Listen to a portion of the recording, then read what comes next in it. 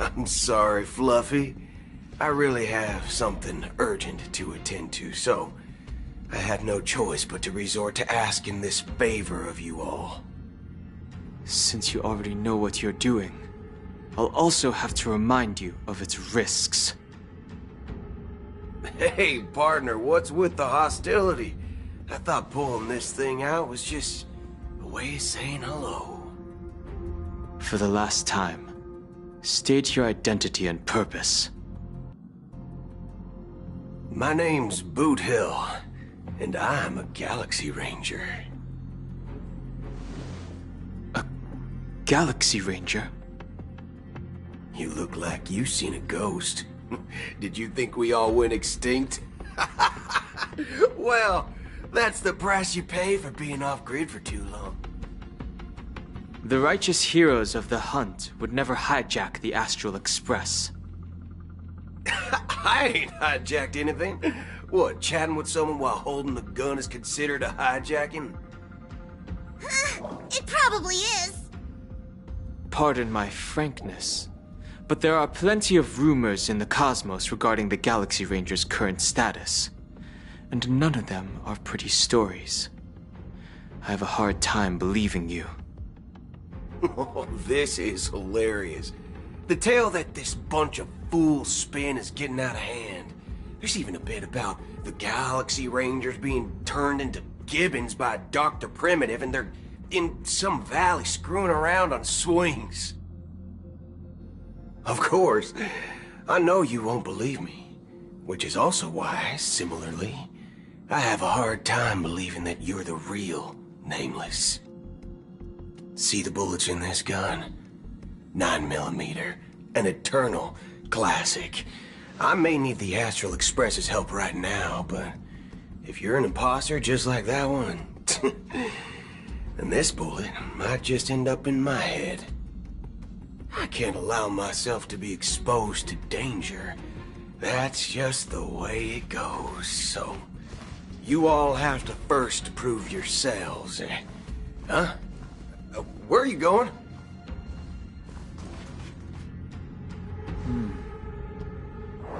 Recognize this? It's a model fudger. The Jade Abacus of Ally and Oath. The CN Joe really gave this to you guys? Model fudger? This is the Jade Abacus gifted to the Express by the Shenzhou Luofu's general, Jing Yuan.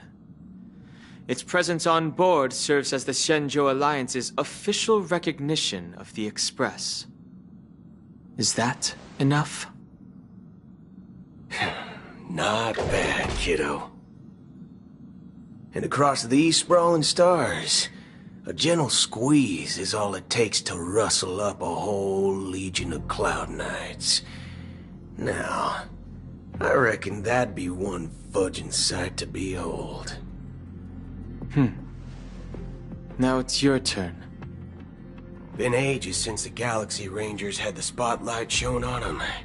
We ain't equipped with such fancy gadgets. But I've been around the block enough to know the way to handle these types of situations is easy as pie. Alright then. Feel free to toss any questions my way. Let's see if my answers can't turn your trust. If your gut tells you otherwise, still ain't too late to show me the door. And why would I play along? If I truly am a real Galaxy Ranger, you stand to lose nothing. Alright then.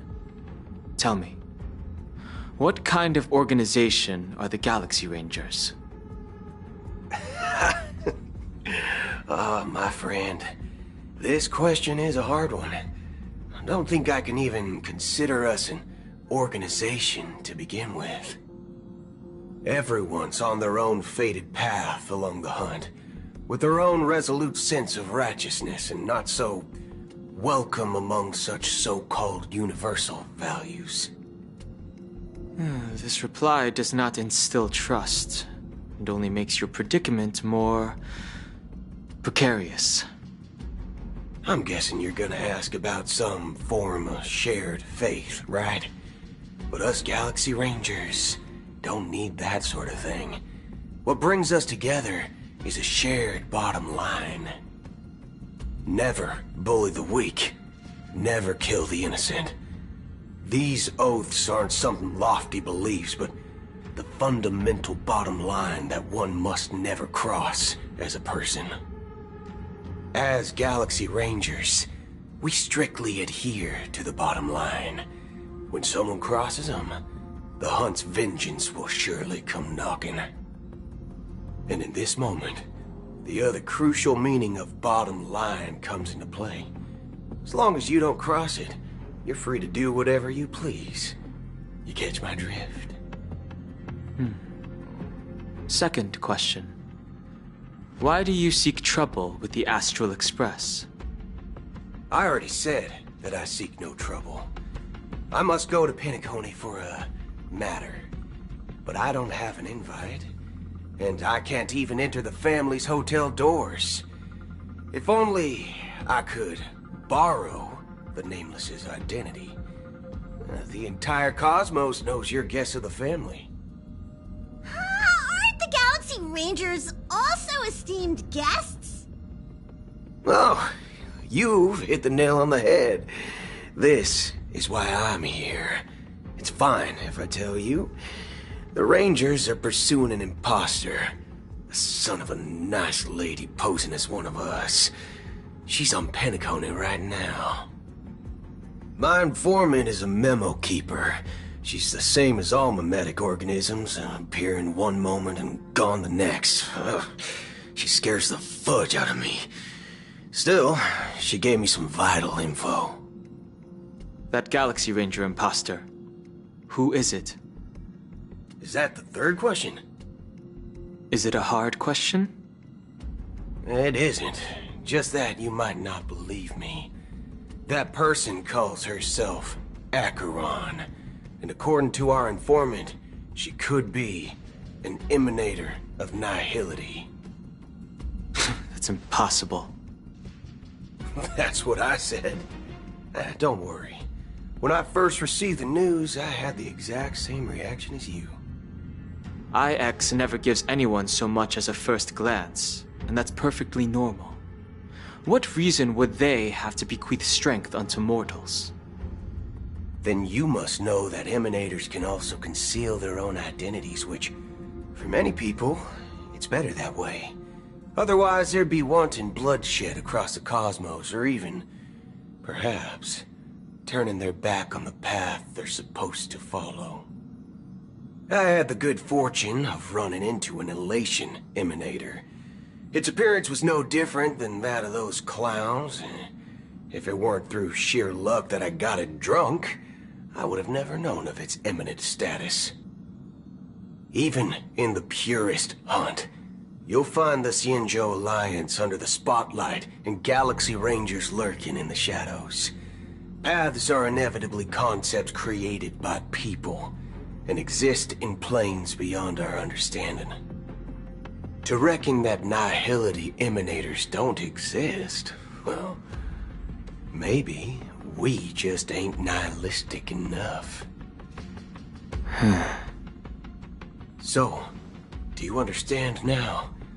Your companions are in danger, and it's pretty harrowing. If you don't want to believe me, you'd best send a message to them, but I'd advise you to move fast. We don't know what's happening in the dreamscape or how much of what the memo keeper said is true. And that Acheron, who knows what she intends to do.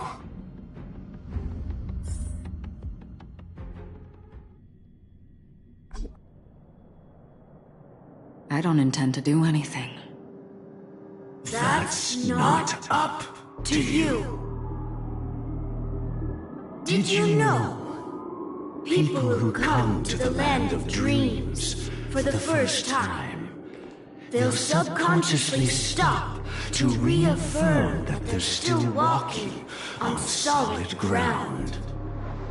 And then they will unanimously raise their heads to gaze at the sky. Be it reality or dream, staring at the sky is instinctual for humanity. Since the day that the golden hour was completed, it's always been there, watching over every single night of decadence.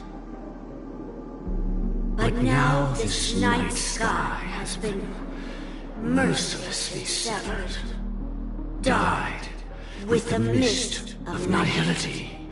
And this whole event happened within the course of a single slash of a blade. A single slash of a blade isn't really accurate. It was actually 2 blades, just that the second one was faster. That's not the point. Many guests who weren't supposed to be invited have gathered at this banquet. Even if the harmony is all-embracing, I have no choice but to show some of them the door. For the sake of Penacony and the peace. The planet of festivities has no place for you, a puppet of nihility. Those who live in the shadows do not bear the right to tread the illuminated stage. Speaking of living in the shadows, there's probably not much difference between us. It's only polite to reveal your true self, at least when speaking to others. Penacony's Dream Master.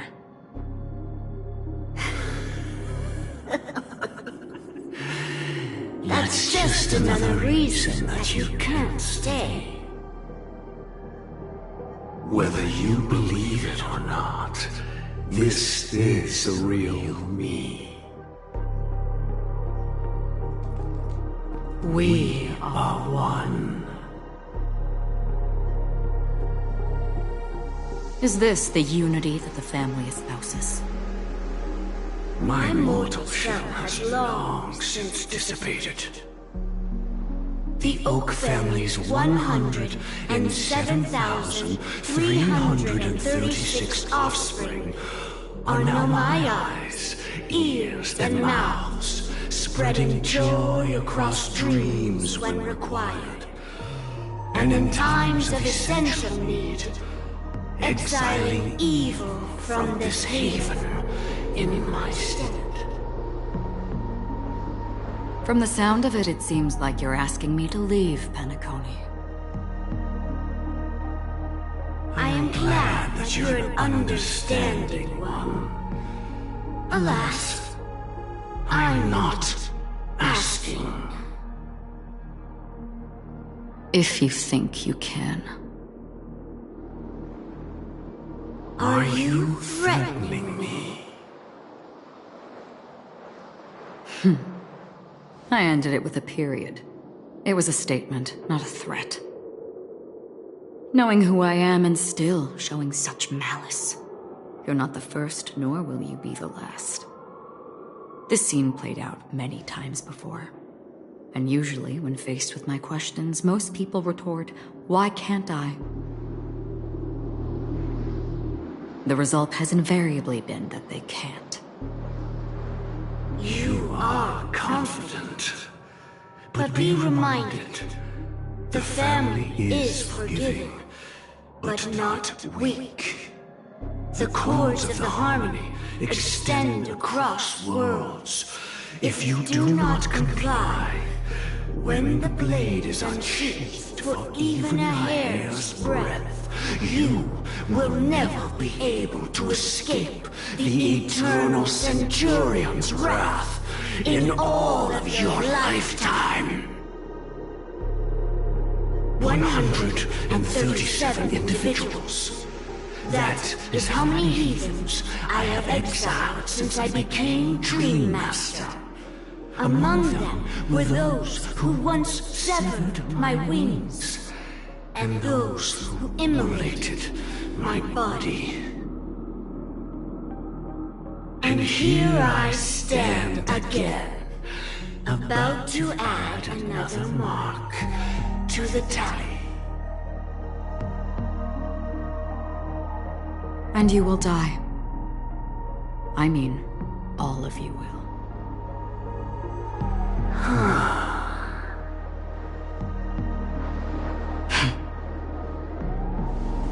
But that won't come to pass. I'll do as you ask. I'll leave. A wise choice.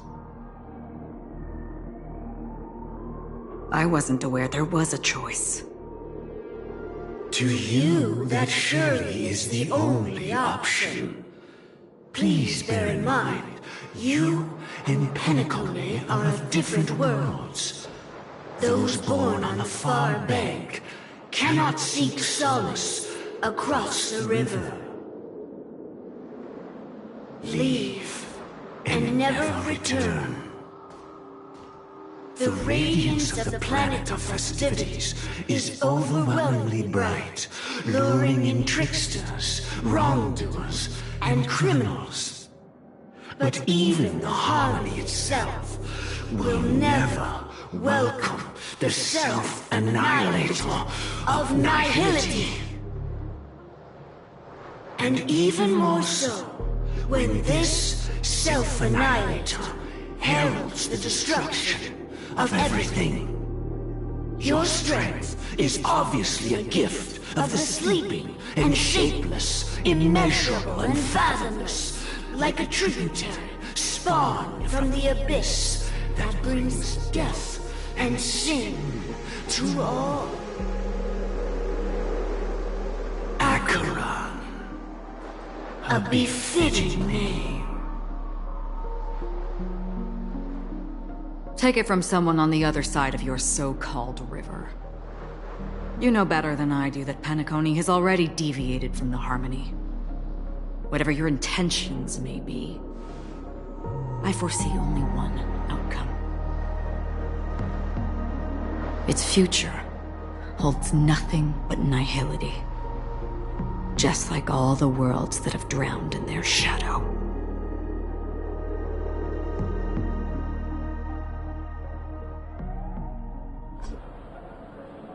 Attention, please.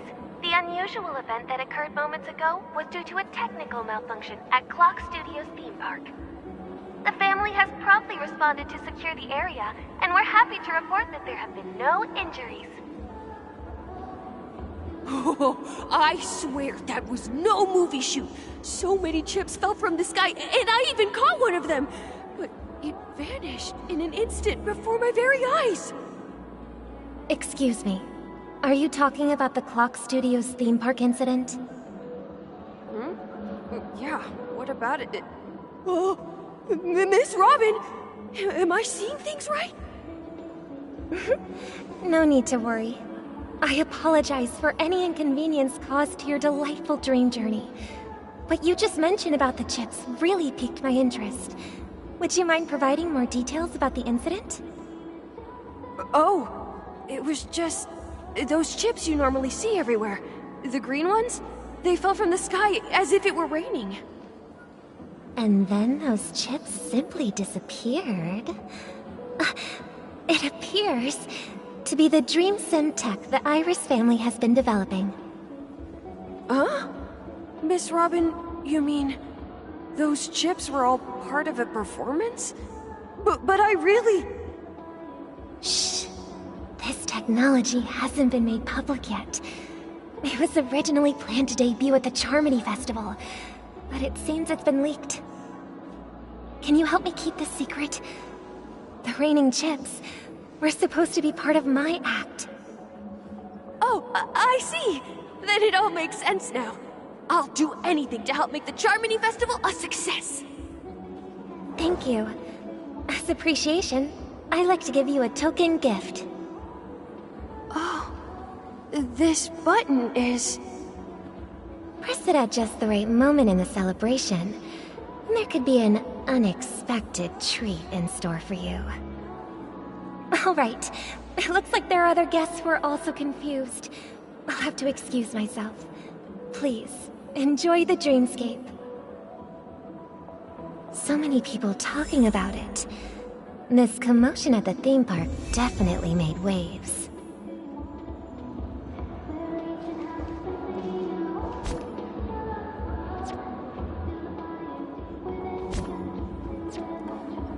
Let the show begin.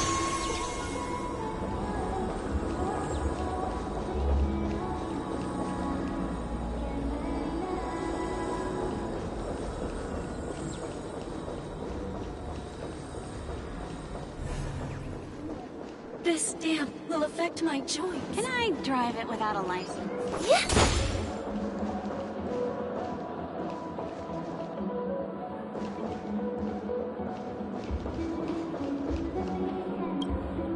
The family promised they would protect the guests within the dreamscape, but I witnessed a group of organic life forms making their way to the theme park.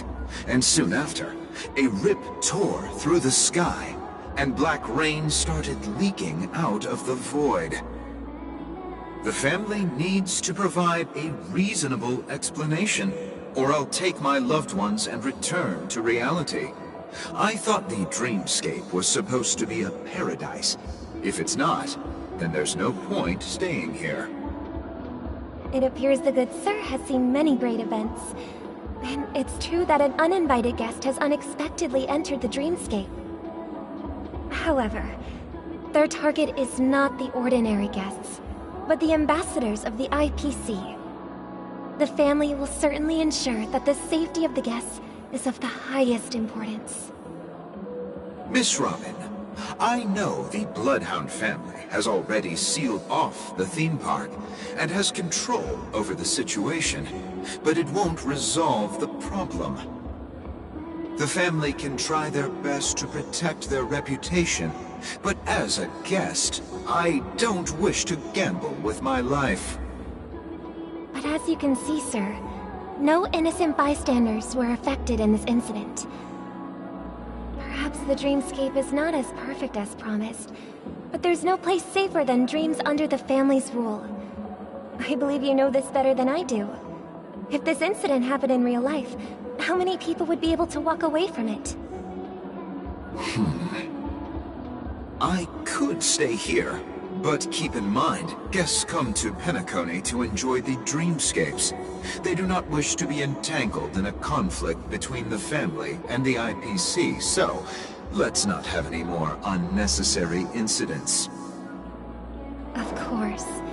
With the Charmony Festival about to commence, we will spare no effort in our preparations. Rest assured. To express our apologies, the family has arranged this gift for the guests. Thank you for understanding.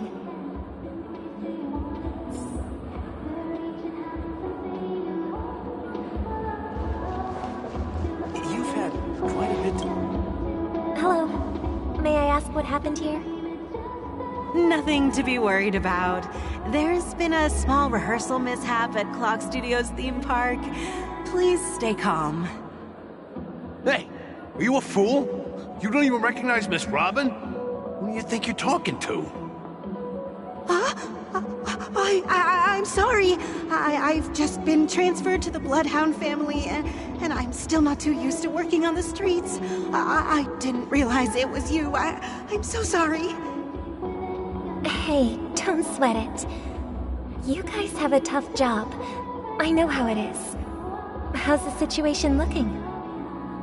Oh, we've sealed off the theme park. Most guests are used to bizarre phenomena in the dreamscape, and so far, no threats have been detected. We can expect order to be restored soon. Rest assured, Miss Robin will intensify our patrols to ensure that no incidents occur. I trust you guys. But regarding what happened in the theme park, what do you hounds think about it? It's okay. Feel free to speak your mind. Well... Actually, I was there shortly after it happened. Is it true that the IPC's ambassadors came with ill intent? And that Galaxy Ranger who easily cut through the sky? Miss Robin, tell you the truth, everyone's been talking about it. The myriad factions on Penacony have already been causing unease for everyone. Thank you all for your loyalty towards the family. The planet of festivities has indeed run into some trouble. The representative from the IPC, he's trying to regain ownership of Penacony and is prepared for a hostile takeover.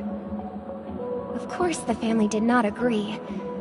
The result of the failed negotiations is as you see it now. No wonder. So this is the main reason why the IPC staff are banned from entering the Dreamscape. Did they apprehend the troublemaker in the end? Don't worry. Mr. Sunday is currently tracking his whereabouts, and he'll have something to show for it soon. However, given the situation, the IPC surely won't let this go easily. Therefore, we are relying on you hounds to maintain the order and stability of the Dreamscape. Please be assured, Miss Robin, we take our orders seriously. We won't let those IPC cronies get away with this. Thank you for your hard work. If there are any other members who still feel uneasy, please tell them on my behalf that protecting the Dreamscape requires everyone's help. This is a small gift prepared by the Iris family for the guests. There's one for you too. Please, open it at the Charmony Festival for an unexpected surprise. I can't believe I received a gift from Miss Robin. It feels like I'm dreaming. Wait, I am in a dream. If trouble comes knocking on our door, we're not afraid to go to war. Rest assured, the Dreamscape's peace will be protected by the Bloodhound family.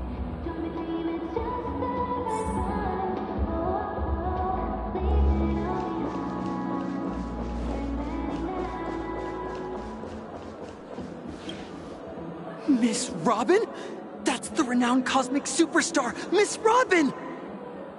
I didn't expect to meet a fan here. I'm honored. Welcome to Penacony, a world filled with wonderful dreams. I can't believe I'm actually meeting the real Robin! Shouldn't you be preparing for the Charmony Festival? Preparation is important, but the ceremony is fundamentally about sharing the Great One's harmony with everyone. If there's a chance to sing with everyone, I will not refuse. Regarding the recent mishap, I understand it negatively impacted some of our guests. As a member of the family, it's only right for me to come forward and offer my apologies to everyone. But, are you sure it was actually a mishap? Everyone saw those chips descending like rain and the red light tearing through the sky. Claiming it was merely special effects seems a bit far-fetched. Plus, I met that generous gentleman. He looked really out of it and kept talking to himself. Is this also part of the performance? Everyone, please do not panic. I believe that the family will give everyone a satisfactory answer in due time. Even if you say so, Miss Robin, it's hard to believe. Some people just never listen, do they? It's never ending. It just goes on and on. I'm getting really tired of this. Miss Robin? Still, I suppose I should keep on helping everyone. I am the epitome of joy, kindness, and goodness, after all. Huh? What was I just doing? And, who might you be, miss? Here, take this, little guest. This gift has been specially prepared for you by the family. Make sure to take good care of it until the opening of the Charmony Festival. Then, when the show reaches its climax, press the button together with the others around you. You never know. Something very exciting might happen.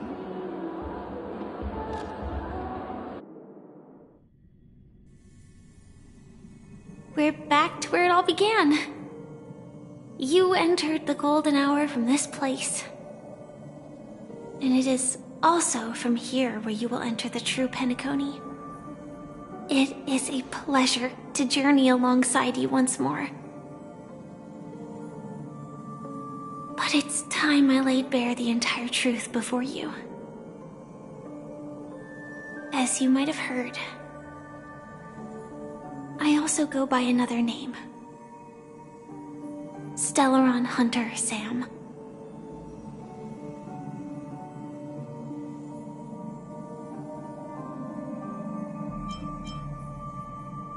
I know you have many questions. Do you remember when we encountered death in that strange dreamscape? When I was caught by that meme? In that instant before it killed me? I saw the reflection of another dreamscape in its ghastly pupils.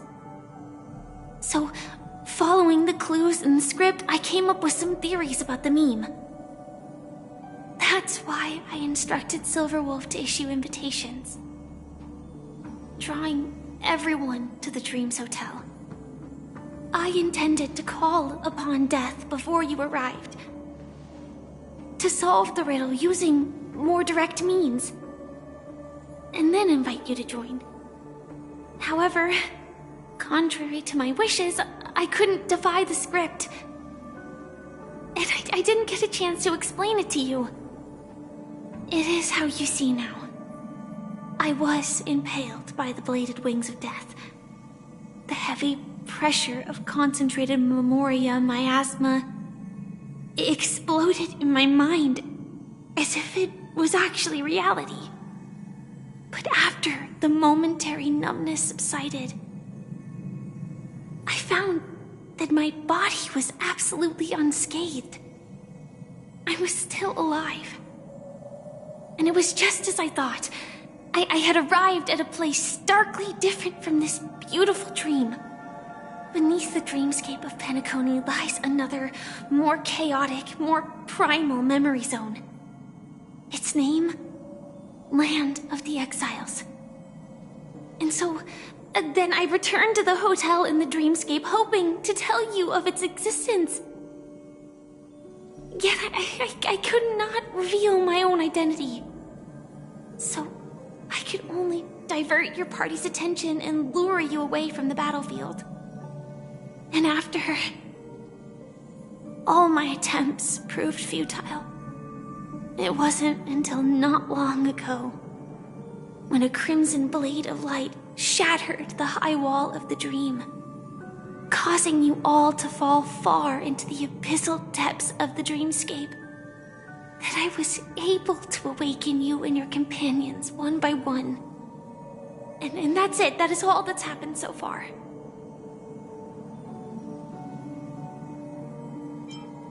I know it's tough to believe all this without reservations. I just want to say, you are very close to the final answer. Just one more thing needs to be done. And then I can prove it to you. Now, let's leave this place. Please close your eyes.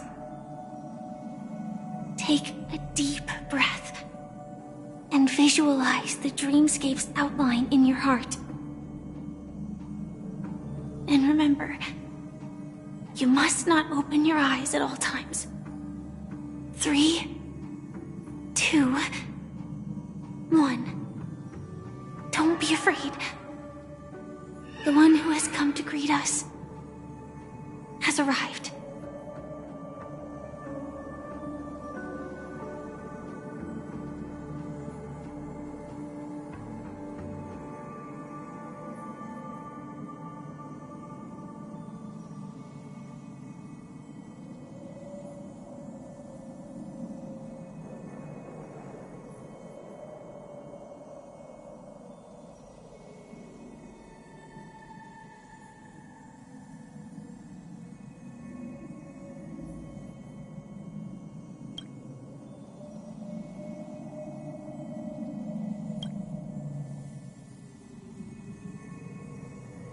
I never knew you could do this.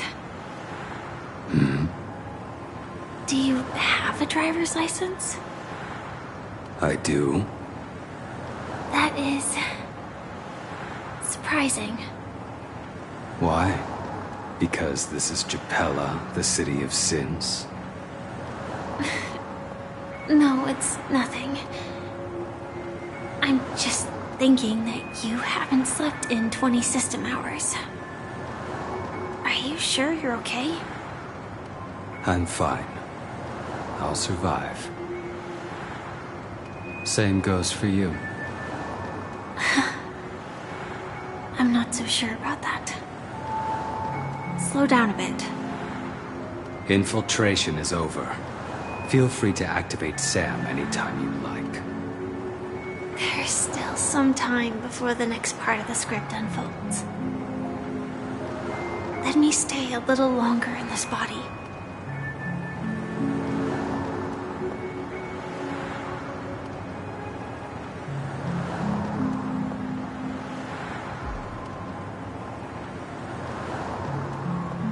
Such a long tunnel. Didn't feel this long when I set off. In half a system hour, it will lead us to Kafka. And then comes the downfall of the Japella Brotherhood. Is that also part of the script? It's in your script too. Sorry. I didn't notice. Their destiny won't change just because of your selective ignorance. I told you before, it's a bad habit. What about you then? Is this the moment you finally find the death you've been looking for? As always, it's a blank slate. It's not on this planet. Why the sudden inquiry? Because I'm currently in a car with a sleep-deprived driver. I just want to get there in one piece. This car has full self-driving capabilities. I'll just put my hand on the steering wheel. Will that do? Hey, don't take everything so seriously. Elio would always say there's only one type of destiny. The inescapable type.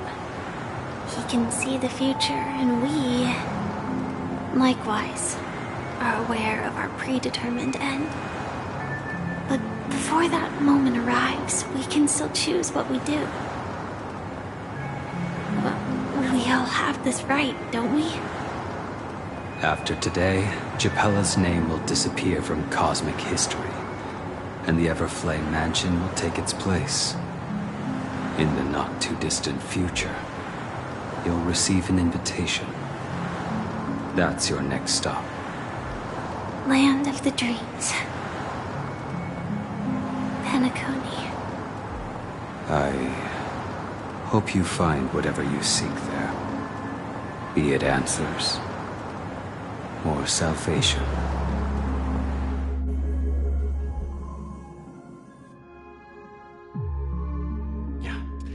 Glad to see you're safe and sound.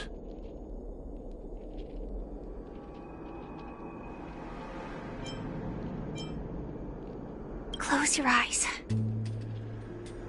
This is the answer. Isn't it incredible? The monster that we have always known as Death is actually the guardian of the land of the exiles. It abides by a certain rule. Abducting people from their dreams and bringing them here. The question that has been perplexing us, does death really exist in the dreamscape, appears to be a cognitive trap.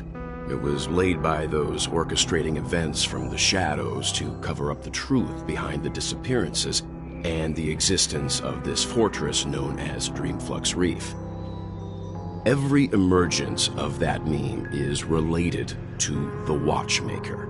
Since Dreamflux Reef is where it brings its captives, it's likely that many of our long-standing questions will be answered in this place. The atmosphere here is starkly different from the beautiful dream. there are no regulators here like the family. And they all look like they're mildly dazed. But from the whispers of the residents, they've heard a familiar name. Gallagher. It's that man again. Always in the right place at the right time. Though that does save us the trouble of looking for him. Himiko and March have already made a move. Get ready. We're about to set off. The real dreamscape, the land of the exiles. Before we go, should we speak to everyone first?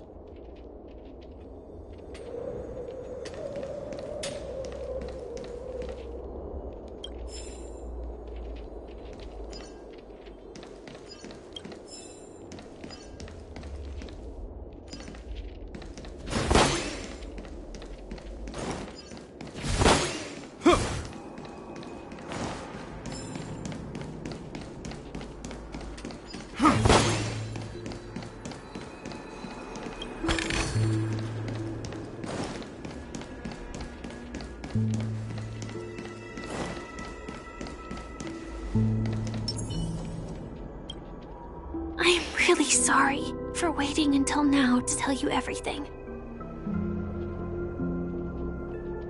2 reasons. Firstly, the script. In the future that Elio saw, Sam and the Astral Express's confrontation was inevitable. I tried to break the shackles of the prophecy, but this is as far as I could go. That aside, there were also my personal motives. I wished to travel with you as Firefly, and not Sam.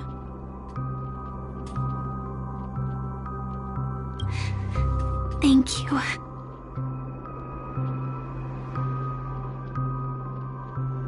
Elio only gave me one instruction. Allow the Astral Express to pursue the Grand Legacy. It means that the Watchmaker's legacy holds great significance to Trailblazing. And to you. Elio's scripts used to revolve and expand around certain specific Stellarons. But with your appearance, this condition has apparently ceased to be appropriate. Perhaps he also saw the impossible in the future. Do you still remember that medical cabin I told you about? Well, that's Sam. It belongs to the Iron Cavalry of Glamoth's Firmament Frontline. A Firefly Type 4 tactical heavy assault mech. It is the cradle of my vitality. And the meaning of my birth. And for the longest time it was how I should have looked to the rest of the world. The timescale of Dreamflux Reef differs from reality, so we mustn't lower our guard. You're sensitive to Memoria. A slight misstep, and you could get lost in this memory zone.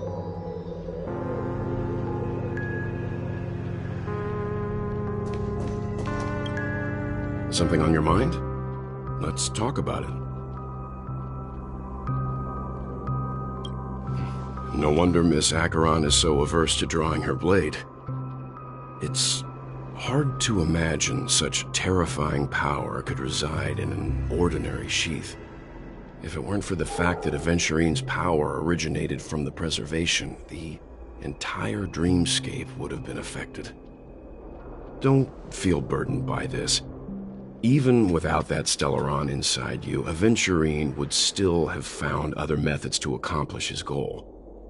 Let's just believe in Miss Acheron. And given her prowess, I don't think we've got anything to worry about.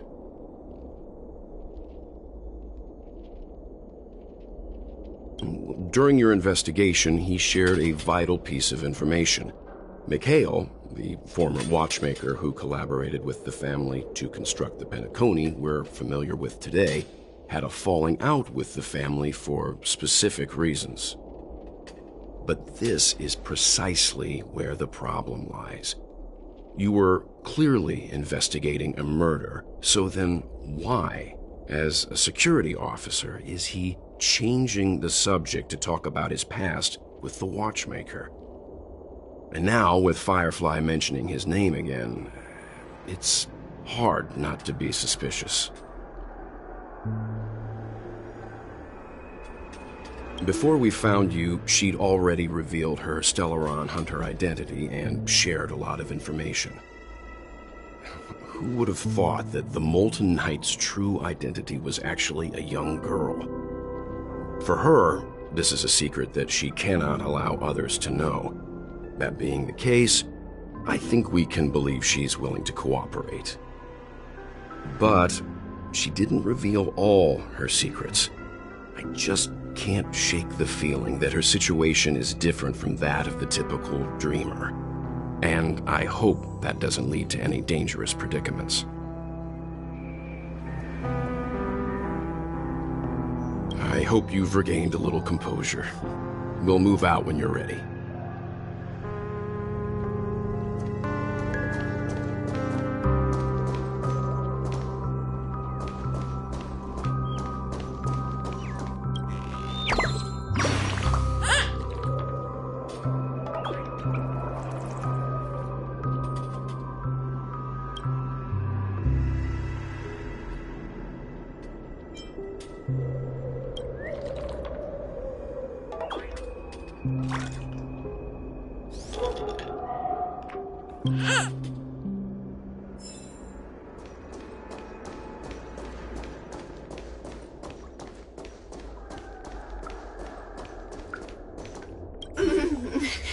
Welcome to heaven.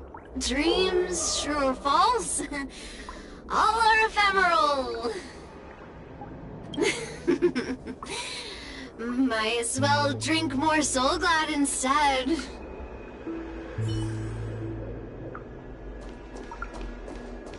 Keep going straight down this alley and it'll lead to an elevator. It'll take us to the center of the land of the exiles.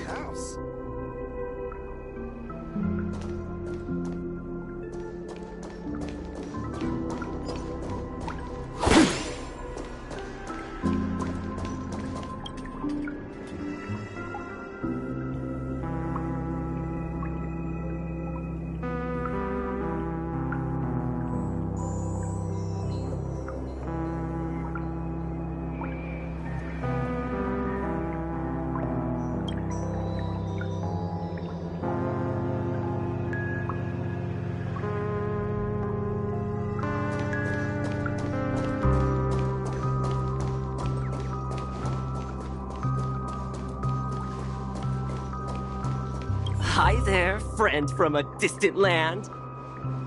I hear the Watchmaker's legacy is right here. Let's say we go treasure hunting.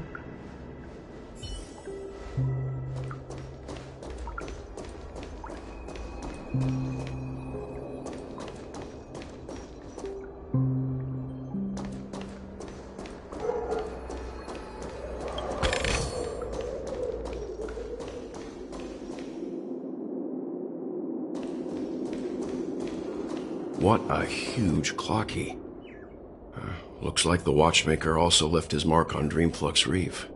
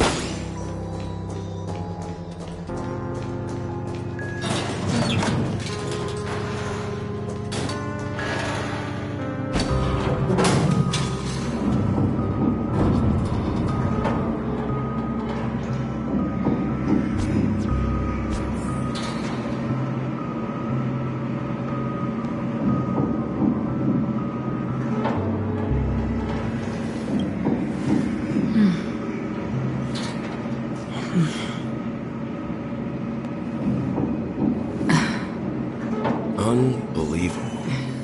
To think there's a settlement of this size within the dreamscape, and all beyond the family's reach.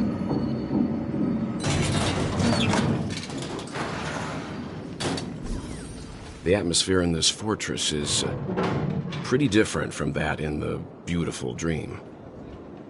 When I first saw it, I was in awe too. The sky here, it's like a reflection of the 12 dreamscapes. What's even more bizarre is that this place is also separated into trade and residential areas. The layout may be simple, but the facilities are very comprehensive. It seems that there are quite a number of people living here. Though both dreamscapes have distinct styles, the architectural designs are quite similar. Works of the same hand, perhaps. Hard not to speculate on the connection. But there's no point in overthinking things. Let's meet up with Himiko and the others first. Take a right turn at the end of this road and you'll reach the trade district. There are more people there.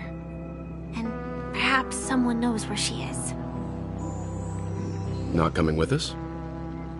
The Astral Express likely needs room for some internal deliberation. In the meantime, I'll try and locate Gallagher. Sure. Let's reconnect later. Letting her go was the right decision. Further observations are needed before we decide whether to trust her. But first, there's someone I need to talk to. Let's go. I'm sure you've already noticed him.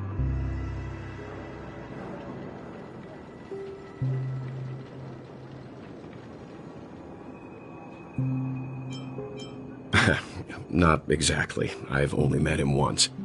Look, over there. The Reverie Hotel's bellboy.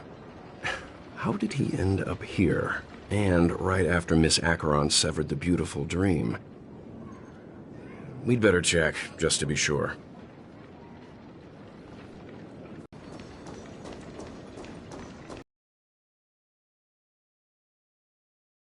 Huh? You're the guest from before. We meet again! And a new friend.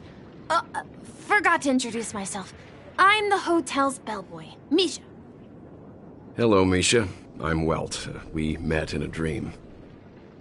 Oh, and who might this be? Tick-tock! Old friend and new friend! Let's high-five!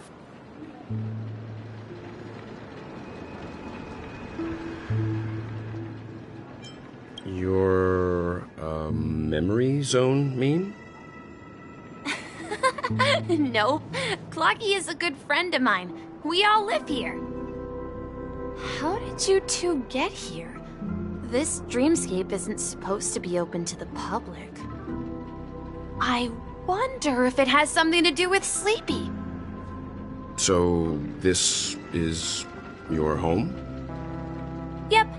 After my work in the beautiful dream ends, I'll go back home. Commuting used to be more convenient, but ever since travel became cumbersome, Sleepy started ferrying people back and forth between the two dreamscapes. This Sleepy. Can you describe what it looks like? Sleepy is a memory zone meme. Looks fierce and has many eyes. But it's actually really well behaved. Gallagher's been taking care of it.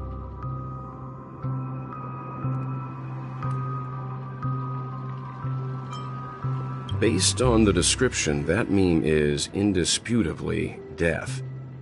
A nightmare for the family, but for the people who live here, well, that couldn't be further from the truth. Death? Not in a dream, surely. Sleepy's just a little aggressive, and sometimes messes up by fetching the wrong guess. But it would never hurt anyone. I see. Has it brought back any guests recently, say, in the last day or two? We're currently investigating a missing person case that occurred within the beautiful dream. I see. Then you'll have to speak with Gallagher. but he's currently busy hosting a visitor from the Oak family and specifically asked not to be disturbed. Mr. Yang, the person you're looking for, is it Miss Robin? Just as I thought. Considering what happened with Miss Firefly, this doesn't come as a surprise. If you're looking for Miss Robin, I can lead the way. She told me that she'd be willing to meet with outside guests. If it's not too much trouble. Also, we're looking for our missing companions. A woman with red hair accompanied by a girl with pink hair. Have you seen them? Oh, I haven't. But please, rest assured. Dreamflux Reef is a small place, and it's not as bustling as the beautiful Dream, but its safety is unmatched. How about this?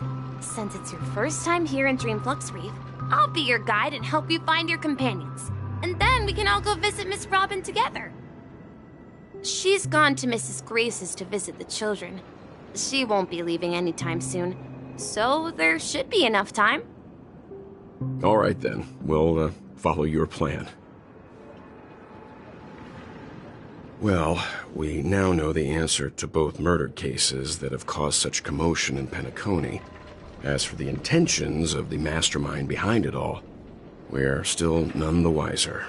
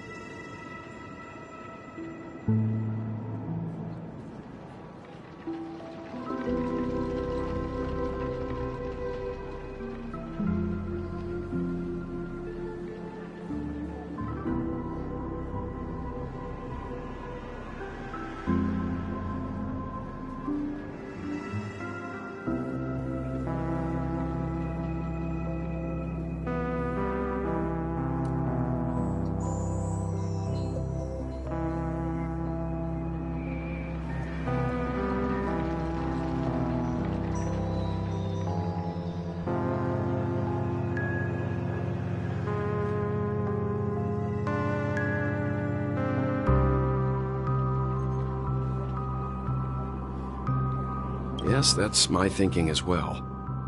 I'm not entirely certain, but we still have to find him one way or another. Say, you mentioned before that you saw Clocky that only you could see, right?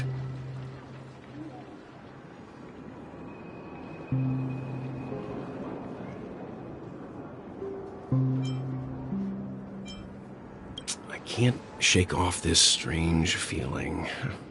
Am I really still so young at heart? Forget it. It's not important. We'd better just follow Misha.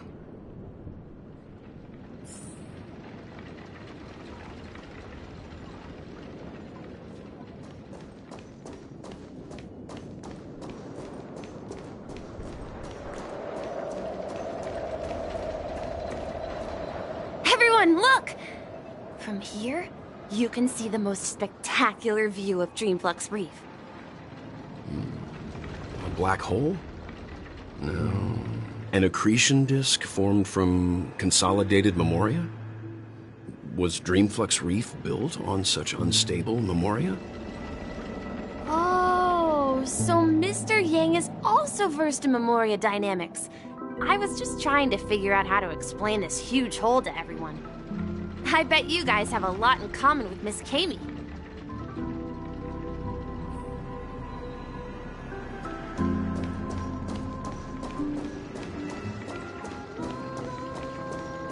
Look! There she is! My calculations are finally done. In another 10 system hours, the above dream will swallow the dream below. My hypothesis was correct. This place will cease to exist as the dream devours everything. Who are you all, and why haven't you left yet? This place is about to disappear.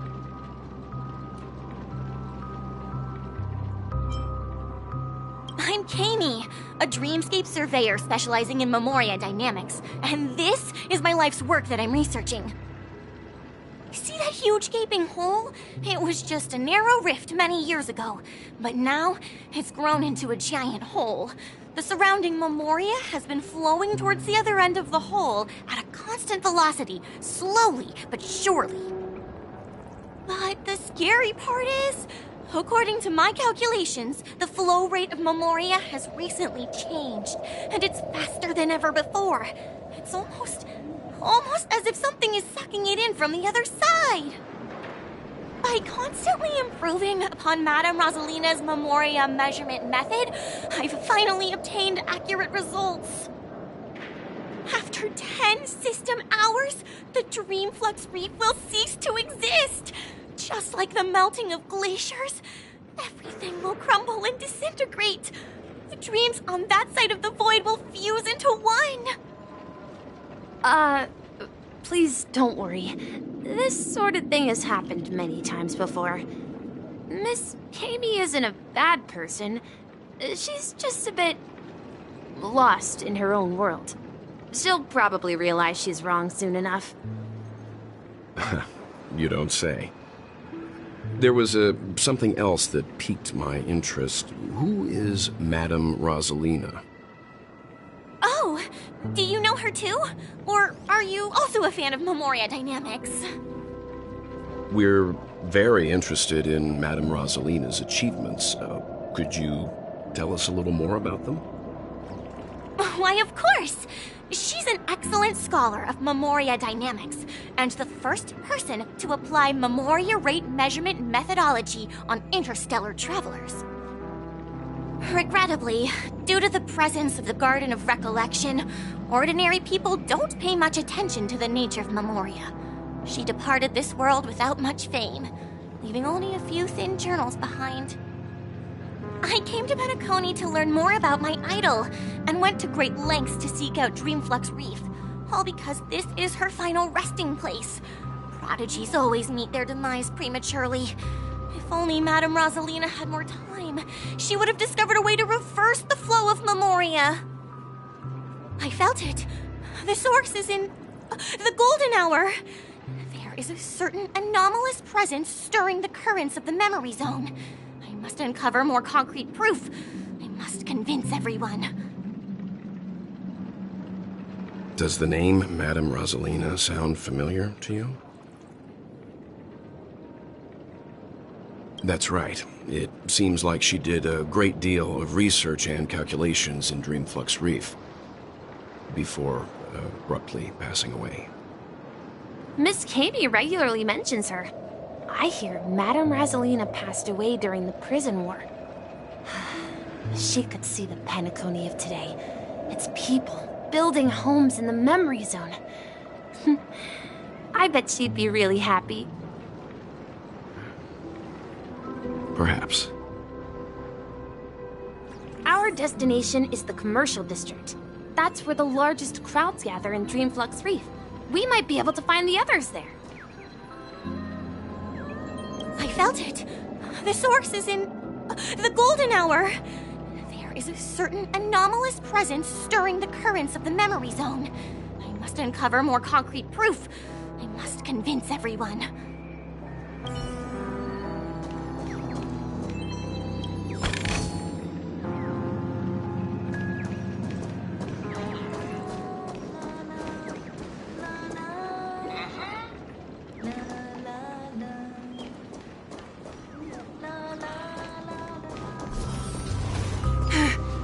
Let me go!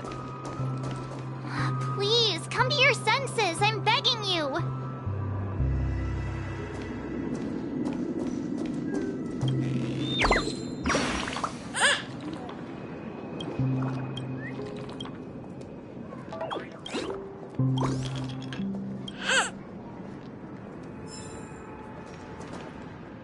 ghost! There's a ghost!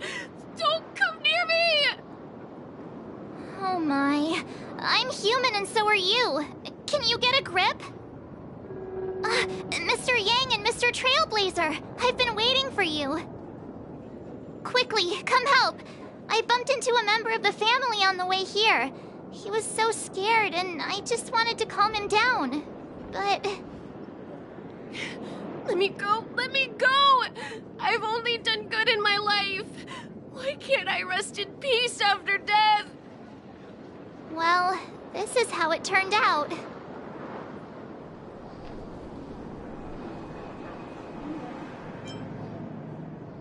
Me? A ghost? Don't make me hit you. He thinks he's dead.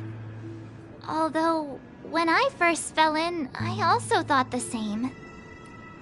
Dear guest, this is not the afterlife. This is Dreamflux Reef. That's right. Did you hear that? Repeat after me. Dreamflux Reef. You're talking to someone invisible. If I'm not dead, what am I? I shouldn't have pushed my luck and tried sleeping in my dream. Curiosity kills the Papeshi.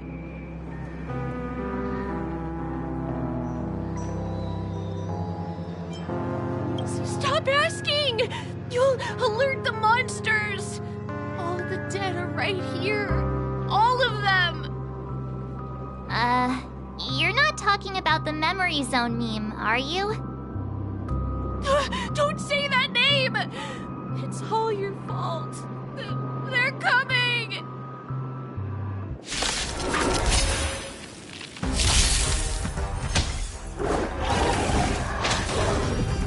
Destiny isn't chosen. Ill fate descends! That's all you got?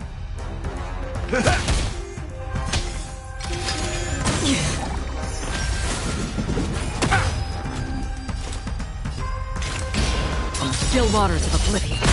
Destiny is apparent. I weep for the departed.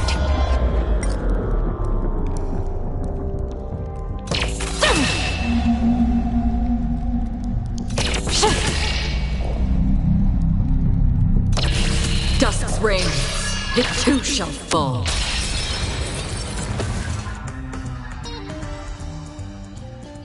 He passed out. His intense negative emotions attracted the nearby Memory Zone memes. I see. But why aren't the other people around here scared? Unlike in the Sweet Dream, people here don't see Memory Zone memes as dangerous monsters. And even if they pose a threat, people can easily escape by forcing a wake-up call. But we can't just leave this man here. Can we take him somewhere safe? We can ask Jessie for help. I've gotten to know many locals while waiting for you guys. Everyone here is living a self-sufficient life. I don't know how to describe it, but this place feels like the real dreamscape.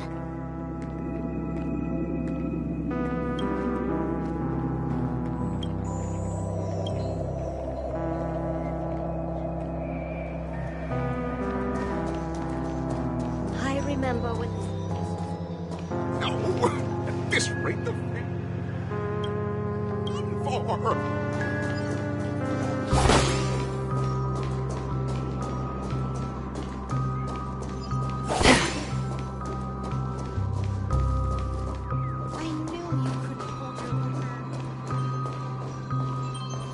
Let's see how you handle a stroke of genius like this.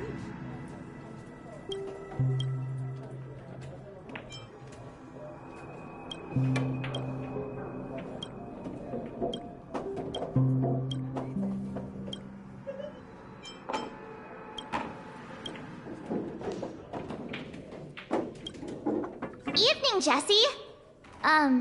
Is it evening? Welcome, Miss March. Who might these be? These two are my friends. As for the man lying on the ground, he's a scaredy cat who fainted from fright. I see. Another poor guy who accidentally ended up here. I'll take care of him. There have been a lot of new faces lately. Things must be tough in the beautiful dream. The few remaining havens of freedom in Asdana will soon face trouble. Do such things often happen here? Not really, but they're becoming more frequent now. Guess it's one of the signs of the Sweet Dreams collapse. This man has had quite the shock.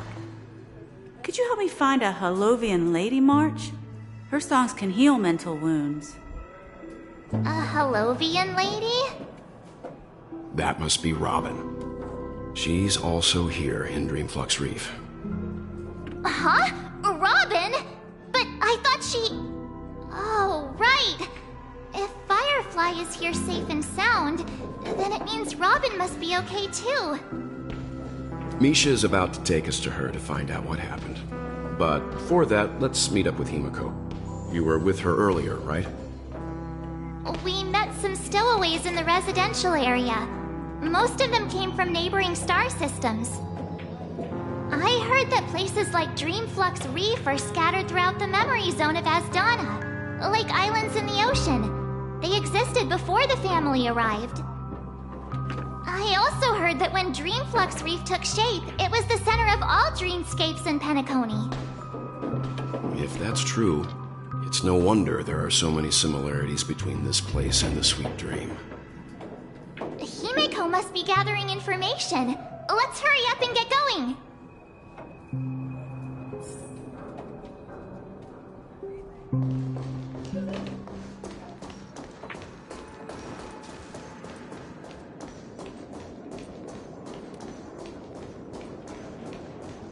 No! At this rate, the family will be done for! Done for! This is where we split up. She can't be too far. So that's how it is. I never imagined we'd gather the remaining details here. To borrow Gallagher's catchphrase, what an unpredictable twist of fate.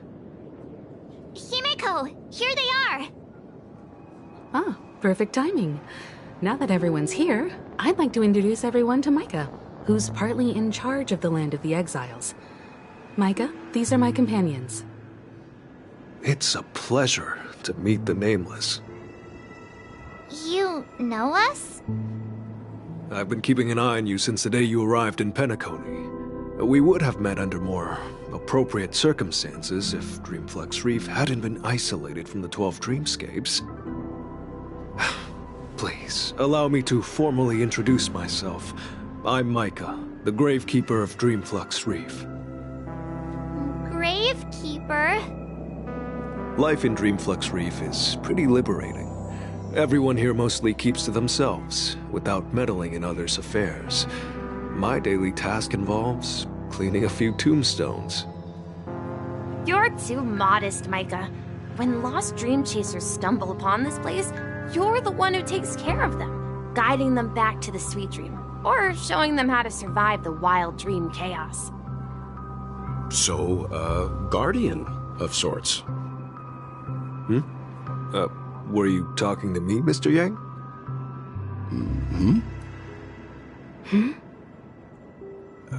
On that note, Mr. Mika, which tombstones are you referring to? We didn't come across any graveyard when we arrived. They're actually just symbolic stones.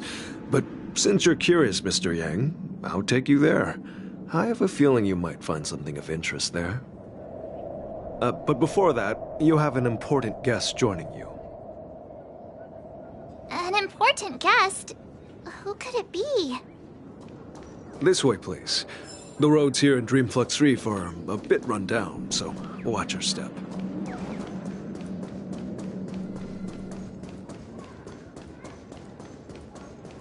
I remember when this place was all...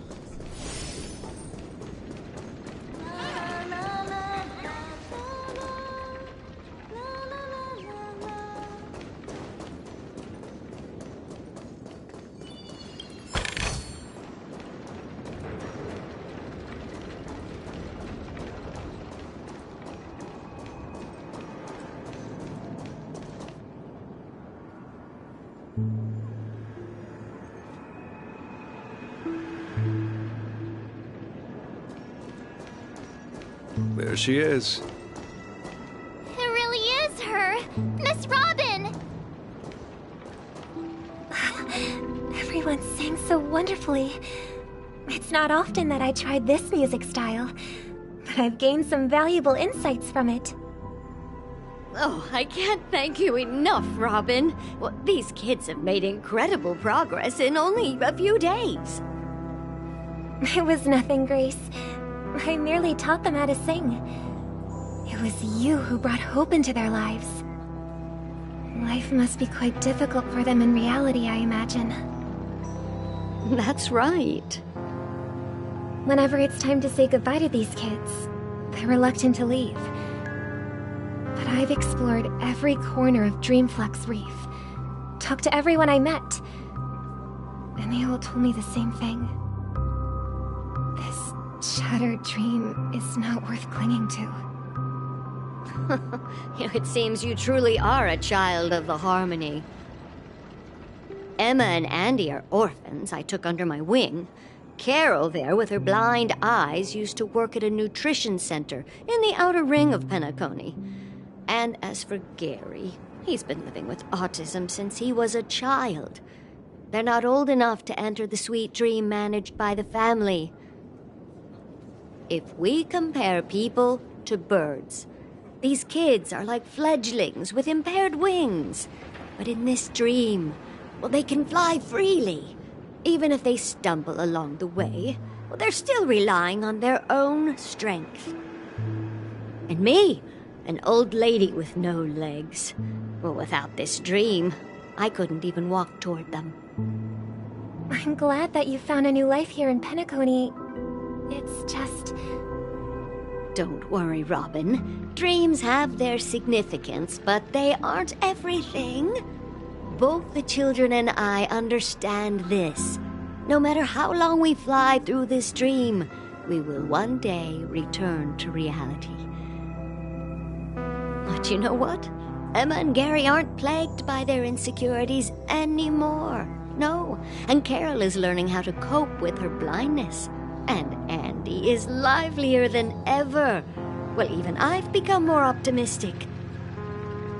You see, in dreams, we learn how to live.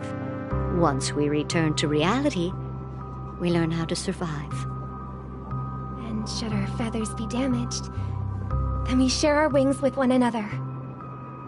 There's no need to covet an illusory sky in dreams, because we have the right and the ability to fly towards a broader horizon. It's a relief to see you safe and sound, Miss Robin. It's nice to see you all again, Astral Express crew. I heard my disappearance caused quite the commotion out there. I'm really sorry about that.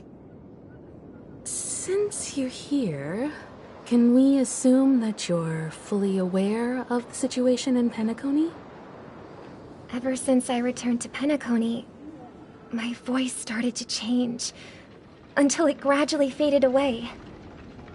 At first, I thought it was a temporary ailment, perhaps due to having been away too long. I thought maybe it just takes some time for my body to acclimate to the high concentration of Memoria and Asdana.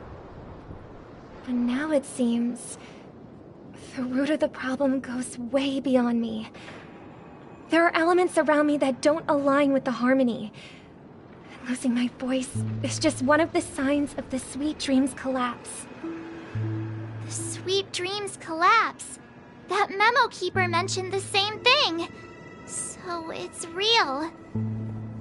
While I was away from Penacony, the boundaries of the 12 dreamscapes kept expanding outward. But whenever I mentioned the anomalies in my dreams, all the family heads refused to talk about it. Only my brother was willing to respond. Later, I discovered the secret letters from the IPC ambassador, which further convinced me that there are hidden secrets beneath the surface of Penacony. So, following the clues in the Oak family's dossiers, I found my way here.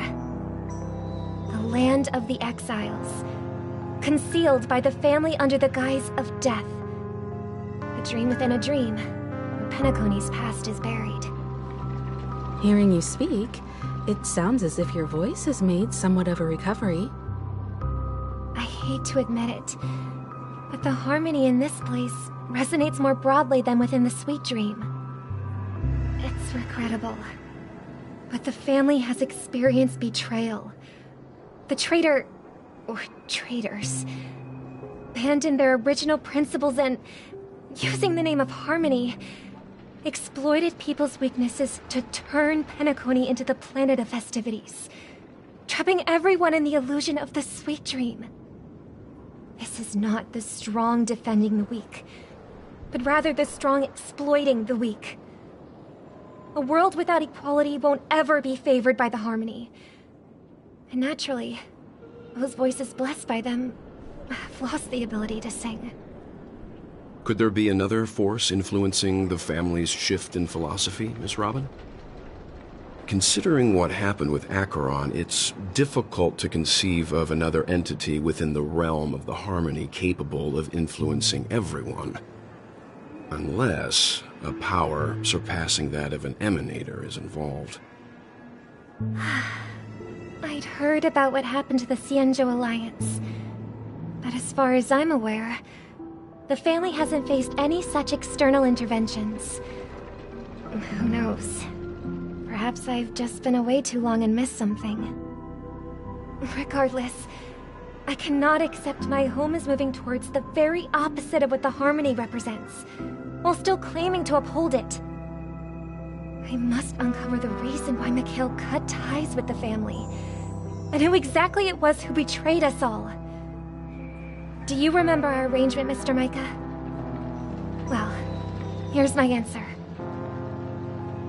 I've decided to forgo my role, and never step foot on the Charmony Festival stage again.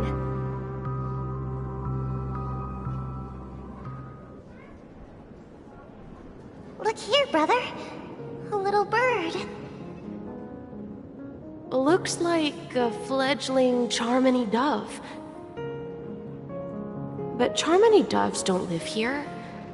So how did this little bird get here? Maybe its parents abandoned it?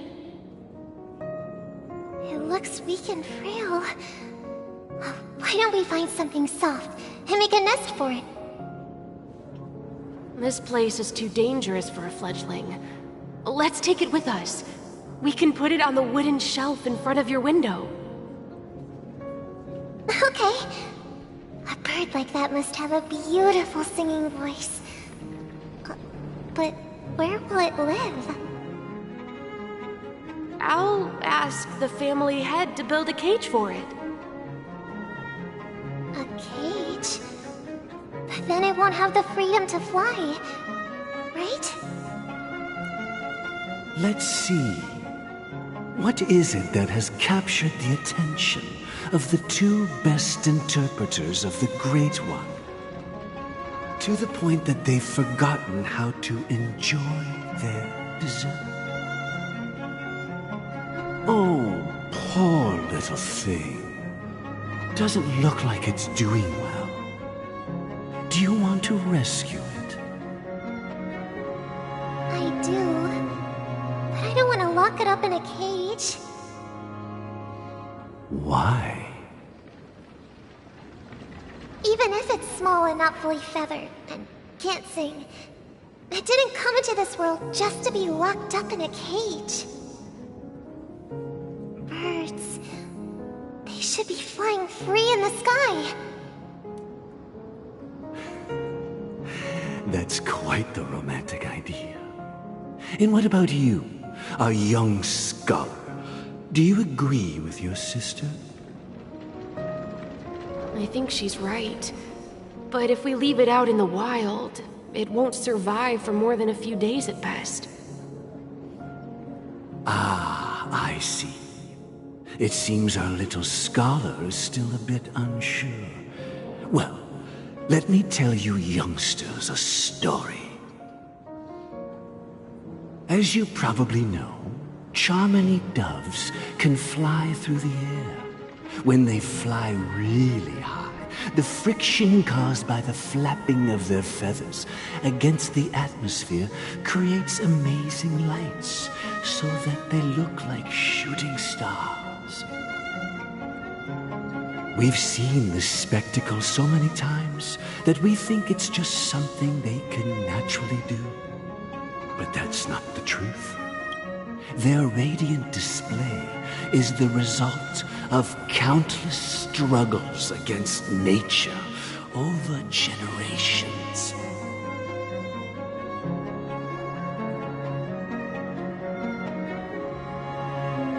Their ancestors were too weak to survive on the ground, so to escape predators, they started seeking new opportunities in the air. After countless attempts by many generations, one of them finally figured out how to fly. It soared into the sky and never looked back at the ground again.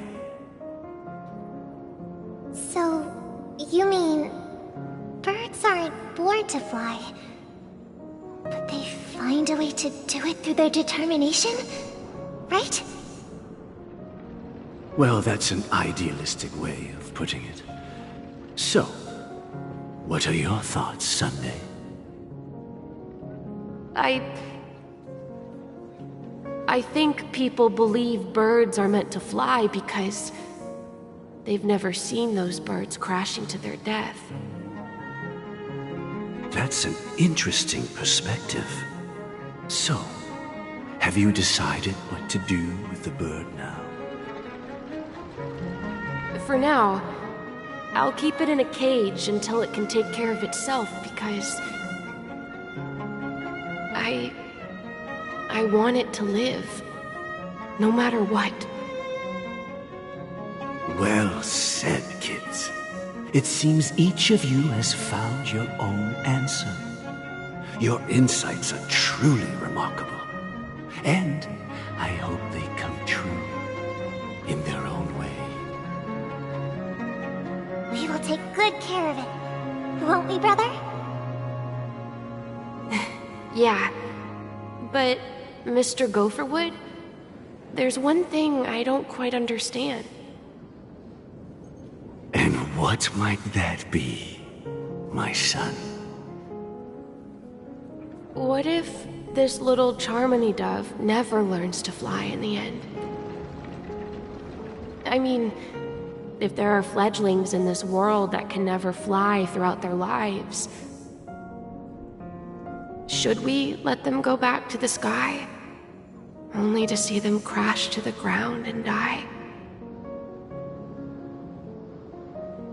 Talking in your sleep, Birdie? Time to wake up.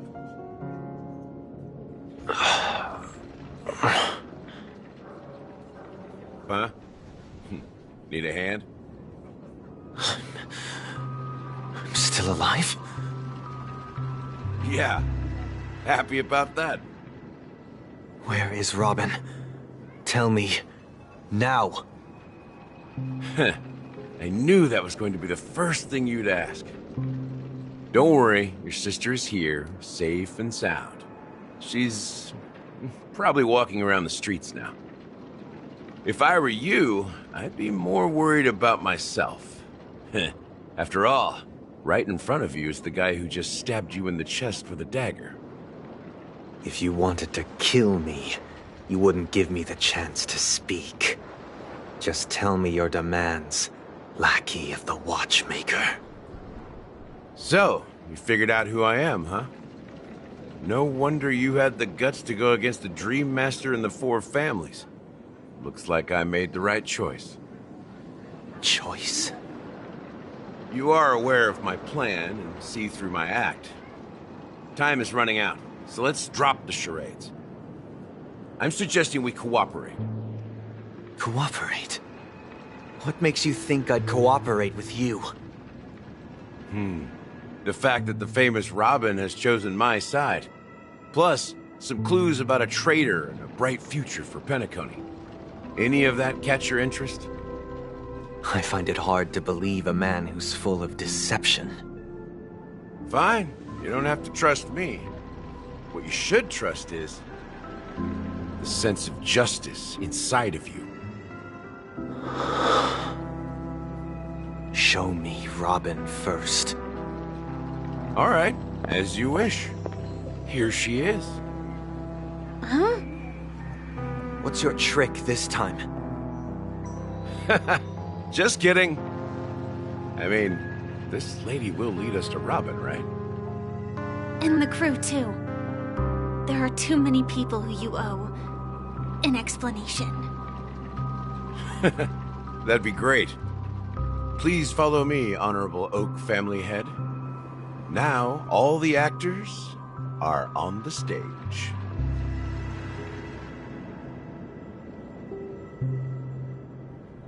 This is the monument I mentioned earlier. The names inscribed on it should be familiar to all of you. Rosalina and Tiernan. When Penacony was known as a frontier prison, it was the Trailblazers who connected it with the stars. They were the heroes who saved Astana, and their names deserve to be immortalized, not just on this small stone tablet, but in the annals of history for all of time. However, today, the planet of festivities is nothing but sweet dreams. That heavy piece of history is all a distant memory. Just like that prison. If their names are inscribed here, then that means... According to Micah, they died long ago. Rosalina was killed during the War of Independence. She ventured alone into the heart of the star system to investigate the flow of Memoria, but she never returned. Tiernan was a skilled gunslinger, strong and reliable. He led the people through countless battles, but he didn't live long enough to witness the arrival of true peace. In the decade following the war, Penacony faced challenges internal and external. To protect Astana, Tiernan took up the way of the Trailblaze and led the Lampmoth family to explore beyond the system, only to be surrounded and wiped out by the swarm. Though I had expected as much, the tales of these heroes truly are sorrowful. True to the title of Trailblazer, they spent their lives venturing into the unknown. But what about this tablet? There are no names carved on it. When Dreamflux Reef was created, its owner was still alive. However, he insisted on erecting a monument for himself, saying that it will happen someday. Here we meet again. Everyone from the Astral Express. Robin.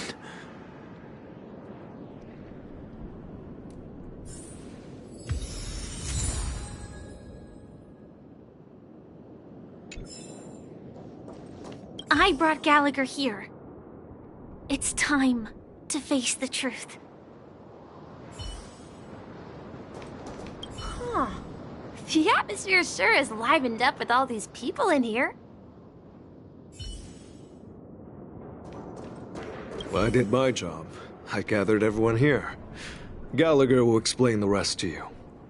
Take care. Brother...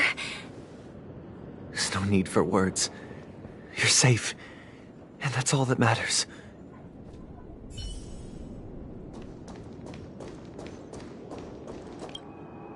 I promised to give the siblings some privacy, so let's talk about our business first. What do you say?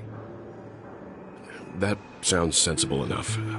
Since you went through the trouble of gathering the family head, the crew, and the Stellaron hunters, I'm guessing you have something important to say, Mr. Gallagher? Oh? Is it that obvious? The look on your face is practically screaming I'm the one behind all this. You're right, Mr. Yang.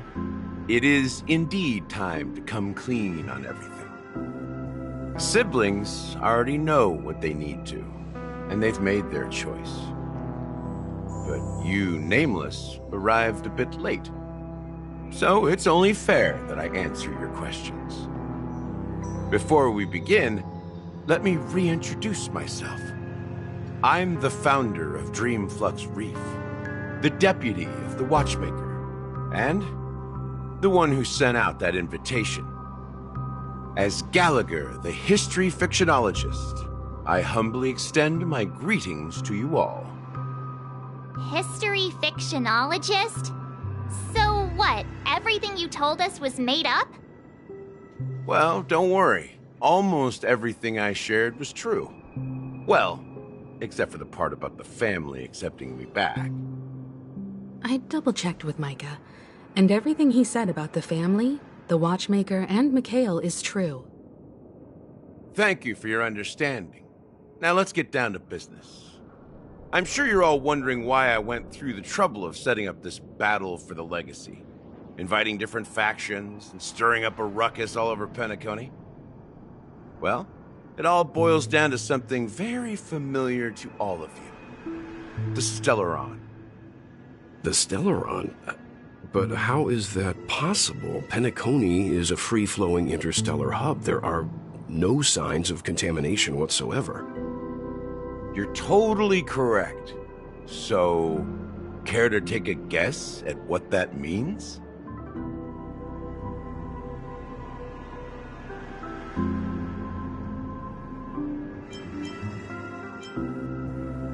How keen. Well, what should I say? I expected nothing less from the person here who is the most familiar with Stellarons. The sweet dream doesn't come out of thin air. If you think of the memory zone as the sea, creating the land of the dreams is like filling that wild ocean with earth to make an island. To achieve this feat, without the help of an emanator of remembrance or enigmata, the only way is to use a Stellaron. And that's not something you can achieve with a simple wish. It requires vast quantities of knowledge, time, and manpower. I'm sure you get what I'm hinting at. In Azdana, the planet of festivities itself is a Stellaron disaster. The planet of festivities itself is a Stellaron disaster? It all started a long time ago, back when the Watchmaker and his crew liberated the frontier prison. They faced countless challenges as they began building Penacony from the ground up. That's when the idea of using the Stellaron came into play. The Stellaron first entered the Azdana system during the war. The Nameless warned everyone against the folly of attempting to tamper with such a power, and most heeded their words. But there are always people in the shadows with ulterior motives.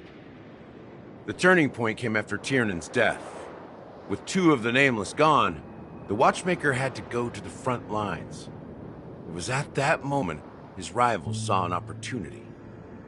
By the time a representative from the Montour Systems family arrived at the Watchmaker's call, the Stellaron had already been activated and was seeping into the primordial synesthesia dreamscape. And I suppose the family happened to possess the knowledge to seal the Stellaron? Not just that. They knew far more about the Stellaron than the average person. They helped Mikhail swiftly quell the civil unrest and played a part in building Penacony under the disguise of the Harmony. Those 3 eras were known as the Age of Dreaming. The Watchmaker, who had been left in the dark, sent out invitations across the universe, spreading the hype around the land of the dreams. Then, how did they turn against each other? Remember the island in the ocean metaphor? The truth is, the Stellaron was never truly sealed. It existed in a different form within the dreamscape. Think about this. What would it cost to create and maintain such a lavish dreamland? It's people's lives. The opulent dream is built upon the decay of spirits, with a toxic elixir called pleasure flowing through the dreamscape. It tempts people to indulge in the dreamscape, and gradually their minds succumb, becoming nourishment for the sweet dream. Confusion, laziness, and cowardice, weaknesses that plague humanity, were magnified and nourished by the family. Penacony became a new kind of prison, even more impenetrable than the previous one. Sadly, we realized this far too late. By then, the family had a firm grip on Penacony, swiftly quelling any opposition that arose. At my wit's end, I had to use the power of the Enigmata, and sought refuge in this chaotic realm. Over the years, I created a meme within this dream for our use. Dormancy. That's its real name. We exploited a loophole. You see, regular people can't fall asleep again while they are inside the dreamscape. So this is the true meaning of the impossible. You sent out invitations in the Watchmaker's name to find forces capable of resolving the Stellaron disaster and draw them into Penacony to uncover the truth. It's not just that. Above all, I wanted to see what happens when the major factions engage in a struggle for the legacy. Since this is the Watchmaker's first announcement in decades, the traitor within the family is bound to reveal themselves. So, the legacy is just a facade. If you want to consider the Stellaron as the legacy, I'm totally fine with that. If that's the case, where is the Stellaron now? That's a question for Mr. Wings. The Stellaron is still under the family's control, and as the head of the Oak family, I'm sure he holds all the answers.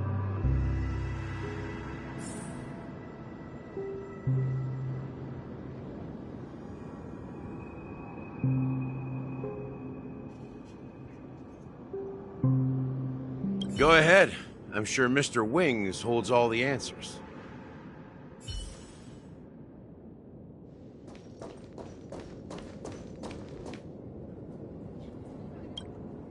Are you done talking?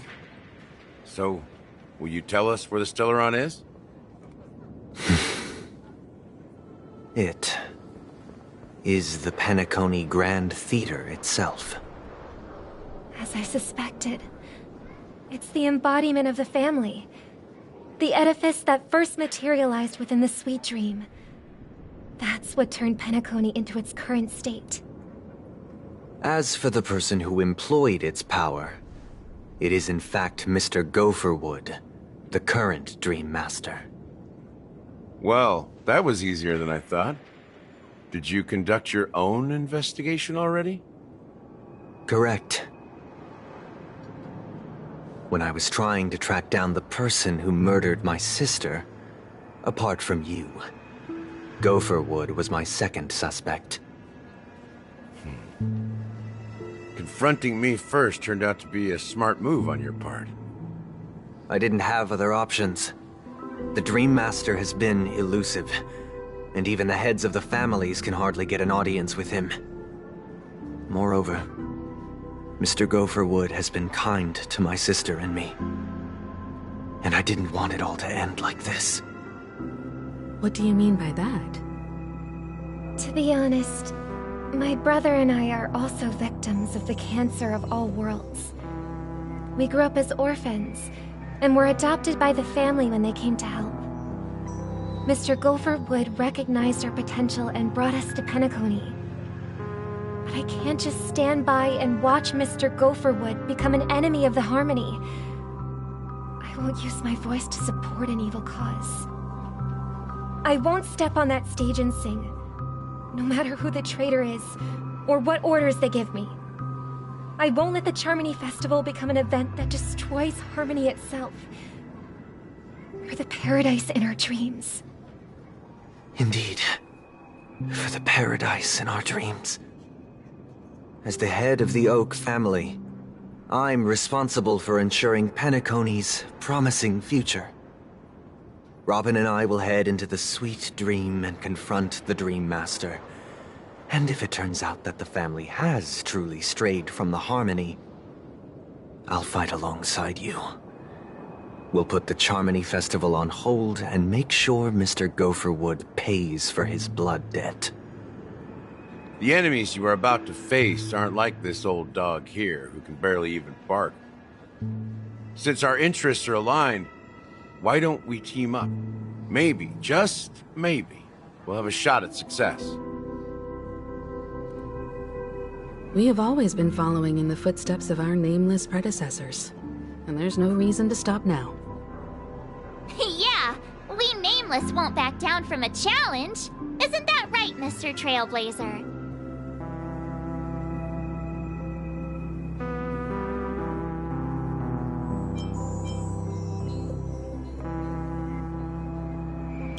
Come on, don't crack jokes at such a serious moment. Rest assured, sitting on the sidelines isn't in our nature. Mr. Sunday, Miss Robin, I'm willing to accompany you on behalf of the Astral Express.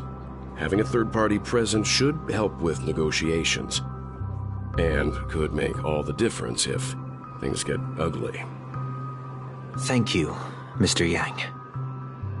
Thank you all very much. The Charmony Festival is about to start, and time is against us. We must hasten. Everyone, let's gather over here. We still need to make some preparations.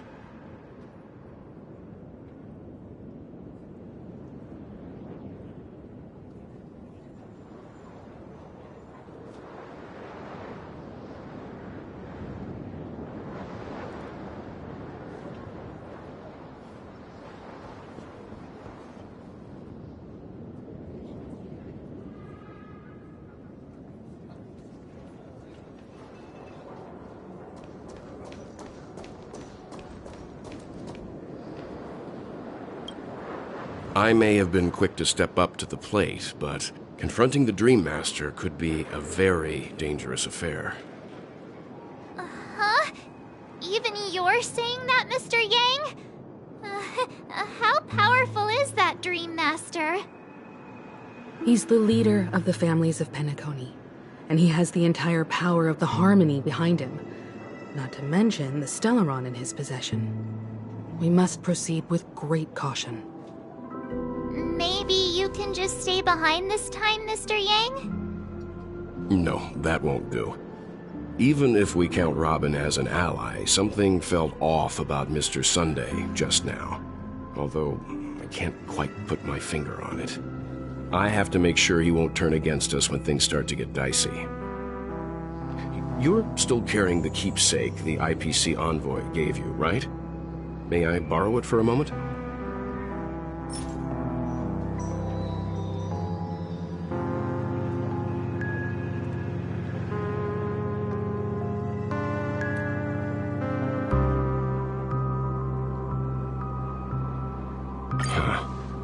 I knew it.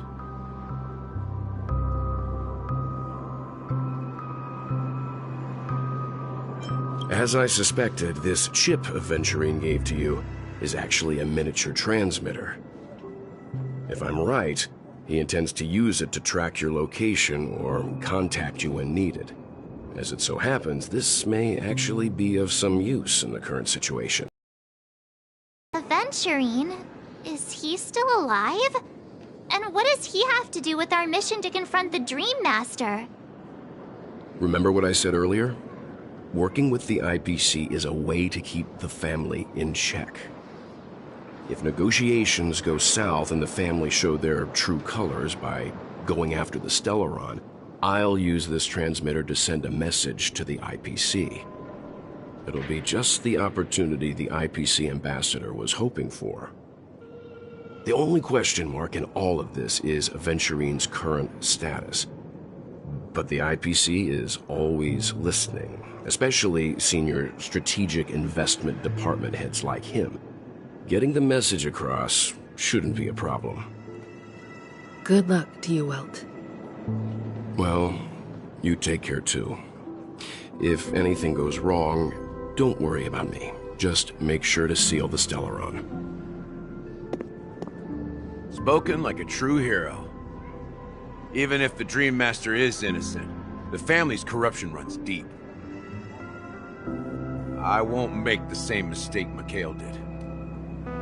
Let's wish him the best of luck. Don't you have something else to tell us, Gallagher? Why would you say so? Before we departed, the conductor asked us to inquire about the three Nameless in Penacony.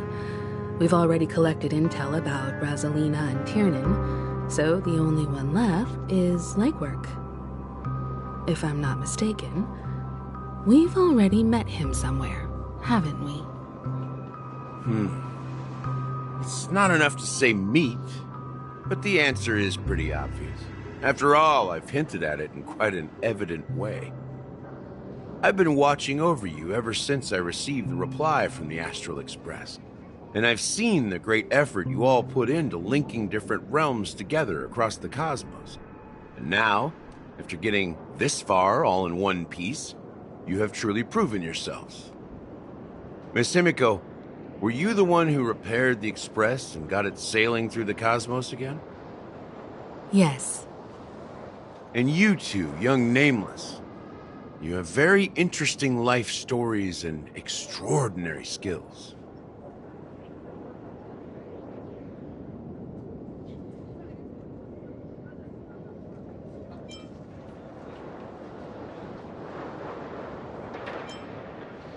I don't know much about my life story, but I do have extraordinary skills. You're full of energy. Please send my regards to the conductor, Pom Pom. Please let them know that their friend had fond memories from his time aboard the Express, which he reminisced on every time he had a good drink. As for the last Nameless, he embarked, disembarked, and embarked again, traveling in a great circle, ending up back where he started. On his deathbed, he told me to find the Astral Express and deliver an invitation to the future Nameless. He left behind a special gift, a true legacy. Something that belongs only to the successors of the Trailblazer. Come with me. Now is the time to reveal it.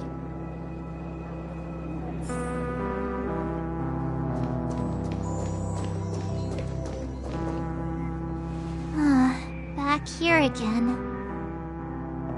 Sometimes I feel like you're still alive, old friend. Like you've still got so much to say and do. I've kept my promise, brought the future Trailblazers you've waited so long for. I don't know why you were so obsessed with that train, but I remember your last words. Don't let us down, old man.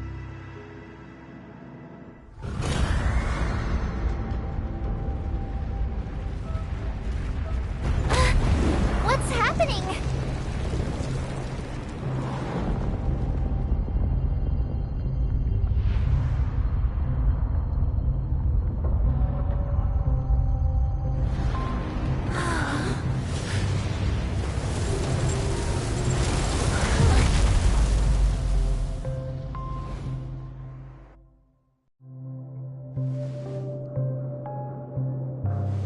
Go ahead.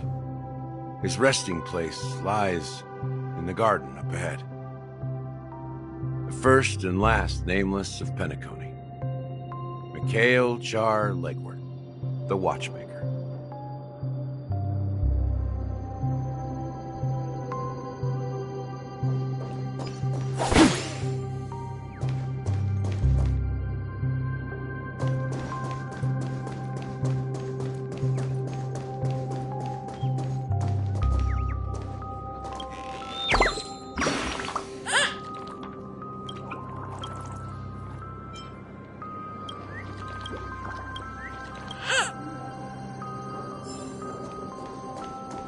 Spring forth, the gleam of old blades.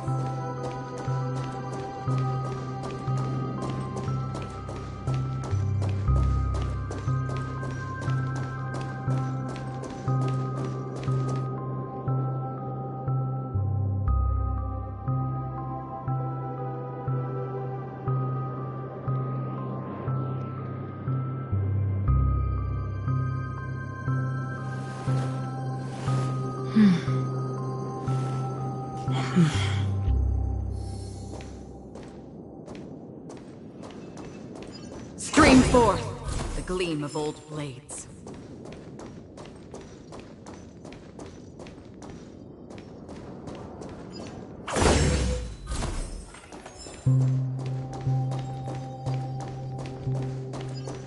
forth the gleam of old blades.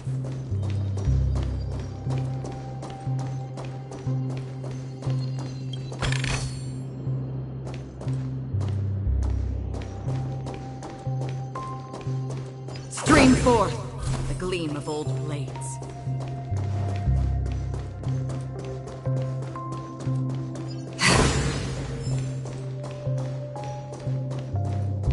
I'm with you. Make a wish.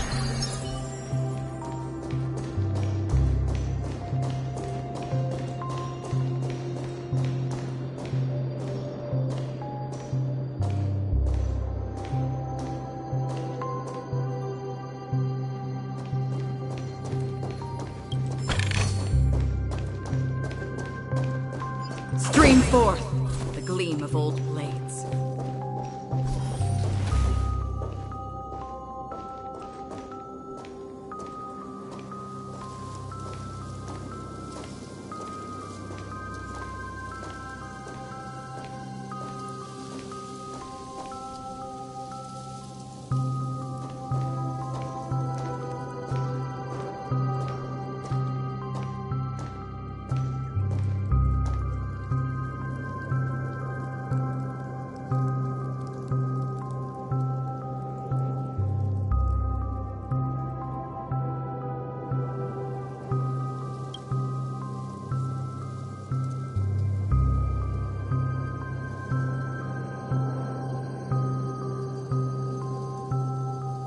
Sure enough, the watchmaker is the third nameless. Even I could guess that one. The legacy he left behind was a dream bubble. I believe inside that bubble, there's something that holds meaning only for the nameless. After all, when I checked its contents, I found nothing inside. Maybe some Trailblaze runes? Even more mysterious than me. Well, let's have a look.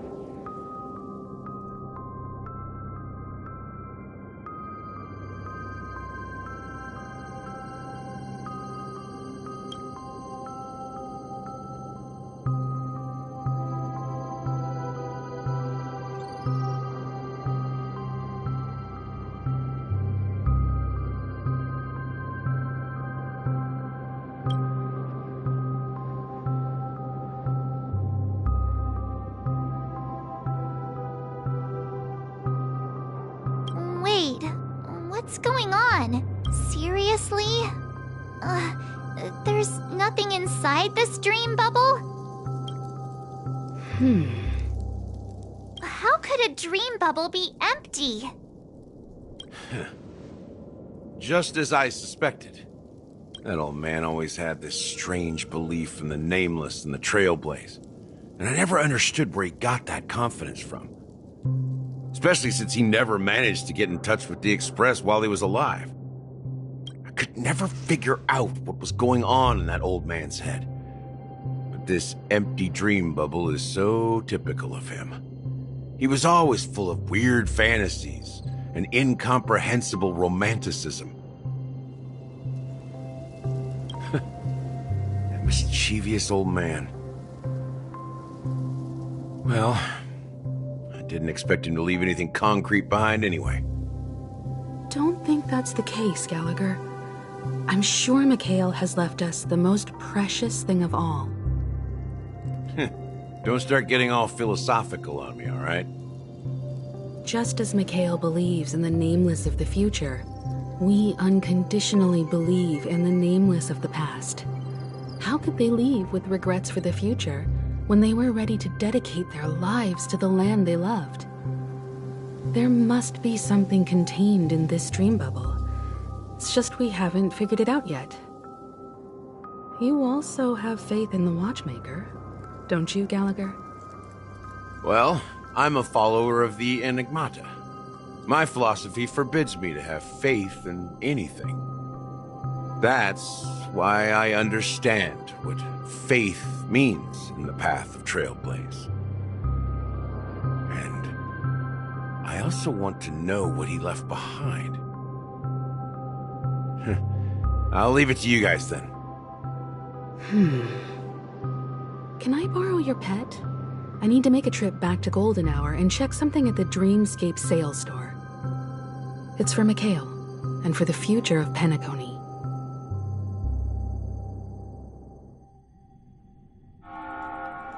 Welcome to the Reverie Hotel. How may I help you? Greetings.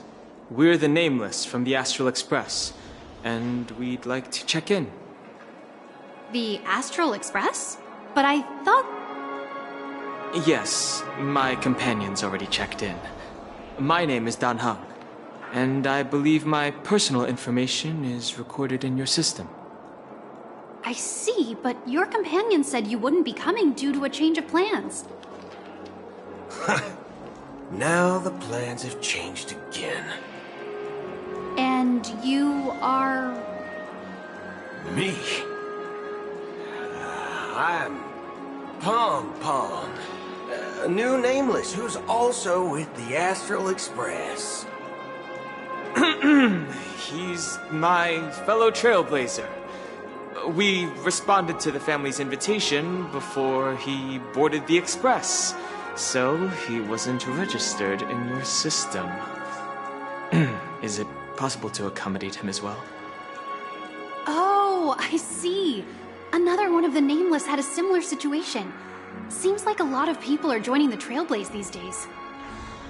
Since there's a precedent, it shouldn't be a problem. Just give me a second to contact your companions. I'm sorry, dear guests, but it seems I'm unable to reach the other members of the Astral Express. What do you mean by unable to reach them? My apologies. This is the first time I've encountered a situation like this. However, the system indicates that those guests are still in the Dreamscape. How about this? Give me their room number, and we'll go check on them ourselves. I'm afraid that's not possible. I need to verify both of your identities before I can share any guest information. How about you just wake up someone? Let's say, Welt? I'm sorry, but there are strict rules regarding forced awakening. It cannot be done without the proper clearance. So nothing works, huh? What's your solution then? Are you saying we sleep here? At the reception? Please be patient. We need to contact your companions in order to confirm your identities. And now it seems you need to confirm our identities before you can contact our companions. It seems so. Oh, fudge! Look, nothing personal, but if you can't handle this, go find someone else who can, okay? Please calm down, dear guests. I do recall that Mr. Sunday, the Oak family head, personally handled this issue earlier. Oh, please wait a moment while I contact him. I don't think she's trying to give us a hard time. She really just doesn't know what to do. I have a bad feeling about this. You tried to contact them on the Express earlier, but they didn't respond. Something doesn't seem right. I need to leave for a moment. You can stay here with the receptionist. Sure thing.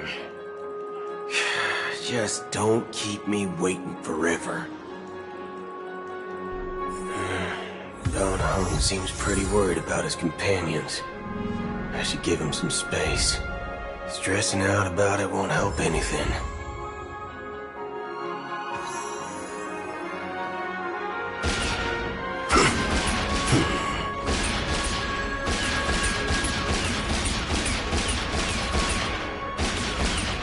Locked and loaded.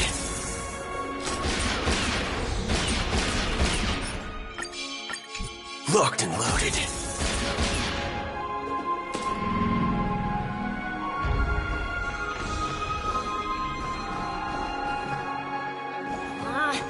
Even if we stood on each other's heads, this statue would still be tall.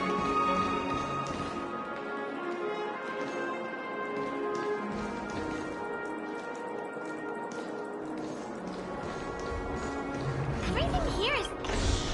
The Charmony Festival is about to start! I'm so excited! Hey! You guys here for the Charmony Festival too? Well, I didn't come all the way here specially for the festival. Honestly, I don't really even know what it's about. But I heard it's a lot of fun! Well, back in my homeworld, Anaria, we have festivals like that all the time. My dad threw me a birthday party one time that was just as extravagant as the Charmony Festival. Oh, come on! The Charmony Festival is a once-in-an-Amber Era event! How can a birthday party compare? Well, you never know, right? Maybe on her world, birthdays only happen once in Amber Era. Anyway, let's forget about that. Have you heard about the, unsettling things happening in the dreamscape? Unsettling things? What could possibly go wrong? It better not ruin the Charmony Festival! I've been looking forward to it! Relax. With a big event like this, there's bound to be lots of gossip and rumors. Don't worry. If anything does happen, the family will be on top of it. Oh, that's a relief. I didn't come all this way to see the festival go down the drain. Well, looks like I won't get any fudging clues out of these two. They're clueless.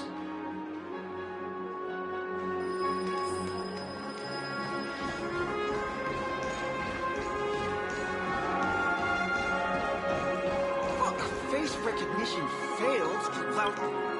Greetings. I'm Cody of the Bloodhound family, head of security for the hotel. How may I assist you? Hello. So, there's something I wanted to ask about. I've been hearing some unsettling rumors about certain incidents that might affect the Charmony Festival. Do you think there's anything to be worried about? I've traveled all the way from the Hayaii Federation, and I don't want my trip to be ruined. What do you mean? Wait.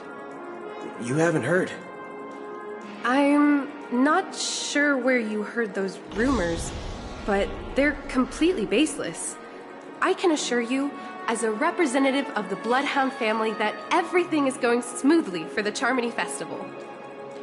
At present, all of the families are focused on making sure the festival starts on time. Even the Dream Master himself has arrived. So don't worry, your trip won't be in vain. That's a relief to hear. She doesn't appear to be acting. So, it seems that even the hotel staff are out of the loop. Back already? Hasn't she returned yet? Nope. I'm starting to wonder if sending her to contact Sunday was a good idea. Neither the staff nor the guests seem to know anything about what's happening in the dreamscape, and wherever we go, all we see is people enjoying themselves. Definitely not a good sign. I agree. Another unusual thing is that the Oak family is supposed to be in charge of organizing the council and managing everything inside and outside the dreamscape. However, I walked around the hotel, but didn't meet a single member of the Oak family. on such an important day. Well, I'll be forked. If I remember correctly, the head of the Oak family is that Sunday guy, right? We shouldn't linger here too long. Let's go back to the Express for now. Not so fast. Have you ever robbed VIPC, bro? If you run away now, everyone will be chasing after you. Are you suggesting we sit here and do nothing? I wouldn't say do nothing, but let's stay put for now. Even if the family has ulterior motives, they couldn't have anticipated us showing up here. We're the surprise factor for them. They don't want to attract unwanted attention from certain outsiders, so they won't do anything reckless. See? The IPC lackeys are keeping a close eye on this hotel. If I were a family member, I'd find an official excuse and keep the surprise factors here. If we just wait here, that would be like walking into their trap. Of course, we don't need to walk into their trap. I gave a backup plan to the memo keeper. If it turns out we won't be allowed to enter the dreamscape, she'll order a drink for me in the VIP lounge at the hotel. In reality... a secret signal. That's right. Oh, a concrete object can indeed help the memo keeper establish a connection with you. But Boot Hill, if you have more backup plans in the future, I hope you'll let me know in advance. I'm sorry, but it's one of my quirks. I have too many unreliable friends. And if I reveal that I have backup plans, things can go awry. And that would leave all backup plans completely useless.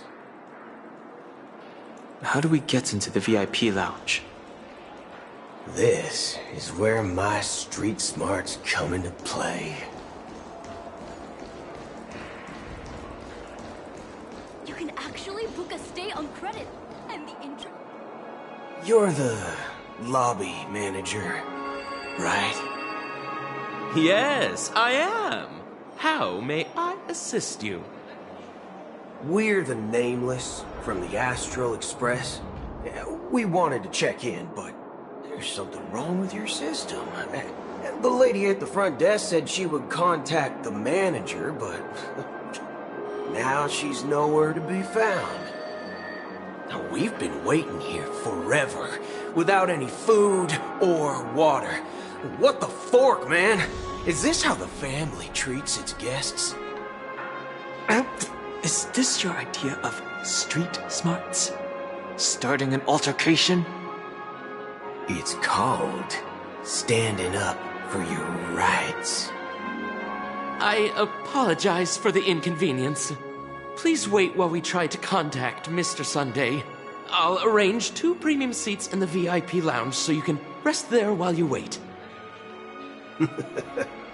See? Just like that. Just don't call yourself Nameless next time. Wow, this bar's something else. Certainly worthy of the planet of festivities.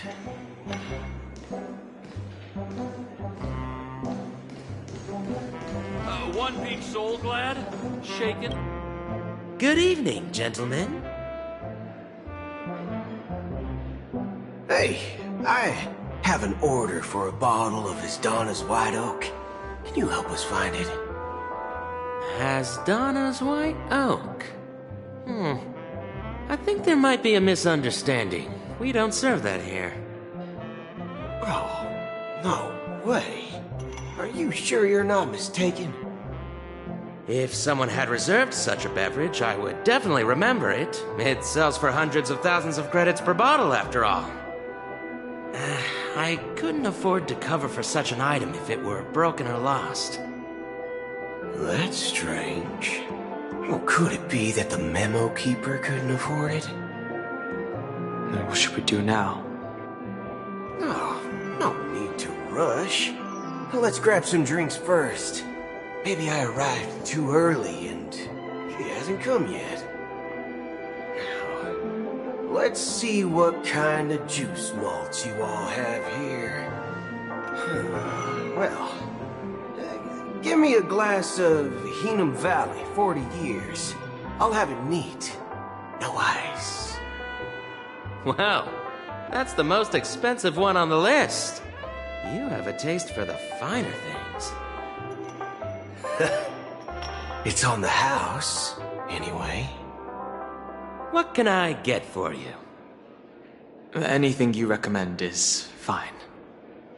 Then I would recommend today's special, Glass Village. It's classic Soul Glad mixed with Laboom juice. It's refreshing and suits your cool demeanor. Just 1 minute. Ah, this flavor. Dynamite barbecue with rocket fuel. Ooh, really hits the spot. Truly the finest sherry cask-aged malt juice in the cosmos. Dynamite barbecue with rocket fuel. Is that really something that humans enjoy? Hey, this guy doesn't know anything at all.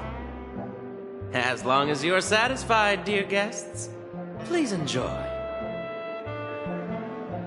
Let's give the memo keeper another half-system hour. If she doesn't show up, we'll need to come up with a new plan. In the meantime, let's take stock of the situation. What do you think? The situation is unclear. Something must have happened on the planet of festivities, but the public is unaware of it. Someone in a position of power within the family must be covering it up. It's unusual for the followers of the Harmony to invite other factions, let alone the IPC and the Masked Fools. If what you said about the Emanator of the Nihility is true, the situation in Penacony is a little complicated, to say the least.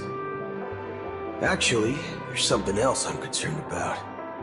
Regarding Acheron. As you know, the faction that follows the path of the Hunt are some of the most dangerous folks in the cosmos to mess with. I mean, who in the right mind would impersonate the Xianzhou Alliance or the Galaxy Rangers? It's like asking for a death wish. Isn't there a saying among the Xianzhou people that the Rainbow Sect lets their Lux arrow do all the beating? Talking. Do all the talking. Well, you know what I mean. Even though the Galaxy Rangers have been out of sight for years, we've been keeping an eye on this region. Even the dumbest criminals know better than to mess with the Annihilation Gang, much less the Rangers. But that Acheron lady, she doesn't seem like a lunatic at all. On the contrary, she's highly logical and organized. She knows exactly when to hold back and when to strike without mercy. And you believe that someone like her would have an ulterior motive for impersonating a Galaxy Ranger? I'm not entirely sure, but I do have my suspicions. Maybe she knows a Galaxy Ranger, or perhaps she's trying to lure us out for some reason, which I can't figure out. Anyway, what worries me more are the anomalies within the family. They've summoned followers from various paths for the festival. No matter how generous such a gesture is, this move seems highly unusual. Unless the invitations weren't sent by them. If that's the case, it's even more intriguing that the family insists on organizing the Charmony Festival, despite the chaos. Maybe it's she'd pay the Harmony pulling the strings. You find it beyond human understanding because it wasn't arranged by humans at all. People do stupid things out of irrational impulses. They abandon their principles when self-interest is involved. They believe in things they know they shouldn't, and fudge, they even break their own rules. But eons don't. They stick to their determined path and never turn back, even if they reach a dead end. You think Shippei's will is behind all this? It may not necessarily be Shippei, but there's definitely some higher entity involved. I know it may sound pessimistic, but if human free will were reliable, why would we even need Galaxy Rangers? It's much simpler when you boil it down to the eons and paths. Like how Lon always follows the path of the hunt, or how the Express stays true to the Trailblaze despite Akavili's disappearance. But in my opinion, Akavili's fall holds significance for the Nameless. Oh. So you're saying the Nameless now have to take responsibility for their own choices because their absolutely right leader is gone? Exactly. I believe the purpose of the journey isn't just about following a path that's always considered absolutely right. It's more about doing your best to choose the right path for yourself among countless possibilities, even with limited insight and judgment. I don't know what you've been through, but I agree that people must take responsibility for their choices, because no one else can do it for them. That's why the Galaxy Rangers need to uncover the imposter and figure out her true intentions. Just in case, I have a backup plan if the Memo Keeper doesn't show up. This is my final backup plan. I promise. You sure have a lot of cards up your sleeve. Well, going back to my old career would make things a lot easier. And by the way, when you were walking around the hotel, did you happen to see any important-looking guests? What's your plan? It's simple. We just grab some hostages and use them as bargaining chips with the family. Or maybe we can even take their identities. No need for that. We'll return to the Express now. Wait. Are you getting scared? Draw your weapon. Let's make a big scene. Are you leaving, esteemed guests? Would you like to cancel that Asdana's White Oak you just ordered? Huh? Asdana's White Oak? But didn't you just say... Ha ha. Looks like you are a bit intoxicated, esteemed guests. You ordered a bottle of Asdana's White Oak just a moment ago. Looks like your Memo Keeper friend has finally arrived. Oh, right. Sorry, my memory's not the best. You know, too many modifications and all. Anyway, let me check. Well, fork me. It says Donna's White Oak, all right. And there's a note. I'll be waiting for you on the Astral Express. No mistake. That's her message to you. She knew the hotel wasn't safe, so she suggested we find another place. Well, looks like we took a detour, but now it's back to the Astral Express. So, what are we waiting for? Let's go.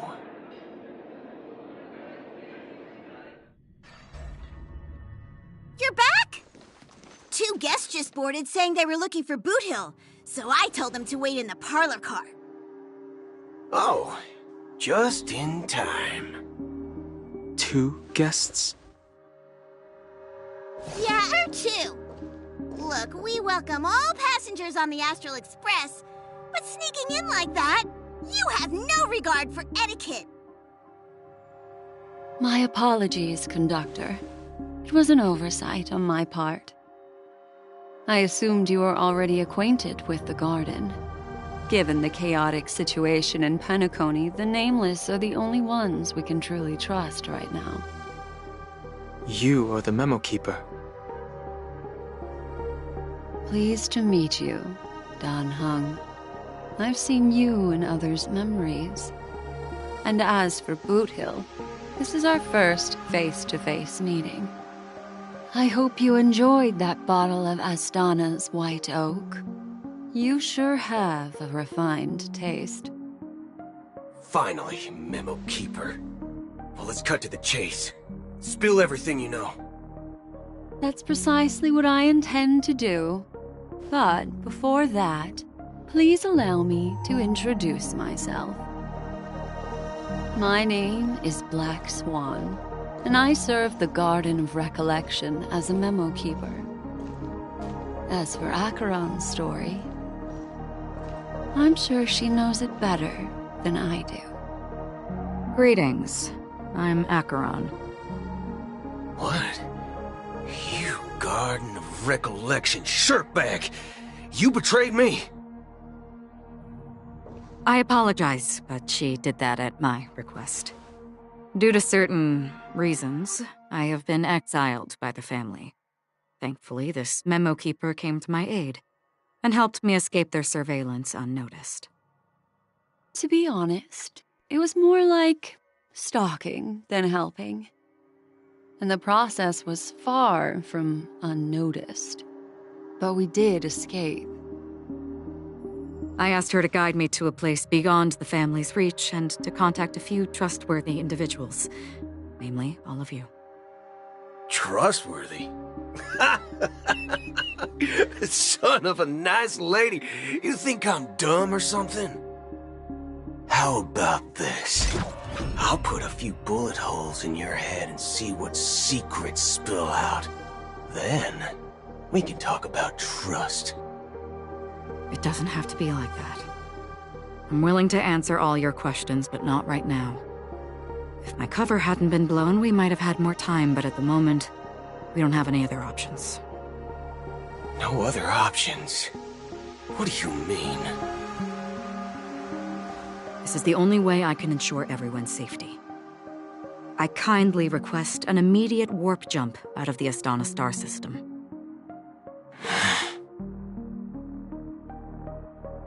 This passenger is requesting... As far as I can tell, she's not a threat and seems to be telling the truth. I've briefly traveled with your companions and know their whereabouts, Dan Heng. Please rest assured, your nameless companions are safe, but they need our help.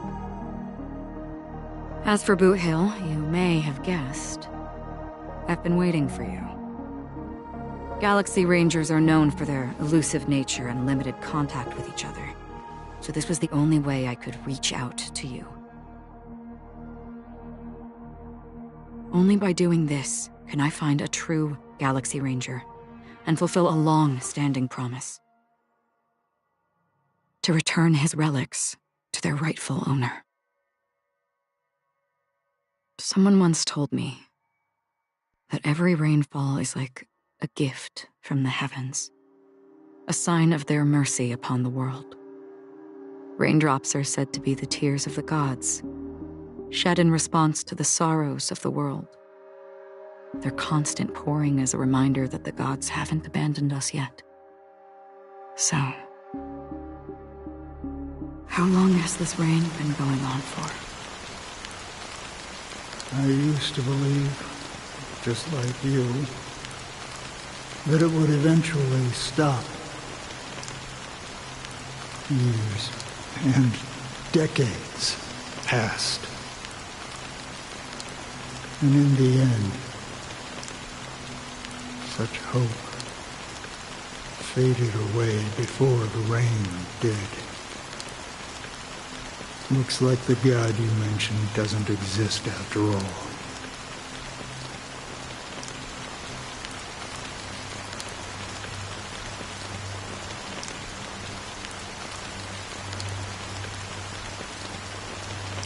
Well, let me share a story with you. Mortals who walk the paths are like sailors on a vast ocean, leaving behind a trail that creates countless ripples of possibilities. These ripples last longer than the fleeting lifetimes of humans. And for some, their presence leaves such a strong mark that it's reflected in the waves. Like those shadows on the ocean.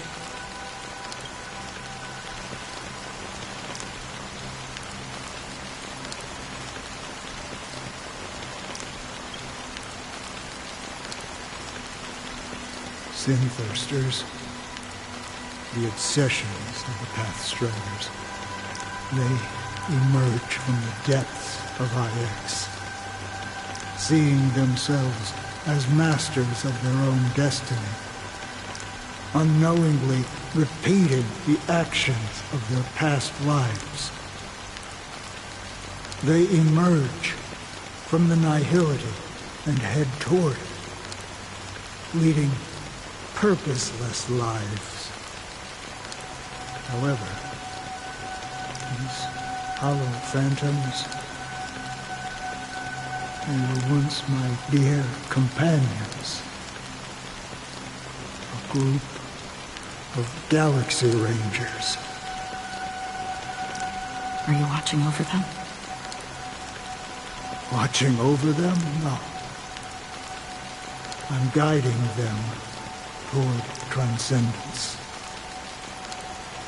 It was a brutal war. A crusade that shook the universe.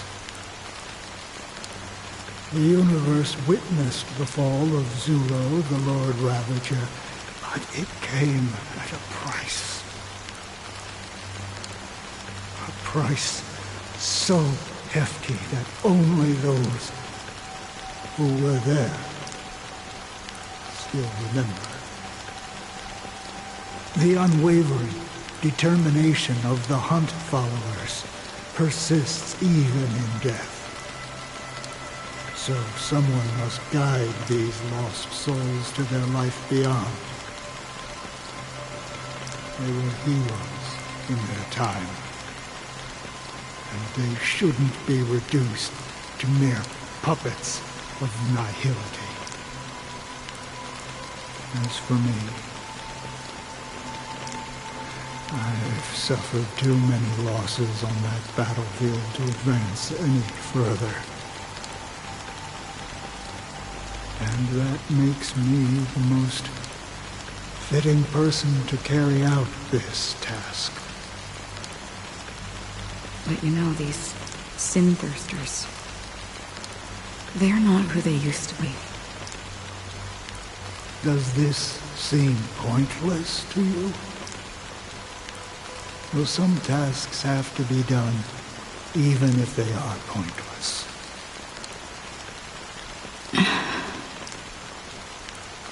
I can help you. For what? For the meaning of the nihility. That's what I've been seeking. I see.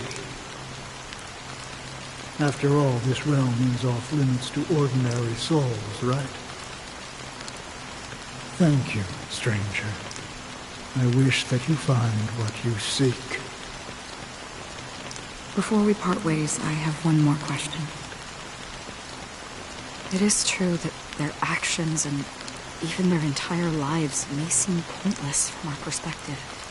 But if, and it's just an if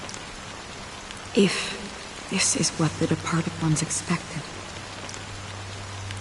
should we try to change it? A good question. And a profound one.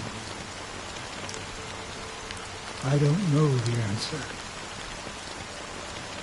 What I do know is that one day I too will pass away.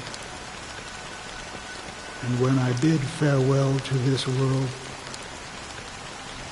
someone will stand at my grave and place a bouquet of flowers on it.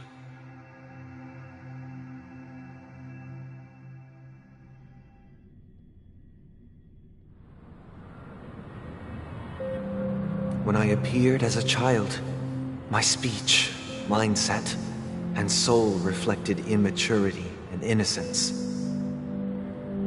As I grew into adulthood, I left behind my childlike side.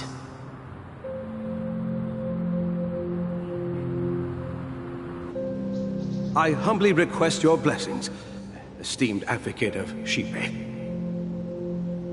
Come to me, my kinship. I have sought their presence with us. As you wish. I have faithfully served the Alfalfa family for nearly a decade, promoting the path of the harmony to the best of my ability. However, I made a mistake yesterday. While I was preparing dinner for the family head, I accidentally dropped a prepared dish on the floor. Out of laziness, I lied and claimed that everything was ready. Although the head has dismissed me as punishment, it has been tough to sleep with the guilt still gnawing at me, as I worry that the seeds of evilness may have taken root in my soul. So, I confess to you now, to seek atonement for my sins.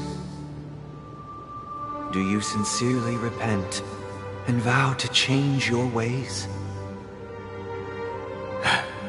Yes.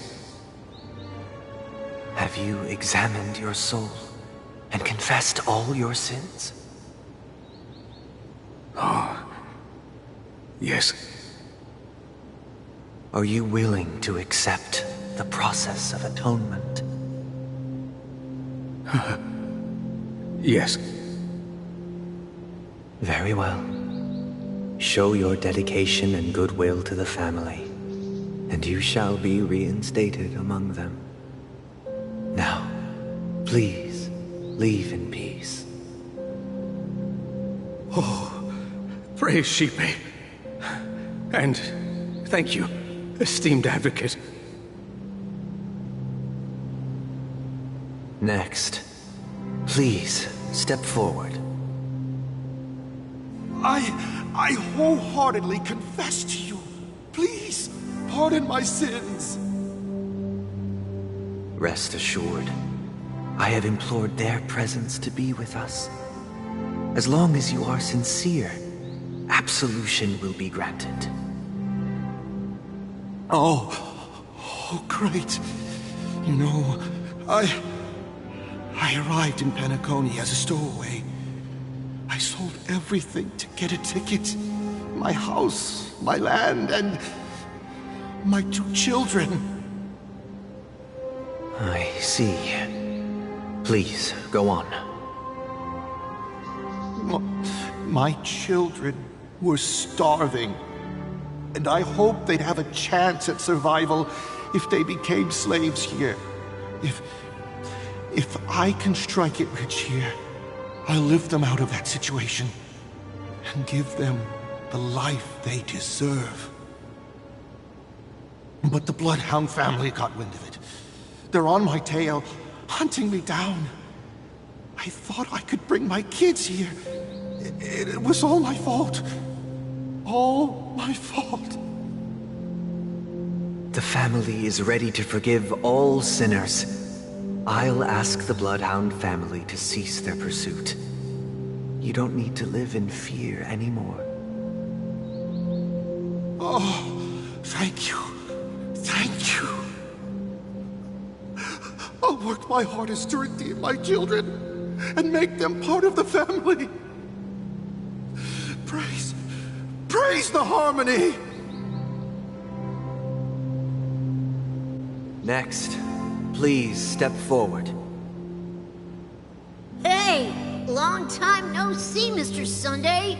The most esteemed individual in Penacony, and the next leader of the Oak family, right? I have sought their presence with us. Let us proceed. Sure. Let's just get this over with. I have sinned. Please forgive me. I wasted half a pizza at breakfast, and a bottle of Soul Glad. That's it. Nothing more. When we wrap this up, I've got a robo-ball game to catch, you know? Do you seek to atone for your sins through good deeds? My sins? Starting to sound like a saint, huh? Well, let me tell you something. Neither the family nor you have the right what your precious family has done. About the watchmaker, don't fool yourself. Before you start spouting off your holy verses, answer me this. Where does the power of the Oak family come from? And your power? What makes you think you can sit there all high and mighty, looking down on everyone else? Well, I've spent enough time in confession today to enter the Harmony's paradise, right? Then I'll take my leave. Good luck with your election, and, don't make me regret my investments in you.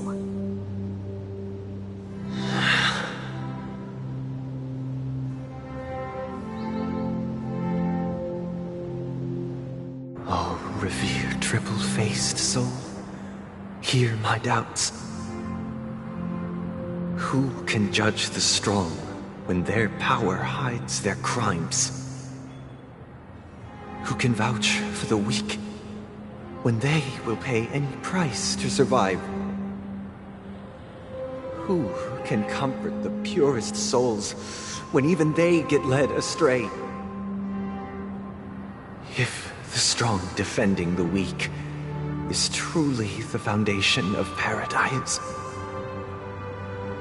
then who is responsible for the suffering and anguish in this wretched world?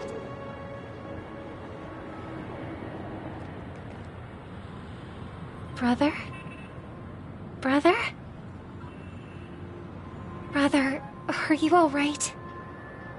I'm fine.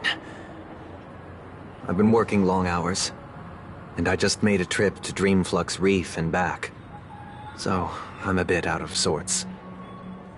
But it'll all be over before we know it. You've been working non-stop on the Charmony Festival, Mr. Sunday, and no one could have predicted this incident. Even if the Stellaron does pose a grave threat, I still feel sorry for all the trouble we've caused you. No need to worry about troubling anyone. The Charmony Festival was meant to spread joy and harmony across the cosmos.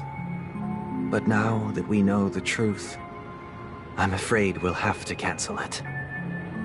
It has always been our wish to make everyone happy, so... we'll do our best to explain everything to the Dream Master. I'm sure he'll understand. Even if the negotiation does not go smoothly, I'll refuse to go on stage. Without the Chordmaster, the Harmonious Choir would not arrive, and the Charmony Festival would be just a grand performance, and nothing more. I'm relieved to see your determination. You know, since arriving in Penacony, we haven't had any contact with this Dream Master himself. I'd heard of the heads of the 5 major lineages, but the Dream Master is a mystery to me. The Dream Master rarely grants an audience, even for us. But, given the urgency of the situation, he's agreed to meet us in person. Perhaps you'll be the first guest to meet the Dream Master in years, Mr. Yang. Let's hope we can reach a consensus that satisfies everyone. Indeed. Let us hope so. It's about time. We'll have to get ready for the meeting. I apologize for any inconvenience caused by the urgency. Don't worry. I'll be waiting here. Dear, it's Mr. Sunday! Hey, come over here! Looks like someone needs help. Thank you for everything you've done. I'll be...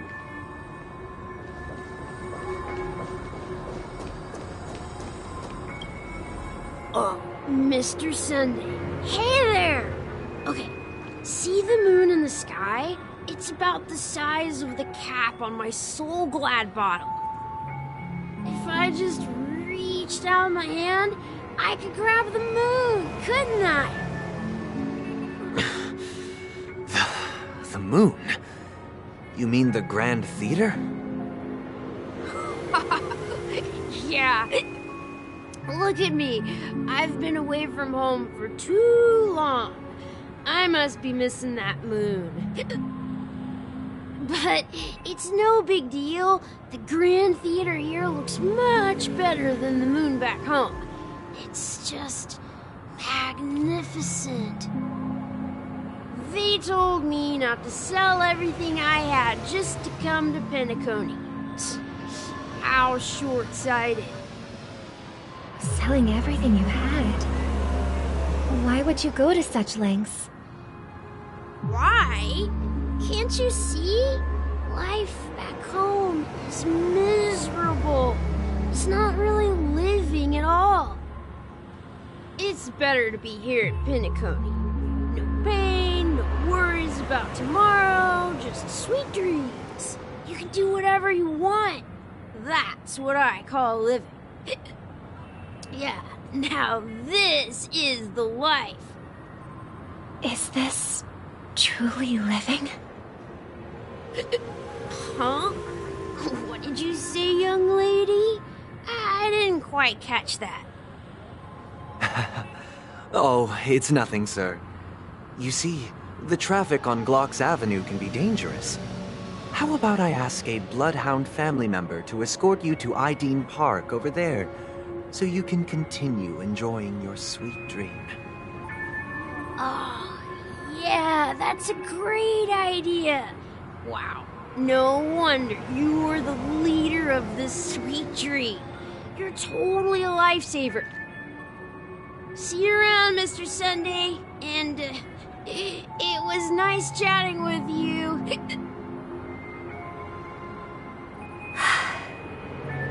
What's up, sister? This is the land of the dreams. But why do they live like this? The man we ran into, he doesn't seem happy at all. Even though sweet dreams are nice, they're just illusions. But for him, they're the only way to survive, even if it means giving up on reality. That's not really living at all. I suppose you have a point. But, in my opinion, that's how most people live their lives. Why do you say that? You think that man is not actually living, but that's not quite accurate. Even without Penacony, people create their own illusions called self-value. People believe they have a predetermined value to fulfill. Gaining value means gaining power, and those deemed worthless are seen as the weak. However, value doesn't come out of thin air, and there's a limit to it.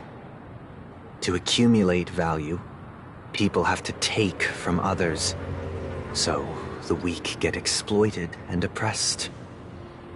Are you suggesting that this is not how things should be? Exactly. But, ironically, people don't think there's anything wrong with it, because they uphold the illusory notion of self-value, and even the weak believe in it. Survival of the fittest. That's where all the tragedies in the world come from. People come to the sweet dream in Penacony to escape from that reality and find solace. No tragedies exist here, only happiness, although in its nascent form. Isn't that the same paradise we yearn for in our dreams? Perhaps that man is just an exception. Let's not jump to conclusions. We should experience the dreamscape ourselves, just as I did at Dreamflux Reef. Yes, seeing is believing. I'll accompany you. The Dream Master hasn't shown up yet, so we have some time for a stroll.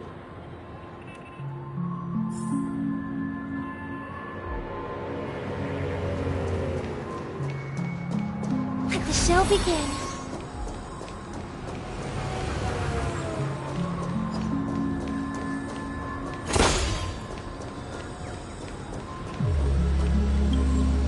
Glad to meet you again, Robin. How are the preparations for the Charmony Festival coming along? We're all so excited about it. It's going smoothly. Thanks for making the trip to join the festival. You're too kind, Robin. It's a pleasure to have guests from all over the universe celebrating day and night. I can't stand being lonely or bored, so this jubilant dreamscape is perfect for me. But if this went on forever, would it get boring too? Nah, not at all. Who would get tired of having so much fun? Every day, you get to wear fancy clothes, explore all sorts of dream bubbles, indulge in delicious food without gaining weight, and you never get old or sick. As long as you can afford a room, this place is the ultimate paradise. But you know that only a few things can be brought back from the dreamscape to reality, right? That's exactly why I don't plan on bringing anything back. Just enjoying the dream itself is good enough for me. I mean, I'm not one of those long-living species. I only have around 60 or 70 years in this lifetime, and there's so much to worry about. Being happy here is pure bliss. Only in this sweet dream can I truly feel like I'm in control of my life and fate. Who would want to go back to reality after experiencing this bliss? I see. I genuinely wish you all the happiness in the world. And I wish you a fantastic performance, Robin! I'm off to the Blue Hour for the ball. See you later.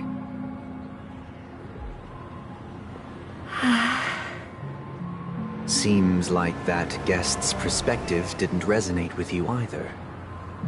She had a valid point, and I could sense her genuine happiness. It's just that... What you're trying to say is, she thinks she's in control of her life, but in reality, she's just escaping from reality and seeking solace in this sweet dream. Once she steps out of this sanctuary, everything will be lost. Well, she did make mention of being able to afford a room, didn't she? However, the paradise in our dreams, it doesn't have to end. No, and the paradise we yearn for shouldn't be just a fleeting dream either.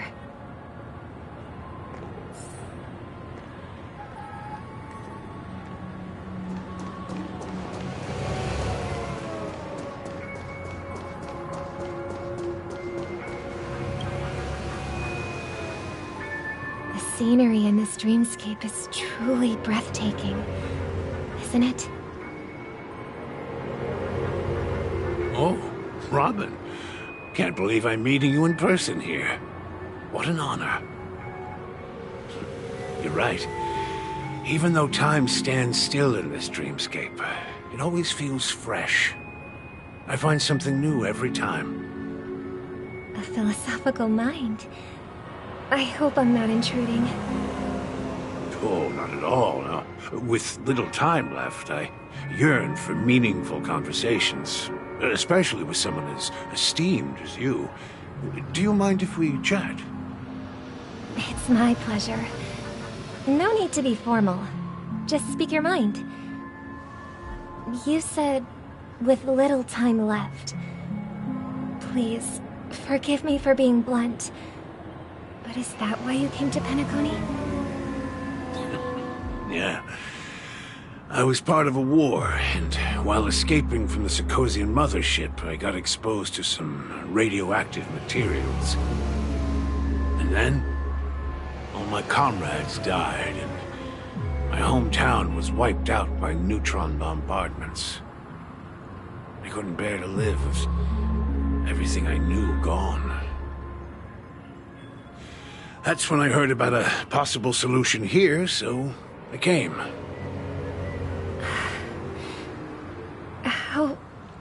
heart-wrenching. I hope the family has been able to help you. They have, and I'm truly grateful for that. They provided me with a comfortable room, the most advanced life support devices in the cosmos, and a stellar team of caregivers. My physical body is now in the dream pool, sustained by life support. The me you see here is whole, rational, and no different from any other person. But I can't say the same for the me in the hotel room. My true appearance. Huh? I hope you never have to witness it, Robin. So, you'll be living forever in this dreamscape, right? Just being able to live at all is good enough for me. Whether it's in this dreamscape or not, well, I don't really have much say in the matter.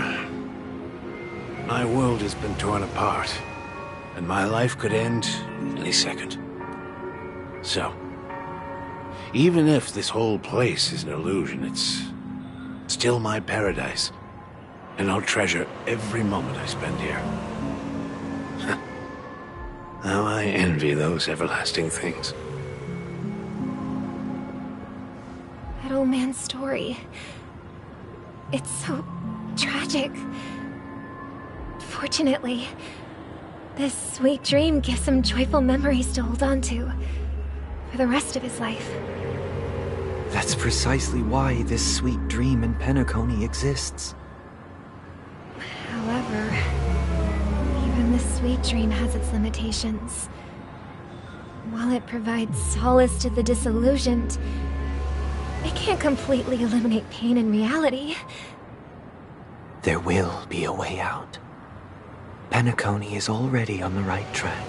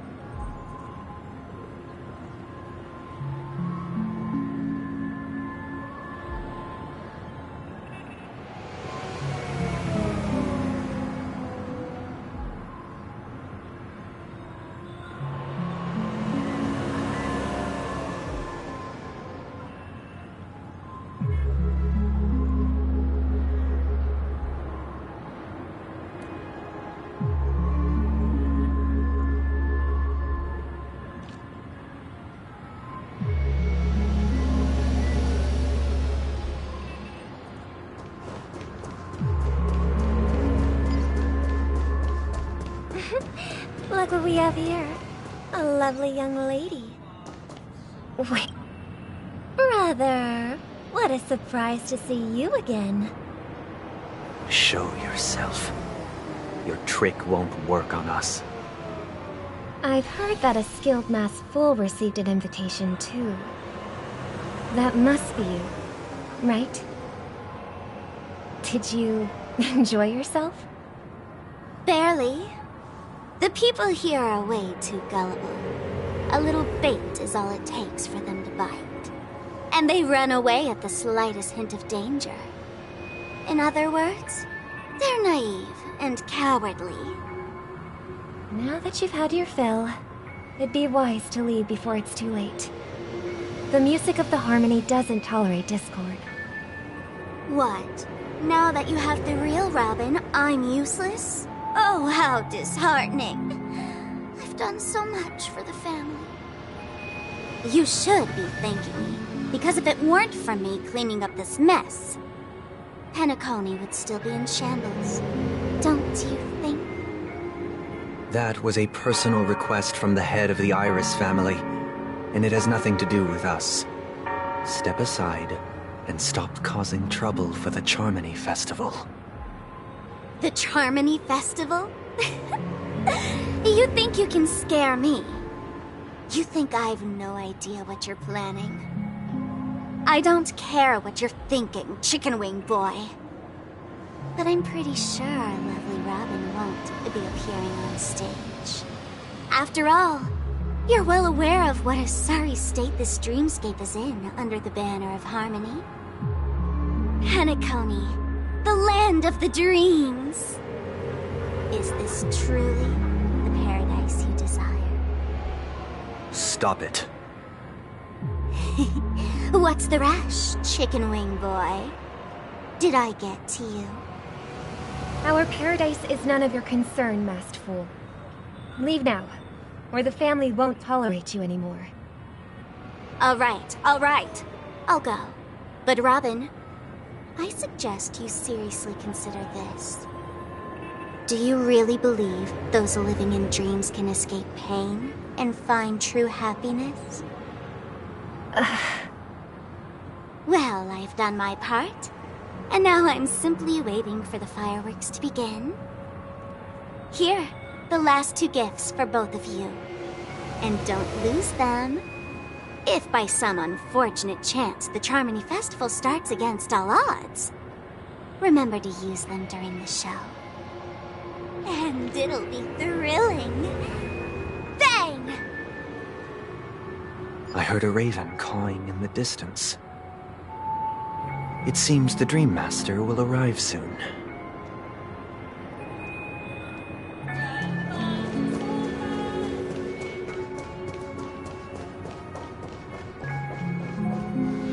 Let's wait here for the Dream Master to arrive. Okay. By the way, brother, I heard you no longer have a sweet tooth. Back when we were kids, you used to steal my desserts. Seems like a lot has changed during my absence. What exactly happened? Well, someone has to stay awake even in this sweet dream. But that someone doesn't have to be you, or anyone in particular.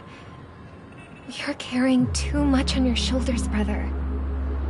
The paradise in our dreams. It shouldn't be like this. Penacony is nothing more than a dream. It can't erase the worries and pain of reality, or bring true happiness. It only offers an escape from reality. Nothing more.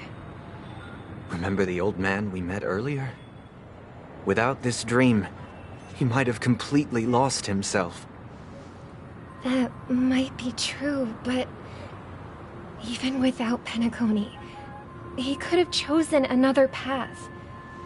As far as I know, the Intelligentsia Guild has been promoting their rehabilitation techniques for a long time now.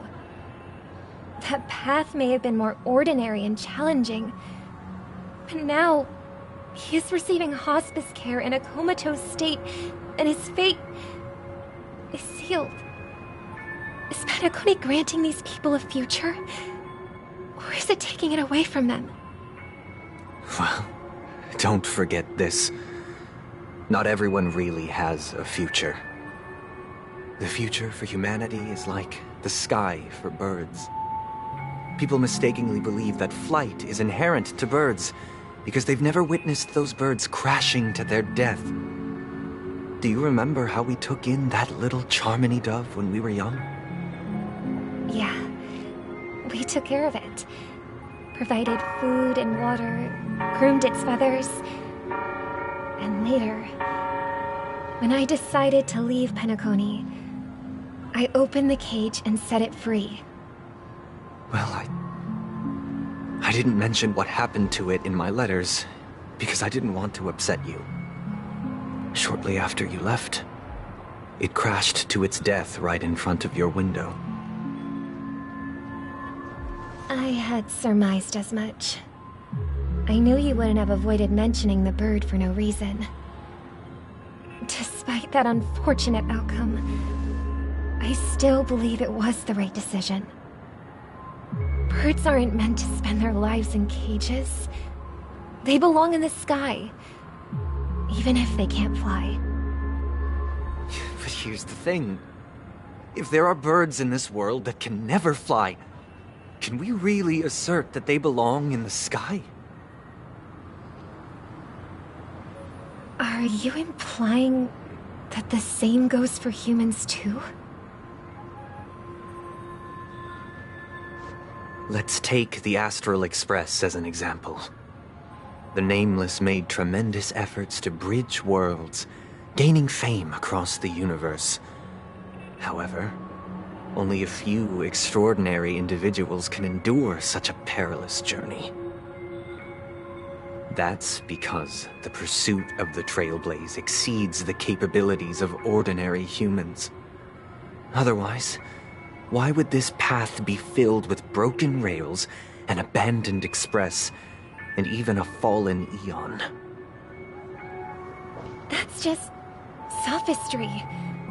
If that were true, then only the powerful would have the right to determine the future.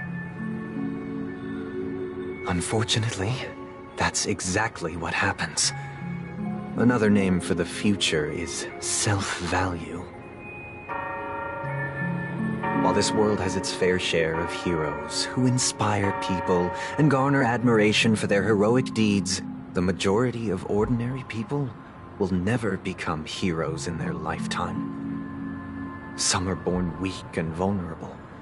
Some find themselves trapped in unfortunate circumstances. Some fall victim to malice and cowardice. When it comes to survival, everyone is equal. And the weak can only watch as their value gets constantly diminished by external forces. That's why we should care for the weak and support them as if their suffering were our own. That's what the Odes of Harmony have always taught us. While the Harmony holds noble aspirations, the strong will always be strong, and the weak will always be weak. Even in this carefree dream. Human nature contains greatness, but it also harbors inherent weaknesses that can't be eradicated. In the end, if people can't even secure their own survival, they won't care about the illusory future of equality. As long as the law of survival of the fittest prevails, there will always be fledglings crashing to their death. But if people don't live for the future, do they merely exist for survival? If even you, my brother, don't believe that the Harmony will save the weak, then which Eon can make our dreams come true?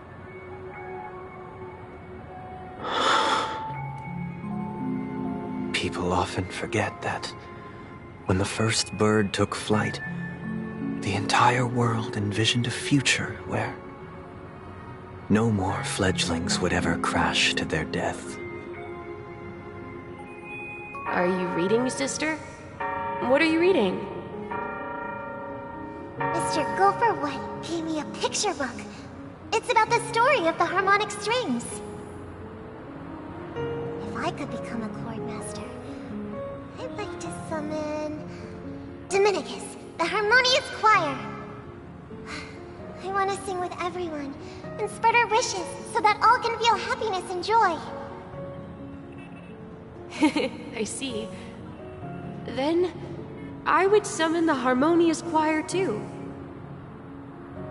Don't you have a wish of your own, brother? Of course I do. It's just that it includes your wish and everyone else's. I long for a true paradise where everyone can find peace. Then, let's build a stage there and invite everyone to our performance so that both our wishes come true through the power of the harmonious choir. It's a deal then. Yeah, it's a deal. But how can I become a Chord Master?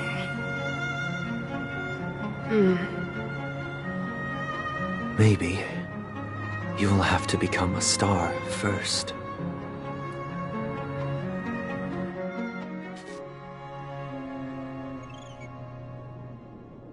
You're back sooner than I thought. Any results? Yes. And now, it's up to us to forge ahead. Since he's already carried out his last wish, my final mission is complete. But pardon me if I sound curt. It's good to have determination. The path Mikhail left for you is not an easy one to tread. Why else would he have chosen to sleep in solitude, staking everything on some nameless in the future? But you have the numbers, and in numbers comes strength. So that might just delay your inevitable a little more. Got any more encouraging words? As I see it, relying on Welt's negotiations alone is far from enough. Regardless of whether the other party will be compliant, negotiating simply allows us to meet them as equals and won't grant us an upper hand. Penacony is our rival's home turf, and we already have very few chips left to play with. Rather than idly sit around while the family's got us blocked off, an offensive approach might be a wiser course of action. We're more familiar with the Stellaron's properties than most, and since it's the key to stabilizing the Sweet Dream, it's vital to the family's interests. By attacking their core interests, they're bound to retaliate hastily. And as the saying goes, haste makes waste. That's right. As long as we pose a threat to the Stellaron, either with words or otherwise, we have a chance at gaining the upper hand. But the problem is, on the eve of the Charmony Festival opening, how exactly are we going to get close to the theater? Family security will be airtight, and if we brute force it, even if we succeed, it's too risky. So, no one's gonna say anything? Then I'll raise my hand. I know the answer to this question.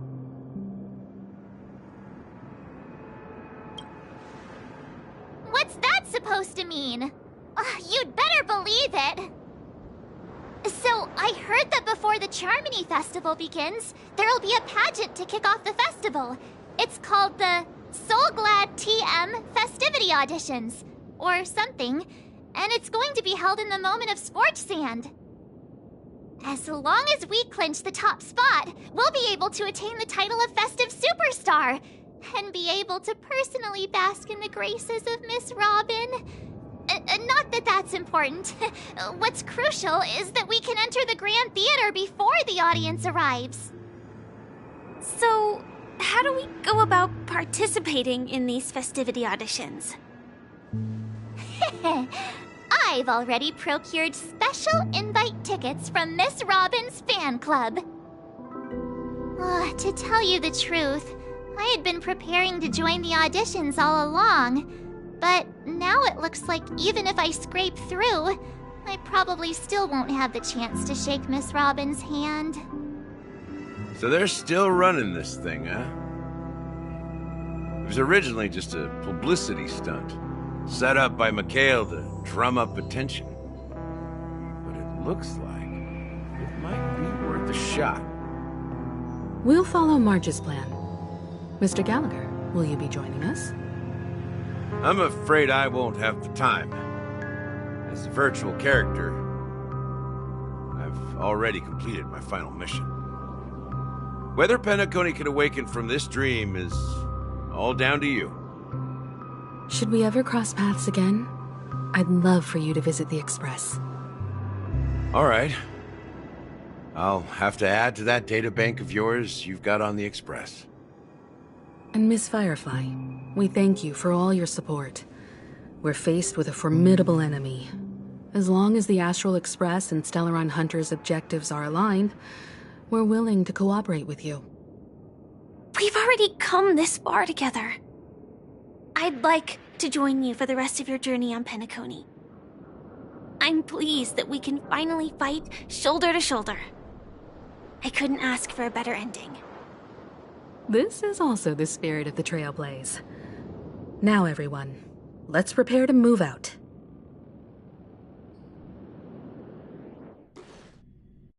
Ladies and gentlemen, welcome to Scorched Sand Hall. This is where challengers thrive and dream chasers shine, all under the watchful eye of the entire universe. If you have ambition, dream, and the drive, dear friend, the next superstar of Penacony's Charmony Festival could be you. Oh, wow! They've really outdone themselves! Oh, I'm starting to get excited! Behold, here comes four friends with spirit high and full of steel. Are you aspiring to be the superstars of the festival? Is he talking about us? Yes, you! There's no doubt about it. I see you have all the potential of a superstar in you. Excuse me, you four. What are you hoping to get out of all this? As the last group of contestants, how confident are you in overcoming all of the challenges? Would you be open to a brief exclusive interview with us? It'll be quick. Your journey is long and fraught with peril, yet under a sky blanketed by banners, you vie for the crown.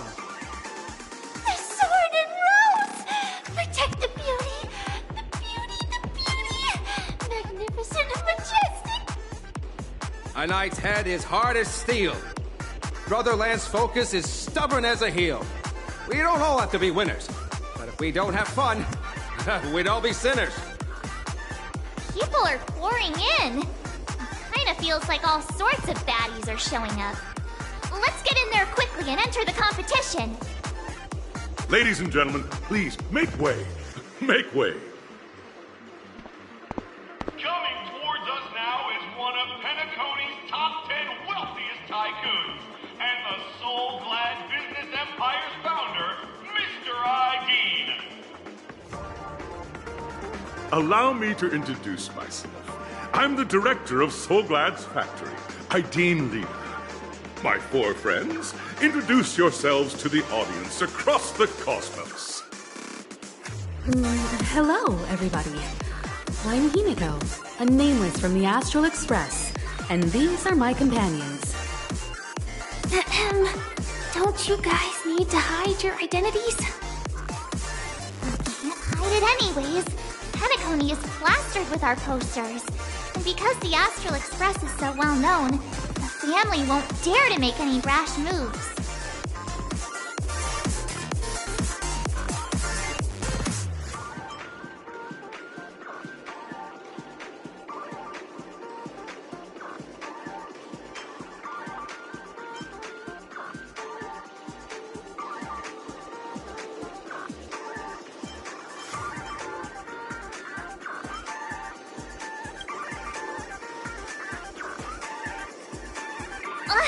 Don't expose my net handle to everyone!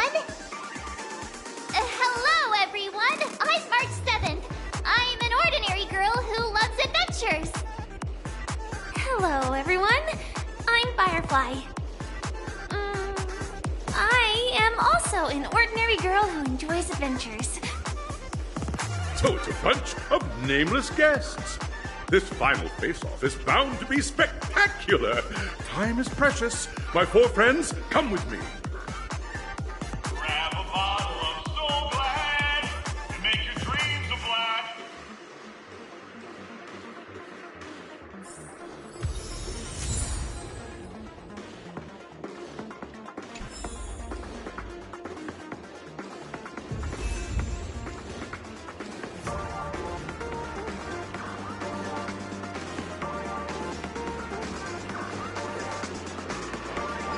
Stream forth the gleam of old blades.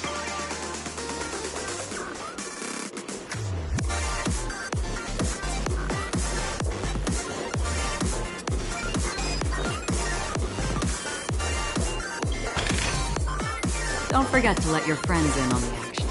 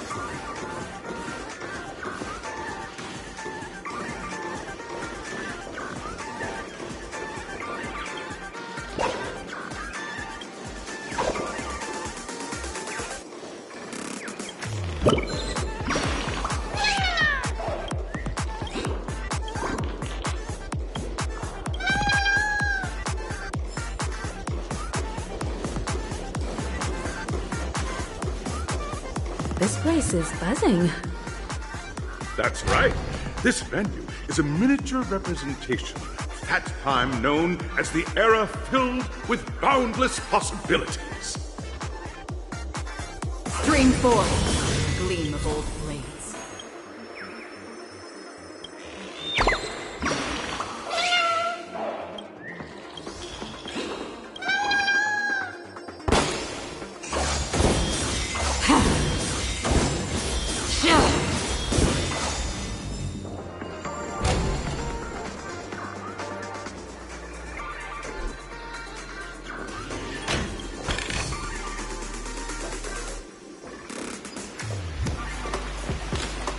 Grab a bottle of Soul Glad and make your dreams a blast. Nameless, your arrival reminds me of the grand occasion when Penacony was first established. I was still a young, bright-eyed lad back then, lured here by the watchmaker's ads, full of zeal and ready to make my first fortune in life. Once, during a particularly grueling day, I passed out and was resuscitated by a drink from Mr. Sousa. That sweet taste has since been etched in my mind, and that was what drove me to create the Soul Glad that we all know and love today. The dream-chasing era was truly a wondrous time.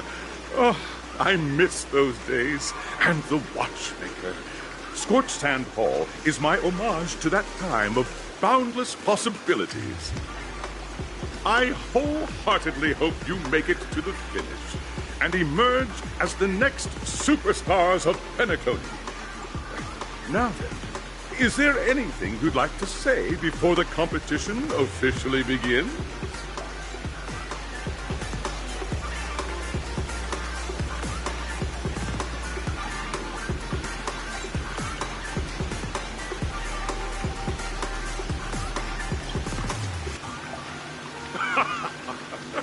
There's that swift and decisive trailblazing spirit. How about you, Miss March? Hello, everyone! Next up, get ready for the Mega March 7th Adventure, where I'm going to break the speedrun world record! Trailblazing into the uncharted and challenging the limits. That's Miss March 7th for you. How about Miss Firefly?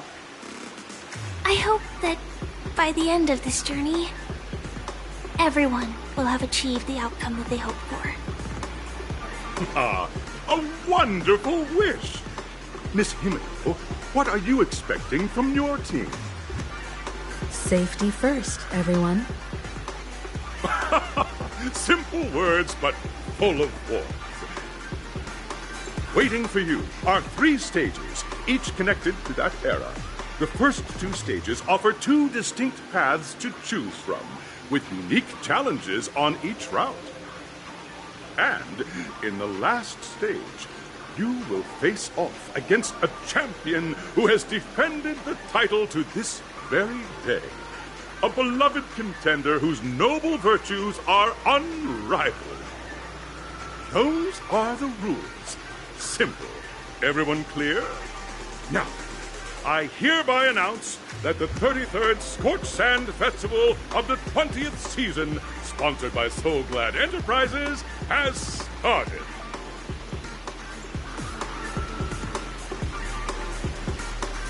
Everyone, as the Charmony Festival is drawing closer, we must reach the end as quickly as possible.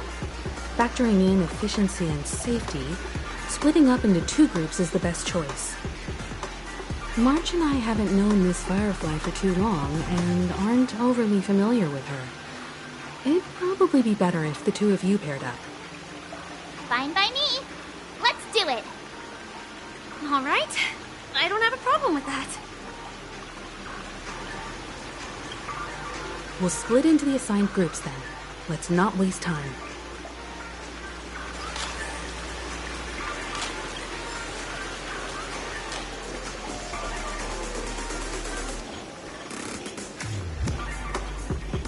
Welcome to the first stage of Soul Glad Enterprises' 33rd Scorched Sand Festival of the 20th season, Dream Play Fantasia. In this stage, you can choose between 2 challenges, the School of Acting or School of Action. In the School of Acting challenge, you have to complete 3 performances from 3 scripts and move the panel judges. In the School of Action challenge, you have to defeat 3 groups of enemies convincingly and reach the end. Now, make your choice.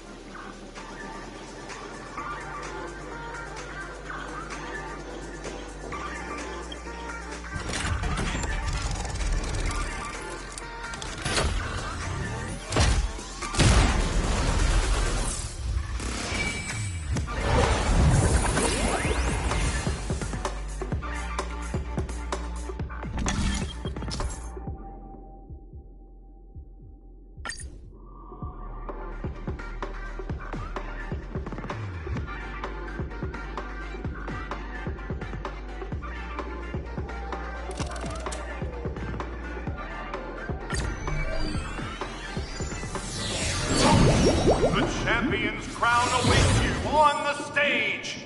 Welcome to the Arena of Action Stars. Please make your way to the stage. Competitors, allow me to introduce the rules of this challenge to you. There are a total of 3 stages up ahead, each with their own challenges. The enemies you will contend against are antagonists from the film Once Upon a Time in Dreams. Defeat them swiftly and decisively to set a new record. It's worth mentioning that the fastest time for this stage was achieved by a contestant with fiery red hair. Astoundingly, he overcame all enemies across the 3 stages in only 5 minutes. Time is of the essence. Let's make this quick.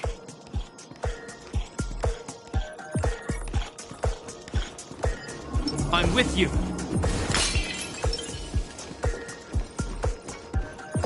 Stream 4. The gleam of old blades.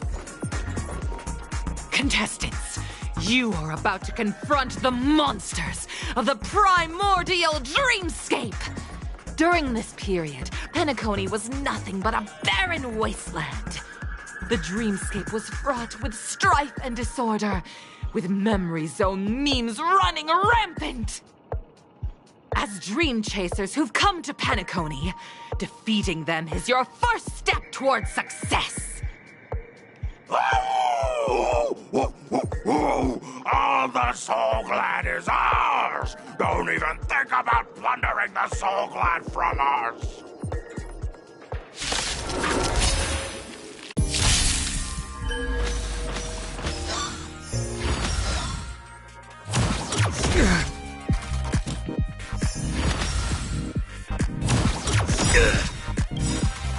In the name of Landau, years of cold hardens the will. We shall never fall!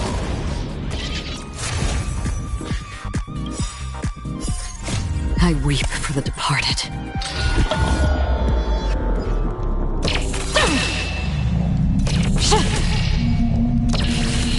spring, it too shall fall.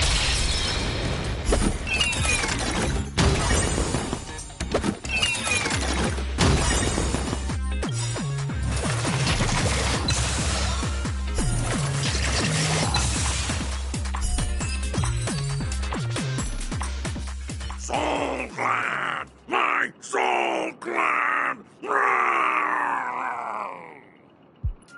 Pretty simple. I just hope these tests don't take too long.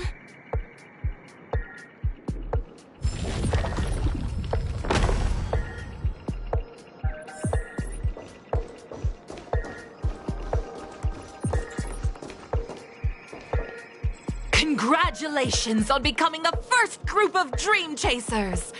Answering the call from the Watchmaker, you are disappointed to learn that Penacony isn't paved with gold. Resigned to your current plight, you start from the hierarchical dredges, biding your time for a chance at success. Just as you're about to give up, a downpour sparks a business idea. You enter the umbrella business! But just as things are looking up, you encounter a competitor. Defeat them and emerge victorious from this trade war. Why is our opponent Soul Glad? Because this is Soul Glad Enterprises' 33rd festivity auditions of the 20th season! Isn't this just product placement? To safeguard the integrity of Soul Glad, I will soar high into the sky and become its shiniest star. Whoosh!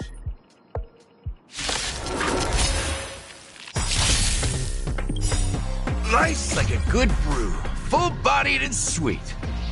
My friends, indulge yourself.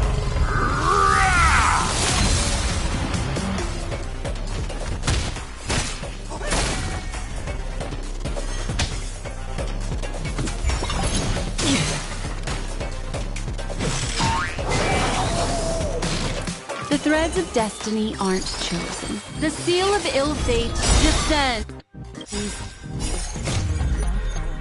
Beneath the silent waters lies an endless abyss. You will know justice.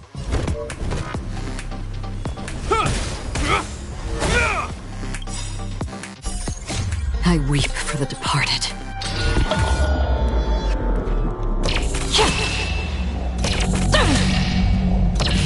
Dusk's ring, it too shall fall.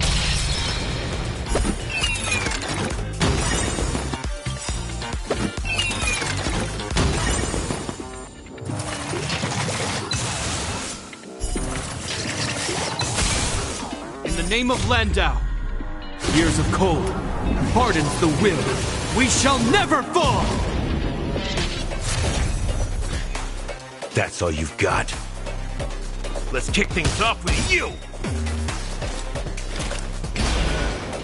From the still waters of oblivion, I guide the wandering souls.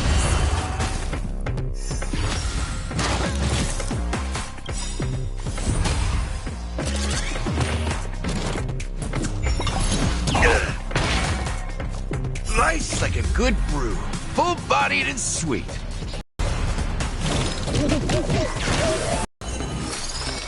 Again, the ill tidings manifest.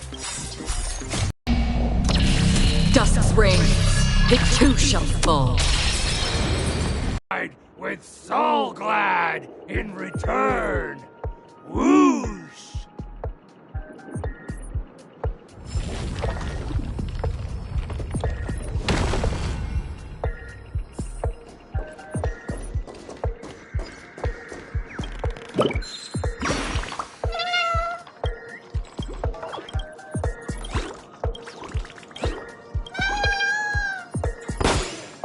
Stream forth the gleam of old blades.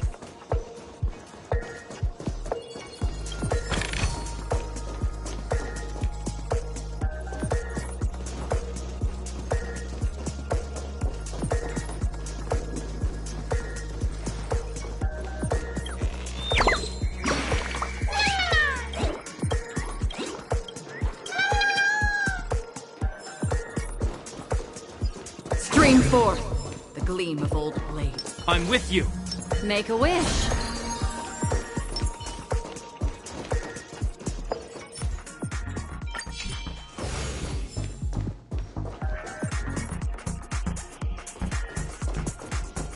Congratulations to our two Dream Chasers for establishing yourselves as budding stars in Penacony. However, now you face a competitor selling at low prices, pushing you to the brink of bankruptcy. No matter how lengthy the battle, you always persevere. Topple this powerful opponent, and the tides will turn, paving a way to success.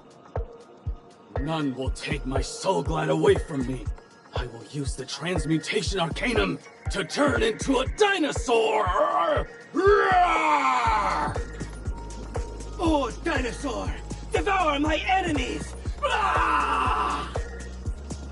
Grab a bottle of soul glad and make your dreams a blast! Ah!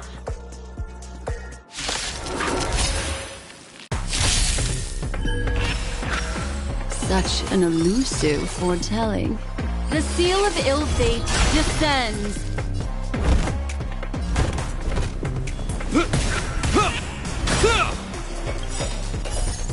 I weep for the departed.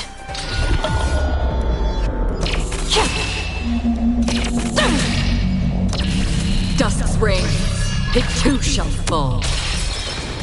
You've arrived, huh?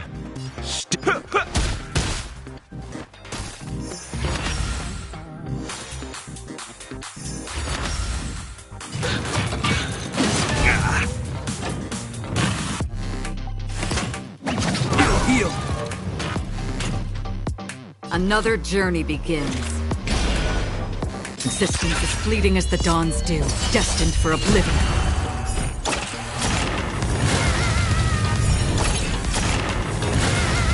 The threads of destiny aren't chosen.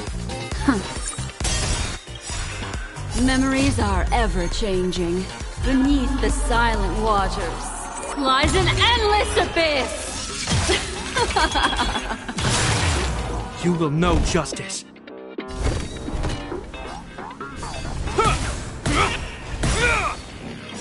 In the name of Landau, years of cold hardens the will. We shall never fall! So, in the mood for another beating?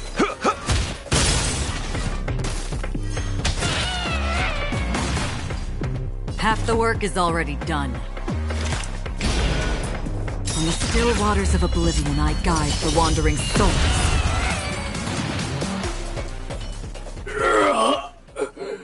The body withers, but the soul-glad name shall not. Ah!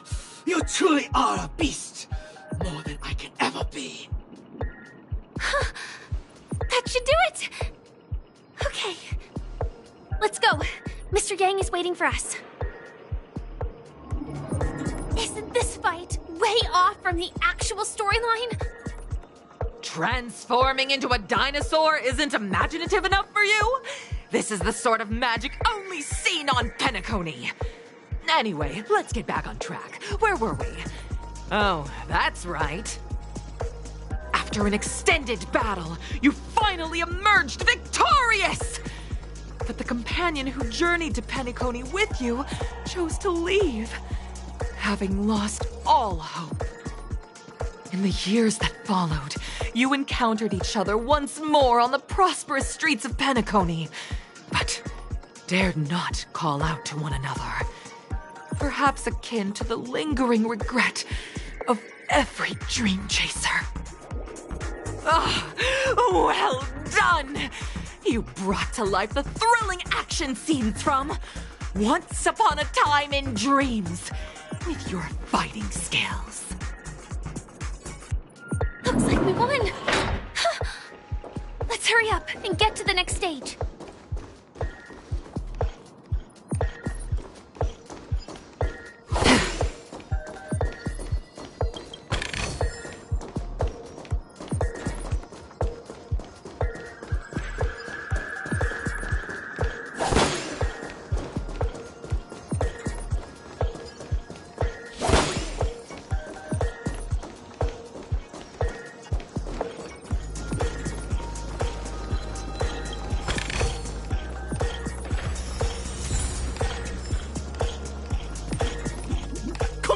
to both of you for clearing the stage, but more importantly, are you having fun?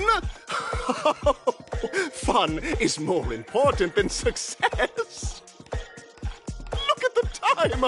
You finished much faster than that red-haired contestant did. That red-haired contestant. Who is that exactly?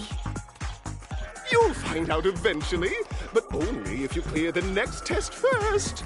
Welcome to the second stage of the 33rd Scorched Sand Festival in the 20th season, sponsored by Soul Glad Enterprises.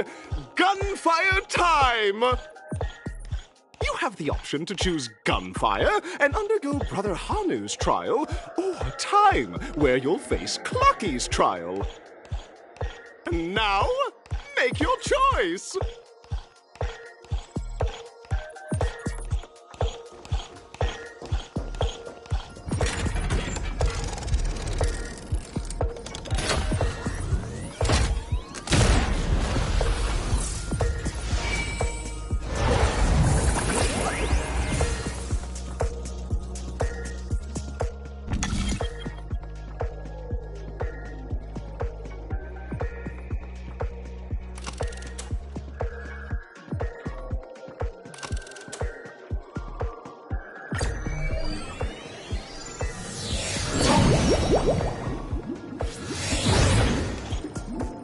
Friends, welcome to the wonderful world created by the Watchmaker.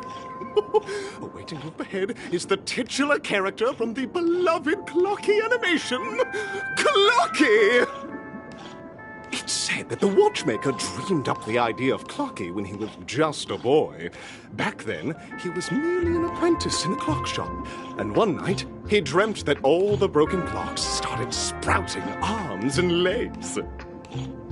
Like a skilled pilot, he steered them towards the right path. As a classic figure who grew up with many, Clocky truly shaped a generation, solidifying the Watchmaker's pivotal role in popular culture. Contestants, may you have a wonderful time with Clocky. The trial of time.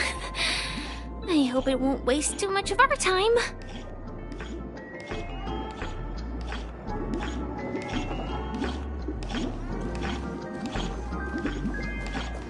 Stream forth the gleam of old blades.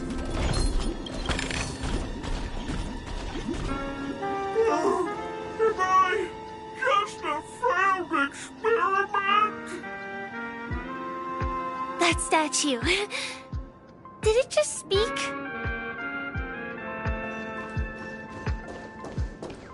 Am I just a failed experiment?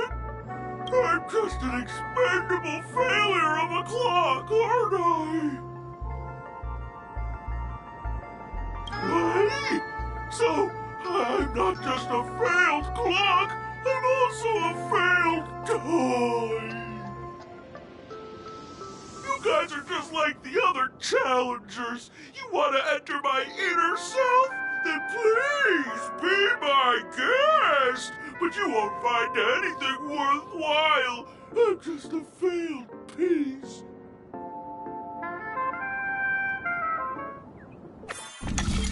See? I'm just empty inside. Tick-tock! It's time for me to make an appearance!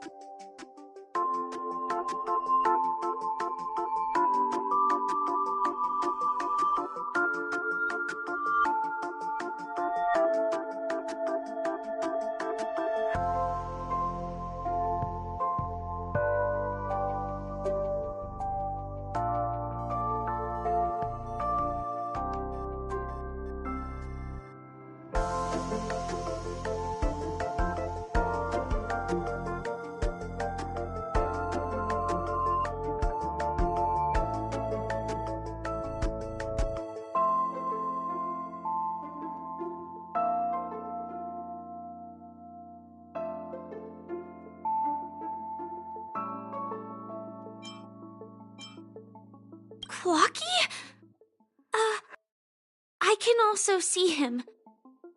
Is this character part of the show? In Dreamville, Clocky is everywhere and can do anything! Like, right now! I could solve this problem with your big ticker pal, Tick-Tock! I can't believe it's actually Clocky! Why would you come and visit a failure of a clock like me for no reason? You see, we're all clocks. We're family. I want to help you be happy! Tell your pal Clocky what's troubling you. I came across a startling revelation yesterday. Apparently, Dreamscape Ticker isn't the same as Clocky at all. It's just a discarded prototype from Clocky's early development. Please, just leave me be, Clocky. I just don't know how to face you, because I'm just a failure. Oh dear. Seeing it like this is utterly heart-wrenching. But fear not. We're here to help it rediscover the missing parts of its inner self and guide it out of despair.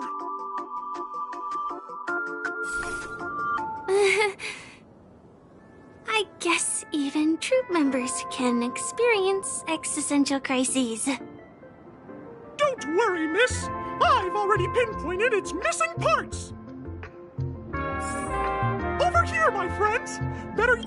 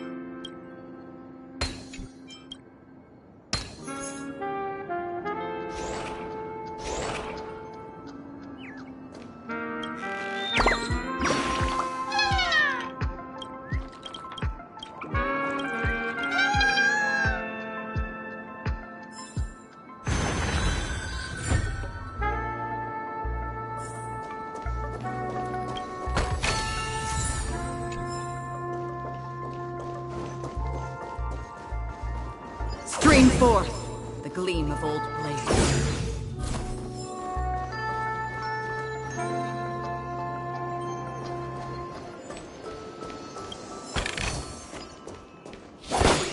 This must be one of the missing parts that Big Ticker needs.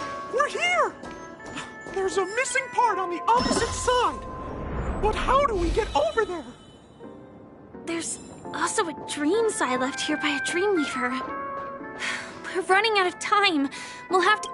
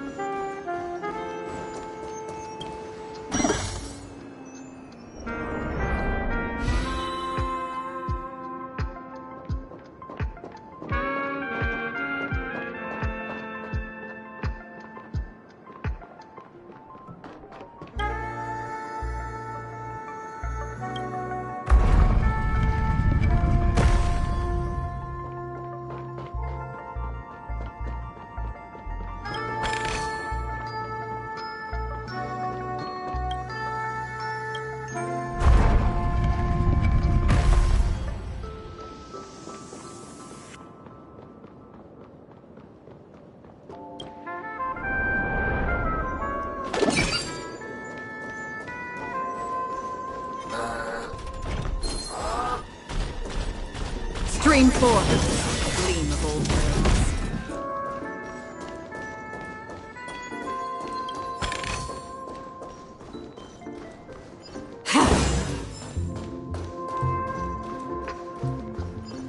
blades. Stream forth, the gleam of old blades.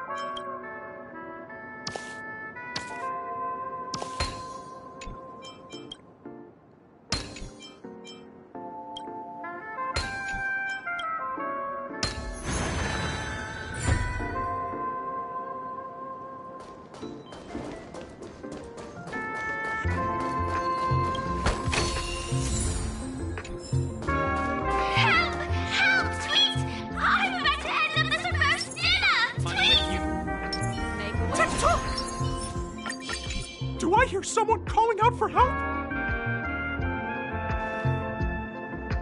Tweet! Help, help, help! Tweet! This fella's body is boiling hot! Tweet!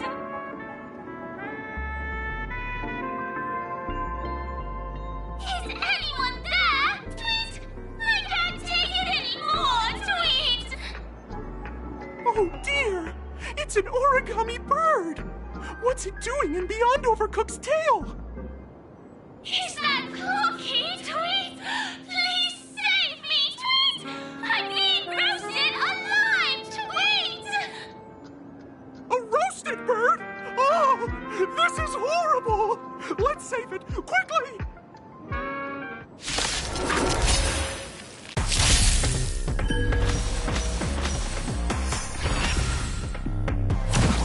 Is that all?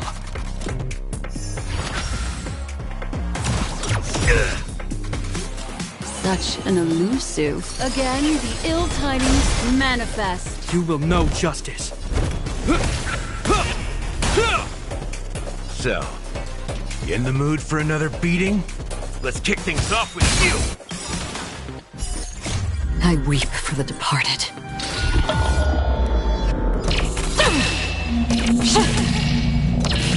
Dusk's reign, it too shall fall.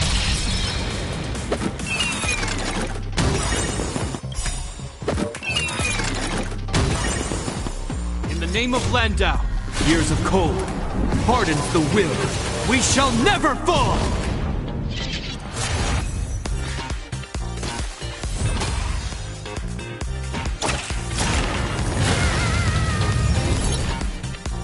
Existence as fleeting as the dawn's dew, destined for oblivion.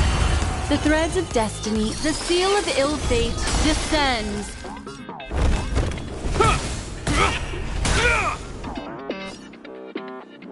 Life's like a good brew, my friends. Indulge yourselves.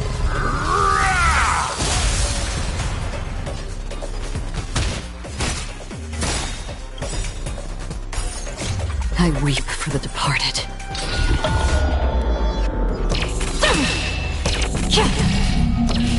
Dusk's reign, it too shall fall.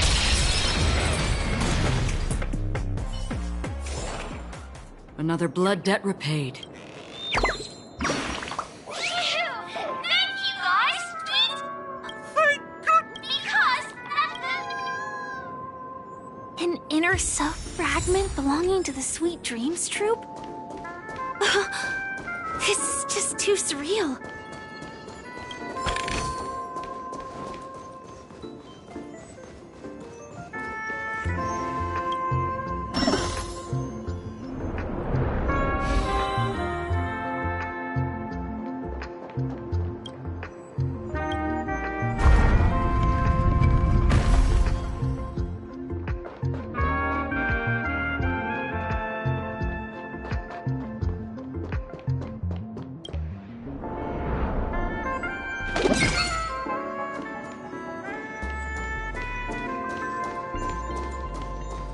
Stream forth the gleam of old blades.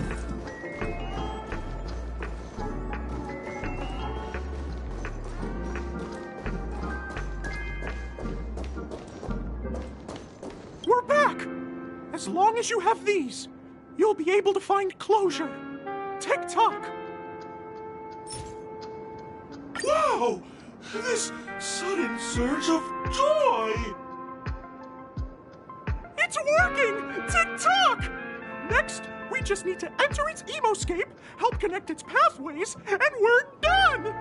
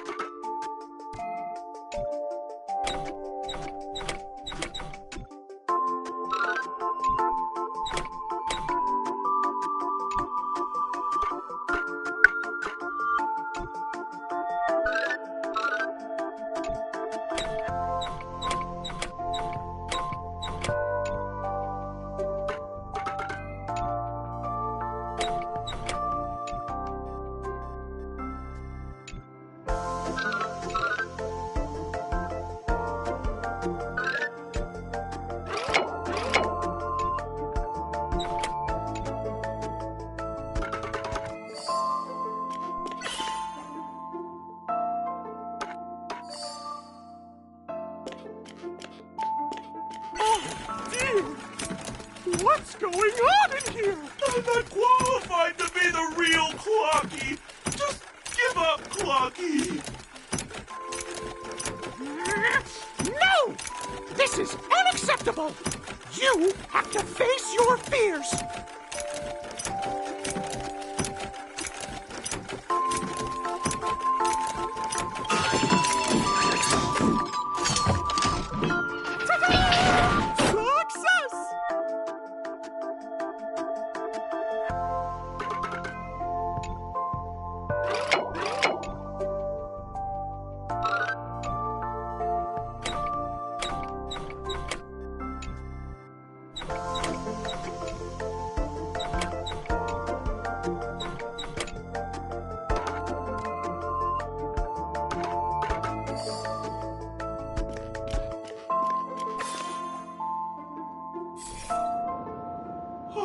Thank you, Clocky. If not for you, I'd never be able to connect with people like this. You helped me find myself again.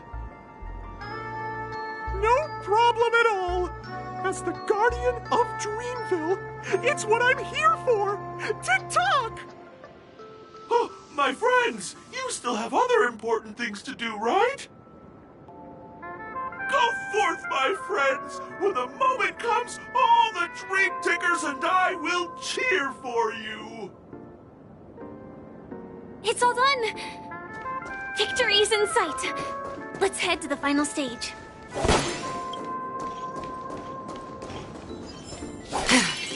I'm with you. Make a wish. Stream forth the gleam of old blades.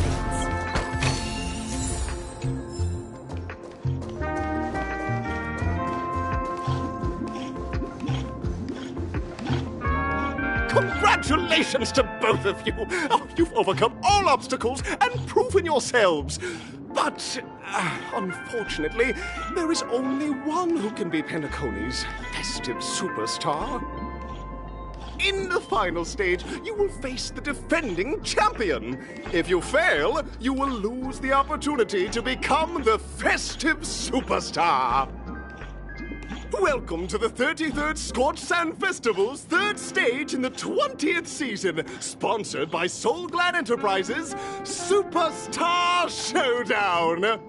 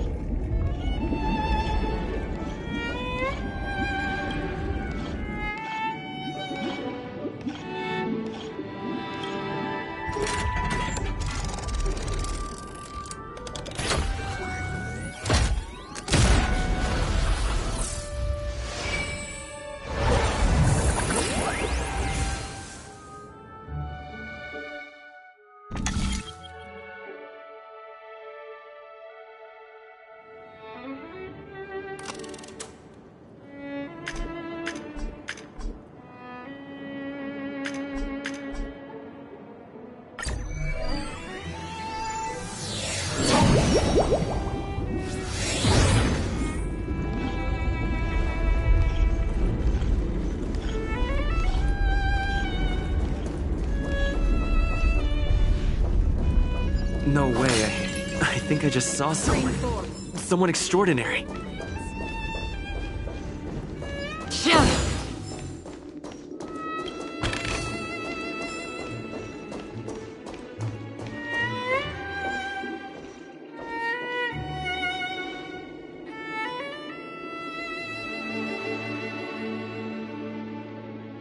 Are you a knight of beauty?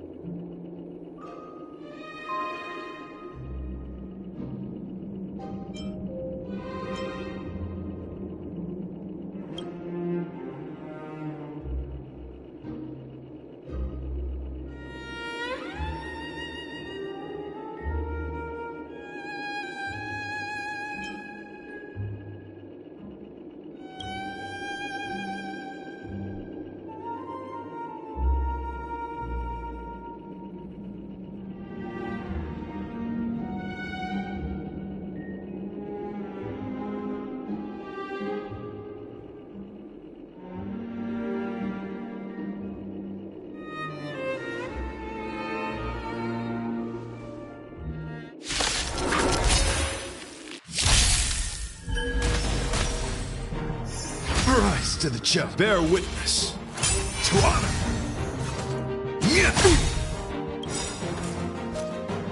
Memories are ever-changing. Beneath the silent waters lies an endless abyss!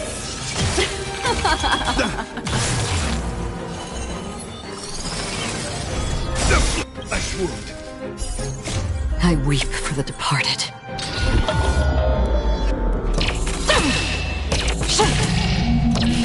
Dusk's reign, it too shall fall.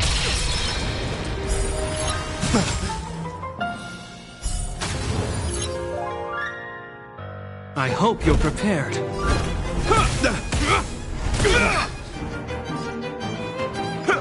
Rise to the challenge. Did you come here of your own volition? Or was it with existence as fleeting as the dawn's dew, destined for oblivion? Pledge thy loyalty. Retribution will My find gallant friend. Put forth all Is your that might. all? What would you like to know this time? In the name of Landau, years of cold hardens the will. We shall never fall!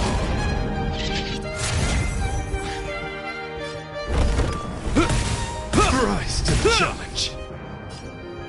Let's kick things off with you. Nice like a good brew. Full, my friends. Indulge yourself.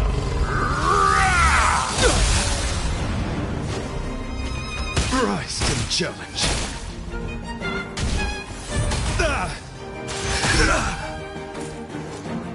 Confess. I weep for the departed.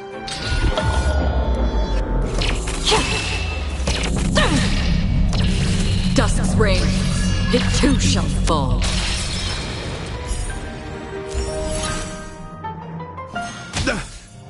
Behold, this symbol of pure beauty. You are fighting a gentleman. Another journey begins. From the still waters of oblivion, I guide the wandering soul. The flesh wound.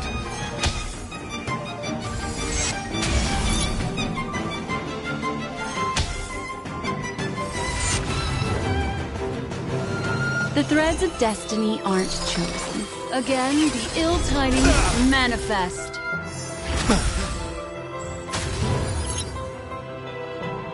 Pledge thine loyalty. It'll heal. My gallant friend, put forth all of my confidence. Memories are ever changed. Beneath the silent waters lies an endless abyss. Rise to the challenge. You will know justice.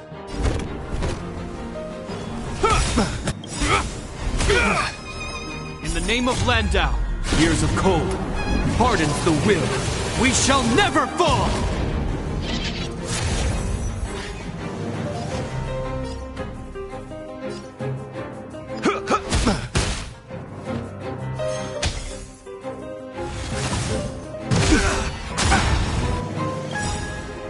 Nice like a good brew, full-bodied and sweet. My friends, indulge yourself.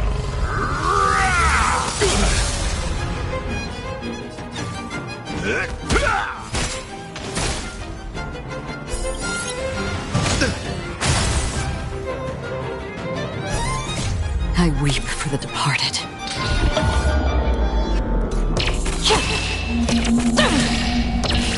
Dusk's reign, it too shall fall.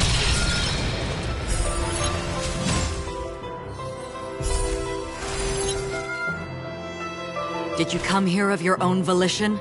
Existence as fleeting as the dawn's dew, destined for oblivion.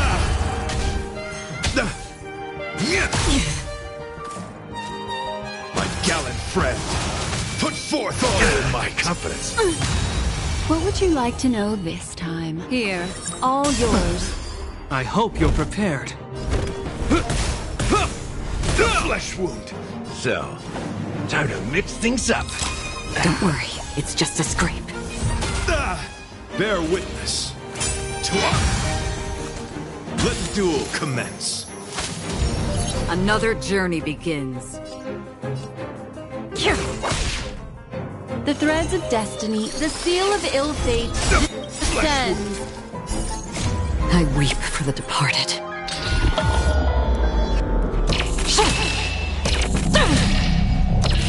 Dusk's reign, it too shall fall.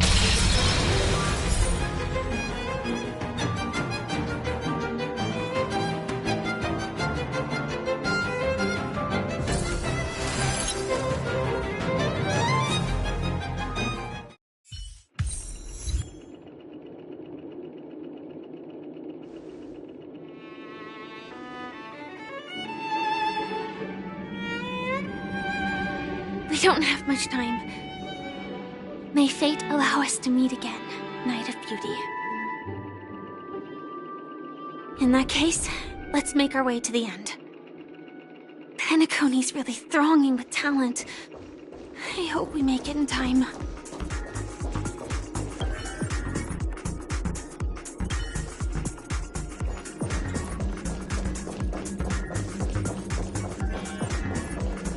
Stream forth. gleam of old blood.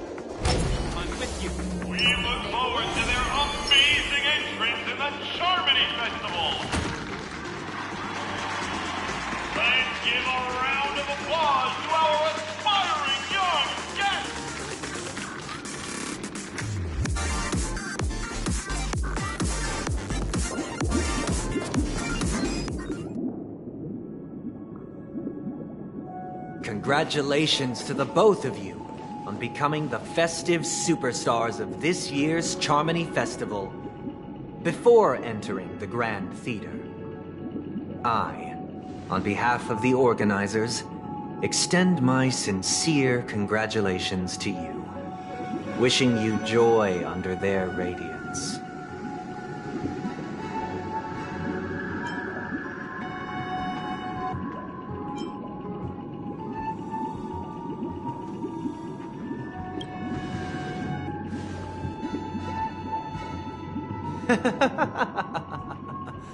Your endeavors are worthy of extra recognition, and I've taken steps to ensure that.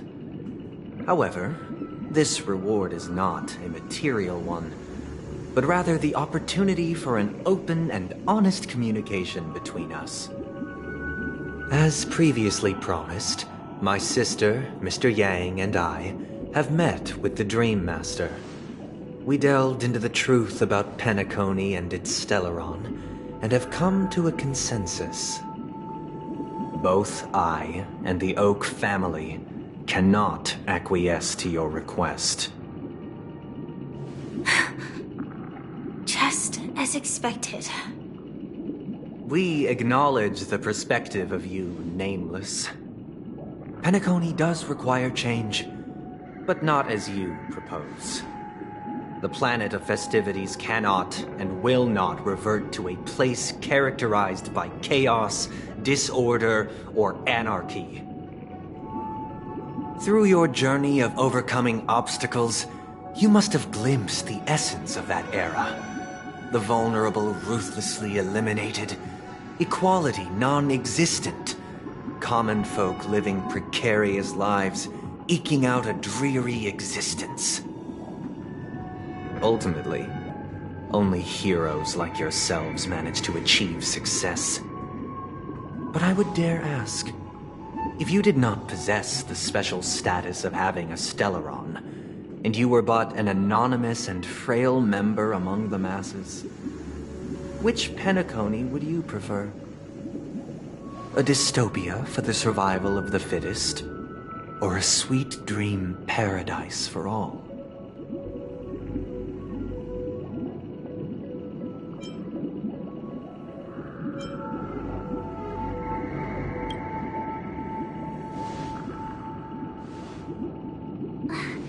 That's not the point!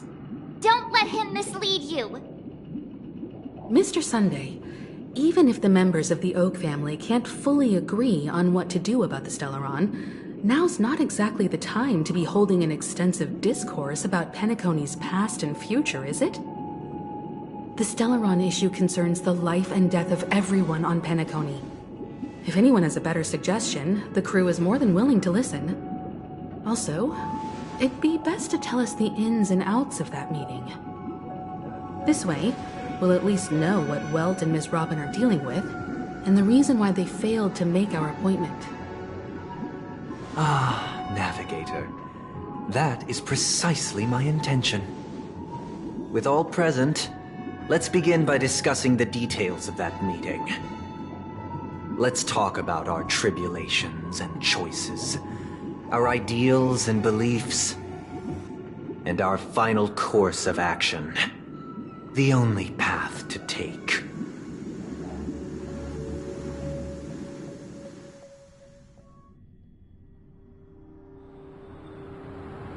You mean to say that for the longest time, there have been scoundrels who would use the Charmity Festival that I have bequeathed to the masses as a tool to realize their ambition? Indeed, Dream Master. Once the Charmony Festival begins, the Stellaron's powers, along with the song, will be broadcast across the entire planet of Penacony. And then everyone in their dreams will be unable to awaken. This is indeed surprising to me. The dreamscape is maintained by the collective effort of the 5 families. If someone were to use the Charmony Festival to recklessly disseminate the power of the Stellaron, this individual must hold a position of great authority. Do you have any suspects? I'd like to ask, did you really not know of the Stellaron's existence? I would have never thought that this Nameless would point the spear at me. Quite astonishing indeed. If I have offended, the Astral Express extends its sincere apologies. But the current circumstances are dire and leave no room for meticulous inquiry. We're doing this out of concern for the Dreamscape's safety. So, if you could, please alleviate our concerns. Dream Master, it's just to prove that the Charmony Festival has nothing to do with the Stellaron. If we're being overly cautious, I will return to the stage to offer tribute in song, just per the arrangement.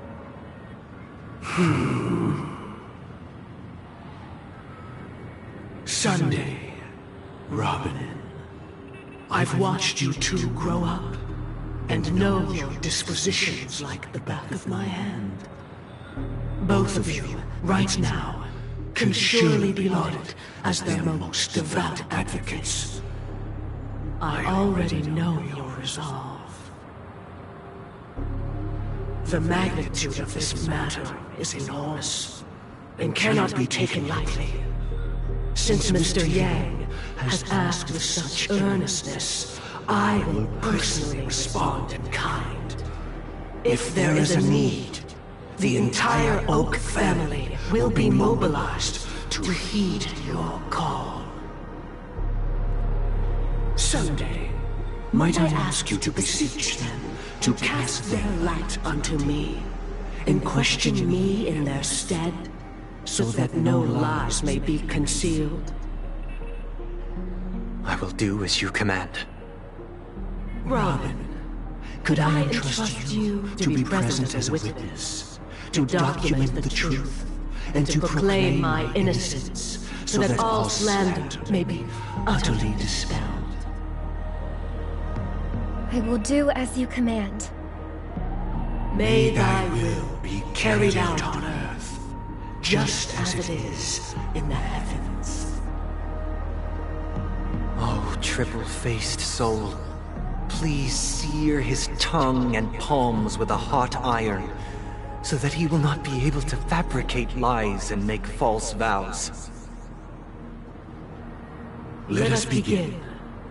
There is nothing else to prepare. Understood. Question. Have you devoted your life to your god, never worshipping other gods? Naturally. Do you love your god as you do yourself, always heeding their admonishments? Naturally.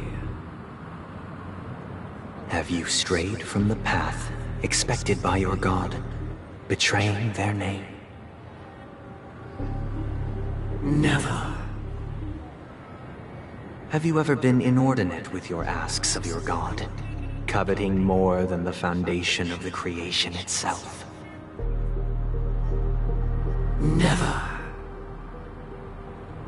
Then, a final question. Do you swear to fulfill all vows, past, present, and future? With the Eon as my witness, if I do not deliver on my words, or if I renege on my vows, may I be cursed in accordance with divine law. They have seen your faith, and have endorsed your faith. With this, it can be evidenced... Just a moment. What is it, Mr. Yang? I have another question I hope to have answered. To my understanding, the family's harmony and prosperity have never relied on so-called divine laws. The god you both mentioned, are they truly Xipe? Mr. Yang should know that those belonging to the family toil together as if they were kin, embracing solidarity and unity under their light. All duplicity is laid bare before the harmony. Such a delicate and complex symphony. Which other god could perfectly harmonize this, if not for the Great One, Xipe? Perfectly harmonize. Therein lies the problem. It isn't an outsider lurking in the shadows who changed the harmony, but a dissonance that has surreptitiously emerged from within this very symphony itself. In the distant past, there existed an Eon. With one flick of the wrist, they crafted the laws of the cosmos. Their followers formed the Beyond the Sky Choir, spreading solemn and reverent hymns throughout the universe. Later, they fell. The route traversed by this Eon clashed with the harmony, ultimately being absorbed and fused into it. The chorus that once reverberated across worlds fell silent, and when it echoed anew, it was transformed into the hymn of harmony. Though an Eon may perish, paths with no masters still linger. In the all-forgiving harmony, echoes of bygone dissonance may subtly arise. Mr. Yang, being overly astute can be a detriment, especially when you find yourself alone and without allies. So this is how it is. For the sake of our grand cause, Sunday, please afford these two an opportunity to rest. What?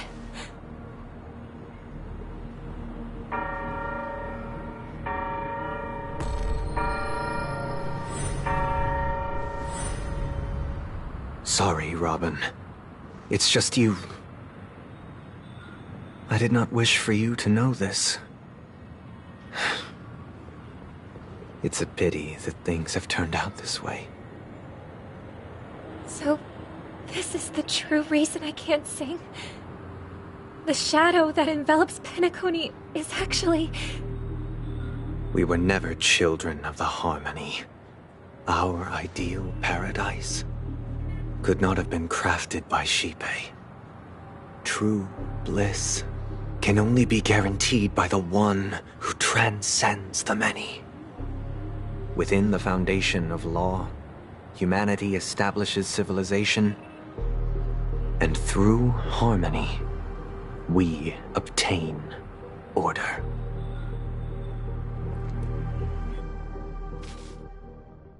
Unbelievable. To think that there would be remnants of the Order on Penacony. What have you done with Mr. Yang and Miss Robin? Don't worry. I just gave them some time alone to ponder their fates. You should know that these actions make you an enemy of the Astral Express. Should we need to stand against the Nameless, it would only be myself and the Oak family involved. But we haven't reached that point yet, have we? Your efforts for the justice of Penacony are evident to everyone, and have been widely observed.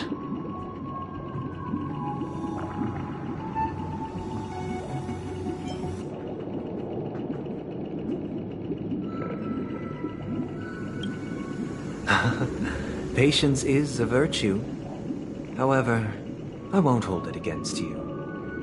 On the contrary, I'm here to make my intentions clear. If it is the Order that drove you to imprison Welt and Robin, and you're using them to coerce our compliance, then there'll be no point in entertaining any type of discussion. You're mistaken, Miss Himiko. They are in very safe hands, and just as the family has always proclaimed, no one can be harmed in the dreamscape, least of all in the beautiful new world belonging to the Order. Penacony and the entire universe have witnessed far too much innocent bloodshed. The strong wield their blades against the weak, and the victors push the vanquished to the brink of life. Natural selection. The world abides by this principle, establishing the well-being of humanity atop the corpses of the downtrodden. Only we, or rather, I, possess the power to put an end to this farce. So you've decided to resurrect a dead Eon? No one's ever done such a thing. If Miss Himiko is interested, let's draw back the veil and speak candidly. I've always firmly believed that people can understand one another through peaceful means. I'm willing to divulge the unembellished truth as to the intentions of the Order's Pathstriders, so that you will make better judgment for the Astral Express, for Penacony, and for this stretch of the universe. Words can hardly do justice to the beauty of that ideal. So, come with me, everyone. Let us retrace our steps and see once again where this road leads. Huh? Where'd he go? Welcome. This isn't any location in Penacony's dreamscape. It's my inner world. The reason the scenery before you remains unchanged is because your consciousness has drawn on similar concepts to fill in the gaps.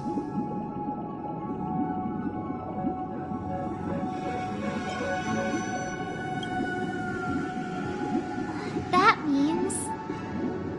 Did you do the same to Welt? It's a tuning process, stronger in effect and more draining on the mind. The gray-haired guest has experienced it before, so he should understand what it entails. Tuning allows you to intuitively grasp my feelings, which also means that I cannot hide anything from you. Now, everyone, please look at the huge screen. The road we once took begins here. From this point on, you will witness the numerous decisions I've faced. I've selected a portion of these to share with you.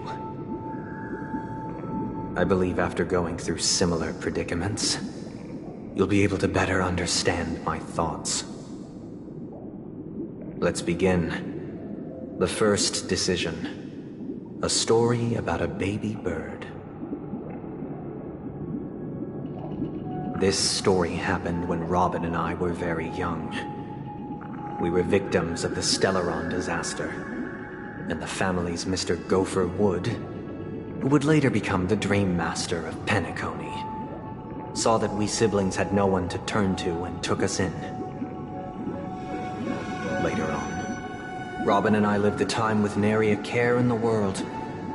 One day, after dinner, while my younger sister and I were lounging about in Mr. Gopher Wood's yard, we spotted a fledgling Charmony dove all on its own.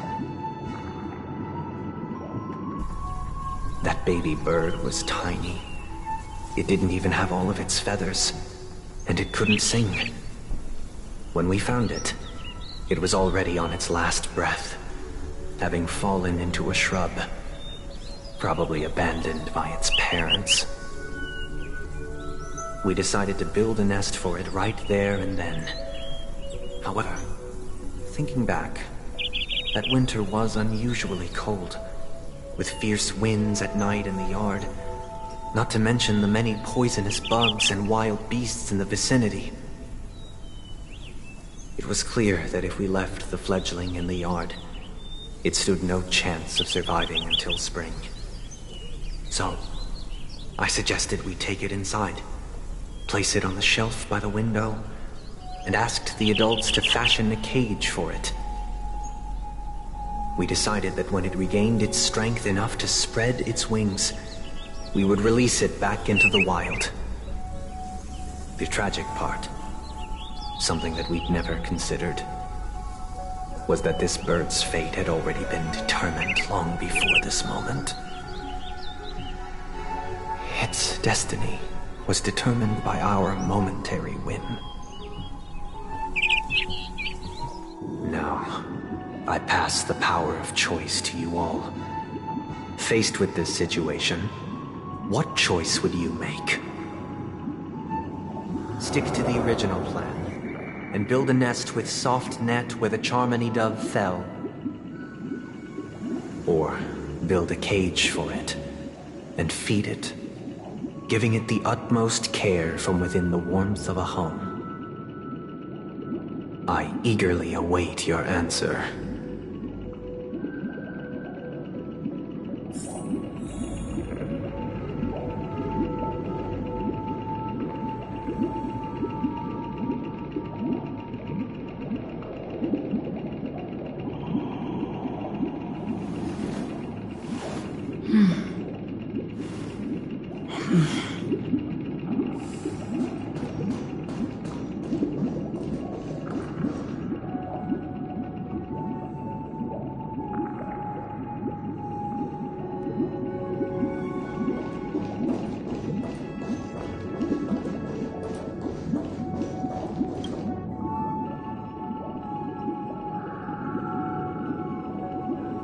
Interesting.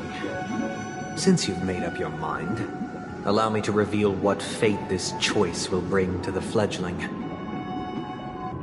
From what I've observed, there are at least 3 predators in that yard that prey on small birds. The Vossicle scorpion, Asdana wolverine, and the Huntington winged snake. Even if they shy away from humans, these animals are still near apex predators in a fenced location like a yard. In such a location, only one fate awaits that little Charmony dove. A painful death. As for the choice you made, I am deeply sorry. Now, let us advance to the second decision. This time, it's the story of a dream chaser. This story happened when I was appointed as Bronze Melodia, a position exclusive to the Oak family, charged with listening to the problems and vexations of Dreamscape residents, and providing them with the relevant guidance. It was during that period that I had the opportunity to hear voices from all corners of the Dreamscape. Joy, sorrow, arrogance, regret. The complex tapestry of human nature that formed the world. And I was fortunate to catch a glimpse of it.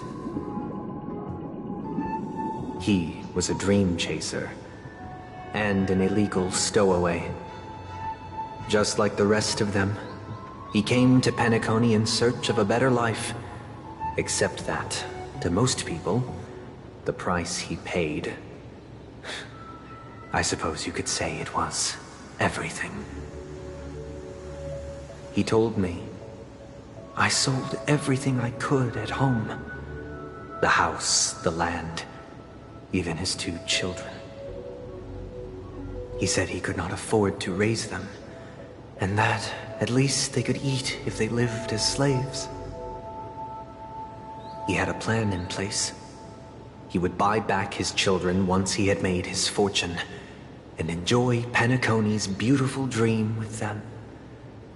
Alas, his plan to smuggle himself was somewhat clumsy, and he was sniffed out by those pig-headed hounds. After hearing the Dream Chaser's story, I immediately appealed to the Bloodhound family to cease their pursuit. That way, at least he could live peacefully. But I was still too naive to the ways of the world. I did not anticipate that what I thought was a kind gesture would later lead to dire consequences. I'll tell you the outcome soon. For now, I'd like you all to make a choice. Will you do as I did, and try to convince the Bloodhound family to stop their pursuit, so that the Dream Chaser may live peacefully and realize his wishes? Or will you remain silent, leaving him to languish while the hounds are hot on his heels, until his inevitable judgment arrives? I look forward to everyone's decisions. Who knows? Perhaps they might even alter the outcome of this tragedy.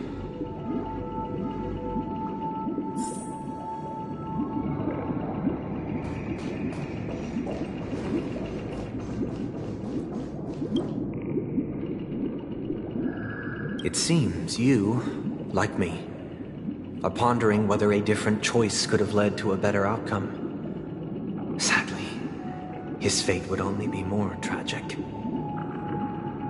Say he never gets caught. He would only die from delirium. The methods with which illegal stowaways enter dreams are unorthodox, not flawless like the hotels. Living in the dreamscape would be a mere pipe dream. Should he be apprehended, could the hounds afford to turn a blind eye? The answer is a definitive no. They couldn't bear the resulting consequences, and thus wouldn't dare extend a helping hand. As to your choice, I once again offer my heartfelt apologies. Next comes the third and final decision. And the story this time is my own. This story happened the day I was appointed the Oak family head. At that time, Mr. Gopherwood was the current Dream Master, and as per his wish, we had a private conversation. What surprised me was that the Dream Master had only come to deliver a letter to me. He let me read its contents, and it was a letter from my sister. The letter contained the usual pleasantries, anecdotes from her travels, nothing out of the ordinary. Just as I started wondering how this letter related to our discussion, the Dream Master began to speak. Do you know who wrote this letter? My sister, of course. But why would you personally visit me to hand me a letter from my sister containing mere trivialities? To help you grasp the full scope of this issue. Do you know where Robin is at this moment? From what the letter indicates, she must be in Caspelina 8, correct? She's touring there right now. Correct. Has she mentioned anything about a stray bullet? A stray bullet? What? A war has broken out on that planet. It is because of this very reason that Robin chose this destination. To spread the word of the Harmony. and to save the lives of that planet. She personally made for the front lines. She hoped to ease the people's suffering with song, and was willing to brave mortal danger to deliver the IPC's medical supplies. Unfortunately, stray bullets show no such compassion. Is she all right? If the operation was successful, she should probably be recovering in the field hospital. By the eon above, the bullet struck her neck directly, yet possibly as a reward for her consistent deeds of harmony. It didn't hit any vital arteries. Once you've attended to your outstanding tasks, it'd be advisable to write her back as soon as possible. Those damned savages! I'll pack my bags right away. My gratitude for bringing this to my attention, Mr. Gopherwood. Now you understand why she always wears such elaborate neck ornaments, don't you? How could this happen? Miss Robin. It's all in the past, so please don't worry. I share this in the meager hope that you will understand the Harmony's limitations and predicament. As grandiose as the strong defending the weak sounds, many times, it is nothing more than wishful thinking. Likewise, I've prepared one last question, one last choice. But rest assured, this choice will not have any grave consequences. Because this is merely a figment of imagination, a nightmare that has haunted me through countless nights. If you ever had the opportunity to make a choice like I did, would you still support Robin's journey on the path of harmony?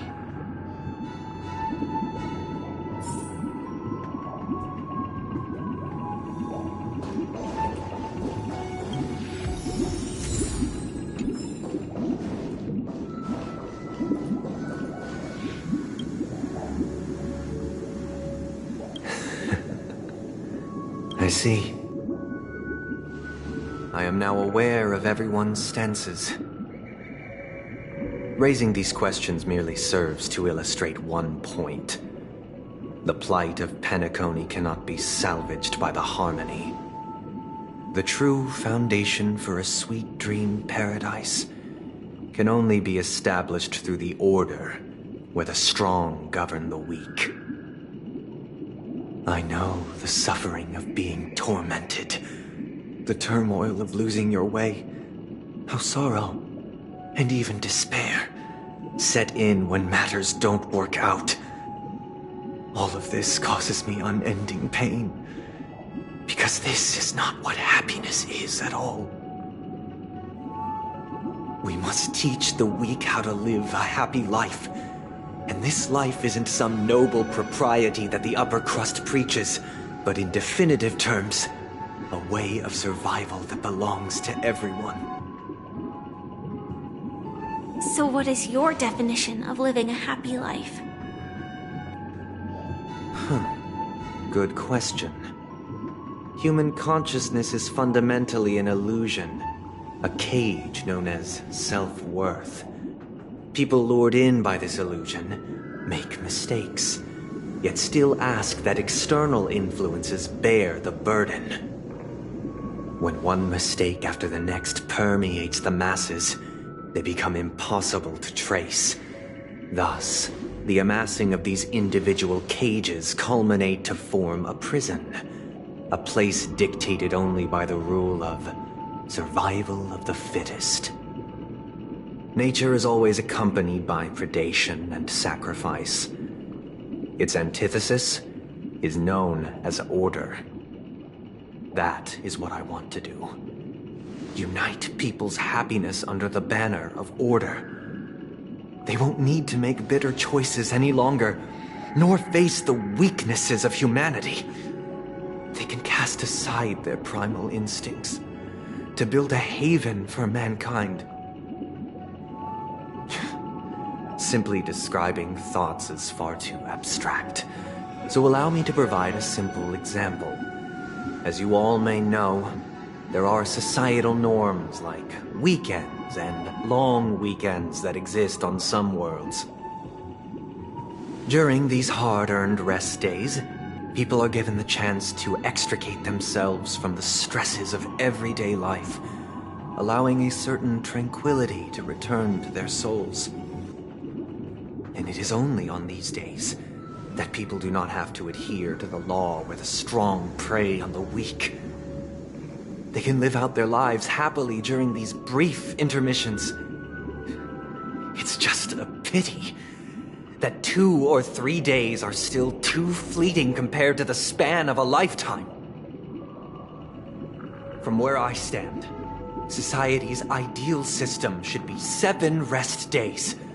Following Sunday, there should ensue a second, a third, and indeed an infinite procession of Sundays. This should be the face of the new world. Idyllic, eternal, peaceful days. And thus, every person can return to their base selves in this utopia. Some gaze in reverence at the stars, pouring their whole beings into calculating the distance between us and the isolated world of Pagana. Meanwhile, some seek refuge in quiet corners, holding one another, unencumbered by the chains of unwelcome obligations.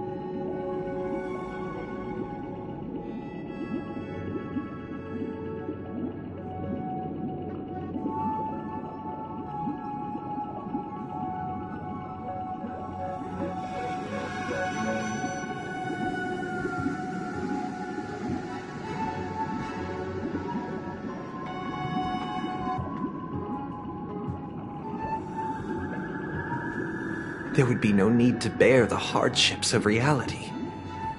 Only in this way can humanity face the inevitable end with the purest of spirit, living a life of dignity. This is what it is to live in bliss.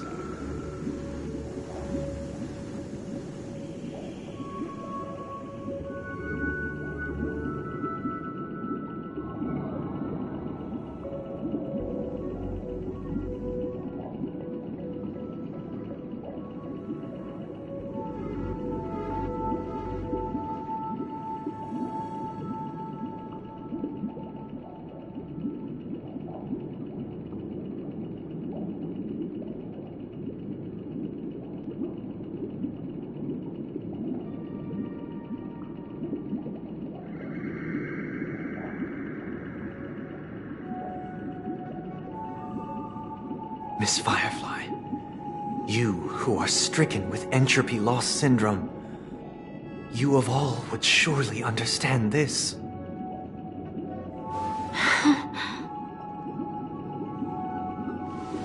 It sounds like a flawless theory.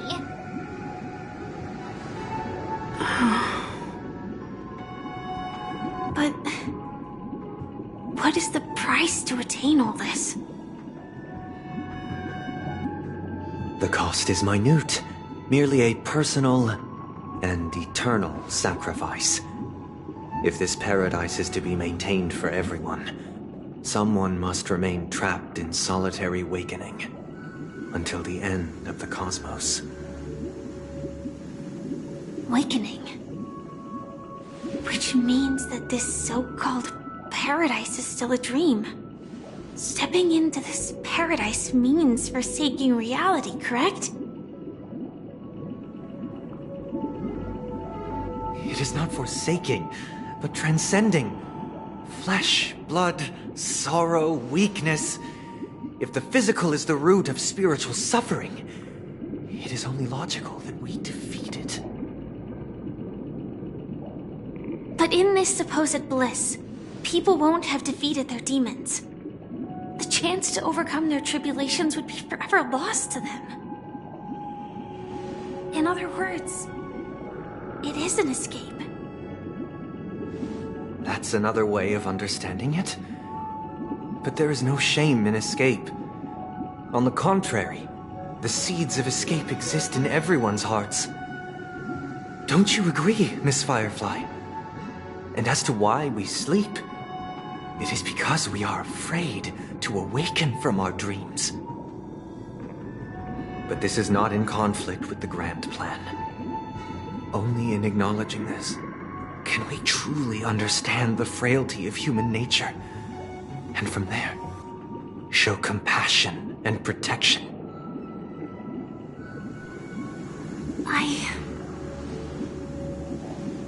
I admit that you are a born leader. Your perspective on humanity brims with pessimism. Yet you express compassion for all, even when your heart pities them. But unlike you, I live for the self. From my perspective, individuals making choices for themselves is their birthright. The want to escape may be innate in the weak. But whether they are weak or not, it is not up to another to decide. Perhaps in your mind, you also view me as weak?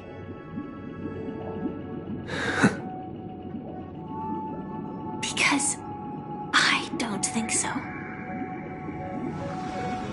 Since Miss Firefly has said her piece, the Astral Express will also naturally give you our answer. We'll leave it to you. Just as Mr. McHale instructed before. Tell him our choice.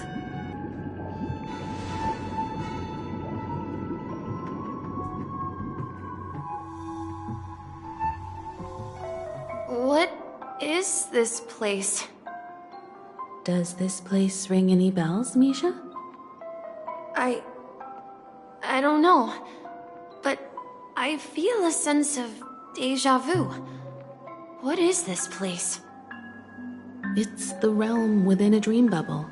This was left to the Astral Express by a nameless, but weirdly, when we entered it, it was completely empty. Dr. Edward from the Dreamscape sales store told me that dreams are formed from memories, and a dream bubble can't take shape if its core is empty. So I thought you might be able to help us in unraveling this mystery, Misha. As a hotel doorman, you know Penacony best among us. I don't know much about dream bubbles, but if you want to figure out what this mansion is, I'll do my best. I'm counting on you then. Himeko, I still don't get it. Why were you so sure that Misha had a connection with this dream bubble? I wasn't sure. It was just a hunch. But since Misha feels familiar with this place, my hunch might be correct.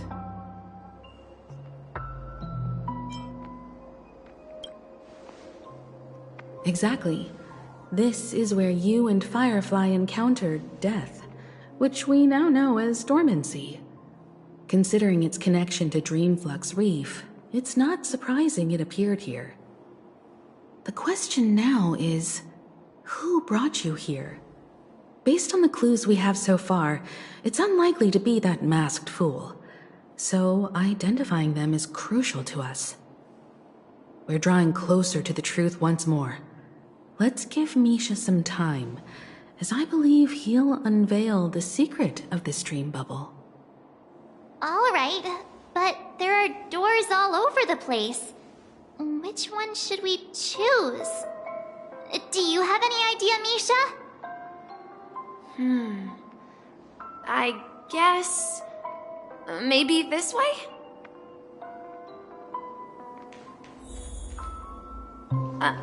I'm not entirely sure, but... let's give it a try. Wait, you managed to choose the right... Weird. This place is quite different from the hotel. But I feel like I've been here before, and even lived here for a while. If I remember correctly, there should be a fireplace down that hallway. Clocky and I used to sit by the fire, listening to the crackling of firewood. And the room on the other side was the toy room. I loved spreading out all the toys from the box on the floor and making up stories for each of them. Hold on. This doesn't make sense. Didn't I grow up in Dreamflux Reef? So, what is this place? This could be a case of amnesia. Don't worry, Misha. It's common for everyone to forget certain aspects of the past. Those memories haven't vanished. They're just lying in the depths of your mind. We can surely get them back. Since this place seems familiar to you, why don't we explore a few more rooms and see if you can recall anything more? Yeah, then let's check out the rooms I just mentioned.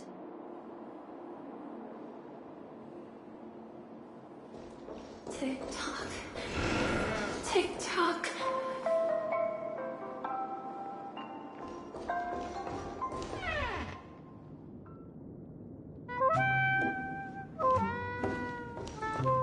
I heard some noises from the room.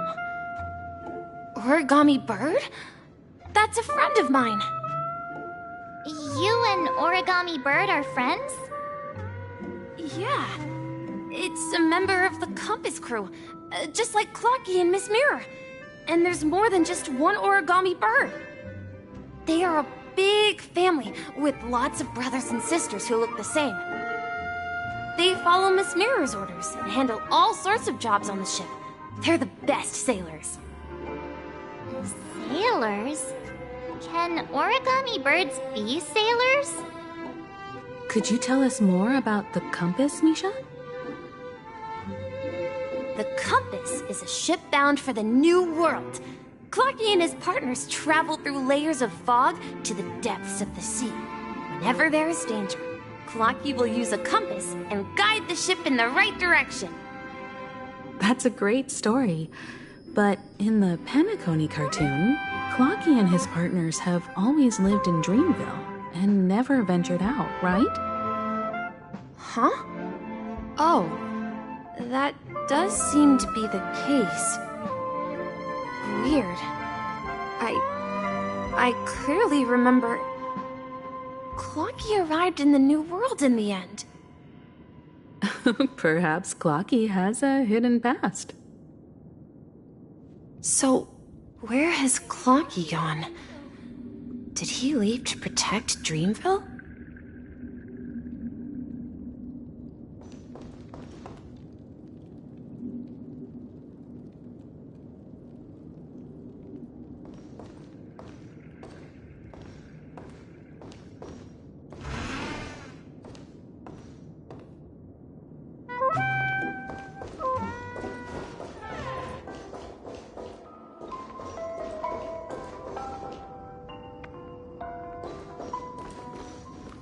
Mikhail, that's the name.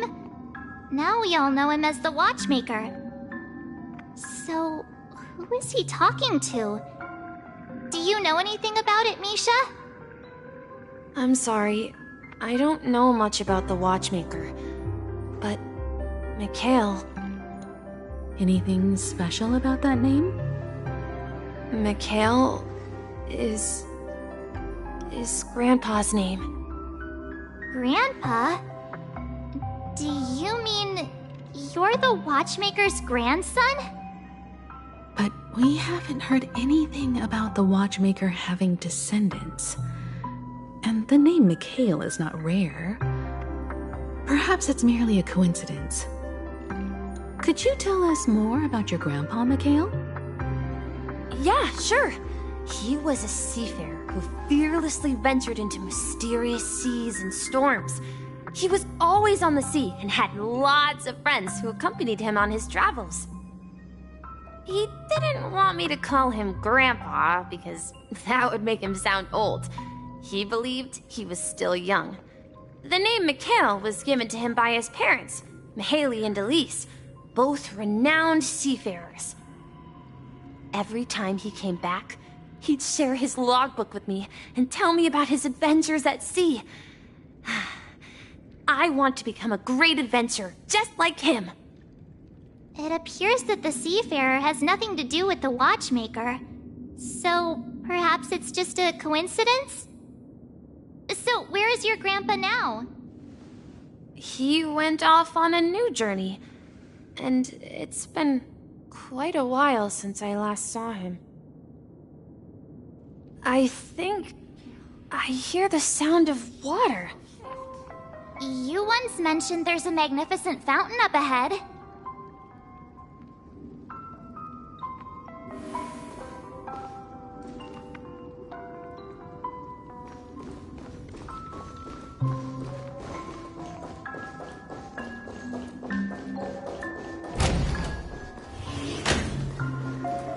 Look, there it is! The water resembles a precious jewel embedded in the dreams of all seafarers.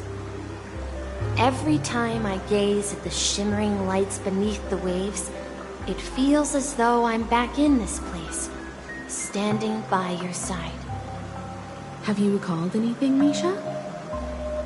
Yeah, I saw these sentences in Grandpa's logbook.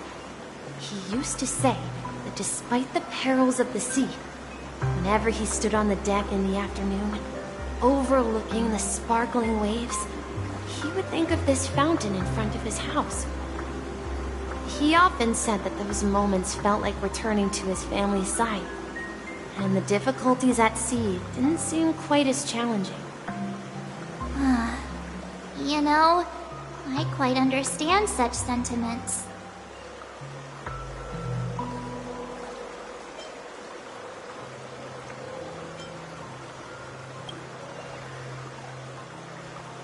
Hey, don't tease! I was just being a bit sentimental. Perhaps every adventurer far from home carries a fountain within their soul. Even though the other side of the sea remains shrouded in the unknown, the fountain in front of his house serves as a compass, leading him back to his cherished ones. Yeah, while Grandpa was at home, we would stand by the fountain and place the compass, a toy boat that I made, into the pool. Back then, I would ask him when I could go on adventures like him, and he would always laugh and say I was still too young. It seems this Mikhail is truly a seafarer and has nothing to do with the Watchmaker. Yeah, based on Misha's recollections, the scenes in the dream bubble appear to be his childhood memories. But this raises more questions. According to Misha, he was clearly born on an oceanic planet and led an ordinary life, with no connection to Penacony at all. Could this be some sort of metaphor? Perhaps the sea refers to the memory zone. I'm sorry. I don't know, but my memories keep pouring out uncontrollably, like water flowing from a fountain. Perhaps I'll remember more things if we go further.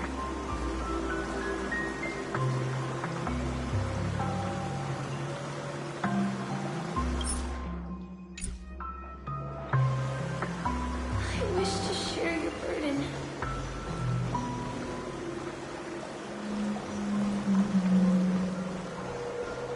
We're going to the opposite side, right? No, we should turn left here.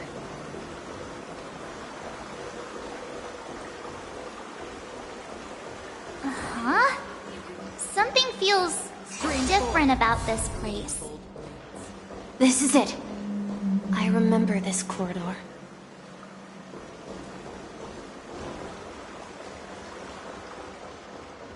I want to go too.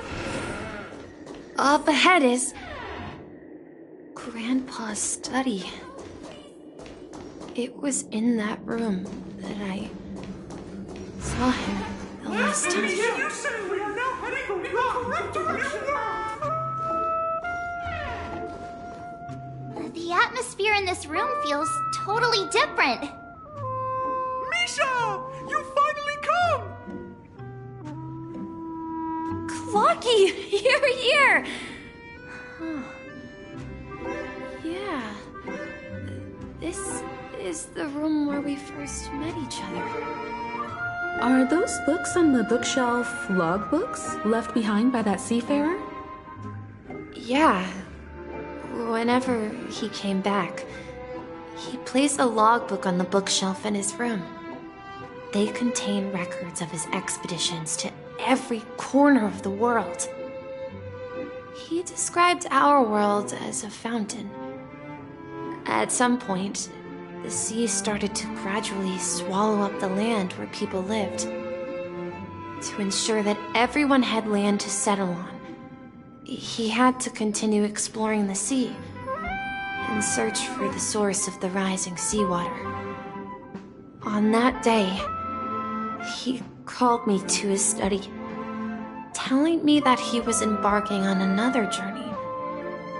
However, I could sense the gravity in his expression. It was the same look I had seen on my father's face before his final voyage. I asked him if I could go with him, but he said that my adventure lay elsewhere and told me to stay home and patiently await a certain sound at the door. What sound? He told me about a vast ocean in the sky. An ocean of stars. He spoke of a train that transports children with a desire to venture far away, traversing the sea of stars without ever stopping. He said that he knew the crew on the train, and that he had asked them to take me along.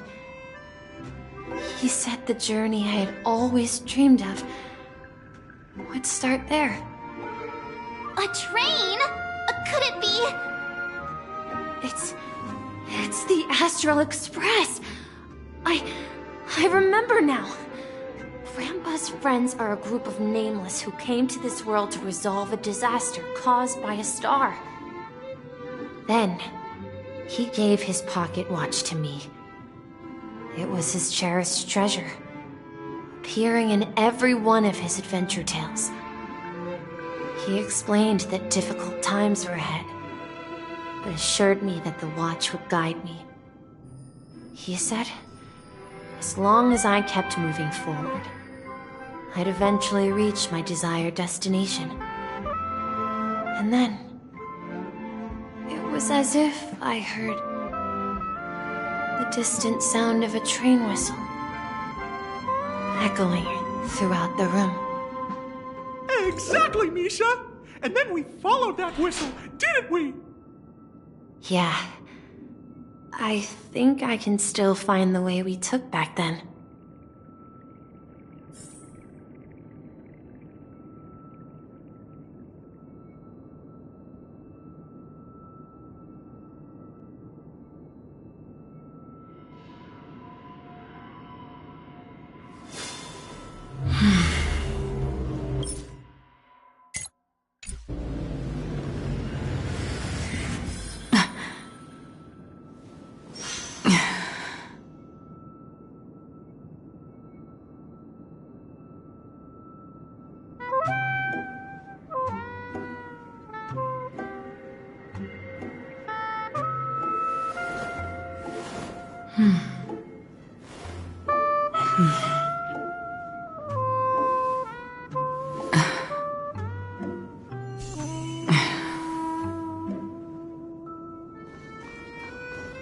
This is the dream jigsaw, right? So we're supposed to find the exit.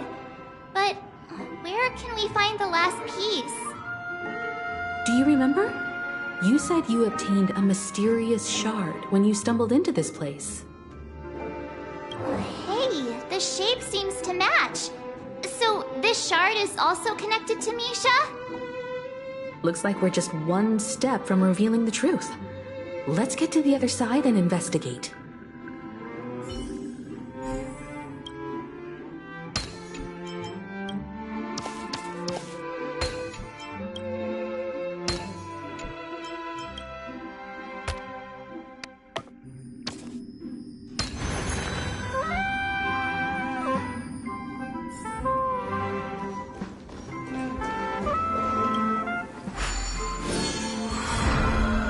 This is it.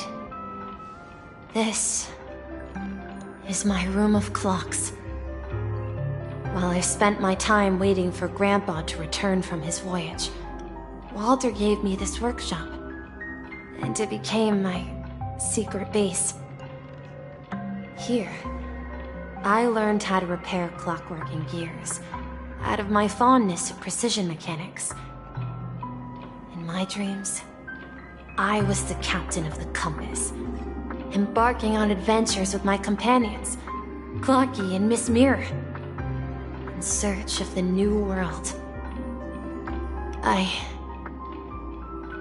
was born and raised here. So, this building in the dream bubble is your childhood home?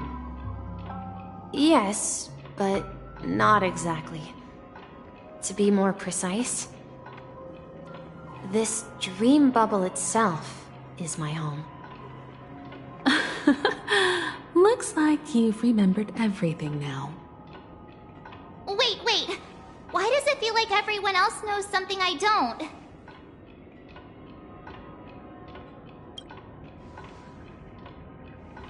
March, do you remember when he mentioned a clocky that only he could see? Yeah, the little guy here, right?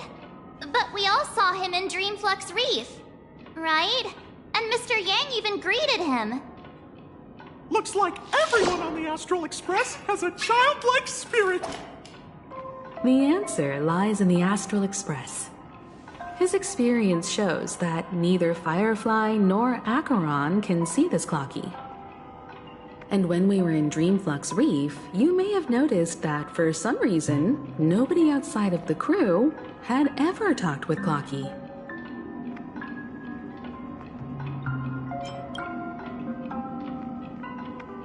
A mimetic life that can only be seen by a select few. It's just like a hidden message, left by someone for the nameless. But Misha can see Clocky too, right? They even grew up together. But Misha hasn't started the way of the Trailblaze yet.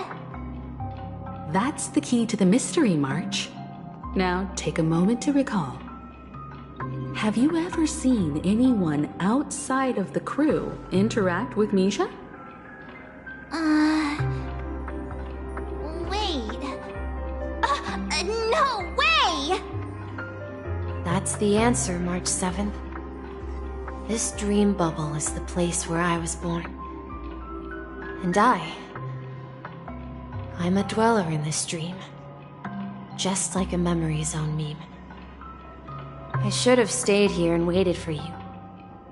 But when reality and memories merged, I unconsciously pushed open that door and left the bubble with Clocky.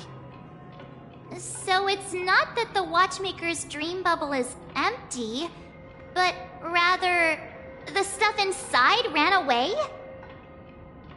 And the whistle you heard was the sound of the Express arriving at Penacony? That's one way to see it, but I believe there's a longer story behind all this. It's best for Misha himself to explain all the details. How about we start with your name? Now, should we call you Misha, or... thank you all for helping me rediscover my true self. Now, please allow me to reintroduce myself.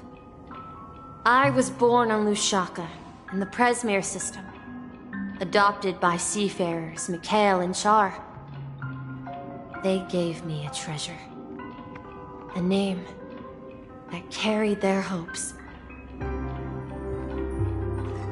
Mikhail Char Legwork, or simply Misha. If you prefer, you can call me by a more familiar name, the Watchmaker. So, you're the Watchmaker himself? Unfortunately, that legendary figure is no more.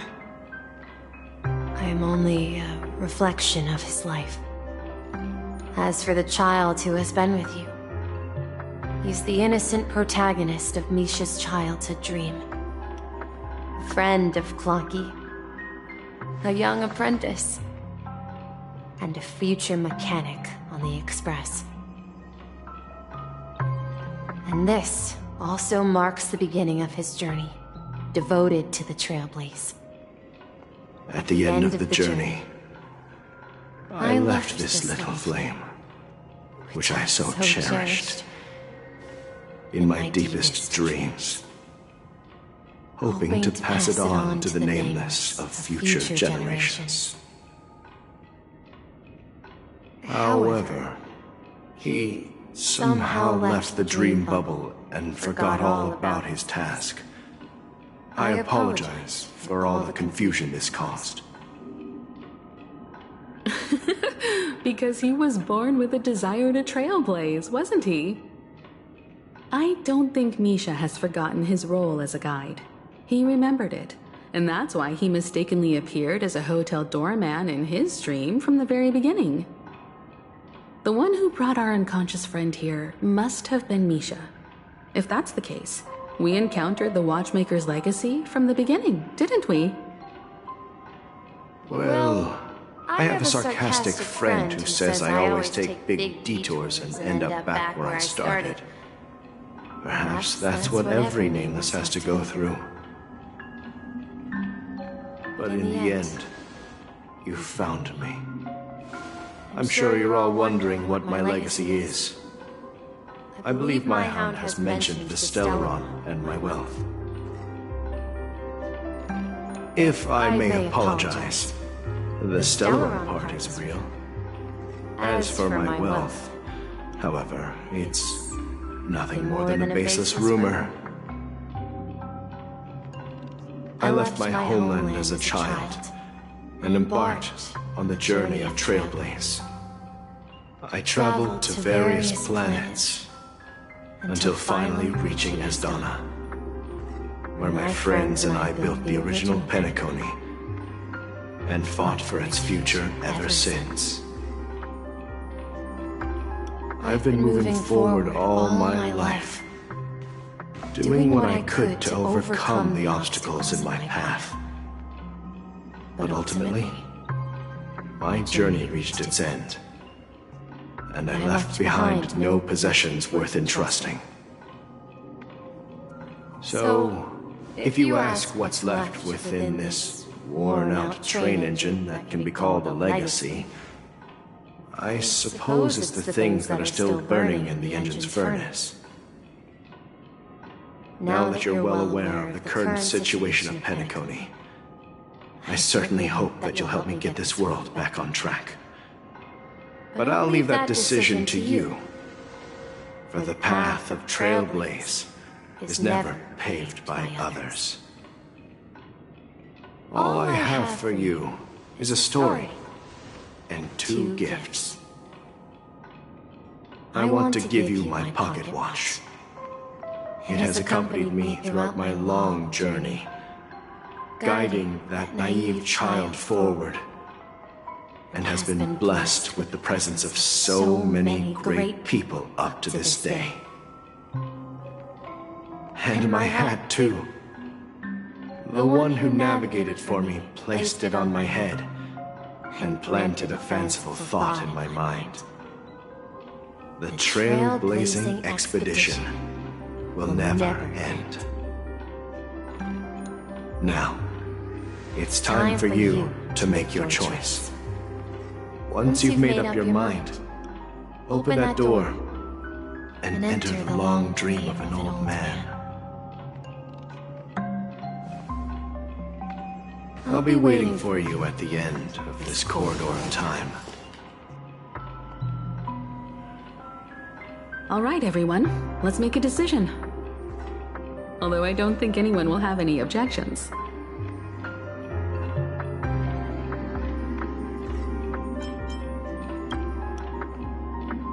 Oh, come on. Stop joking at a moment like this. We've come this far. Surely there's no other option than moving forward. In that case, the vote stands at 2-1. Then let's proceed together to the end of this stream and tell Mikhail our decision.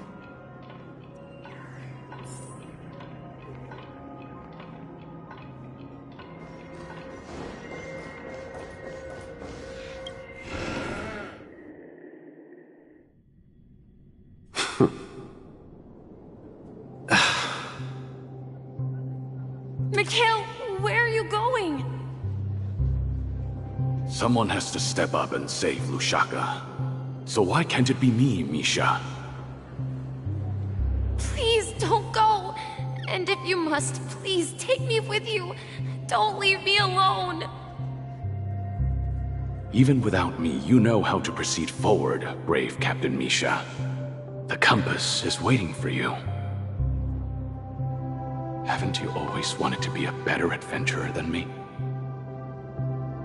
Now go, board that train and start your journey. Where are you going, Mikhail? I'm going to clean the floor in the parlor car. I've promised the conductor. Wait, first tell me, did you fix this watch?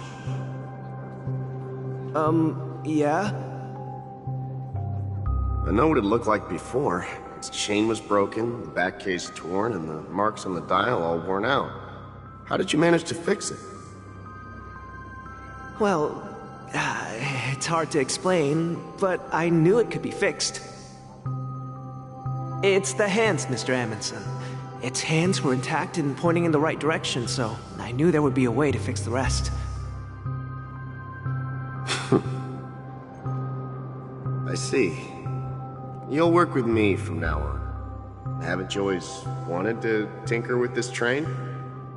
You're its mechanic now. As for the conductor, I'll do the talking. But I only know how to fix watches. Don't worry. You've got what it takes. I'll teach you what you need to know. Where are you going, legwork? It's time to head to our next stop.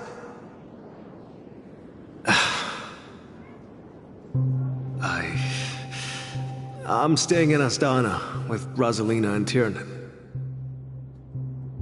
I see. This place reminds you of home. The people of Astana have only achieved a tiny victory and still have a long way to go towards true freedom. Hanunu needs us. Don't worry, not all journeys lead to the stars. Even if I leave the Express, our path of Trailblaze will continue. Yeah. I knew you wouldn't stay on the Express forever. Leave in peace, my friend. And, take this with you. This is Mr. Amundsen's hat. But why? When he departed, he said he would leave it to his best student. Well, I suppose the time has come. Farewell, legwork. Take care of Tiernan and Rosalina. And don't forget to write to us.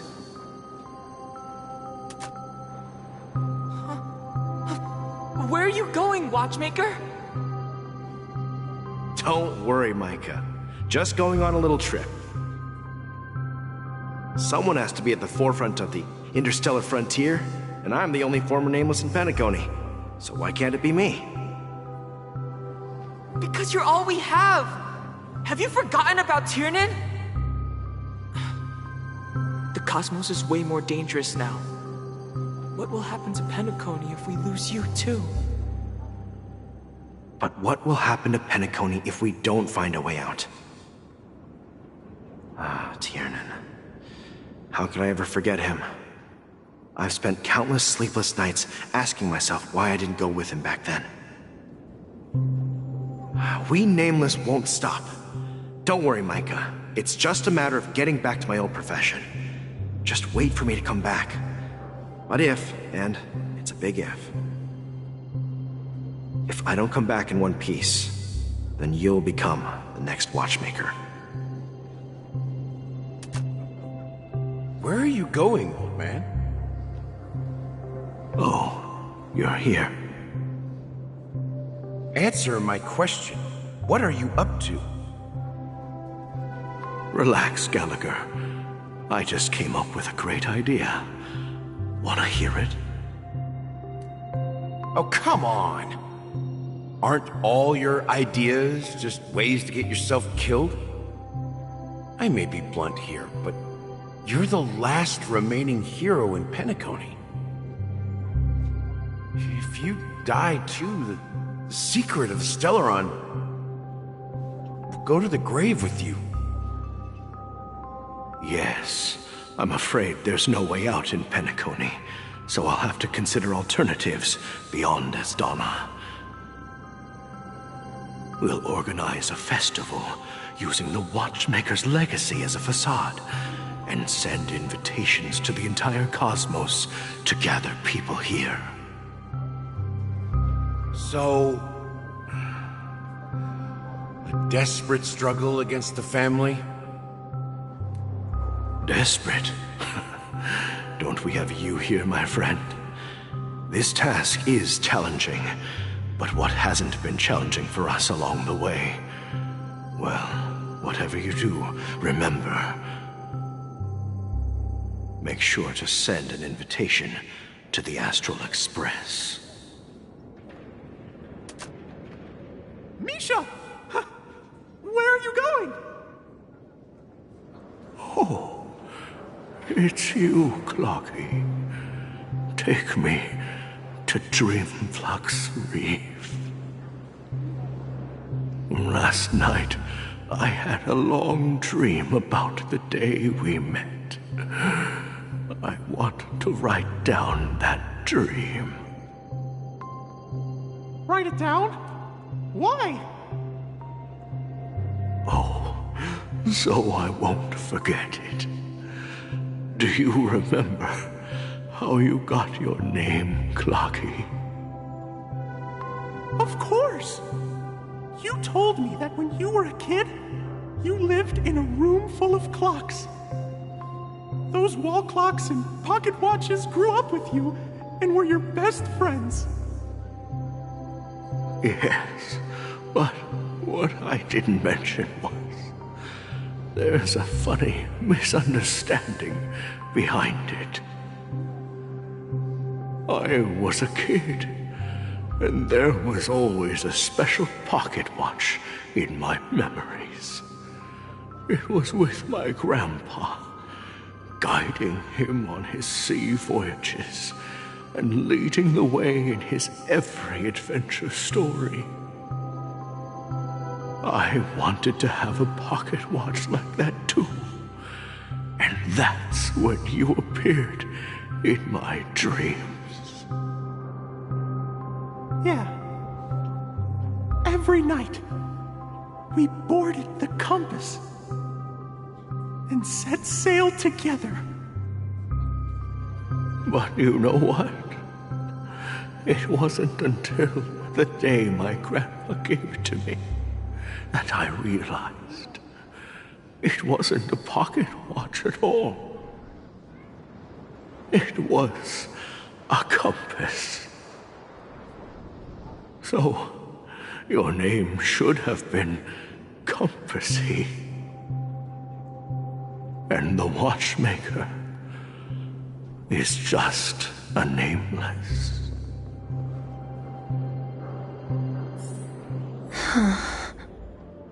We've arrived at Dreamflux Reef. So, where to next?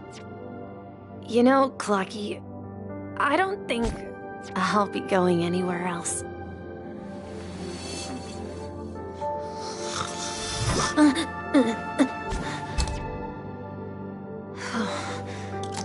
There's still time.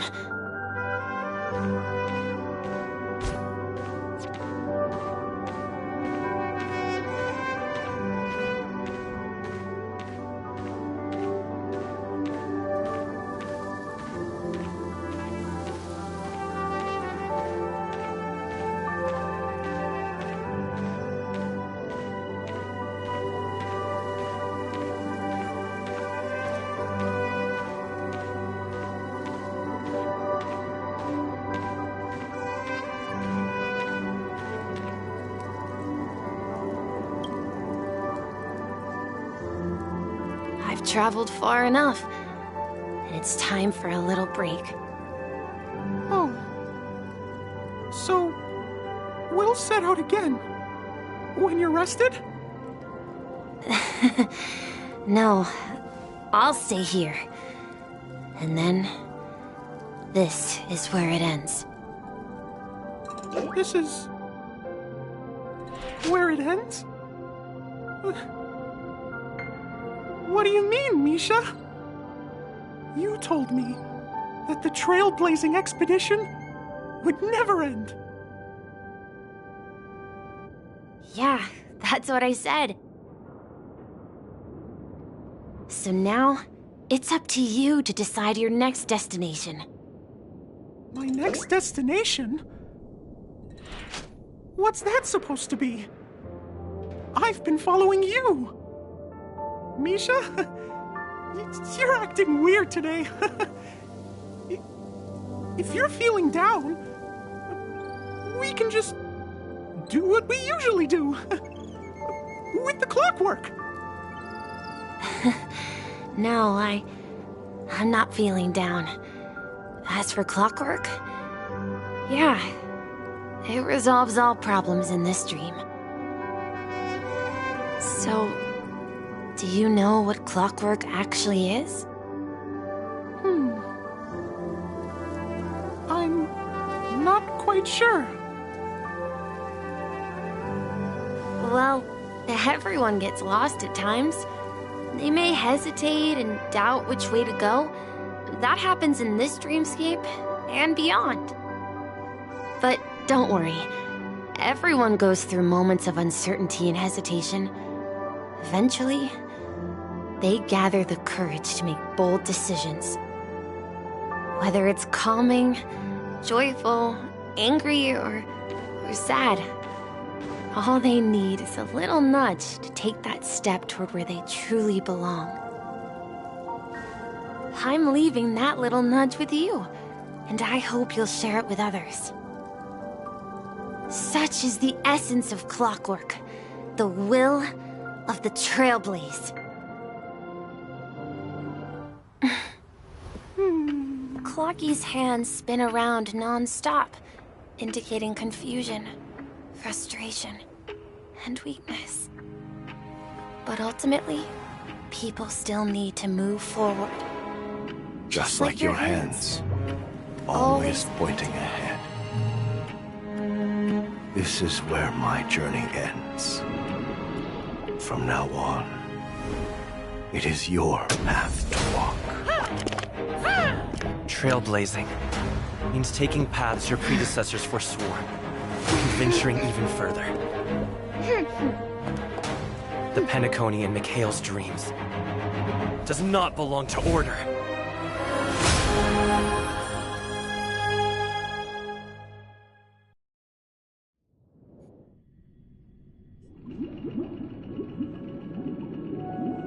I can't believe that Eon would cast a glance at Penacony at a time like this. Is it because of the resonance from the legacy of the Trailblaze? Or perhaps the bond between you is so strong that it even impresses an Eon. Well, there might be another possibility. Perhaps they want to witness, on behalf of the fallen Eons, who will hold the future of Penacony. If that's the case, on behalf of the Dream Master of Penacony and the 107,336 members of the Oak family, I'm extending a formal invitation to all of you. I'm cordially inviting you all to the Penacony Grand Theater to participate in the upcoming Charmony Festival. And, of course, you won't be in the audience, but on center stage. Since the future of the Stellaron, Penacony, and even the entire cosmos is at stake, let's draw a conclusion there, in all fairness. If you truly believe in Akavili's path, then show me their courage and determination.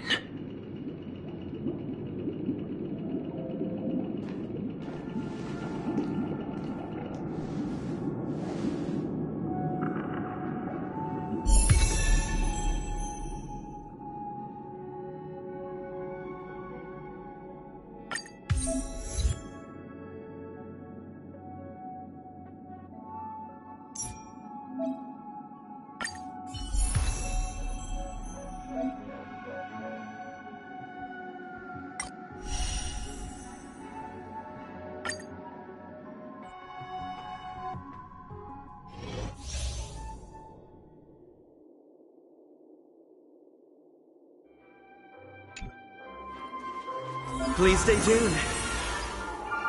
Please stay tuned.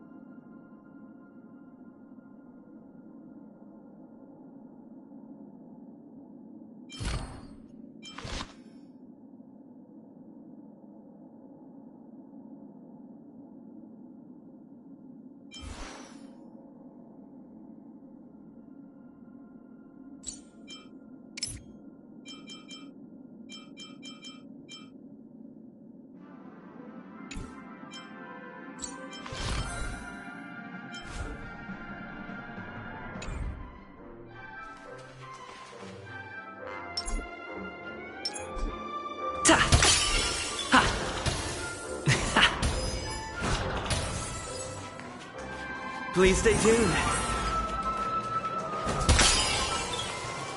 We need a strategy.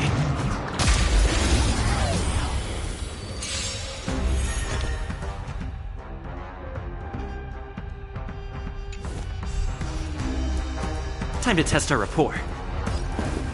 Dreams do come true. Ready for another?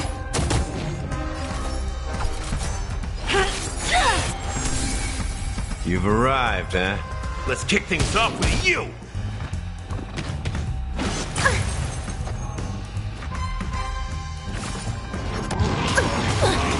Your confidence.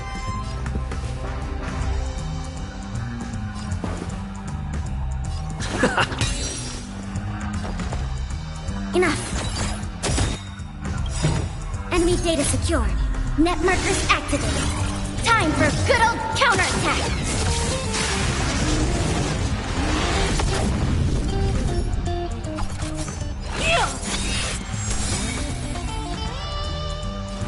How's this taste? Thanks for the support. Nice like a good brew. Full-bodied and sweet. My friends, Indulge yourself.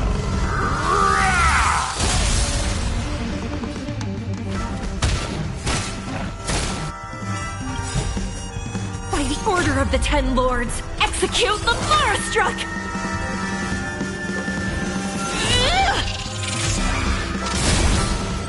No amnesty for the Marastruck. Rhythm get messed up? The mood is set just right. Let the show begin!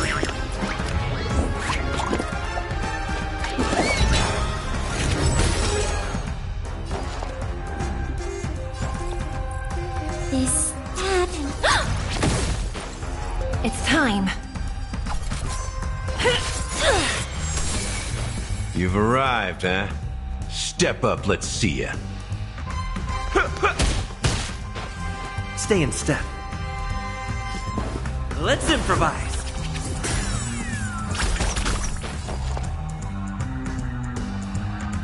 I'll contain them.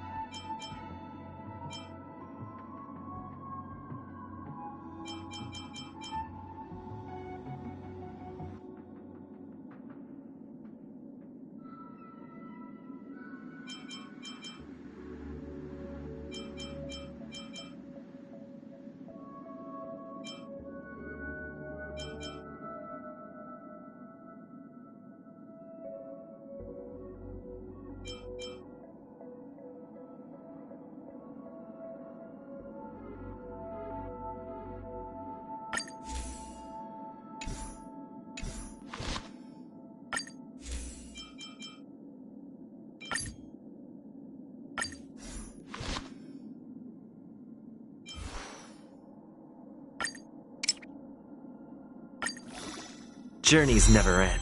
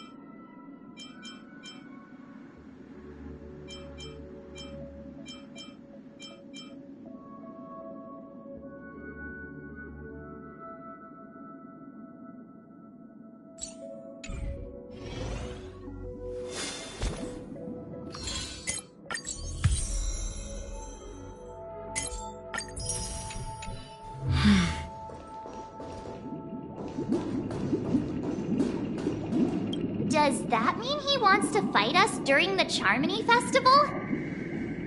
I'm afraid so. This is weird. Aren't Arc villains usually plotting some dirty conspiracy in the end? But he actually said something like, "In all fairness." Could it be that he's underestimating us? Well, in my opinion, Sunday is deeply committed to his own philosophy and genuinely wants to prove that the Order is right. I sensed a strong conviction and a desire for dominance in him. Maybe he won't accept the outcome unless he wins fair and square.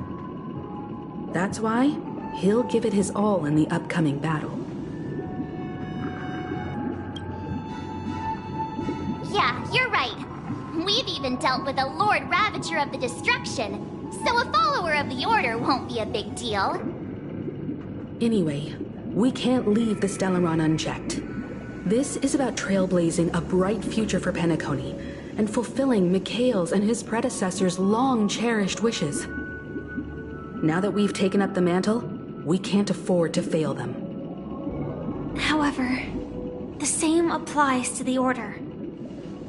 Their plan didn't materialize overnight, and they have the profound collective consciousness of the planet of festivities behind them. A desire to dream, to slumber and escape reality. All those hidden emotions have given birth to the sweet dream of the Order. They've harnessed the will of an entire planet to create an Eon. This confrontation is far more complicated than a simple power struggle. To secure Penacony's future, fighting on the stage alone is not enough. What do you mean? Are you not coming with us? I believe Firefly is trying to say that she's heading off to another battle.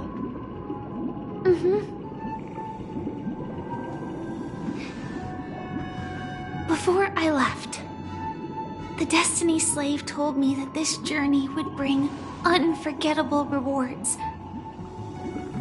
Even though the script he gave me only had a few lines, I couldn't ignore them. Because one of the lines said, "I'll experience death 3 times in the land of the dreams." 3 times?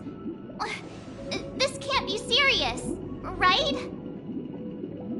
The first time was a painful death when I was stabbed by the Blade of Dormancy, which led to all subsequent events. The script will always come true, but in a way that will only be revealed when that page is turned. So now I've understood the meaning of my second death. And I am prepared to face it. If all goes well, my efforts will provide crucial support for you. Only by achieving victory in this battle can we secure a future for Penacony. And only then, my third and final death won't come true in the most terrible form. The most terrible form? Does that mean... The true death. Where everyone in Penacony loses themselves completely in the eternal sweet dream of the Order. We must do everything we can to prevent that. Have you made up your mind, Firefly? Yes. Otherwise, I wouldn't be here. Thank you again for your assistance for the Astral Express. May we meet again, in reality. Yeah. Farewell, everyone. May your trailblazing expedition never end.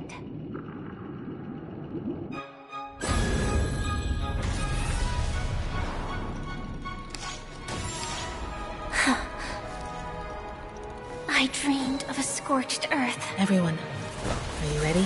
A new shoot sprouted from the earth.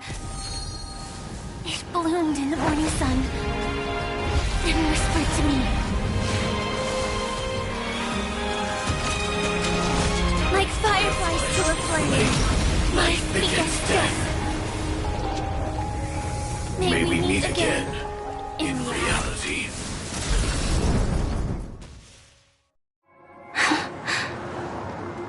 After today, Japella's name will disappear from cosmic history, and the Everflame Mansion will take its place.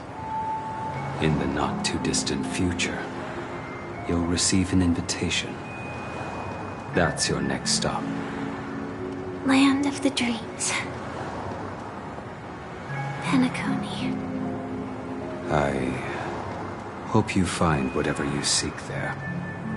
Be it answers or salvation. You mean my 3 deaths? Silverwolf told me about it. It's such a shame that it's not part of my script. Well, I want to live. I'm never afraid of death. The opposite of death is eternal life, and that's something I'll never desire. People die, and I am no exception. Death is like a script, a fate that cannot be defied. But that's exactly why we have to choose where we want to rest forever. Do you exist just to perish? Are you not the same, Blade? The end you desire is not one dictated by others. If I were to die now, I would only be a weapon. I believe I should die as a human. Though its definition escapes me, isn't this the answer that ordinary people look for their whole lives? A name that can be carved onto their tombstone. The tombstone that belongs to me once bore the inscription, Glamoth's Iron Cavalry. Then it changed to Stellaron Hunter. But one day, it will bear the name Firefly. And all the brilliance she showed at the end of her life.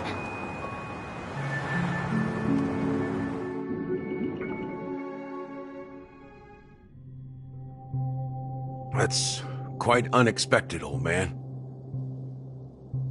Who would have thought your crazy plan would actually work?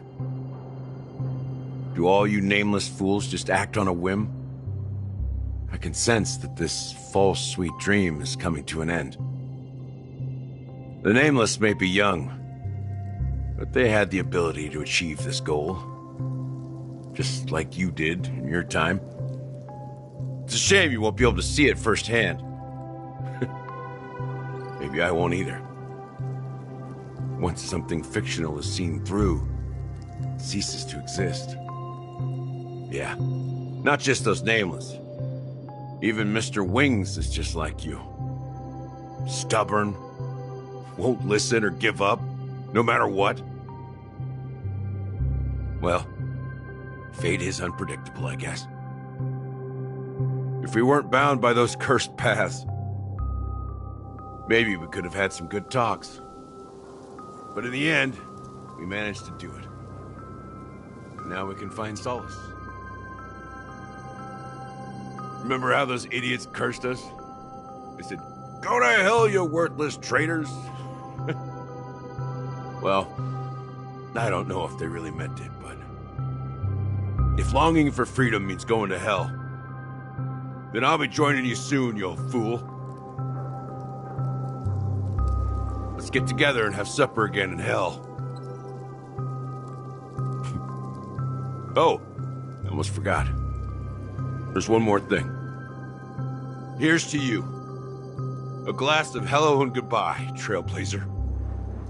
To the imperfect tomorrow.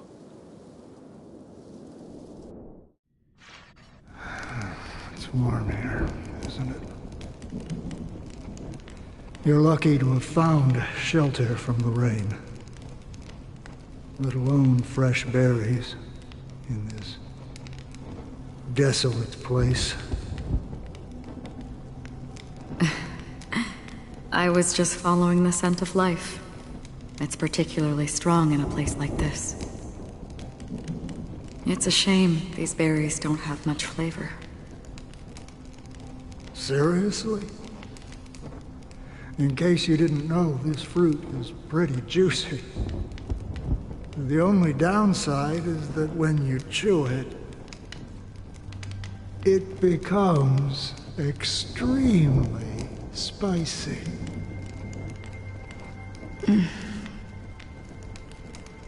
Have you lost your sense of taste?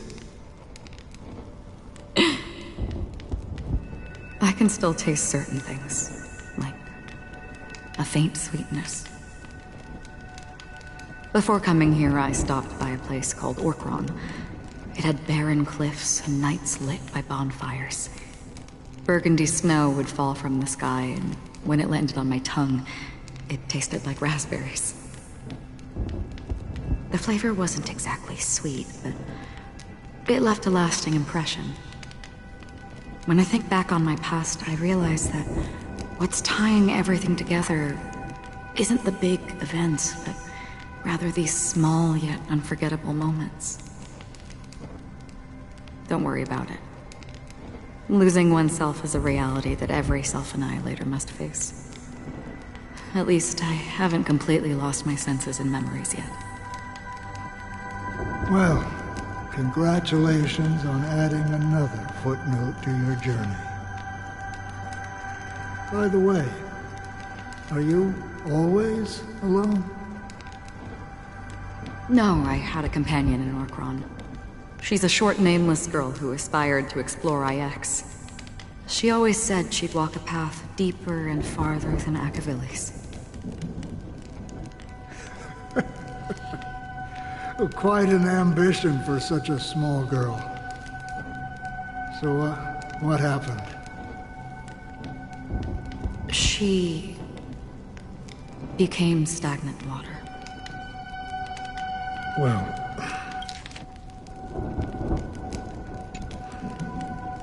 my condolences.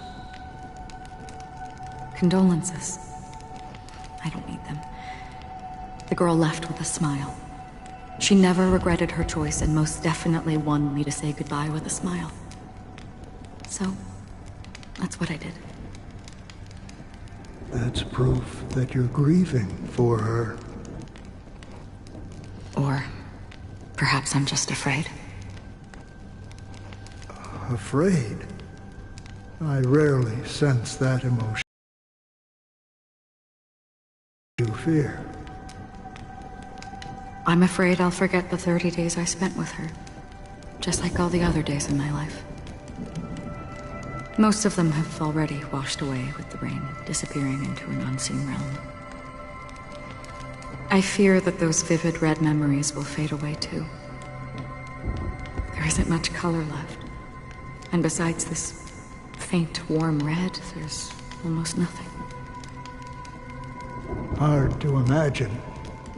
A ranger accustomed to bloodshed, destruction, and chaos finding warmth in the red color.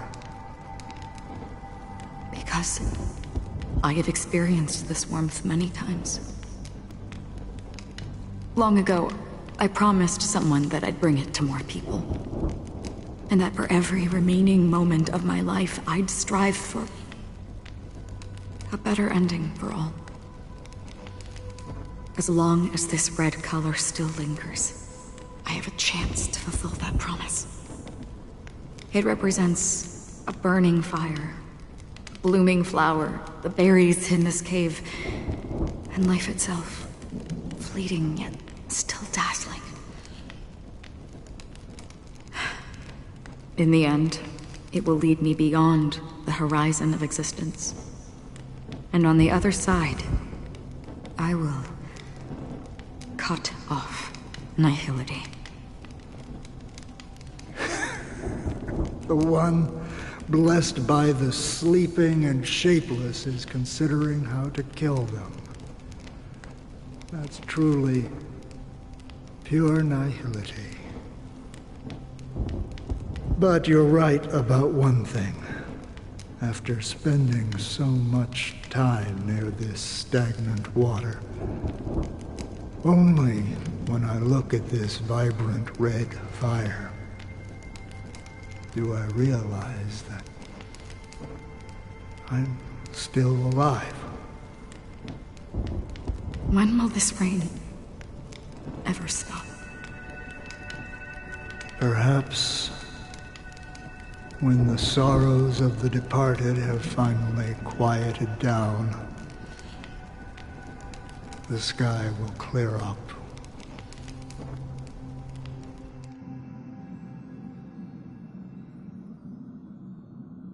Have you heard of a planet named Biari Scamandros, Don Hung? It's one of the Paradise Kingdoms under the influence of the Harmony. A sought-after wonderland for the inhabitants of the Dardanu Major and Minor systems. Half an Amber Era ago, the family held an unprecedented festival there. And after that, everyone on the planet became part of the family. Do you think the same thing will happen on Penacony? Yes. Or how else can we explain it? The family deliberately used the Watchmaker's invitation to keep all the Pathstriders here, but banished the Emanator of the Nihility. Because of the Nihility, I'm rarely affected by the power of other paths, but somehow I can unconsciously infiltrate them. Maybe that's the risk they're trying to avoid. I would disagree. Biari Scamandros is not part of the credit system or connected to the Silver Rail. It's nothing more than a remote civilization sheltered by the Harmony. But Penacony is different. If the family messes with Penacony, that would be like declaring war on almost half of the factions in the cosmos. They have no reason to do that. No, they don't. If they truly serve the Harmony, that is. What do you mean? The path in Penacony is impure. The Harmony here has impurities. Do you remember the Ancient Swarm disaster? Tazerond, the propagation, brought endless havoc to the universe, and it eventually evolved into a fierce battle among all eons. 2 paths lost their eons in that war, the propagation and the order. Coincidentally, their downfall is related to a certain eon. Shipe, the Harmony. Legend has it that they participated in the crusade against the Imperator Insectorum, and devoured Anna the Order for unknown reasons. Holy forgaroni. So you're saying that the 2 leaderless paths are working behind the scenes? But I don't see any descendants of the propagation in Penacony.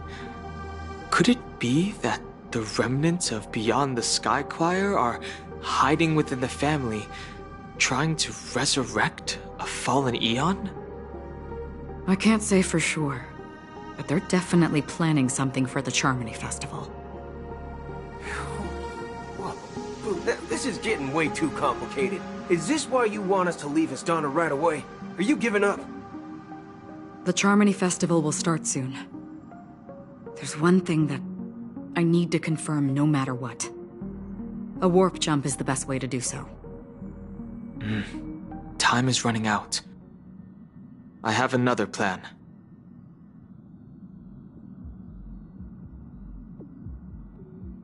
Hold on. Are you thinking of using the Jade Abacus of Allying Oath? Exactly. The assistance from the Lawfu Cloud Knights would be enough. Think it over carefully. You can only use that once in your lifetime. I have considered it thoroughly. My companions are... they're also once-in-a-lifetime treasures.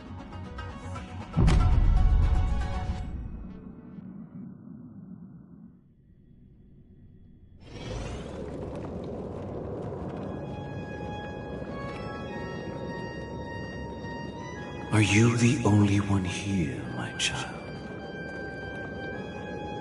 The Nameless is quite the diplomat. Our secrets have spread like wildfire within the family. And IPC starships are gathering towards Astana. This is a crucial moment for us. So, where is the Chosen One who harmonizes the varied sounds?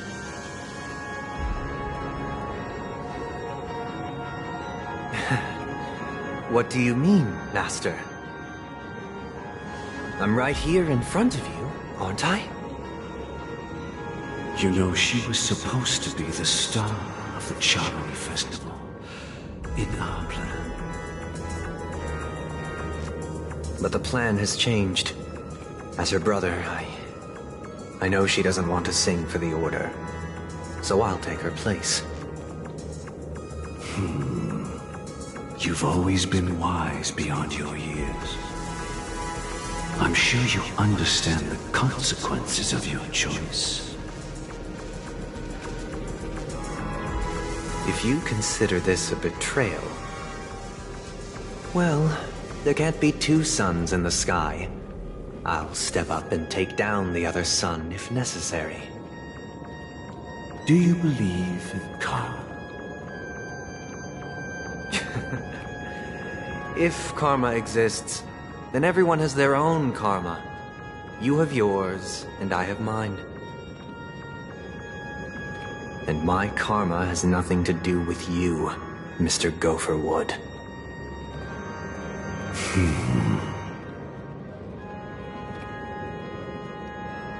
All right.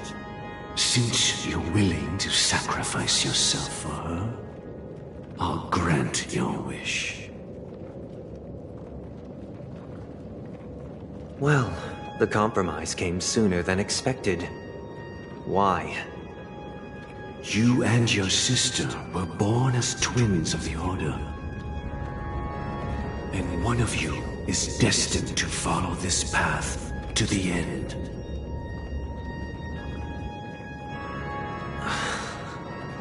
Is this part of your plan? Of course. You're still as clever as you were when you were a child. The opening is near. Go, my child. Seize the power of the harmony and reveal your karma. I have one final question, Master. Why did you choose to bring the Order to Penacony? Wouldn't it have been better to choose a desperate world instead of a city filled with hope and dreams? Why? It's for justice, my child. If we lose justice in our hearts, we'll make the same mistake as the Harmony did. So, it's not you who manipulates the dreamscape with the Stellaron, but... Well, that's where our conversation ends. Go ahead. The 107,336 souls of the Oak family have dreamed of this moment too many times.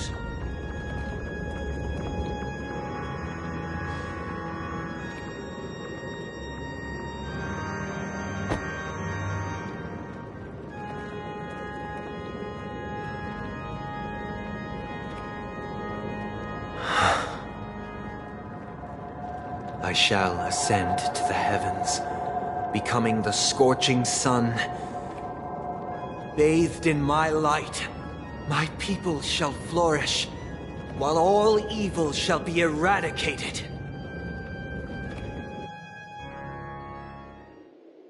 This is the interior of the Penacony Grand Theater.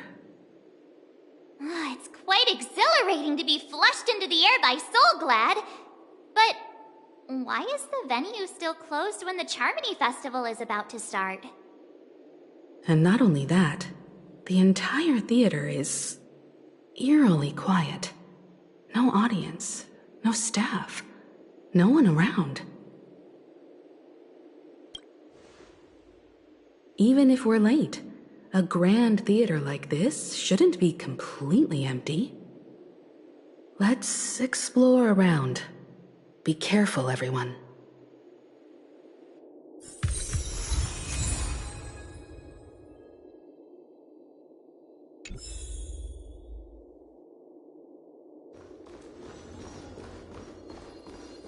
Stream 4, of old blades.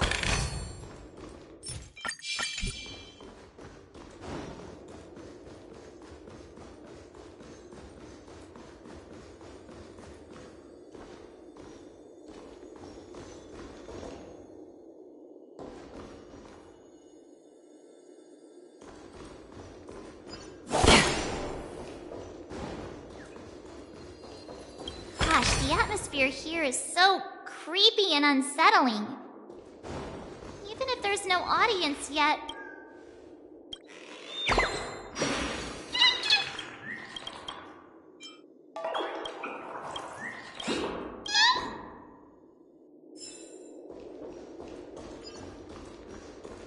Stream forth the gleam of old blades.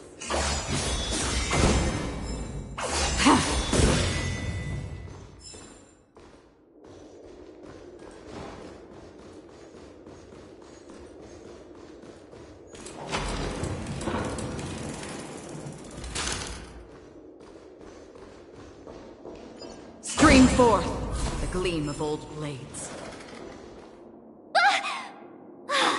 Yikes! They scared the life out of me! Why are there so many puppets at the ticket office?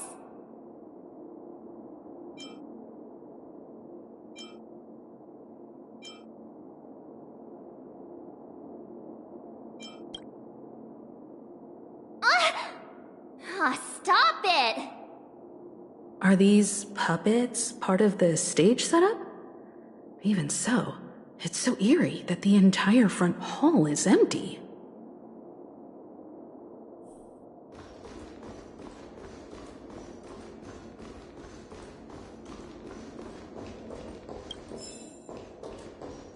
Stream forth the gleam of old blades.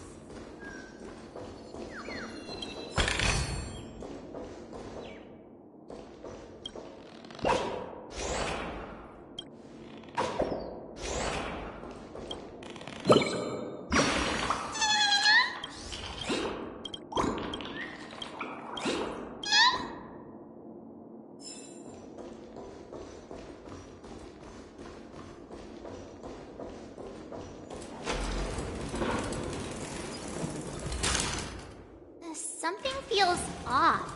We're in the right place, right? There's no other grand theater in the dreamscape. So Sunday's messing with us? He said we'd have a final showdown on the stage, but why is there no one here? My apologies for the delay, March 7th. You scared me! Where are you now? I'm waiting for you behind the curtain. Following the Asdana tradition, I invite you to enjoy a stage play in 3 acts before the festival begins. History is a mirror reflecting the universe's true essence. Let's use this opportunity to delve into the rich history of Penacony and the Eons. Within it, naturally, the future takes shape. Let us commence with the dawning of the world. After the Dusk Wars, darkness veiled the sky, and chaos consumed the earth. Enna the Order emerged, destined to restore all existence. That marked the first day. Stream forth the gleam of old blades.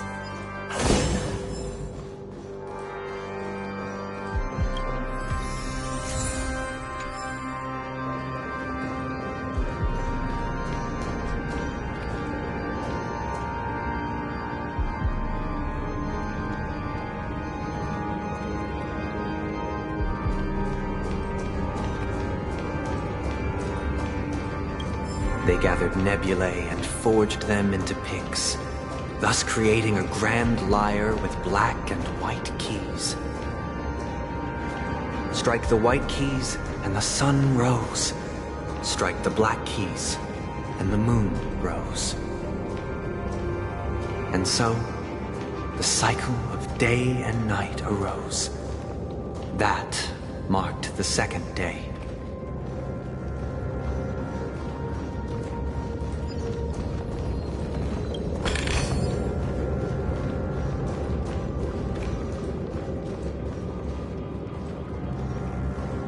Stream forth the gleam of old blades.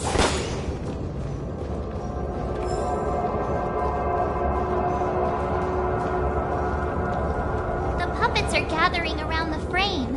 Are they expecting us to enter it?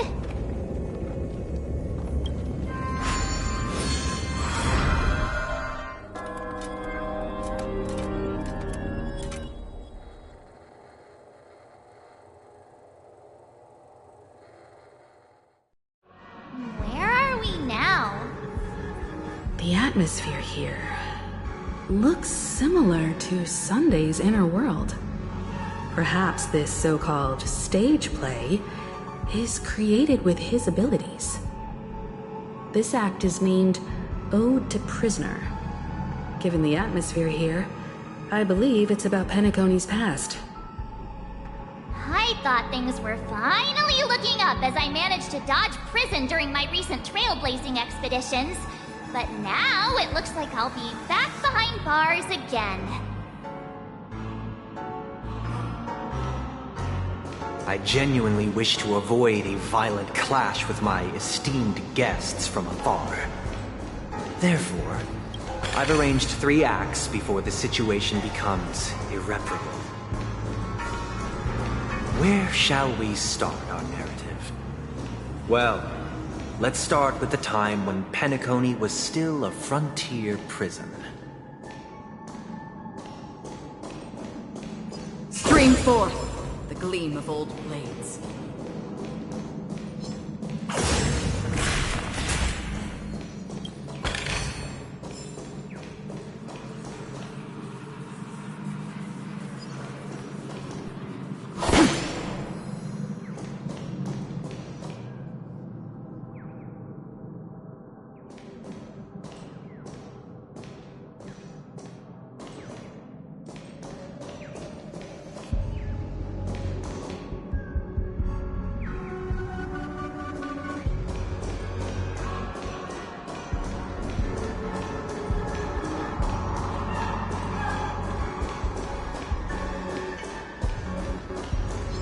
Stream forth the gleam of old blades.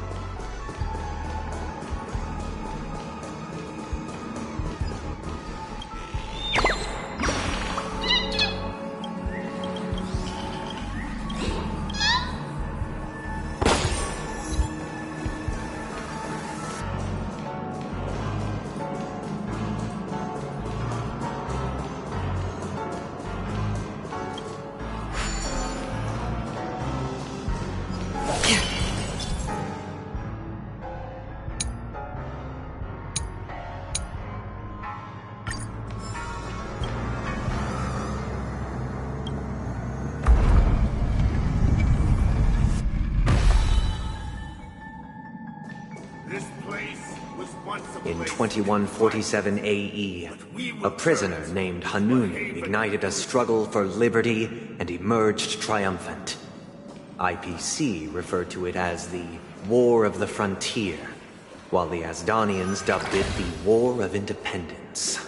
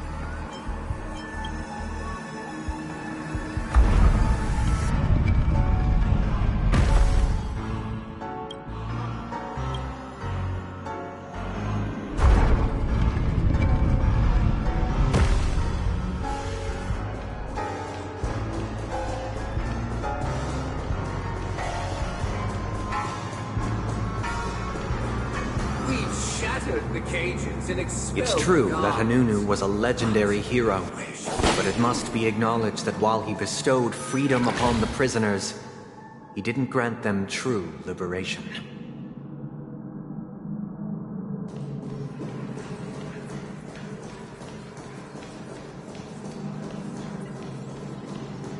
Stream forth the gleam of old Thank you for staying here, honorable travelers. The three However, nameless stayed on the planet, banish the gods, endeavoring to spread so they the are no tenets of longer Trailblaze throughout the frontier prison. Alas, their efforts proved futile. Stream forth.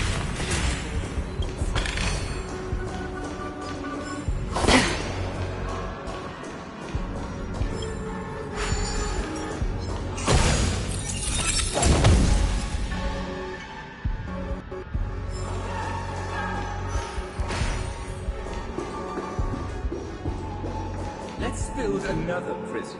Once again, as Dana was engulfed in war, this time the enemies originating from within.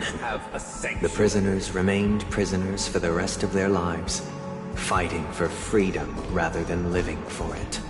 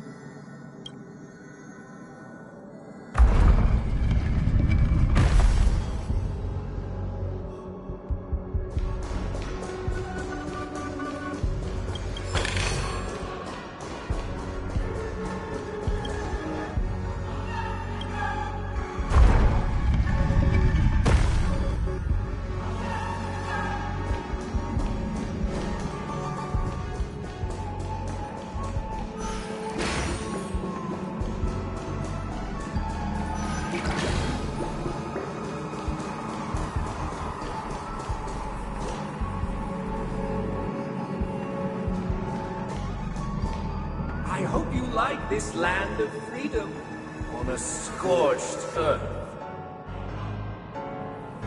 As you can see, their sentences have long ended, and the IPC guards have long been expelled.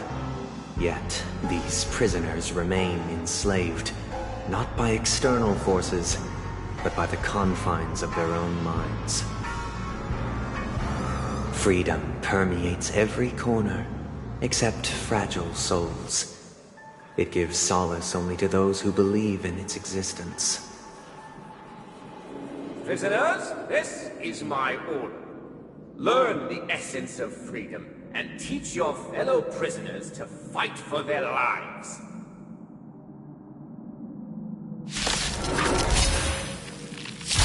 Hey!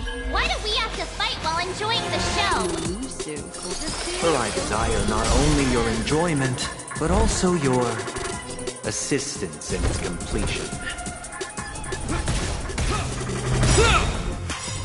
In the name of Landau, years of cold hardens the will. We shall never fall! I weep for the departed.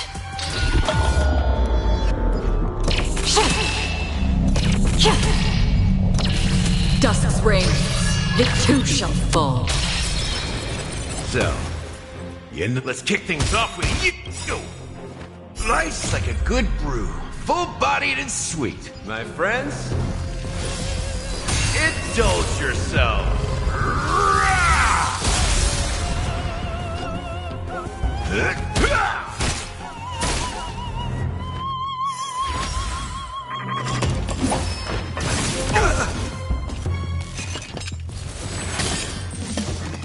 Did you come here of your own volition? Or was it fate? From the still waters of oblivion I guide the wandering souls. Destiny's course is becoming apparent. Again, the ill tidings manifest. Beneath the silent waters lies an endless abyss!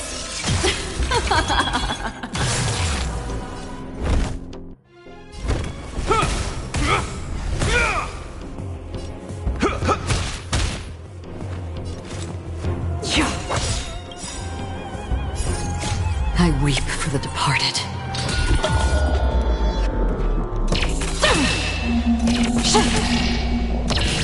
Dusk's reign, it too shall fall. The threads of destiny aren't here. All yours. You will know justice.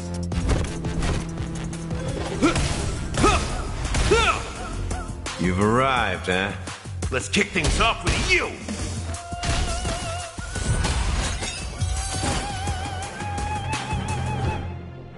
No one can restrain you anymore. You are free. Thus concludes the first act. Amidst a raging war, the frontier prison headed toward becoming Land of the Exiles. This must be how Penacony was constructed. With the aid of outsiders, the prisoners were finally liberated and established the Land of the Exiles. However, it appears that Sunday aims to convey the spiritual plight of the prisoners more than the physical aspects of imprisonment. This show is a bit too literary for my taste. But the battle part is quite easy to understand. Anyway, we've arrived at the exit. Let's go!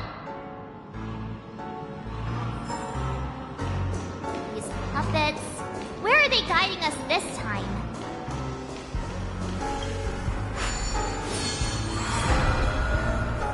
They transmuted streams of stars into inked nibs, creating symbols to be pronounced and counted. They molded stardust into flowing rivers, assigning the righteous upstream and the unjust downstream. Thus, all things were marked, and the world learned to discern between good and evil. That marked the third and fourth days.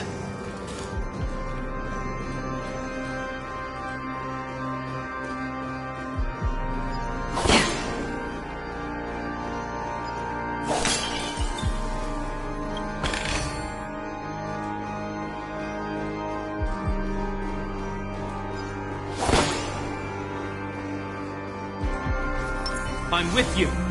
Make a wish.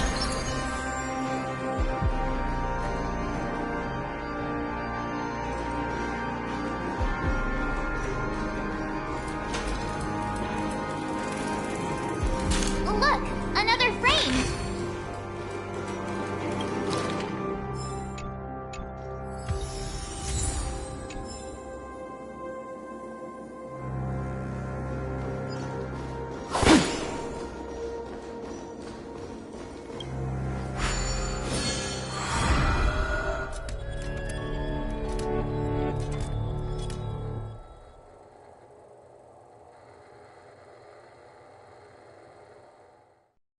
Ode to Fool. This must be the second act. The surroundings are different from before. The stage decorations look a bit tidier now.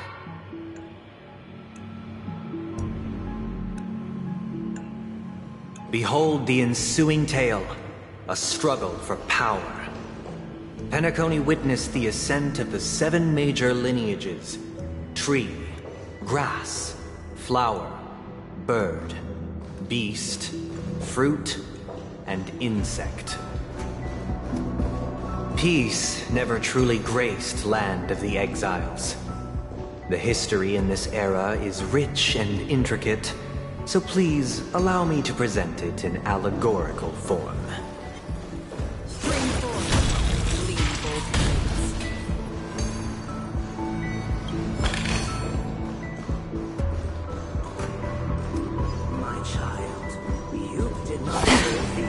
The leader of the Alfalfa family sought to defect to the IPC, trading freedom for survival. However, his eldest son slew him in the name of righteousness and ascended as the new family head.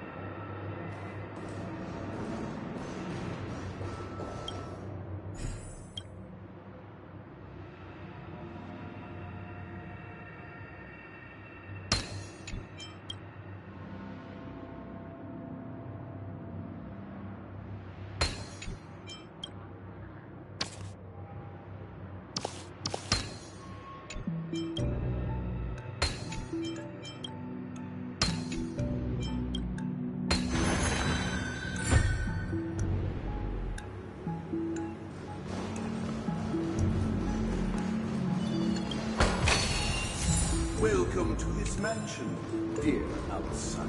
Land of the Exiles was in disarray, besieged by both internal and external perils.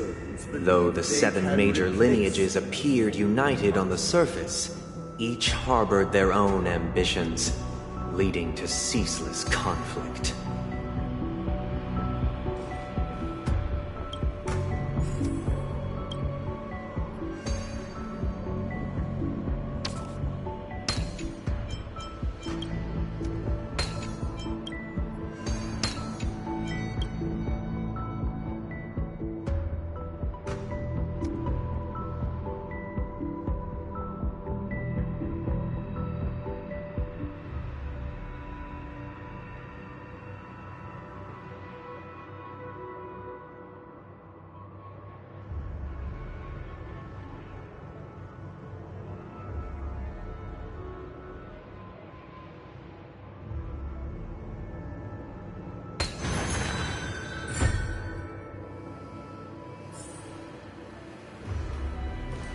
Accountant! We are the pillars of the... Stream 4. The Black Plum family was the first to fall. They withered away in the White Desert event, orchestrated Because by the Master Alpha shaped you from family. clay, but forged me from fire. I am superior to you.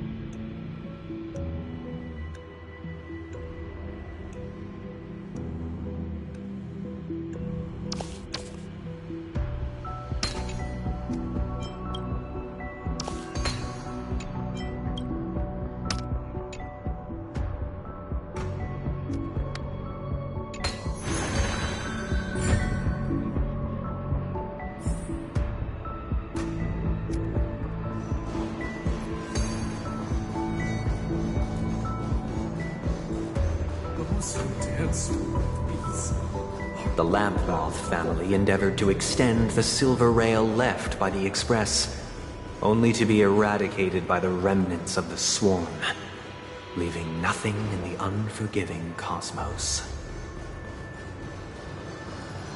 As for me, I shall forge new bonds. Only when Gopher Wood led the family to Land of the Exiles and earned recognition from all 5 major lineages did Penacony earn its new name, the Land of the Dreams.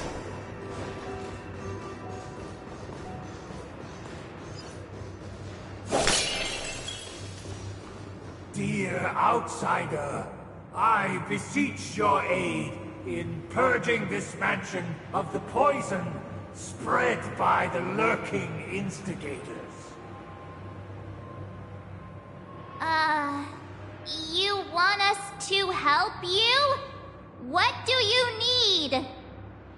I wish they could regain their reason and cast away the shackles of hypocrisy.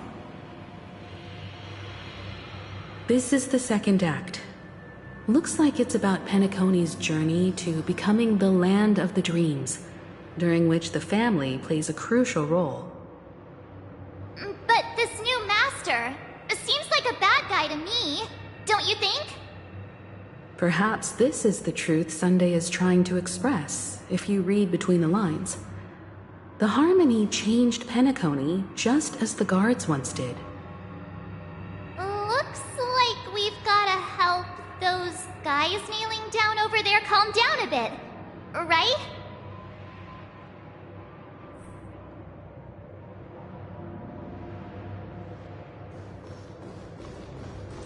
Either I shall be my own master, or I shall return to my former master. I shall not submit to a new master under any circumstances.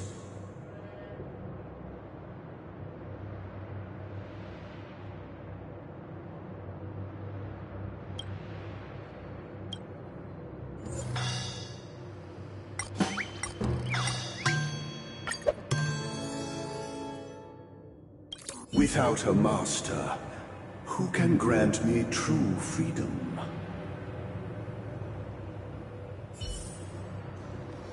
Master is no longer here.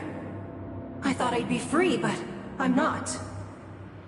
Now, without my master's command, I'll have to seek guidance from the blind.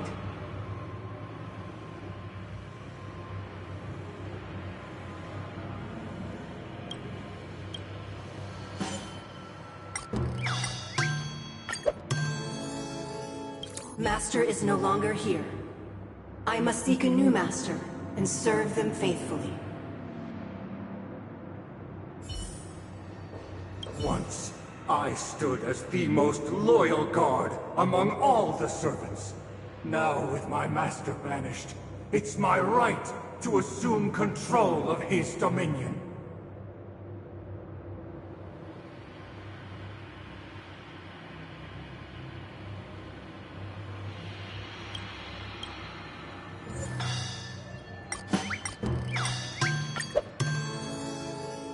My former master has long departed, but why do I still fear the remnants of his creation? Master! Oh, you will return in due course, and I shall stand vigilant, awaiting the reward for my loyalty.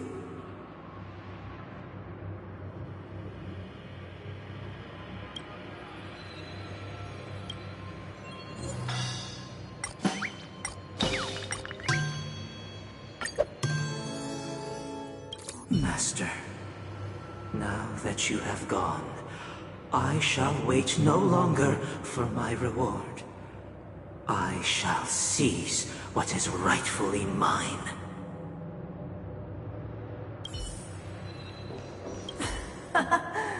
In the absence of my master, I am free. But without their guidance, for whom shall I sing?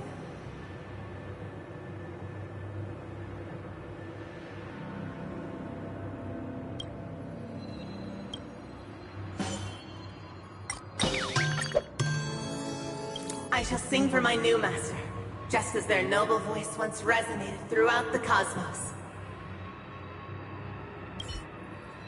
Thank you, dear outsiders. My servants have regained their sanity. Heed me, one and all. Your former master shall not return. It is through righteousness and unwavering support for one another that we shall attain true perfection.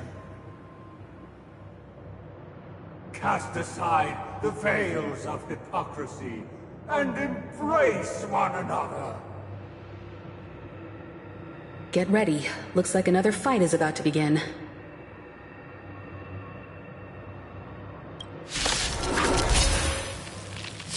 Listen, the snow blankets all has done. The sky trembles, and the earth teeters on the collapse.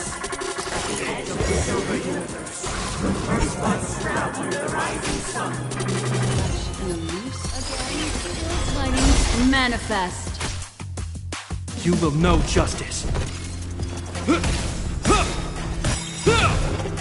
In the name of Landau, here's the cold, hardens the will. We shall never fall! I weep for the departed.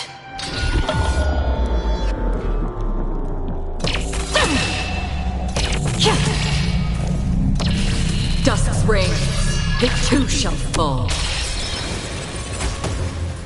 So, you in the mood? Let's kick things off with you! Nice like a good brew, my friends. Indulge yourself.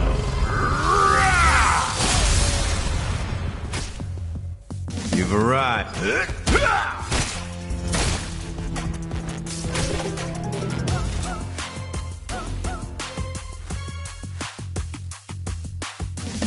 Existence is fleeting as the dawn's dew, destined for oblivion.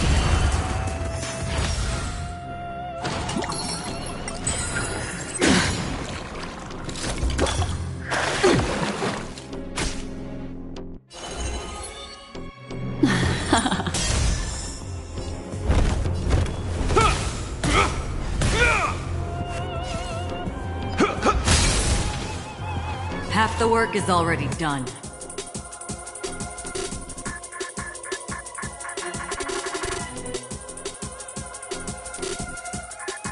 On the still waters of oblivion, I guide the wandering souls. I weep for the departed.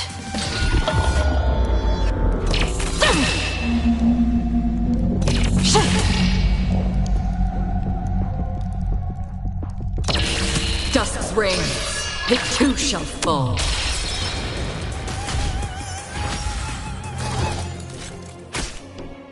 The threads of destiny aren't chosen. The seal of ill fate descends.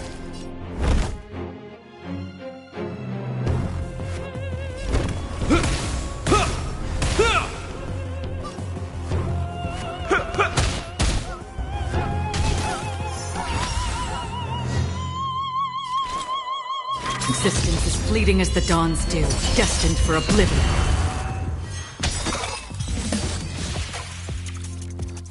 Alas, they remain but slaves till the very end, with the illusion of freedom. Thus concludes the second act.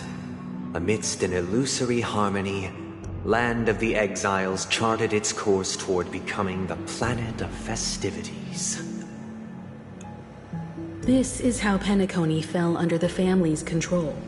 Since the arrival of the Harmony, the Land of the Exiles has undergone dramatic changes, not all of which have proven beneficial.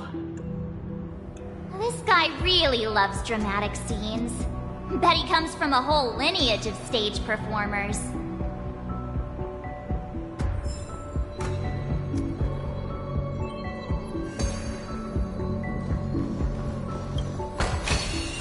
Don't forget to let your friends in on the action.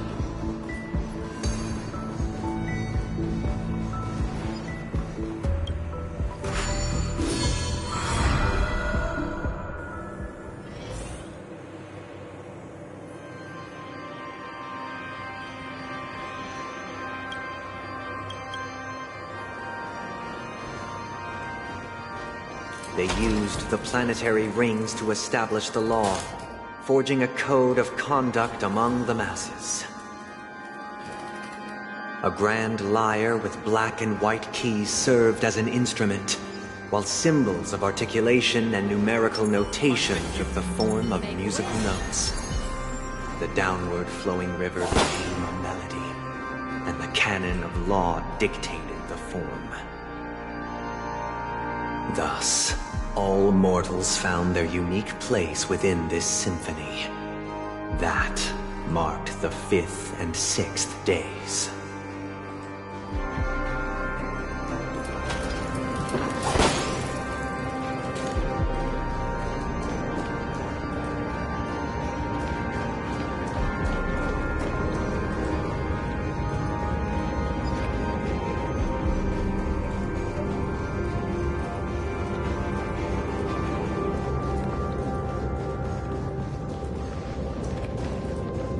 This guy is really into these puppets.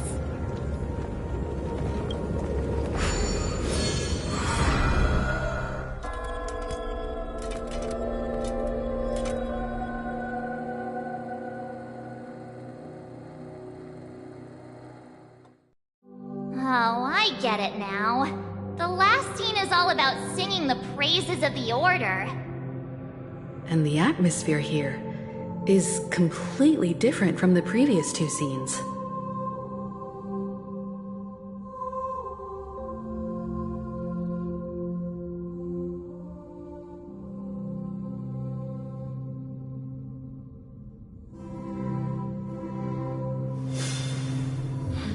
This is the concluding act of this play. I have showcased the past and present of Penacony, hoping that my desire for change resonates within you. And now, I shall reveal its future to you.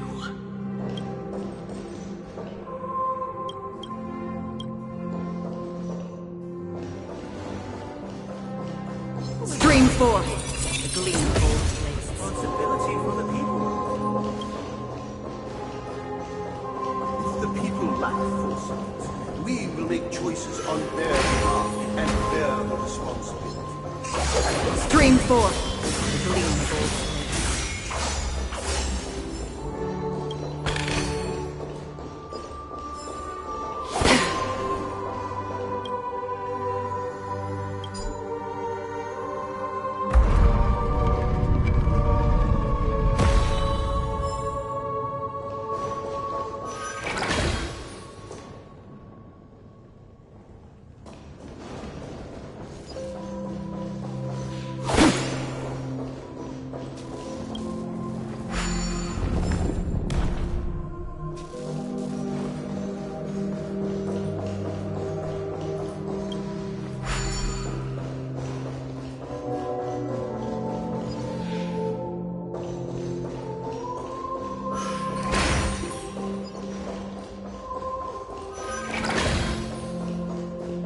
Without a king, who shall protect the weak and stand against the mighty? We shall support one another, protecting and standing against the mighty.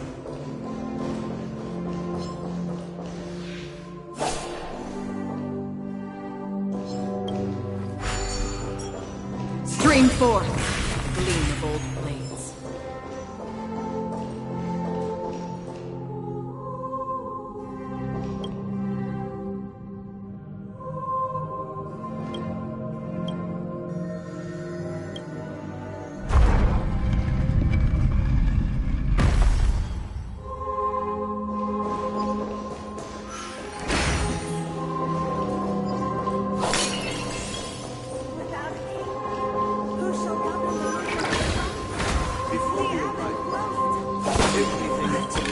After the king's departure, We no longer have Stream forth, gleam of old blades. have become.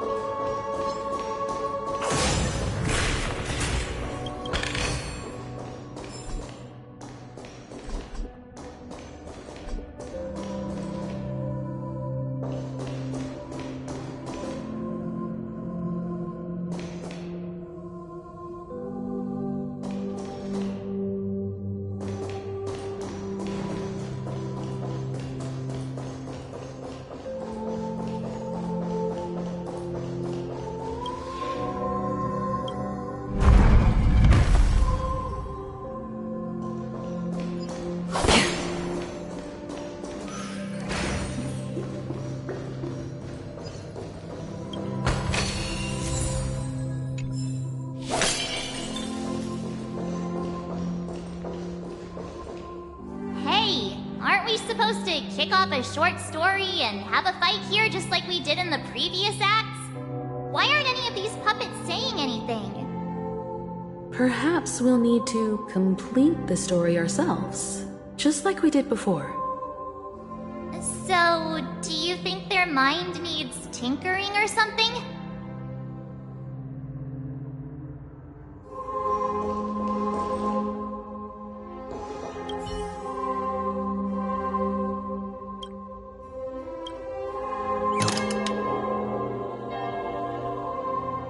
We no longer have need for a king, for we have become kings of all things.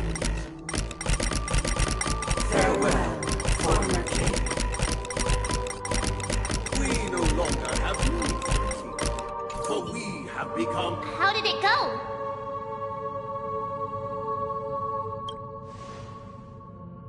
You can't change them? What does that mean? My apologies for my negligence. I forgot to inform you that the final part was scripted long ago. Let our previous king recount it to you. Now it is time for the final rite. Prepare for battle. Looks like we'll have to fight again. Descending from the infinite spiral staircase, I progress towards the future with measured steps. No need to remember or seek my existence. For the contours of my mind shall be Life's an endless abyss!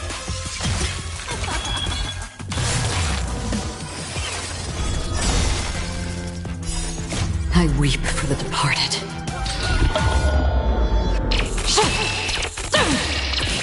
Dusk's reign, it too shall fall.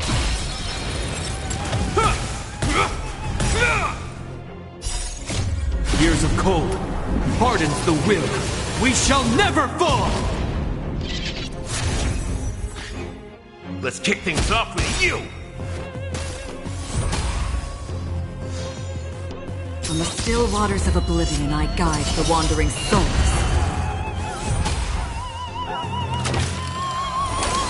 Again?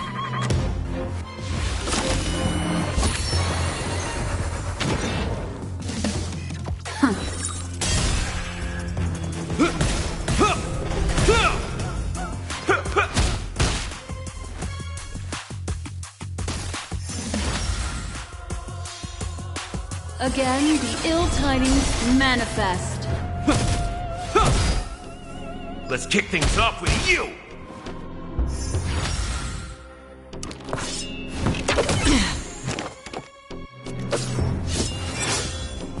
Existence is fleeting as the dawn's dew, destined for oblivion.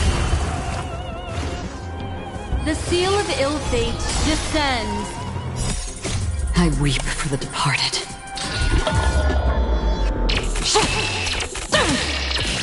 Dusk's reign, it too shall fall.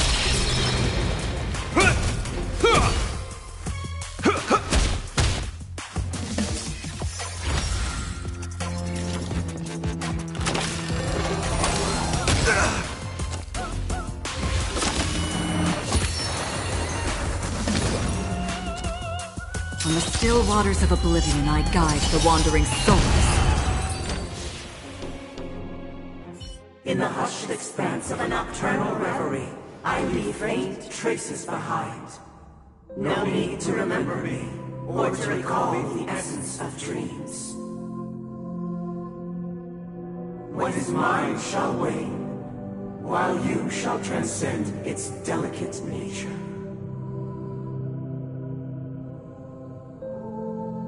This is the final scene. It's much more straightforward. He wants to expel the harmony and establish an empire based on the order. Let's go. Once this stage play concludes, it'll be time for the main event, the Charmony Festival.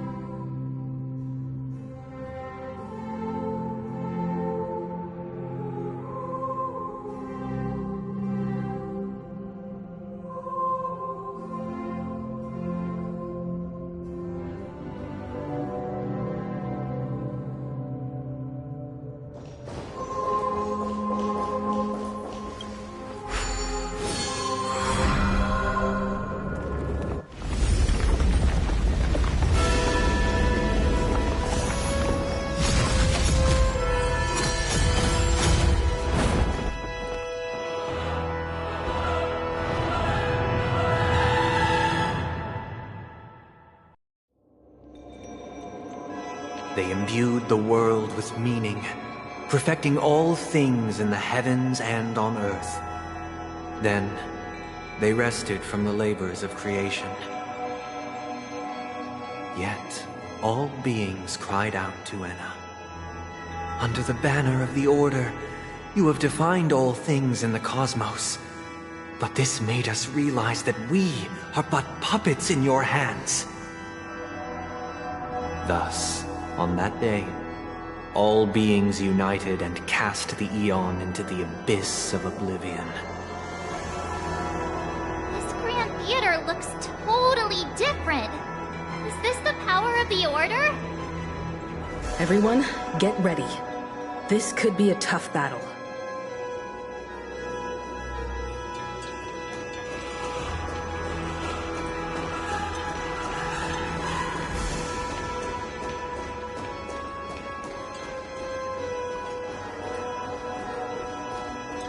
I'm with you. That marked the 7th day. Cheers and chants reverberated in unison. The stars shine bright. Praise the Great One. Make a wish.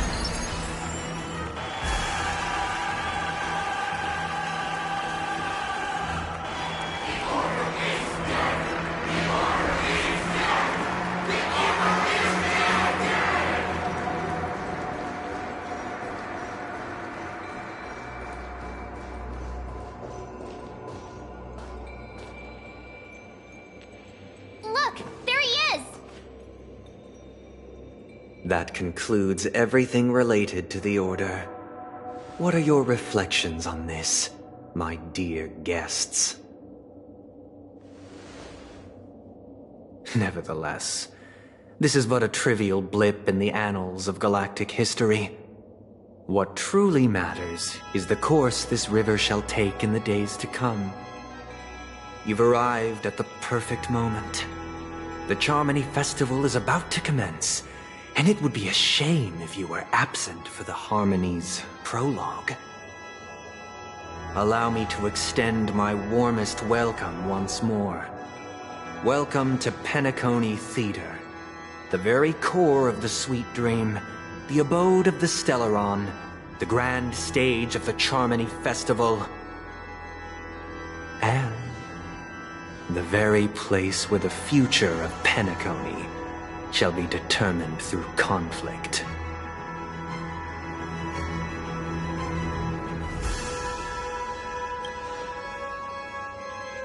Your unwavering faith in the Trailblaze is truly impressive. True goodness can only be achieved through faith. Allow me to point out that falling into a permanent slumber is not happiness, especially when those people are driven by someone else's will in their sleep. Do you still believe that the Order only seeks to control the universe as their puppet, Himiko? No matter how perfect your vision of paradise may be, a cage remains a cage. People will never achieve true happiness in a world like that. They would just be toys for the Eon. It seems you have misunderstood my intentions. Allow me to clarify. My desire is not to resurrect a fallen Eon, or become one myself. My sole objective is to create a paradise free from Eons, where the Order ensures the dignity and happiness of all humanity. A paradise exclusive to us human beings. That's not the case. If people are to live with dignity, there must be nothing and no one above them. In your so-called paradise, you would be the one reigning supreme. Looks like we won't be able to convince each other. Now that our conflict has been destined, let's unveil our paths and reveal to the universe the true path. However, before the prelude to the future begins, please take a moment to ponder the questions I've posed. Is darkness equal to daylight? Are sinners equal to the righteous? If you are born weak, which god should you turn to for solace?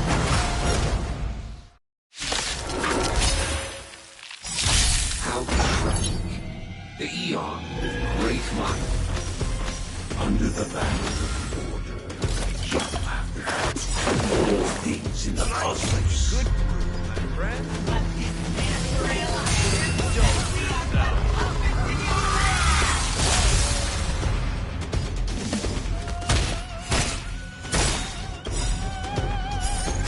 I weep for the departed.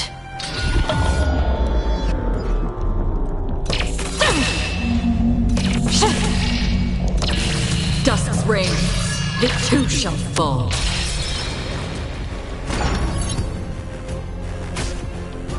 Destiny's course is becoming apparent. Again, the ill tidings manifest. Beneath the silent waters lies an endless abyss! I hope you're prepared.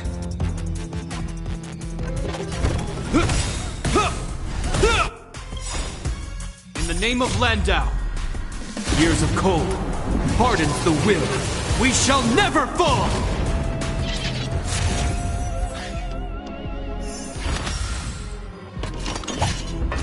Mind your manners. Existence is fleeting as the dawn's dew, destined for oblivion.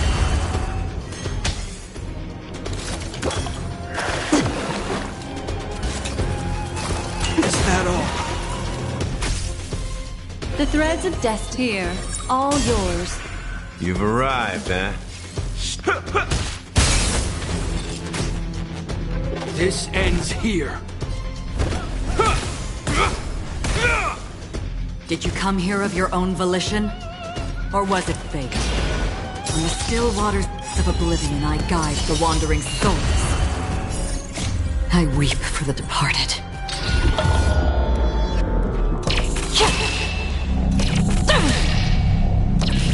Dusk's reign, it too shall fall.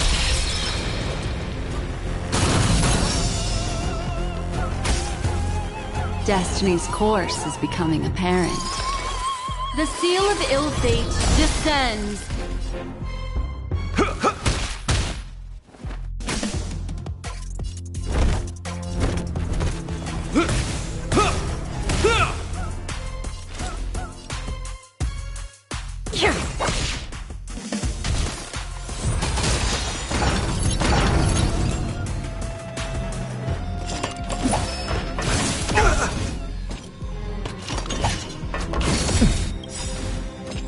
Life's like a good brew, full-bodied and sweet. My friends, indulge yourselves.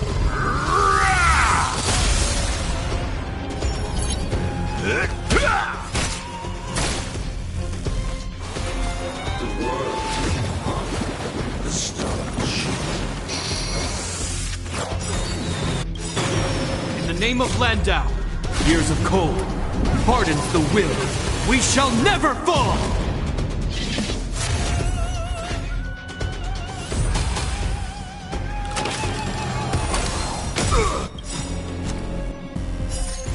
I weep for the departed.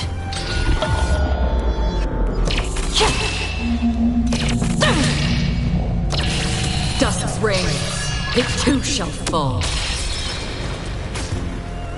Destiny's course is becoming apparent. Again, the ill tidings manifest. You will know justice.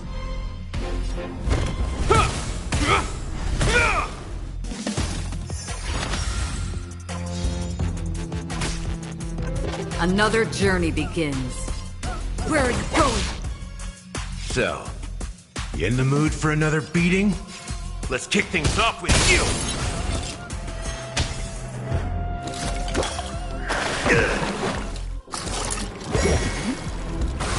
Again? Destiny's course is becoming apparent. Memories are ever changing. Beneath the silent waters lies an endless abyss!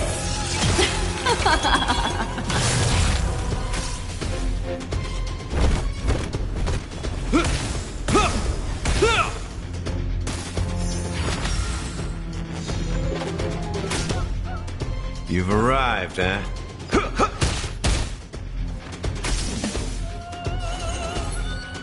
The seal of ill fate descends.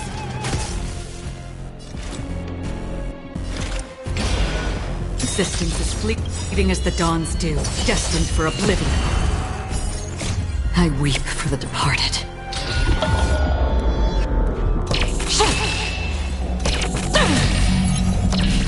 Dusk's reign, it too shall fall.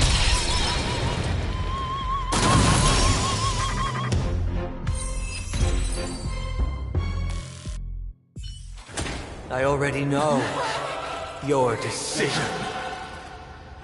I now permit you to gaze into the sun. On these 107,336 stones, the almighty and powerful strings of harmony are at my disposal! Supreme Tuner! Harmonious Choir! Dominicus!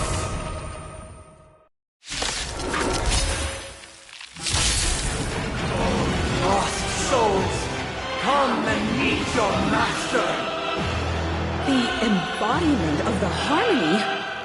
So the true purpose of the Charmony Festival is to usurp it?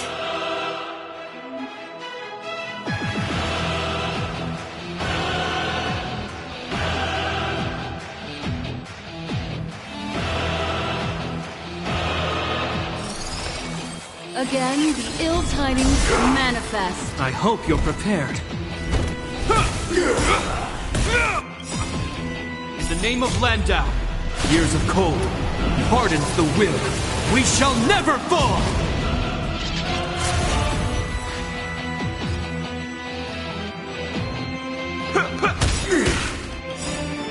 Nice like a good brew, full-bodied and sweet. My friends, indulge yourself. It ain't over yet.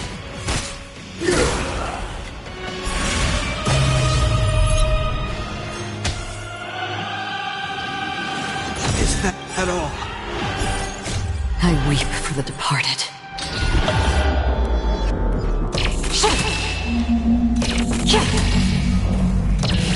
Dusk's reign, it too shall fall. On the still waters of oblivion, I guide the wandering soul. Disorderly noise! Wise and perceptive as you are, answer me this. Why could the harmony and the order merge into one?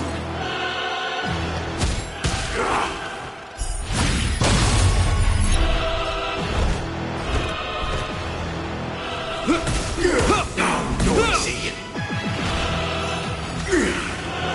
Why is everybody silent?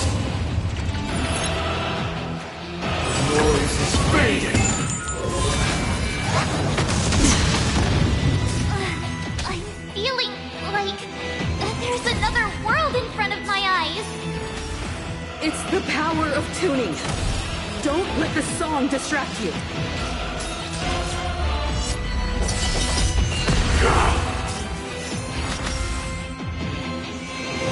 Is that all? I weep for the departed.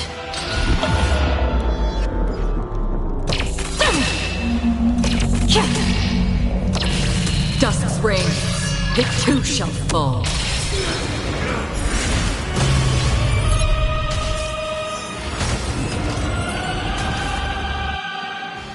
The time has come.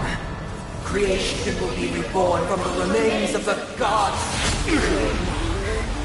Danhan?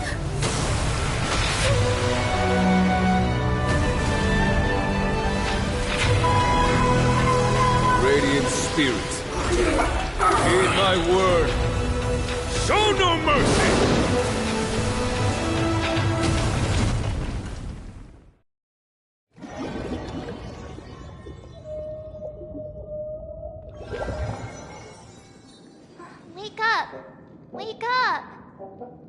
Hey, wake up!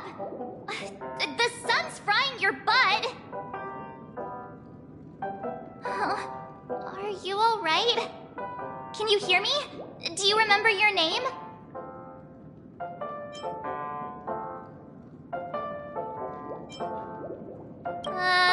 Kind of.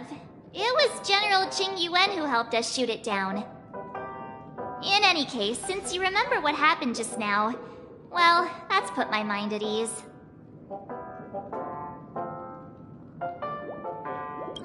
It's a long story. Simply put, Don Hung used the Jade Abacus of Allying Oath when we were in the middle of a fierce battle, and summoned the General to help us just in time. And then we returned to reality. Look, this is your room. Everyone else has also returned from the dreamscape. Himeko and the rest are at the lobby discussing matters with the General. And now that you're awake, we should tell the crew that you're all right. Come with me. Not going to come chat with me, sleepyhead.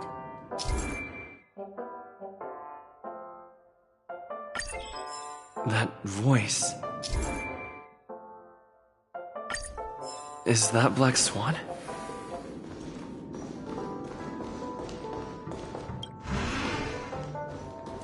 Hey, where are you going? Hey, we meet again, sleepyhead. What's Miss Black Swan doing here? Nothing, Miss March. I noticed he was awake and wanted to check to see how he was doing. Though the strike from the General was timely, its destruction was also immense.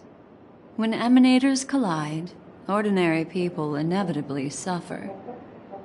But, luckily for them, the dreamscape is my home turf.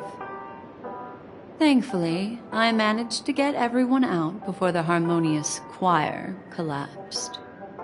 Oh, so that's what happened! Thank you, Miss Black Swan! Don't mention it. After all, I wouldn't want to see such precious memories vanish. You're heading to see your friends, aren't you? Would it bother you if I walked with you for a short while? Of course not. But you're not planning on doing something like last time, are you? Why would you think that? I've never harbored any ill intentions. Well, not when you are around, anyway. Himeko and Mr. Yang are probably still busy. Let's go look for Don Hung first!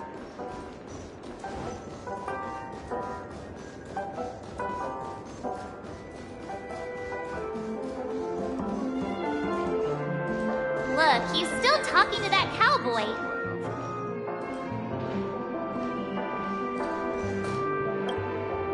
You're awake.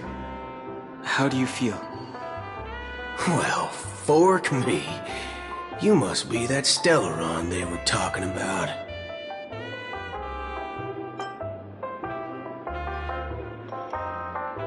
I didn't mention anything to him. Partner, you got it all wrong. I heard it straight from the memo keeper. Allow me to introduce him to you. This is Boot Hill, a Galaxy Ranger. During our pursuit of a certain person, we crossed paths and just so happened to uncover a shocking plot being concocted by Mr. Sunday. Which is why we sought you out, to help the Astral Express save the world together. No need for thanks. The Galaxy Ranger's principle is correct every injustice one sees. That's how you lot in the Xianzhou put it, right, Don Hung? More or less. Wait, hold on a sec.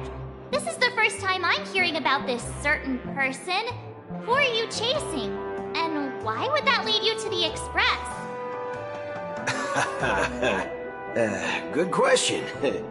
It's, who was it again? Don Hung.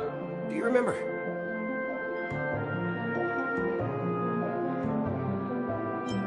No, that ain't it. I just can't seem to recall. Weird.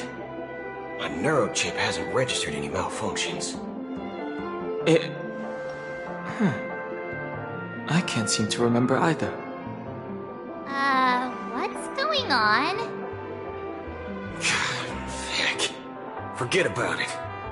If it slipped all our minds, reckon that person was just a minor scoundrel.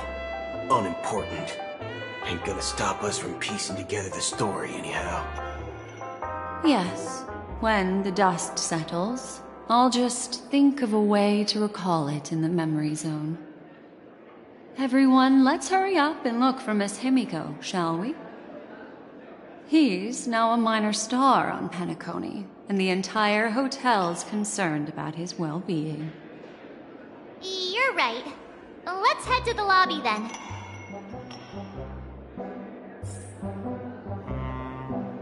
You guys go. I'm an outsider, after all. I'd rather not disrupt the long-awaited reunion.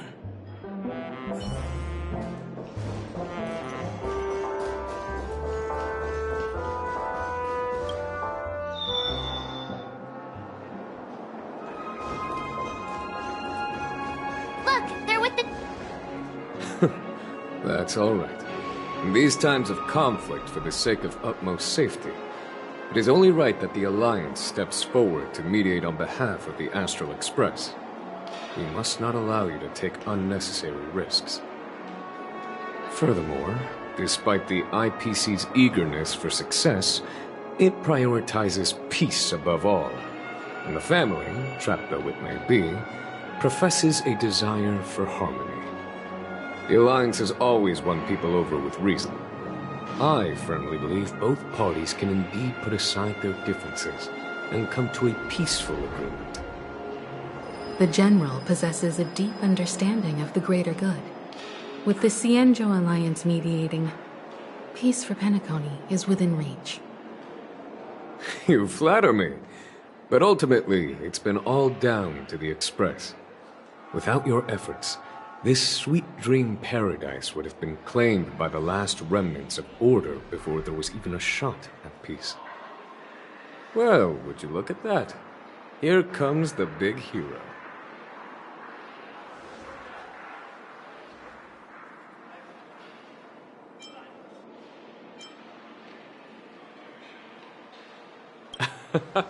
If it isn't the galactic baseballer, a hero with unparalleled insight. Are you okay? I heard you couldn't wake up. Are you feeling unwell? Don't worry, Mr. Yang. There is nothing wrong with him. He practically burned through a lifetime's worth of jokes on the way here. What about you, Mr. Yang? I heard that even Miss Robin wasn't spared. And that guy locked you both up. It's a long story. But at least Mr. Sunday took it easy on us. He used an ability called tuning to connect our consciousnesses with his. In other words, he imprisoned us within his consciousness. Thanks to General Jing Yuan's destruction of the Harmonious Choir, we were able to escape. He used that tuning on us too. Does that mean that we were almost imprisoned as well? I can confidently say now, he was truly after a fair fight with us. Had he wanted, he could have easily taken us down, without so much as lifting a finger. Speaking of the Oak family head, where is he now? It's complicated, but in a nutshell, he's now the former Oak family head. The IPC has named him the key figure in the family's Penacony split, citing a threat to cosmic peace. He must represent the family and answer for the unrest caused. His trial is set to take place at Pier Point. The family quickly labeled him and the remnants of the Order as enemies, declaring the turmoil an internal rebellion. This move effectively barred the IPC from intervening in family affairs on both moral and rational grounds. Everyone really has their own agenda, after all. Then, what's going to happen to Miss Robin? She and Sunday won't be able to deny their involvement in the Charmony Festival. They're siblings, after all. Why the sigh, General? I can only say that this incident is an unexpected mess for the girl. The Alliance will try to persuade the family to consider this matter carefully during mediation. It's time, everyone. The IPC's key members and I have agreed to consult one another before the upcoming negotiation. Do any of you wish to sit in? Given the General's invitation and the matter's significance to the universe, the crew will naturally accept.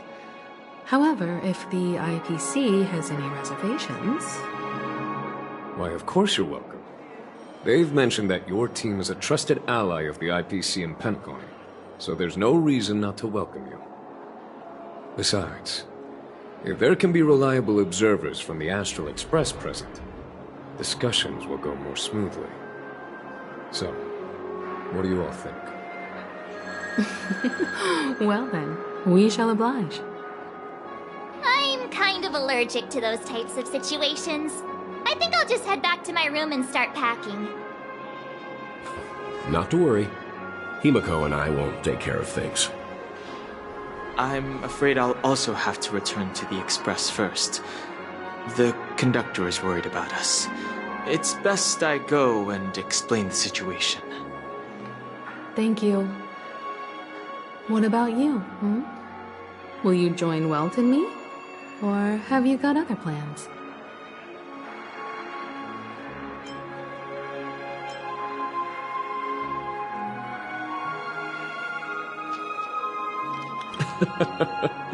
Good guess.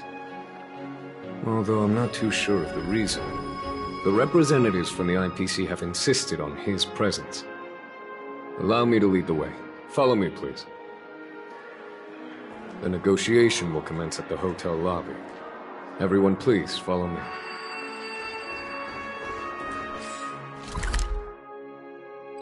Mr. Aventurine and Miss Topaz are here too.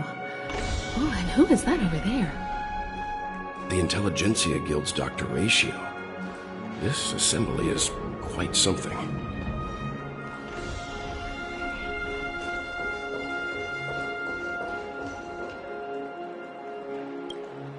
It's been a while, my Astral Express friends.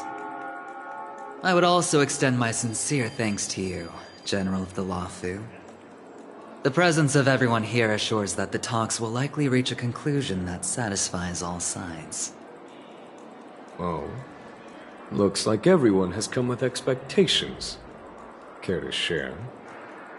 Of course. Topaz, if you please. Sure, leave it to me. In summary, it's good news. After much deliberation from the Strategic Investment Department's Council, the absolute majority of members have agreed to the following resolutions. In light of long-term considerations for interastral peace, and by authority of Pierpoint HQ, the Strategic Investment Department, on behalf of the Interastral Peace Corporation, will permanently relinquish its claim on Penacony sovereignty and offer unconditional support of the family's rebuilding efforts on Penacony.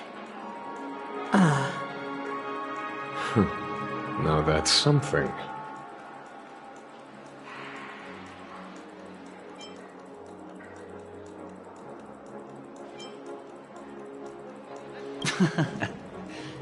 Well, if that's what it takes to bring peace to the entire universe, it's a price I'll gladly pay.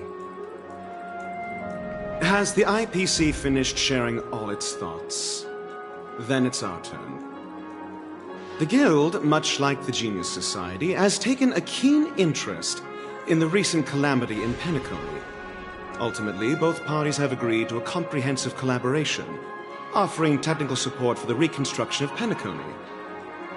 The floor is yours for the finer points, Mr. Skrulum. Enlighten us, please. Organic life's unrelenting search to understand the realm of inner spirituality is something I both admire and envy. Inorganic life has no mechanism to evoke dreams. But when my mechanical impulses are activated, my inspiration circuits will start to operate, and I will enter a state defined as imagination. Every time, within the realm of imagination, there emerges a fire from the shadows. It is warm, bright. I frequently ponder this flame might represent the essence of intelligence.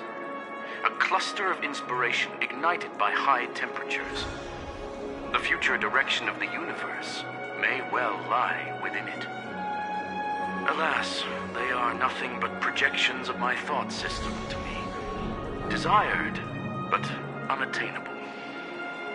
But after learning of Penacony's accomplishments, I have come to realize that the flame is not beyond my grasp. After deliberations with my partners, we have decided to defer the progress of the Simulated Universe project, and instead assist the Intelligentsia Guild as technological consultants in the research of the Dreamscape and Memory Zone, so that these assets may be better used to serve humanity. Not only that, we've also established contact with the Garden of Recollection through the IPC, and they've pledged their support for our research endeavors. I'm truly happy for the Dream Chasers on Penacony. The cosmos' brightest and, let's admit, dimmer intellects are now at their service. But, never mind. At the end of the day, this is a positive outcome. No wonder everyone insisted that he be there. It heartens me to learn that everyone is willing to put aside their differences for Penacony's plight. I trust that everyone will surely reach consensus in the upcoming negotiations. Looks like Penacony's future is decided. I'm wondering, is there anything else the crew is concerned about? Peace is our greatest wish. Beyond that, we desire nothing else. Well, that's good. Now that everyone's minds are at ease, I shall take my leave. You may now depart with peace of mind. The Alliance will deal with all subsequent procedures. If that's the case, it appears that we have nothing else to worry about on Penacony. Looks like it's time for us to embark on a new voyage. Sounds good to me. You two head back to the Express first. I'll pick up March and deal with the checkout procedure. Oh, also, Miss Black Swan, you have a matter to discuss with me, yes? Nothing escapes your attention, Miss Navigator. You've been with us this whole time, huh? In any case, he and I will be waiting for you and March on the Express. Let's go. Our time on Penacony has come to a fruitful end. Penacony's journey ends here. I guess it was pretty fruitful. Well, seems the dust is finally settled now. Well done, friend.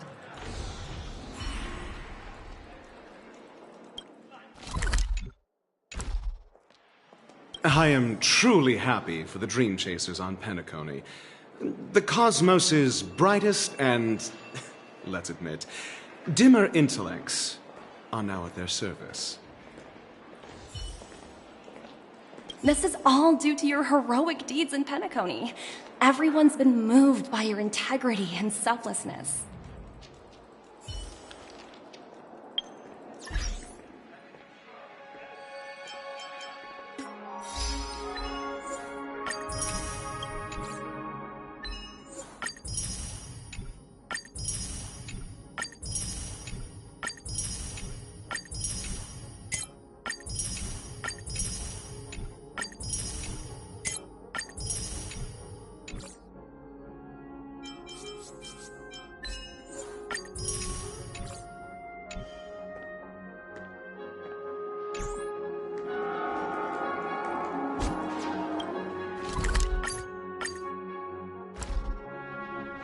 navigation meeting is about to start.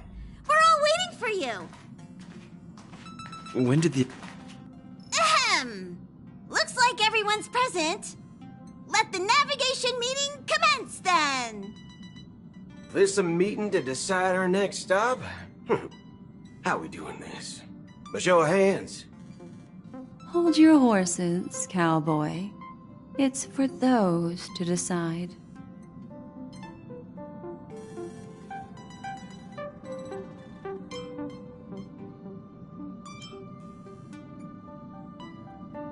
Allow me to explain. Mr. Boothill and Miss Black Swan submitted a request to temporarily travel with the Express for their own personal reasons. As you all may know, the Astral Express never declines any passenger whose heart yearns for the distant stars. Therefore, they will be traveling with us for a while until they reach their destinations.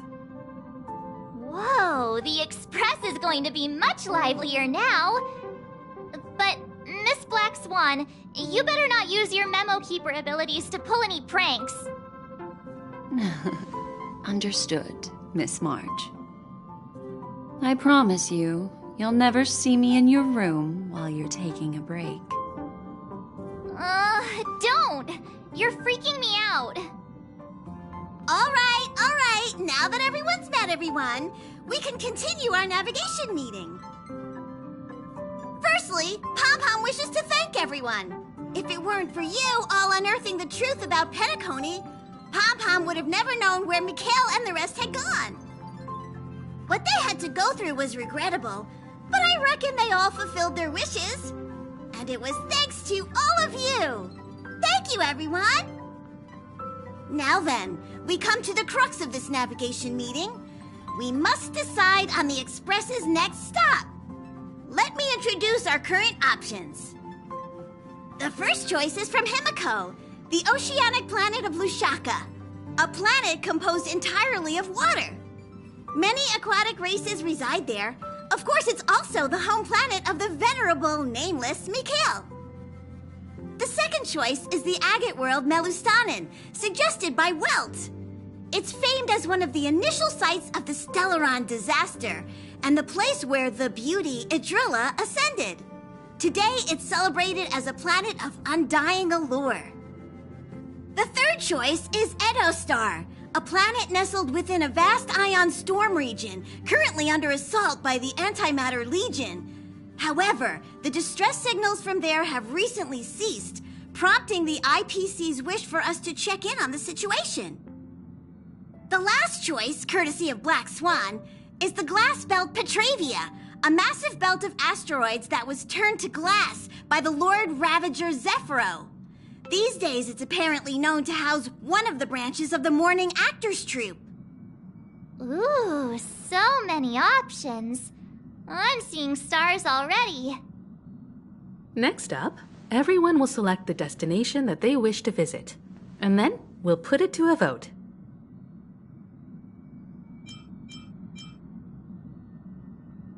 Black Swan has arranged to meet a morning actor there. I've heard they're preparing a special performance. I wouldn't mind going to enjoy the show. That type of performance isn't really my cup of tea, but I'll let you all decide.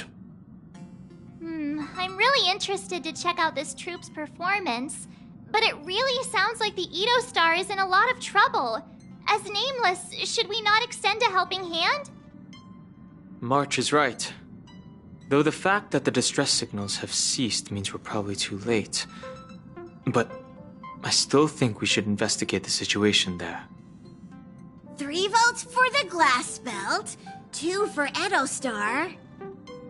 Looks like we have a winner.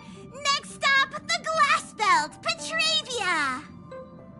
Then this navigation meeting is adjourned. I'll go check the warp jump coordinates. Everyone can catch up on some rest in the meantime.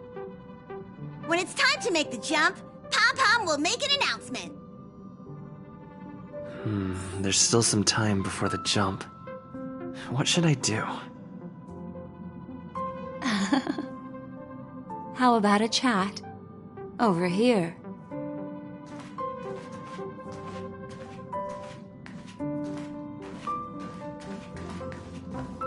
let this trip be uneventful. Please let this trip be uneventful. Please let this trip be uneventful. What's with you and always copying the way I talk? The last couple of trailblazing expeditions have been downright terrifying. It's about time we had some fun, cozy, and cute adventures for a change. Come on, start praying with me. Please let this trip be uneventful. Please let this trip be uneventful. Please let this trip be uneventful.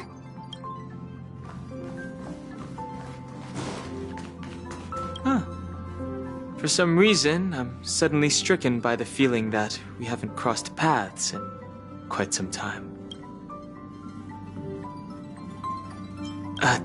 I should have known better than to expect anything serious from you.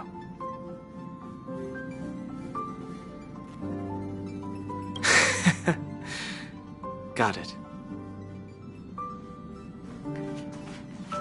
This Astral Express sure is comfy. But I got one tiny problem with it. How come there ain't no potent drinks on this ride? I can live without malt juice. At least stock something else. Like that white gem. Calm as dirt and not too pricey.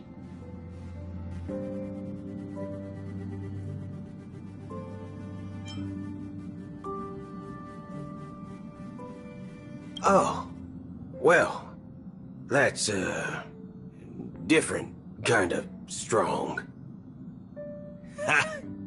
All these years out in the wild, and now I'm bunking in luxury. Gotta say, it's quite the treat.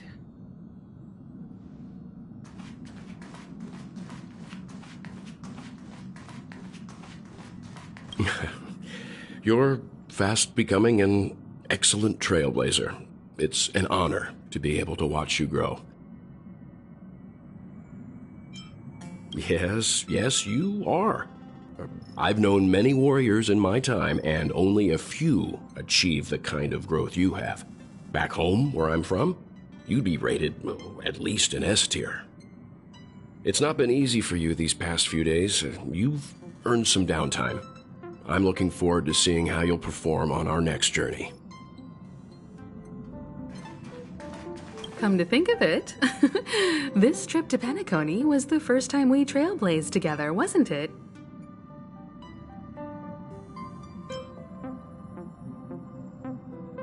It's all right. I understand your concern, but it's okay. I'm also a capable nameless, just like yourself. Turn in early today. You've really been pushing yourself hard recently. If you don't take this chance to recharge, it could lead to long-term problems. It seems fine when you're young, but it's a different story as you age.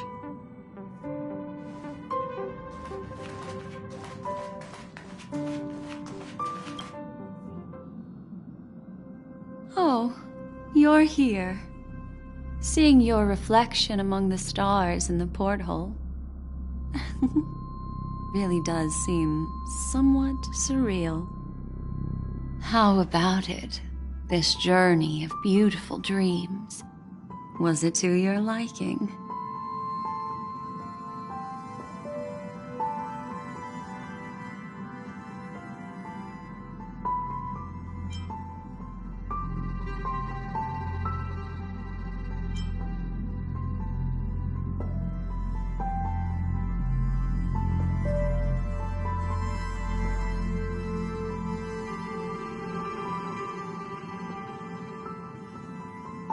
There's a rich scent of curiosity here. Such memories can be irresistibly captivating. So, how about you hand that small parting gift back to me? I'm quite eager to have it back.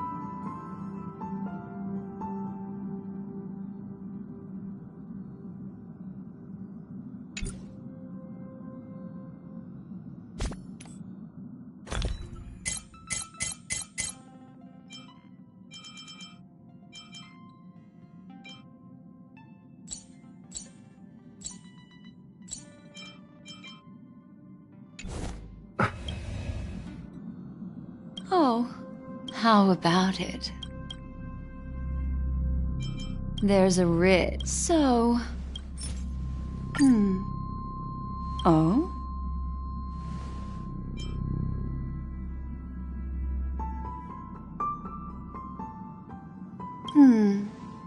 Never mind. I just stumbled upon a particularly fascinating spot in your memory. Before I explain, I would like to apologize to you. This farewell gift I gave you isn't really a compass from the memory zone, but merely an empty light cone. Remember when we entered the hotel in the dreamscape for the first time, and I procured a few trinkets from your companions? Their functions are similar. This way, I can always be attuned to your location, ready to assist immediately if you encounter any threats. But this is not its most intrinsic function. Light cones are slices of light used to encapsulate solidified phenomena. This empty light cone is the same. It can etch your memories in their most vivid form, and then allow me to admire and manipulate them, turning them into unique mementos. All the world is born from the power of mind and soul, and that power is memory. To prevent ourselves from being forgotten by the world, we must make the world remember us, or use our memories to recreate it. Life, seemingly vast, offers but a scant collection of impactful memories. Some joyful, some sorrowful, some light, some heavy. But you are different. Memory is a reflection of the future. Within that reflection, I see your unparalleled worth. You have the power to craft memories that can captivate the world. Your memory can illuminate the universe's future path. And that memory will be as scintillating as the star clusters you see in this portal.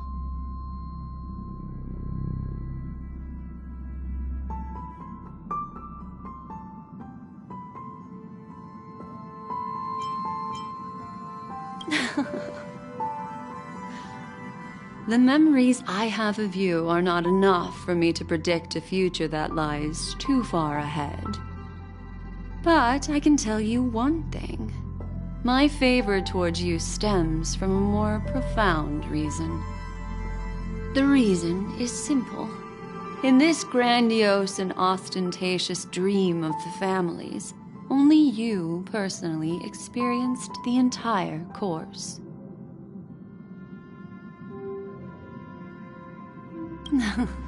Patience, my friend. I will reveal the answer to you, but that time is not now.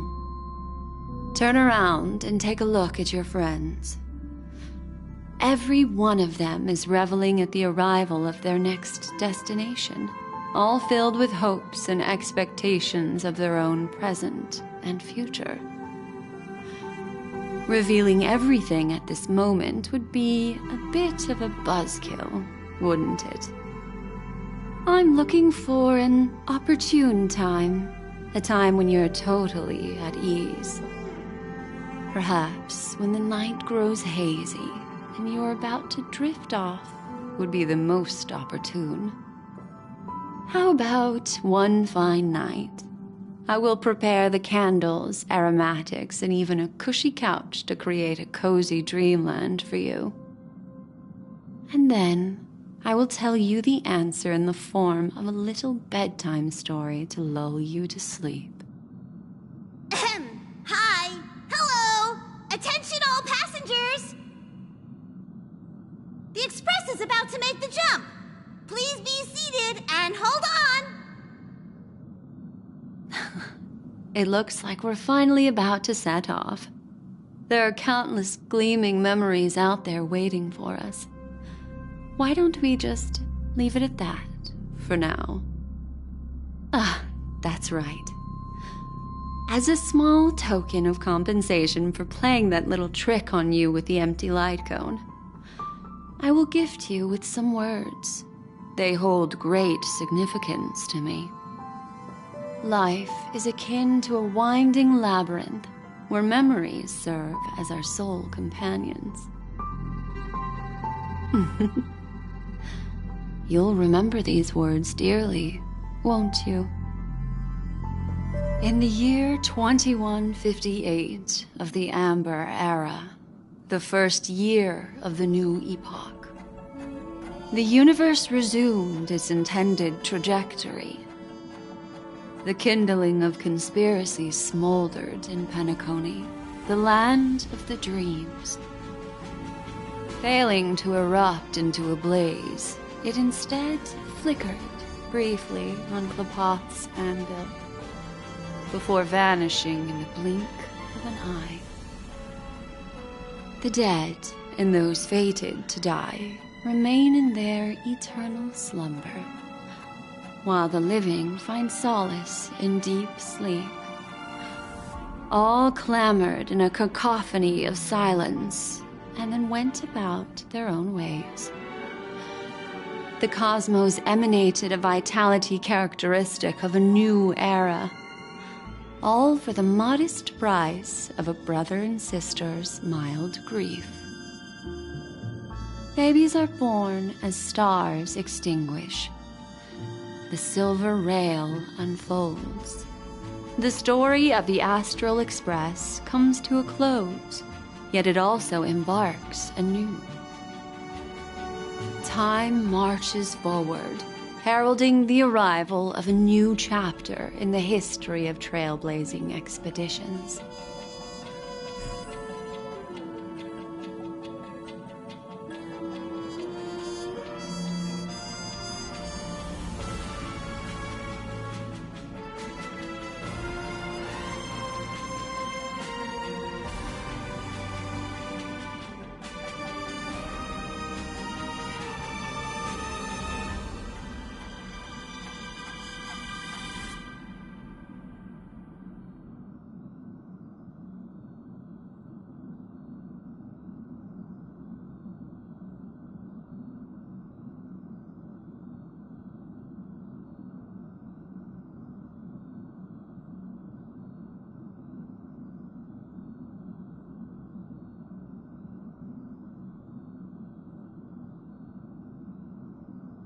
Countless shooting stars streak the sky tonight.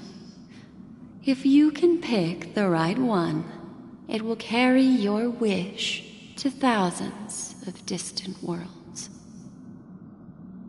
You're feeling very relaxed now, aren't you? So, then, it's time to tell you a little bedtime story. Well, let's start with a conclusion. The crew was defeated in the battle against Sunday. Everyone in Penacony failed, and no one survived. But don't panic. The truth, as horrifying as it may be, is not yet irreversible. There's still a glimmer of hope, and that's why I'm here. Next, I'll use this empty light cone that carries all your memories to relive everything that happened before. And when this story reaches its end, I'm sure someone as clever as you will notice that. There's a major flaw in the story you have experienced, yet within that flaw lies a glimmer of hope. Are you ready for it? Do you remember everything? When the clock turned back, the Express started a warp jump, sending you to a strange dream. You were bewildered back then, and then a Galaxy Ranger named Acheron showed you a way out. When you arrived at the Reverie Hotel, you met the doorman Misha and had a confrontation with Aventurine, an IPC representative. Thankfully, Acheron appeared again and helped you. After that, you saved Firefly and explored Penacony together. During the tour, you ran into Sparkle disguised as Sampo and accidentally entered a child's dream. There, I rescued both of you from death, but Firefly didn't return to reality. She realized the truth and tried to involve you in her plan, but that resulted in an accidental death. Even more unsettling, you soon encountered another murder. The 2 cases of death prompted you to investigate the truth behind the sweet dream. Despite your efforts to gather information about the 2 victims, you didn't make much progress. But you did learn about the watchmaker from Gallagher. Meanwhile, Aventurine was secretly carrying out his scheme, in which you were one of the pawns. In the midst of a fierce battle, Acheron revealed her true identity as an emanator of the Nihility and unsheathed her sword. That strike foiled Aventurine's plan and opened a passage between the sweet dream and the original memory zone. Upon your arrival at Dreamflux Reef, you learned the truth that death was actually dormancy, as well as the truth about the dreamscape, the Stellaron, and the bellboy, Misha. You split up with Sunday and Robin, looking for a way to seal the Stellaron. However, it turned out that Sunday and the Dream Master had their own hidden agenda. And you had to engage in an ultimate duel on the stage of the Charmony Festival. Finally, the story reached its conclusion. You emerged victorious, with the Trailblazer triumphing over the Order, and Penacony embracing a bright and peaceful future. This marks the end of the thrilling journey in Penacony. I'm sure you've already noticed something unusual, haven't you? The major flaw, which contradicts all the known information, hides in this story.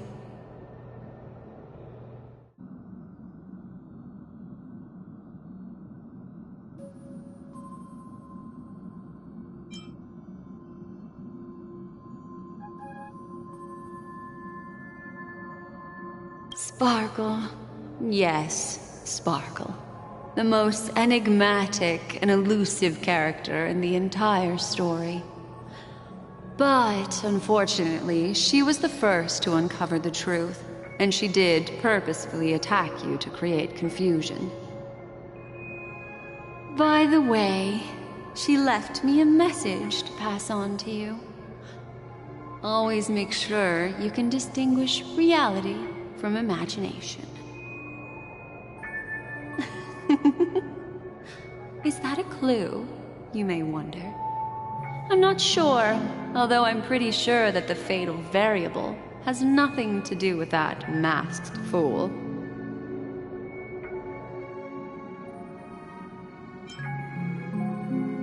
Well, although the fake deaths of those 2 ladies don't align with our initial assumptions, this fact itself doesn't contradict the information we have so far. I'll go ahead and eliminate that incorrect answer for you. So, what is the fatal variable? It is true that Gallagher is a history fictionologist, but he didn't lie in this matter. In addition, death and dormancy do arise from the same concept, don't they? This is not the fatal variable in your adventure. Take your time and think it through. Are you suggesting that the sleeping and shapeless never bestows its gaze upon anyone, and thus, no one can truly possess the power of the Nihility? That's a very astute guess. But unfortunately, Acheron did progress further down the path of the nihility.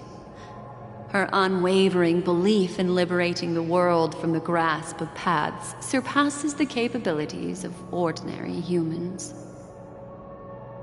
I'll discard that incorrect answer for you. Take your time and think it through. What is the fatal variable? Little Misha. Or should I call him the Watchmaker?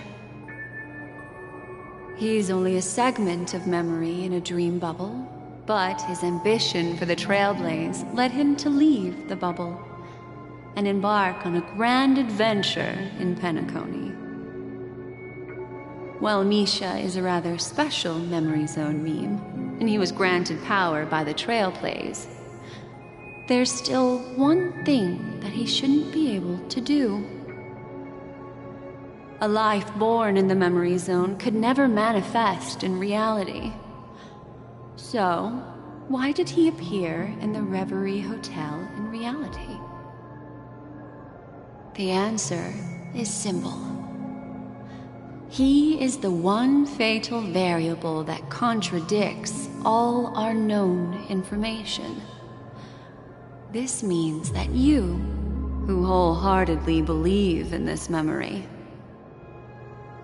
are still trapped in the dreamscape at this very moment. Wake up, sleepyhead. Break free from this eternal dream and return to the real world. We'll find our answers there. The train is about to make the jump.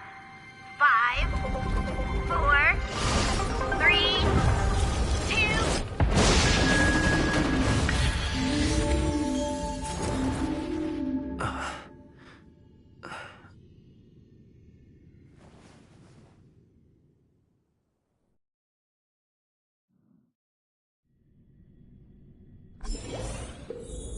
This way, darling.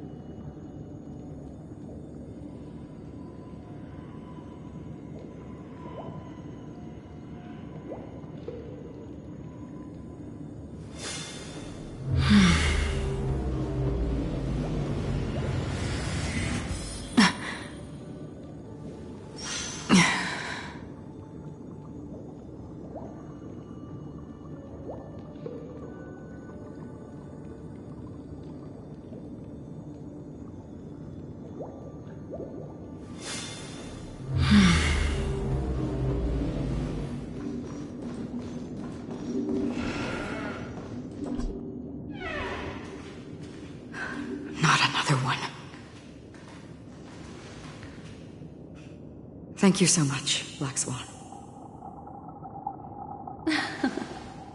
Finally, I can breathe a sigh of relief.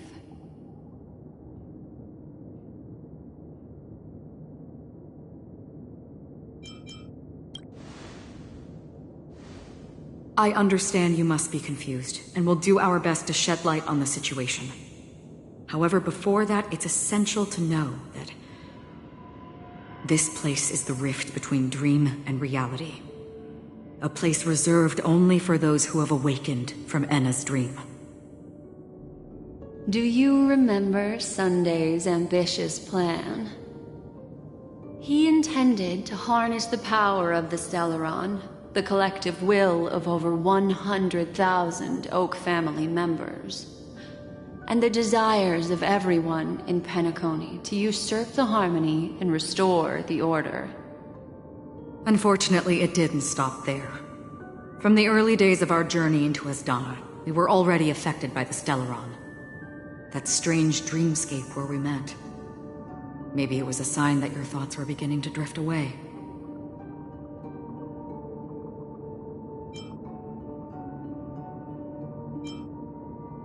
I don't think the goal of the Order was to put everyone into a deep sleep. Quite the contrary. They used the Stellaron to catalyze the leakage of Asdana's Memoria into the material world, allowing the dreamscape to blend with reality. And that included a lot of Memoria from the Beyond the Sky Choir. As time came and went, the dreams eventually became indistinguishable from reality, and reality became an illusion. People think they are awake, but their spirits have long since stepped into the Temple of Order. This is what makes Enna's dream so powerful. In this paradise governed by the Order, everyone indulges in their delightful dreams and lives happily ever after. I believe what you experienced in the sweet dream, except for that flaw, was real. Only in this way could you reach the destination, lifting the crisis in Penacony and embarking on your next trailblazing expedition. If it wasn't for Acheron's plan, we might have been trapped in this dream forever. Fortunately, while the path of the Order governs all things, it can't affect the Nihility. I came to realize this when the Dream Master tried to expel me at any cost. This is also why you felt a sense of peculiarity when traveling with her. Well, I'm not as fortunate as she is. Even if I'm a memo keeper, I was still influenced by the power of the Order and fell into hallucinations. However, thanks to your memories, now we still have a chance to turn the tide. For mortals, even if they possess the great power of a path, they can't create a flawless world like gods do. That's why there was a flaw in your dream.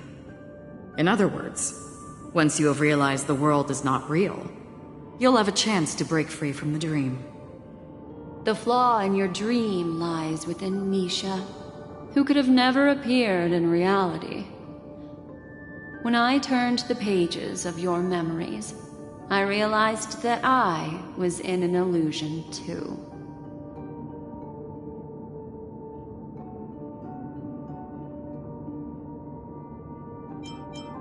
Now Sunday has usurped the power of the Harmonious Choir through the Charmony Festival. Asdana has thus fallen into Enna's dream, transforming everyone equally into the notes of the Eon. Failure doesn't mean weakness. Only the strong can gather the will to resist the Order and try to break free. We still have a chance, though. To make it happen, please, Black Swan, guide us to those with a strong will. All right, please come with me. These people are... They're the ones who accept Enna's dream and indulge in their happy illusions. We have no means to wake them up now. Not even the clockwork will do the trick. However, there are still other things we can do. Make a wish. Let's keep going.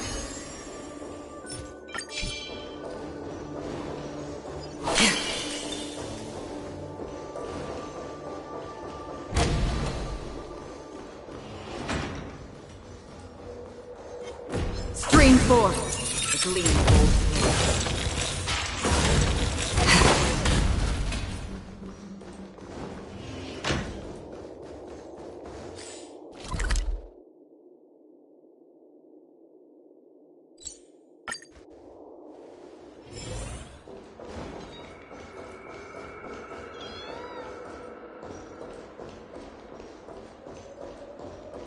Here we are.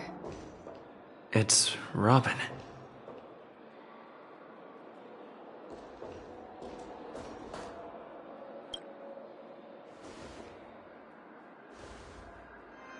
Finally, you've arrived. Let me introduce you to Robin. She woke up from Anna's dream by her own will, and it's this tough lady who led us here with her song. I woke up for the same reason as all of you. In the dream, I experienced something that could never occur in reality. Are we going to lock it up in a cage? I want to see it fly freely in the sky. Without us, this bird would be too fragile to survive on its own. Do you want it to die? No, but... Then let's take care of it together until it can return to the sky. Huh? Birds have wings because they're meant to fly. Even if they may crash on the ground one day, they shouldn't be trapped in a cage. Birds belong to the sky, so we should help them return there, right? The illusion was so impossibly blissful that I realized it was just a dream. And this is our final hope. Anna's dream is founded upon the harmonious choir, namely everyone's shared wishes. It will only materialize once the aspirations of all beings in Penacony merge as one. At present, it has become impervious due to people's desire to remain slumbering within the dream. And in order to destroy it, we must make everyone in Penacony want to wake up. Now comes the tricky part. How do we do it?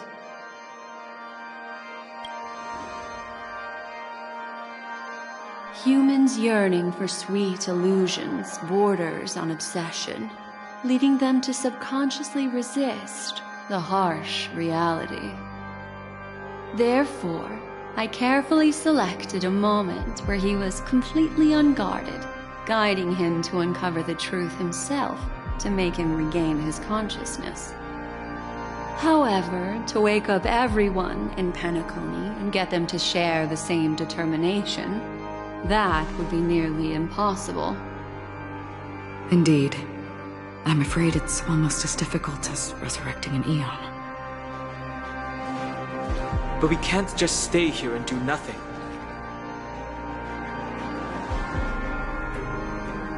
This is a critical moment for the whole universe. Who cares about some dumb number?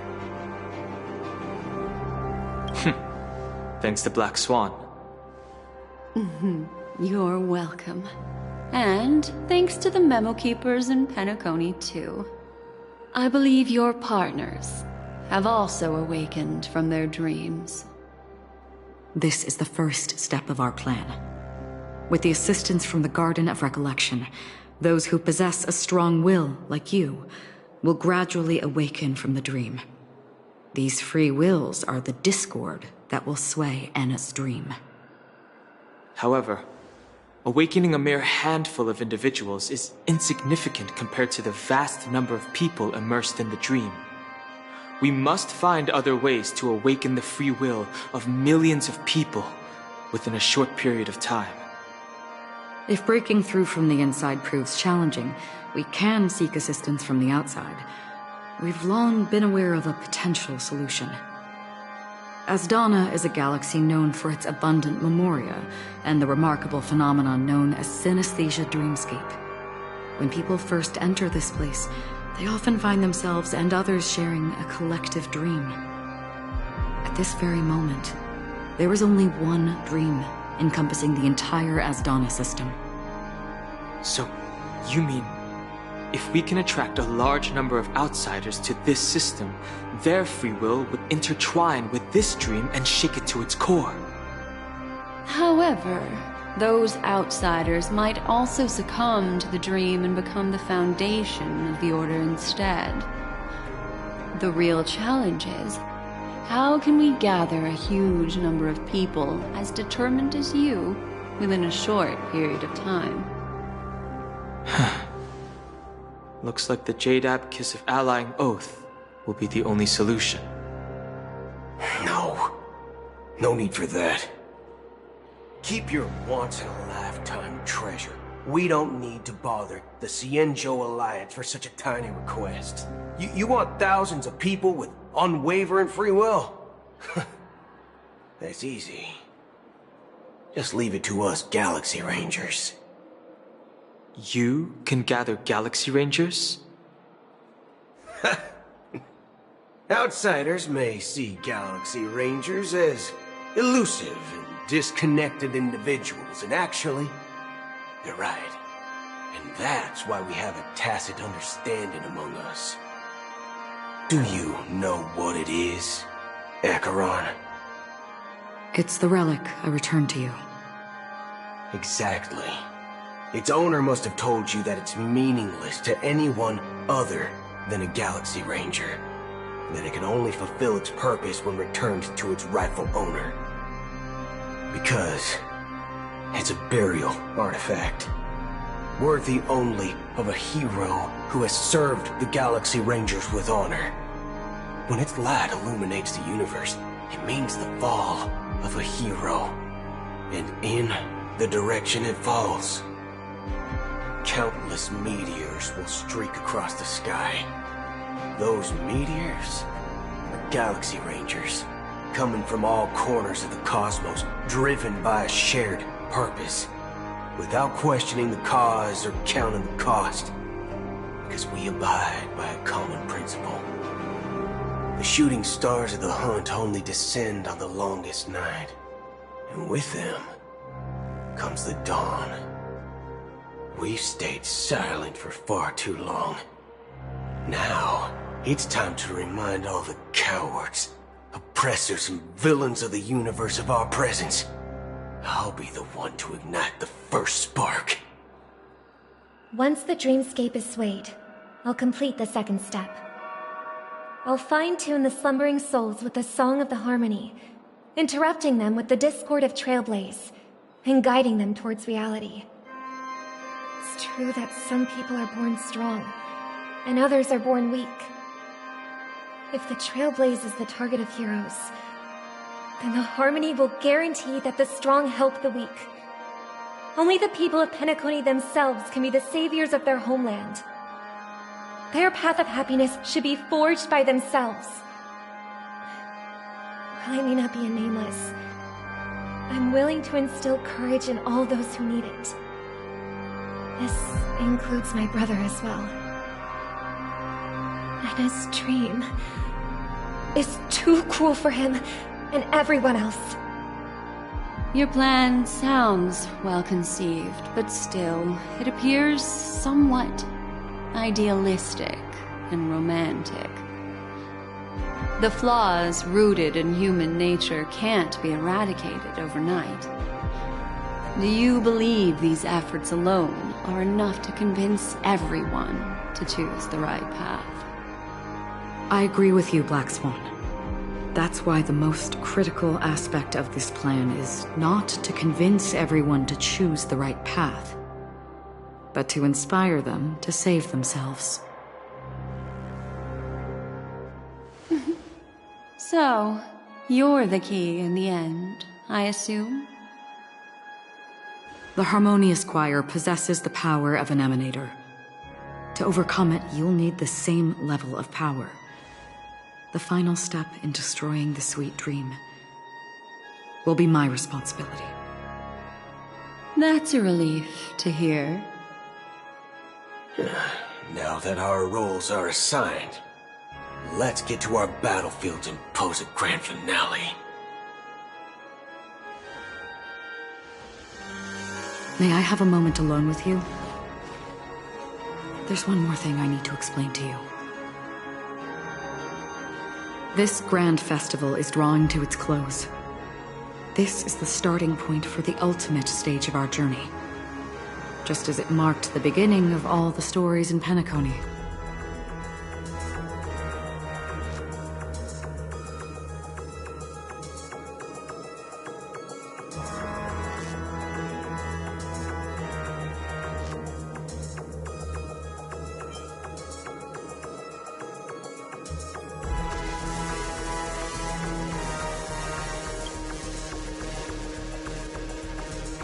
Indeed. She was the first to discover the world beyond the shores of death, and shared this truth with all of us. There's something you should know. We were able to locate you within this boundless dream, and find the key to breaking free from the dream. All because of one person's unwavering dedication. Firefly. She awakened from the dream ahead of others, discovered the Express amidst the stars, and brought us valuable information about the remnants of the Order. She may have been aided by the script, and it came at a cost. As you know, Firefly is a stowaway who entered the dreamscape in a different way from ours. Without the dream pool in the hotel or assistance from the family, she can only awaken from this dream in one way. A real death. We mustn't fail her determination. I'm not implying that we must win this fight no matter what, but our resolve should match that of that courageous lady. Are you ready?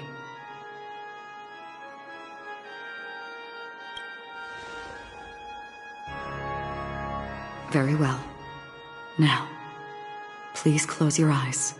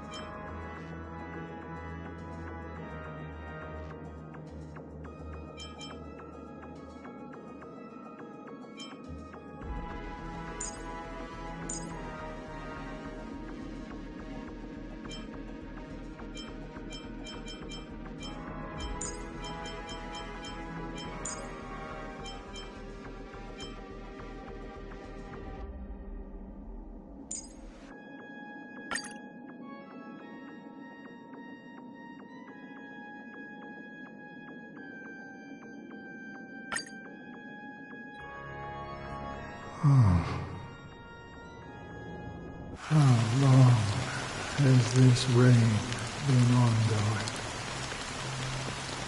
If I remember correctly, it has lasted for decades, or even centuries. The unwavering determination of the Hunt followers persists even in death. But thankfully, we've guided those lost souls to their lives beyond. They were heroes in their time. And they won't be reduced to puppets of the Nihility in their death. You see, the shadows on the sea have vanished. Do you remember? He once said that the sky would clear when the regrets of the departed had faded away. But it's still raining. I know. So, why is all this? Why did this rain choose me?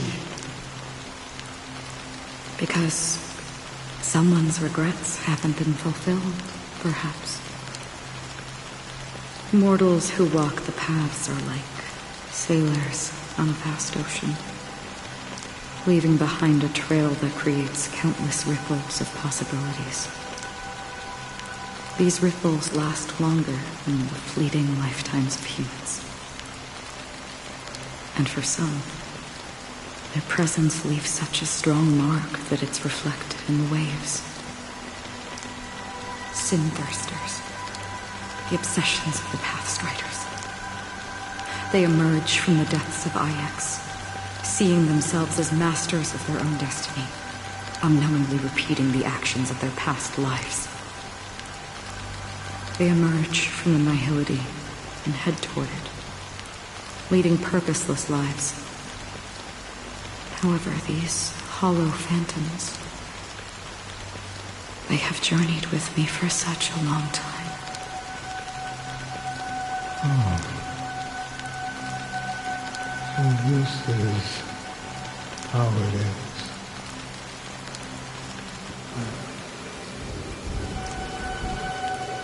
I'm already dead. Yes. Are you watching over me? This is my duty as Acheron the Watcher. I'm guarding the path to the abyss of the nihility, guiding every soul reluctant to become one with it. Back to this side. But if this is what the departed ones expected, should you try to change it? I don't know. But someone once told me that when the inevitable moment came, he hoped that someone would stand at his grave and place a bouquet of flowers. Even if it doesn't make sense at all? Some tasks have to be done, even if they are pointless. I have experienced that much already. Please extend your hand and then close your eyes. I'll carry your wish with me and fulfill it. Only then will I be able to put an end to the final regret by the Dead Sea. Will I ever see them again? Yes, that is certain. Because it was you who told me about the Express, your two former companions. The expedition cut short by the swarm. Your narrow escape from death. And your encounter with the Galaxy Rangers. And Penacony. The hometown to which you could never return. Yeah. For countless times, I got rejected by the family and had to pass it by. But I knew that my companion was still there.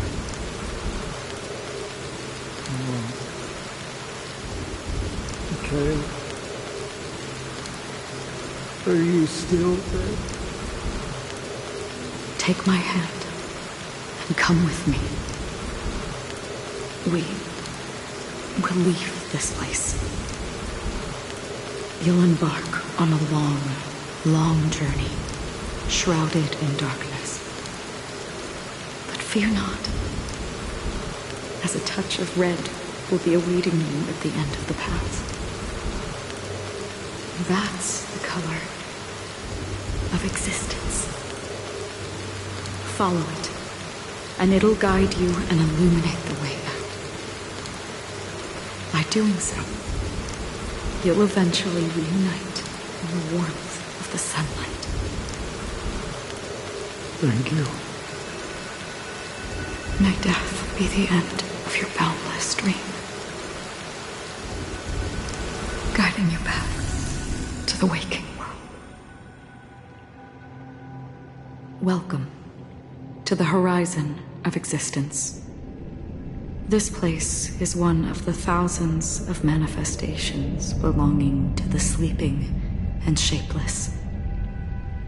And it's also an exit out of the nihility for the awake ones. Let's bid our final farewells here.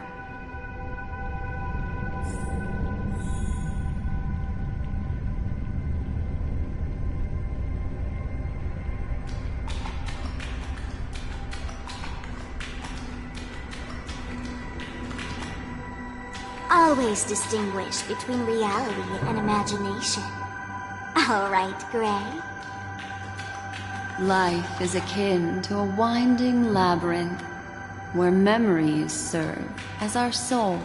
May your schemes be forever concealed. Anna's dream is too cruel for him and everyone else. To the imperfect tomorrow. I still remember the question on the invitation letter. Why does life slumber?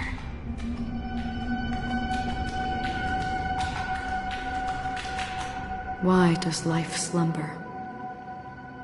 We don't know the answer yet, but we're about to awaken from this dream. Or perhaps such is the answer itself. Leave this place. Return to where you belong. And awaken Penacony from this dream.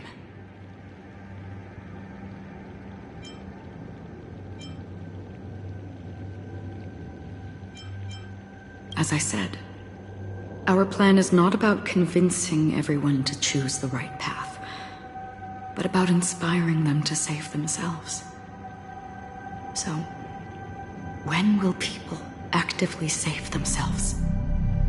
The answer is when they are in desperate situations. Like a drowning individual in the deep sea. When one's body and mind bear immense pressure, agony, confusion, and despair will follow.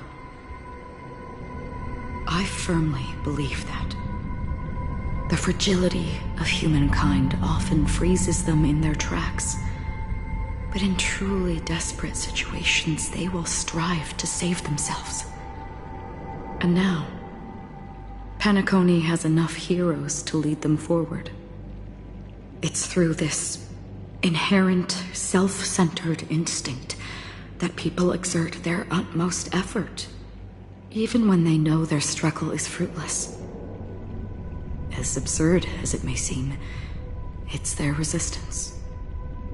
As for now, it is time to guide them, not as a savior, but as a nameless among those mortals. In this way, you will reunite in the warmth of the sunlight. The rain is intensifying. Before we part ways, please allow me to ask a few final questions. So far, you have forged unbreakable bonds with numerous individuals and entities in the Sweet Dream. Might I ask if you fear severing these bonds with your own hands?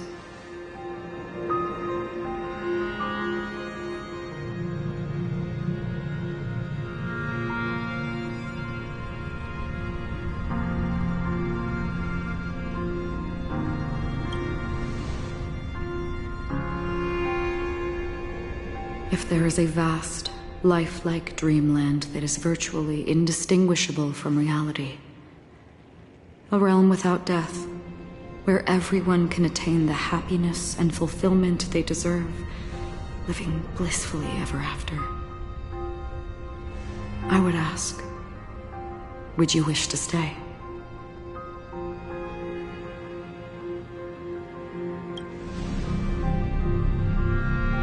Imagine if this splendid dream were fated to fall apart. Friends, family, strangers, followed by the gentle breeze, soaring birds, the stars, and ultimately yourself. Everyone, and every face they remember. The joy and the heartaches, the vows sealed and those left hanging. All will inevitably march towards a predetermined ending. If you had grasped the journey's finale right from its inception, I would ask, would you still embark on this journey?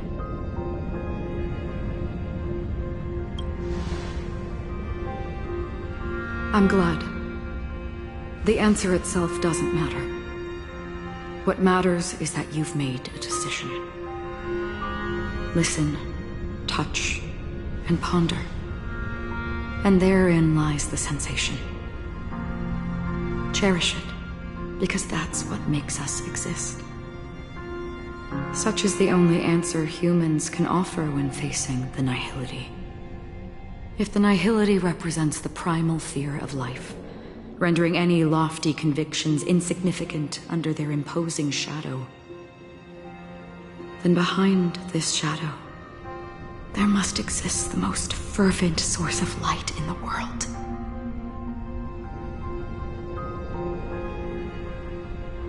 Just as every life that edges closer to death fervently approaches the end of the nihility, we must pursue that primordial light. Not to think that you exist in the nihility, and you watch over others to depart it. Such a task is absurd and meaningless. Nevertheless, someone had to do it. As for the meaning you mentioned, even if it's a meaningless task, I've come this far, haven't I? Even if the future you forge may not even belong to you. It may not belong to me, but it definitely belongs to someone.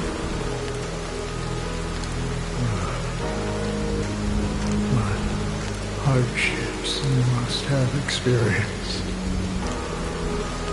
In that case, allow me to do something meaningless too.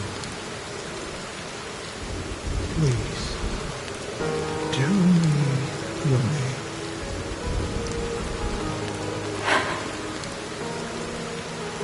Perhaps my existence will vanish in the next moment.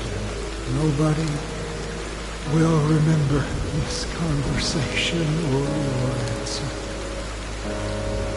But I believe that your name should be remembered. And this universe will remember it as well.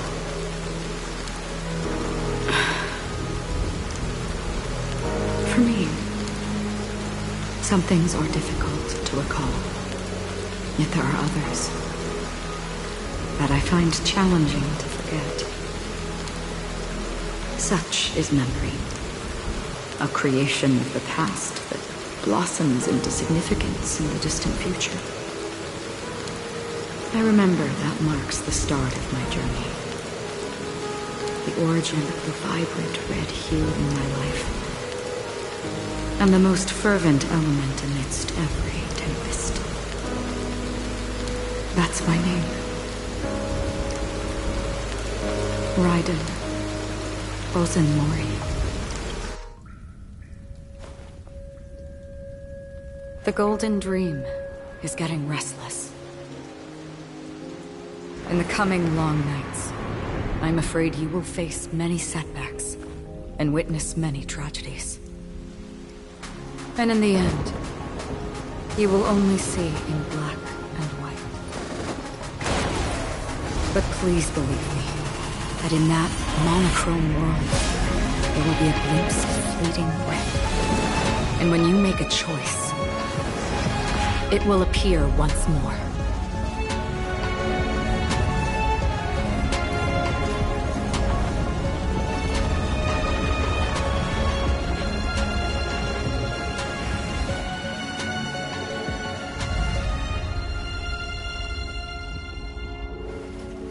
What you must do is ponder its significance, then return to the waking world.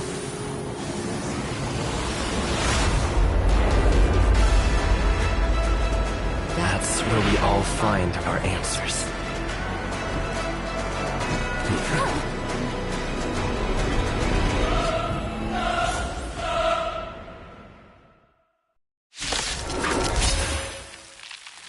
Have you broken free from the dream of order? We've done enough sleeping already. Let's show them a wake-up call. In the name of Landau, years of cold hardens the will. We shall never fall!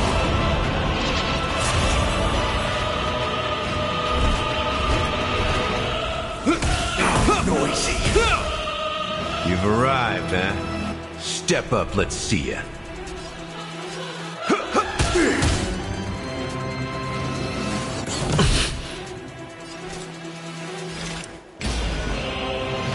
Resistance is fleeting as the dawn's dew, destined for oblivion.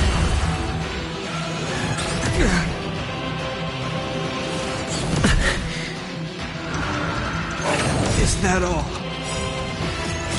I weep for the departed.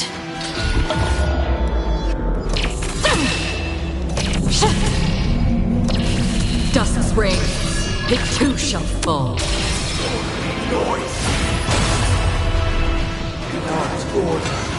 How can the weak be righteous? How noisy. So, in the... Life's like a good brew, full-bodied and sweet. My friends, indulge yourself.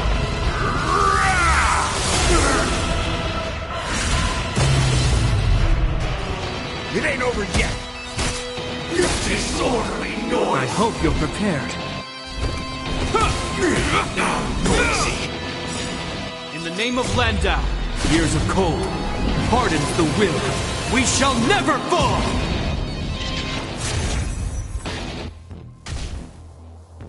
Why is everybody silent? All things are part of the melody. Still the same one. From the still waters of oblivion I guide the wandering souls. We're finally waking up from our dreams. Let's play our own melody. The show begins.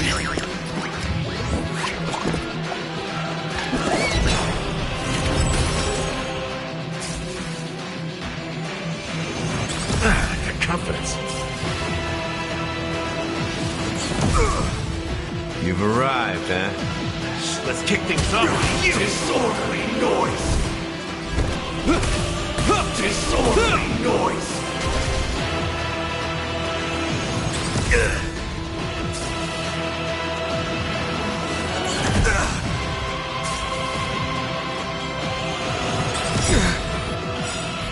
In the name of Landau, years of cold hardens the will.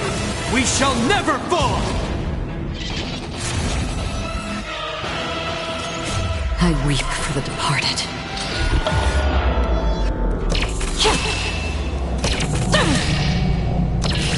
Dusk's reign, it too shall fall. Noise! Resistance is fleeting as the dawn's dew, destined for oblivion. Disorderly Everyone, noise! keep up with my tempo. Ha!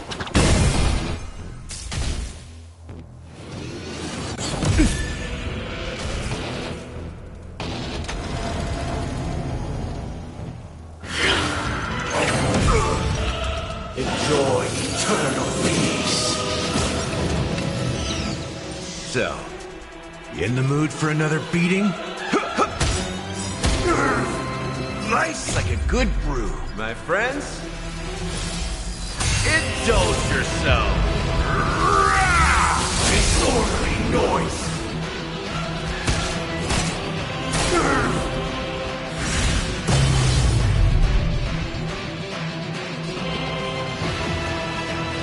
Awaken from your dream.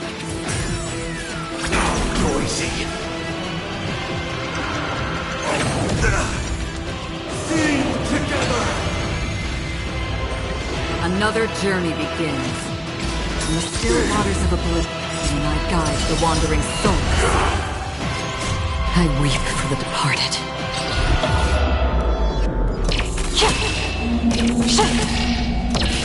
Dusk's reign, it too shall fall.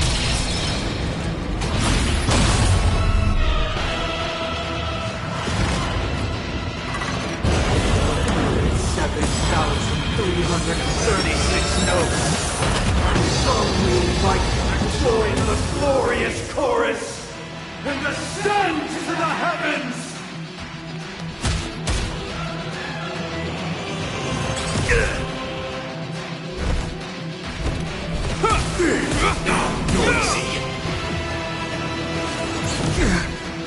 I'll take the lead. Listen to our song.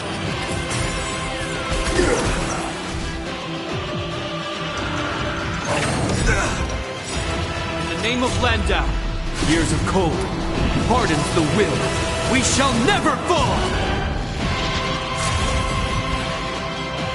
Wisdom comes protection. Did you come here of your own volition? Existence as fleeting as the dawn's dew, destined for oblivion.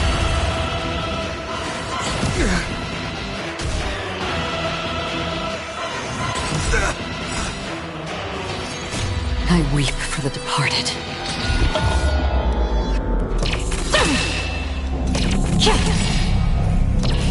Dusk's reign, it too shall fall. Let's play our own melody. The show begins!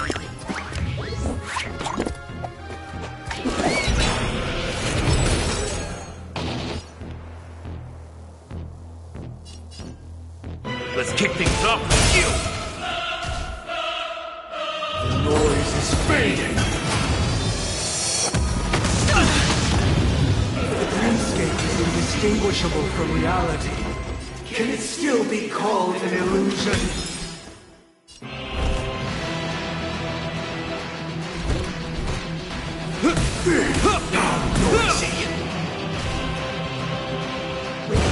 Perfect melody on command. Recreate paradise anew!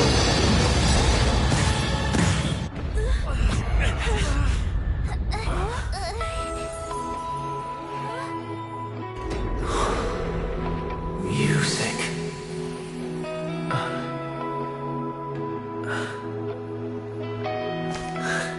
There seems to be another kind of sound coming into the Order's symphony.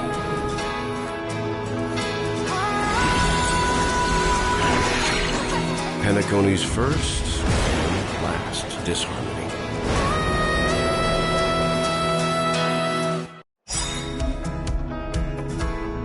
Those imprisoned in their dreams are awakening for freedom.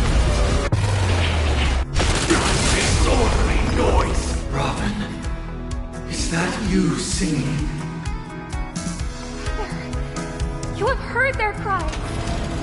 This is not the paradise they hoped for. Even so, they don't know where they should be heading. That's why I had to become the lone star in the sky to guide them. Even if that star must hang in a perpetual night of solitude. Let's play our own melody. The show begins!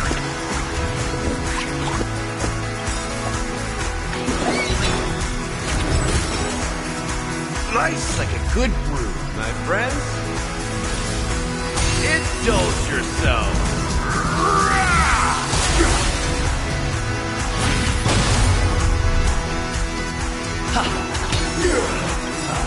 In the name of Landau, years of cold hardens the will. We shall never fall! It ain't over yet. Noisy. Did you come here of your own volition? Existence as fleeting as the dawn's dew, destined for oblivion. This ends here. The dying. Disorderly noise! Listen to our song. Disorderly noise! In the mood for another... Disorderly Another journey begins, and the still life to the glittering eye guide to the wandering souls. I weep for the departed.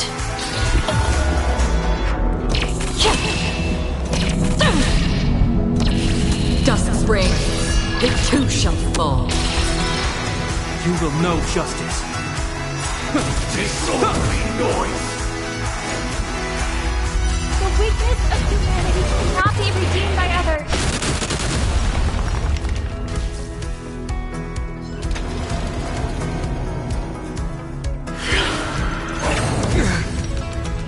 Wisdom comes protection.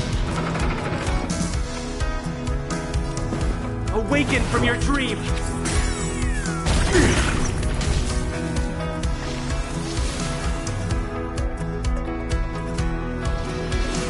Is that all? You've arrived, huh? So let's kick things off with you!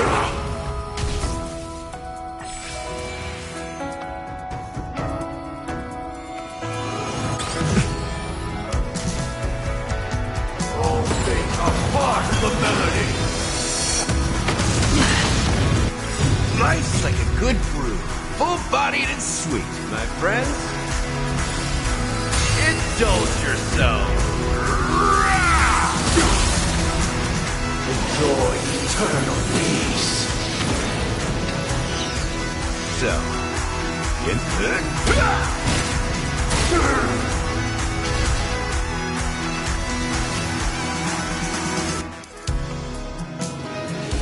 Still the same one. Did you come here of your own volition? Or was it fate? Existence as fleeting as the dawn's dew, destined for oblivion.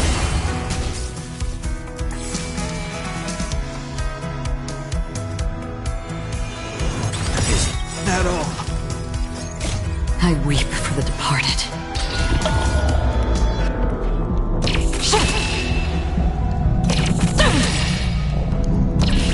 Dusk's reign, it too shall fall. If we had never experienced solitude, how could we have embarked on different paths? Now, our final talk has concluded. All the work of creation has been completed. The inevitable day has arrived. The embryo of philosophy will reshape for us all of reality. If your paradise can save more people, sever my path with your hands.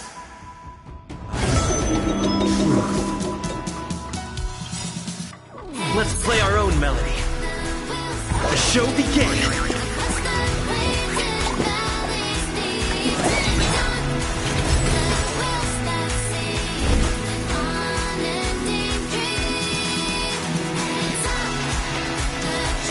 The dice can't come insolent.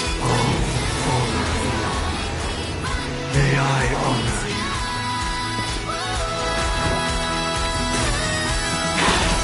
Insolent!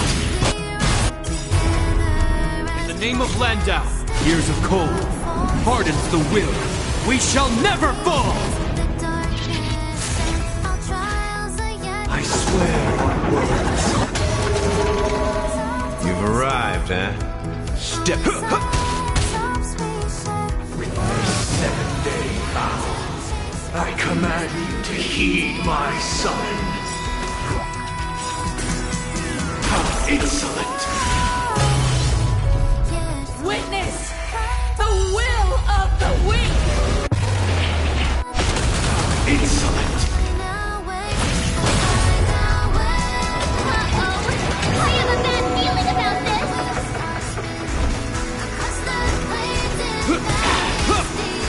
Insolent! It was not you who created all things.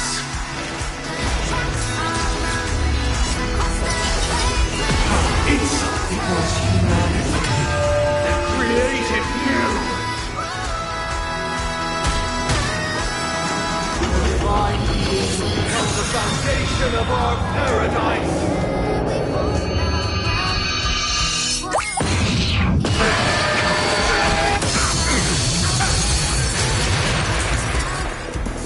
Listen to our song.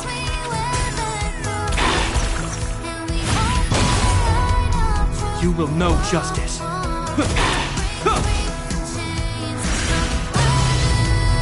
Another journey begins. Existence as fleeting as the dawn's dew, destined for oblivion. By the solemn desire for order. Stop it! You won't change the independence we promised. But the order is not the only choice. Choose happiness.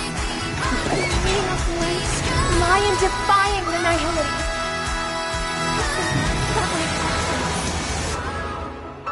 You've arrived, huh?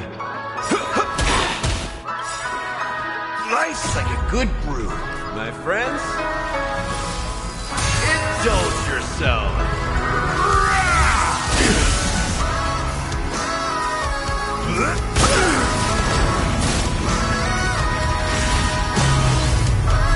This ends here.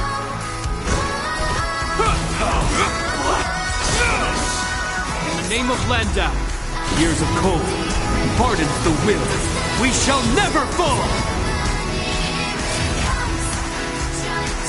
Even if the future is full of pain, we won't escape from it! In the still waters of oblivion, flash shines the wandering souls. I weep for the departed.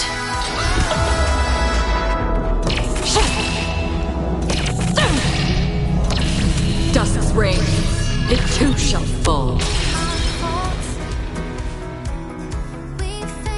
Awaken from your dream! You've arrived, huh? I hope you're prepared. The god is cast. Listen to our song.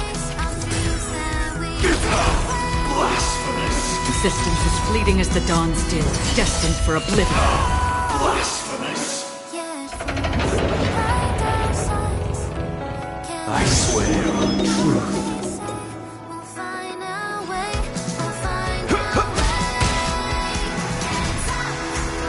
I swear on the calendar.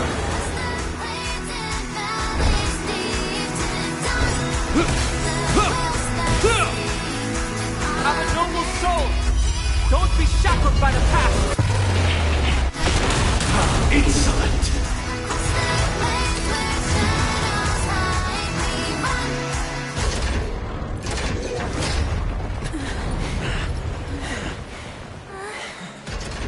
So, why does life slumber? Because someday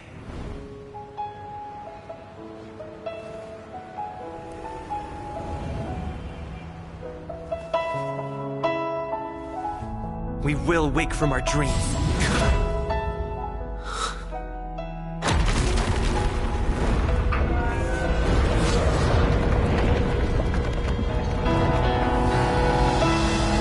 The night is still too short.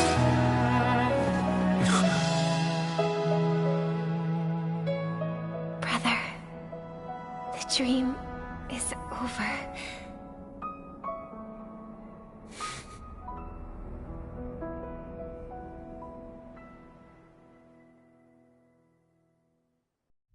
In the first year of the AE 2158, a fiery conspiracy erupted in the land of the dreams, but soon faded in chaos and destruction.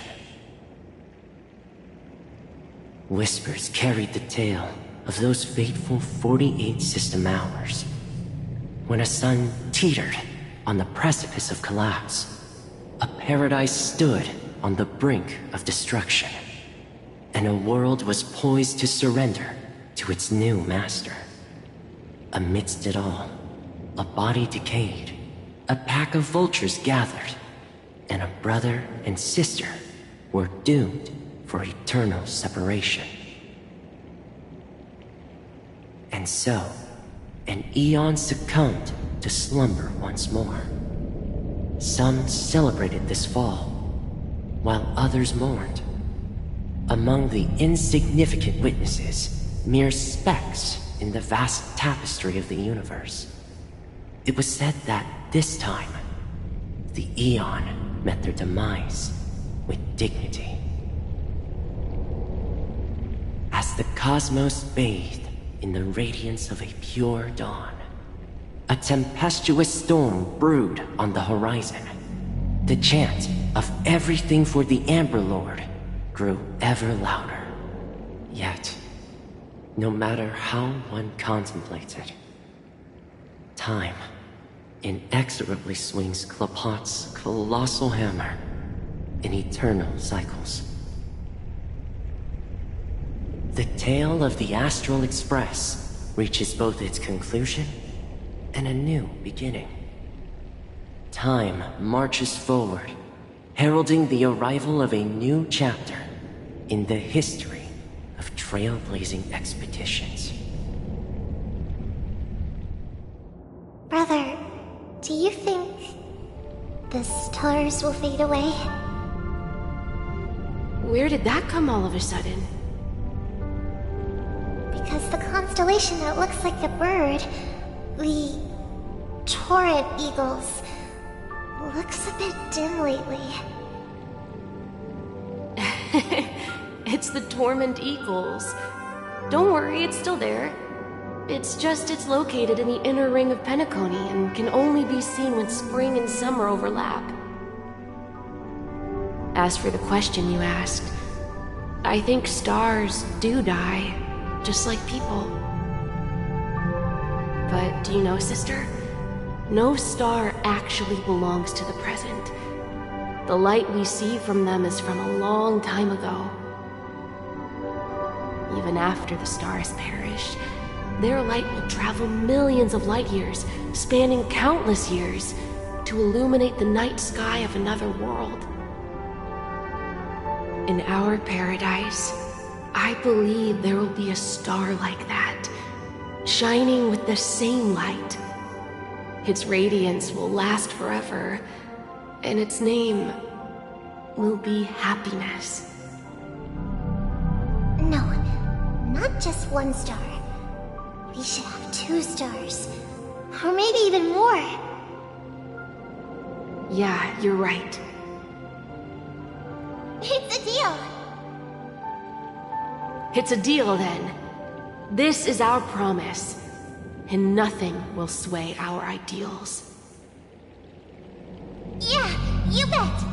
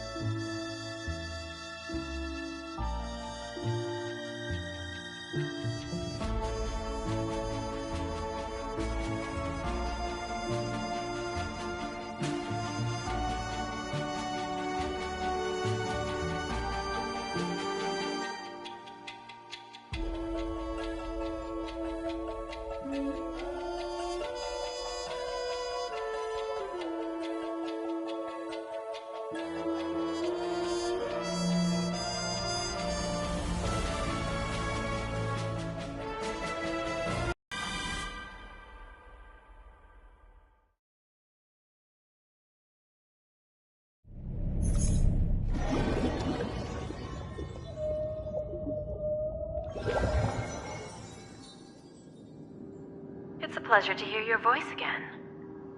Congratulations. You've become the biggest winner of this festival. Are you calling just to poke fun at me? No. I'm just impressed.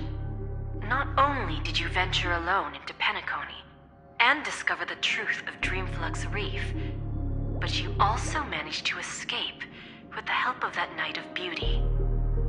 Remember the recording you received from your Trailblaze friend? It's now the most valuable chip in this game. However, this came at a high cost. Losing a cornerstone is a hefty price to pay. Diamond just called a meeting to discuss what to do with you. Just as I expected. So is Diamond planning to demote me, or kick me out of the 10 Stonehearts? Why don't you take a wild guess? Well, alright. Then I'll guess. He's going to promote me to P46? Alright. What will you wager?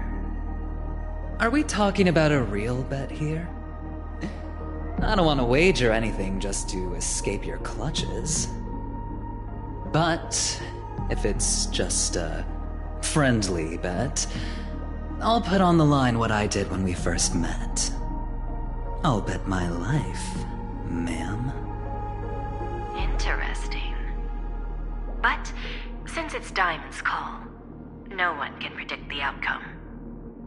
I'm on my way to Penacony. Once everyone is settled, we'll return to Pier Point for the final showdown. Sounds like I'll be out of the action for a while.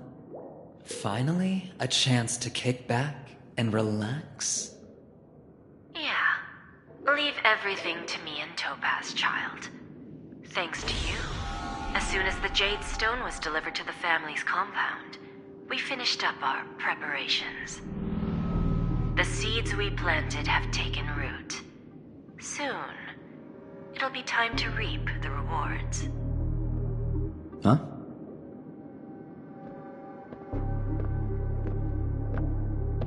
Let's wrap it up for now. Looks like I've got a visitor here.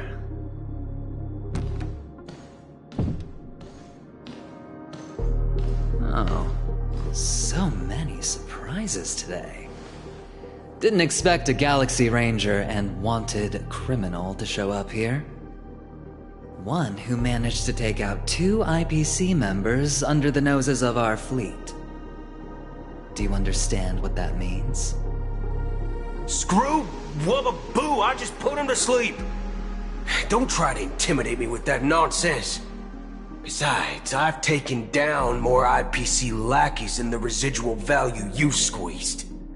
And I don't mind adding a few more zeros to my wanted poster. I have a question for you. Be honest, or I don't mind putting a bullet into your head.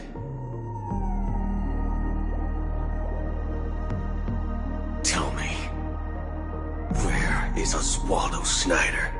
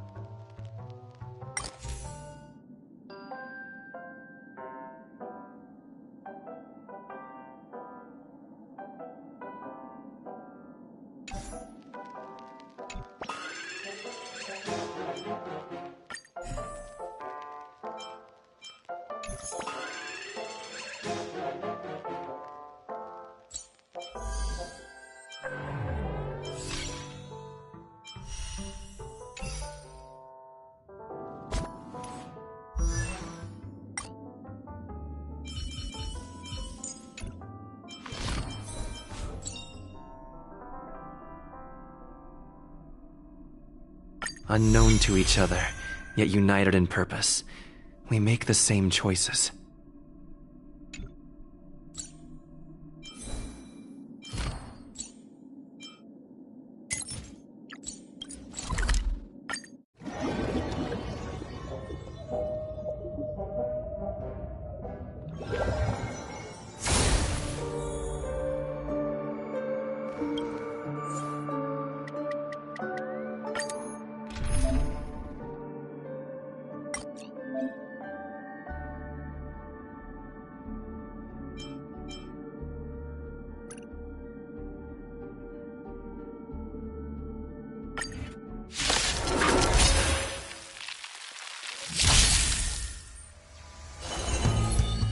Again, the ill tidings manifest. Beneath the silent waters lies an endless abyss.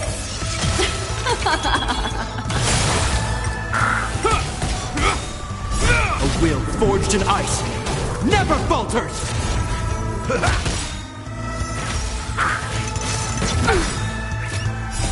I weep for the departed. It too shall fall. Ill tidings manifest.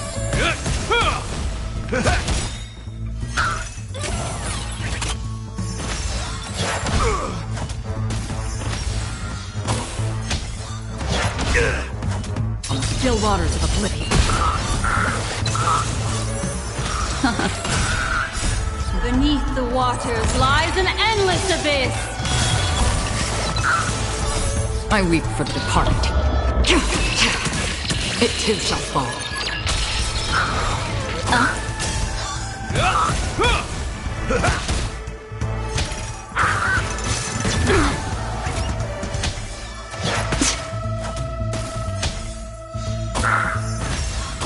Is that all? Destined for oblivion.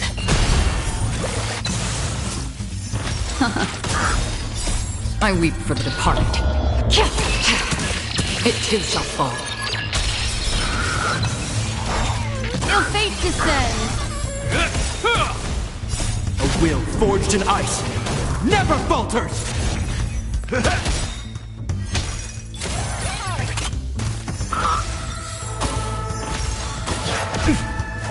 On the still waters of oblivion.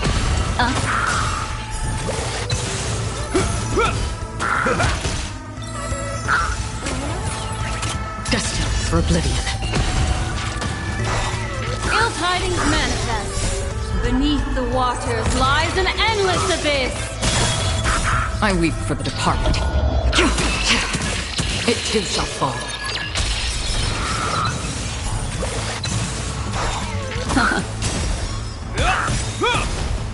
A will forged in ice never falters!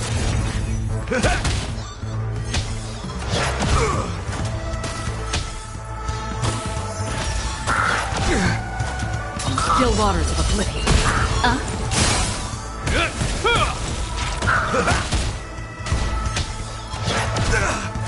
Destined for oblivion.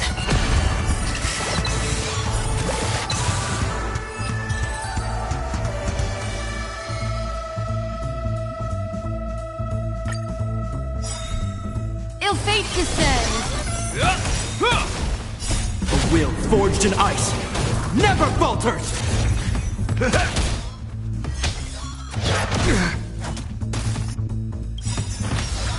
My friends? Indulge yourselves! I weep for the departed. It too shall fall. Ill tidings manifest.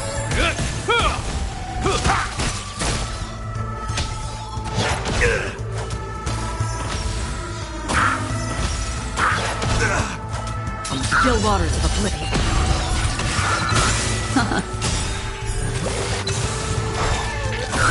Beneath the waters lies an endless abyss. I weep for the departed. It too shall fall.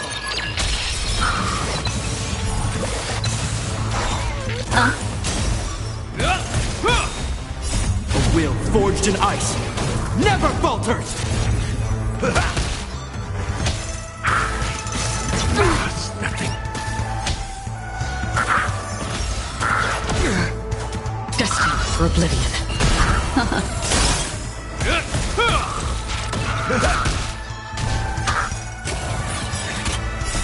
will forged in ice never falters! On the still waters of oblivion, I weep for the departed. It too shall fall.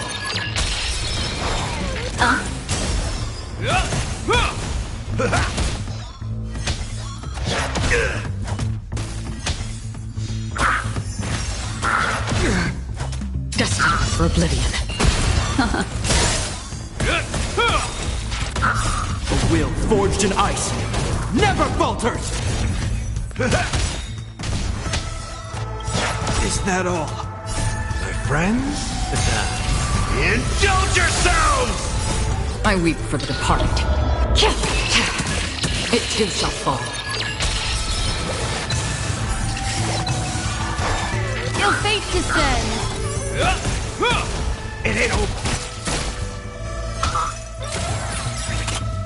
A will forged in ice never falters!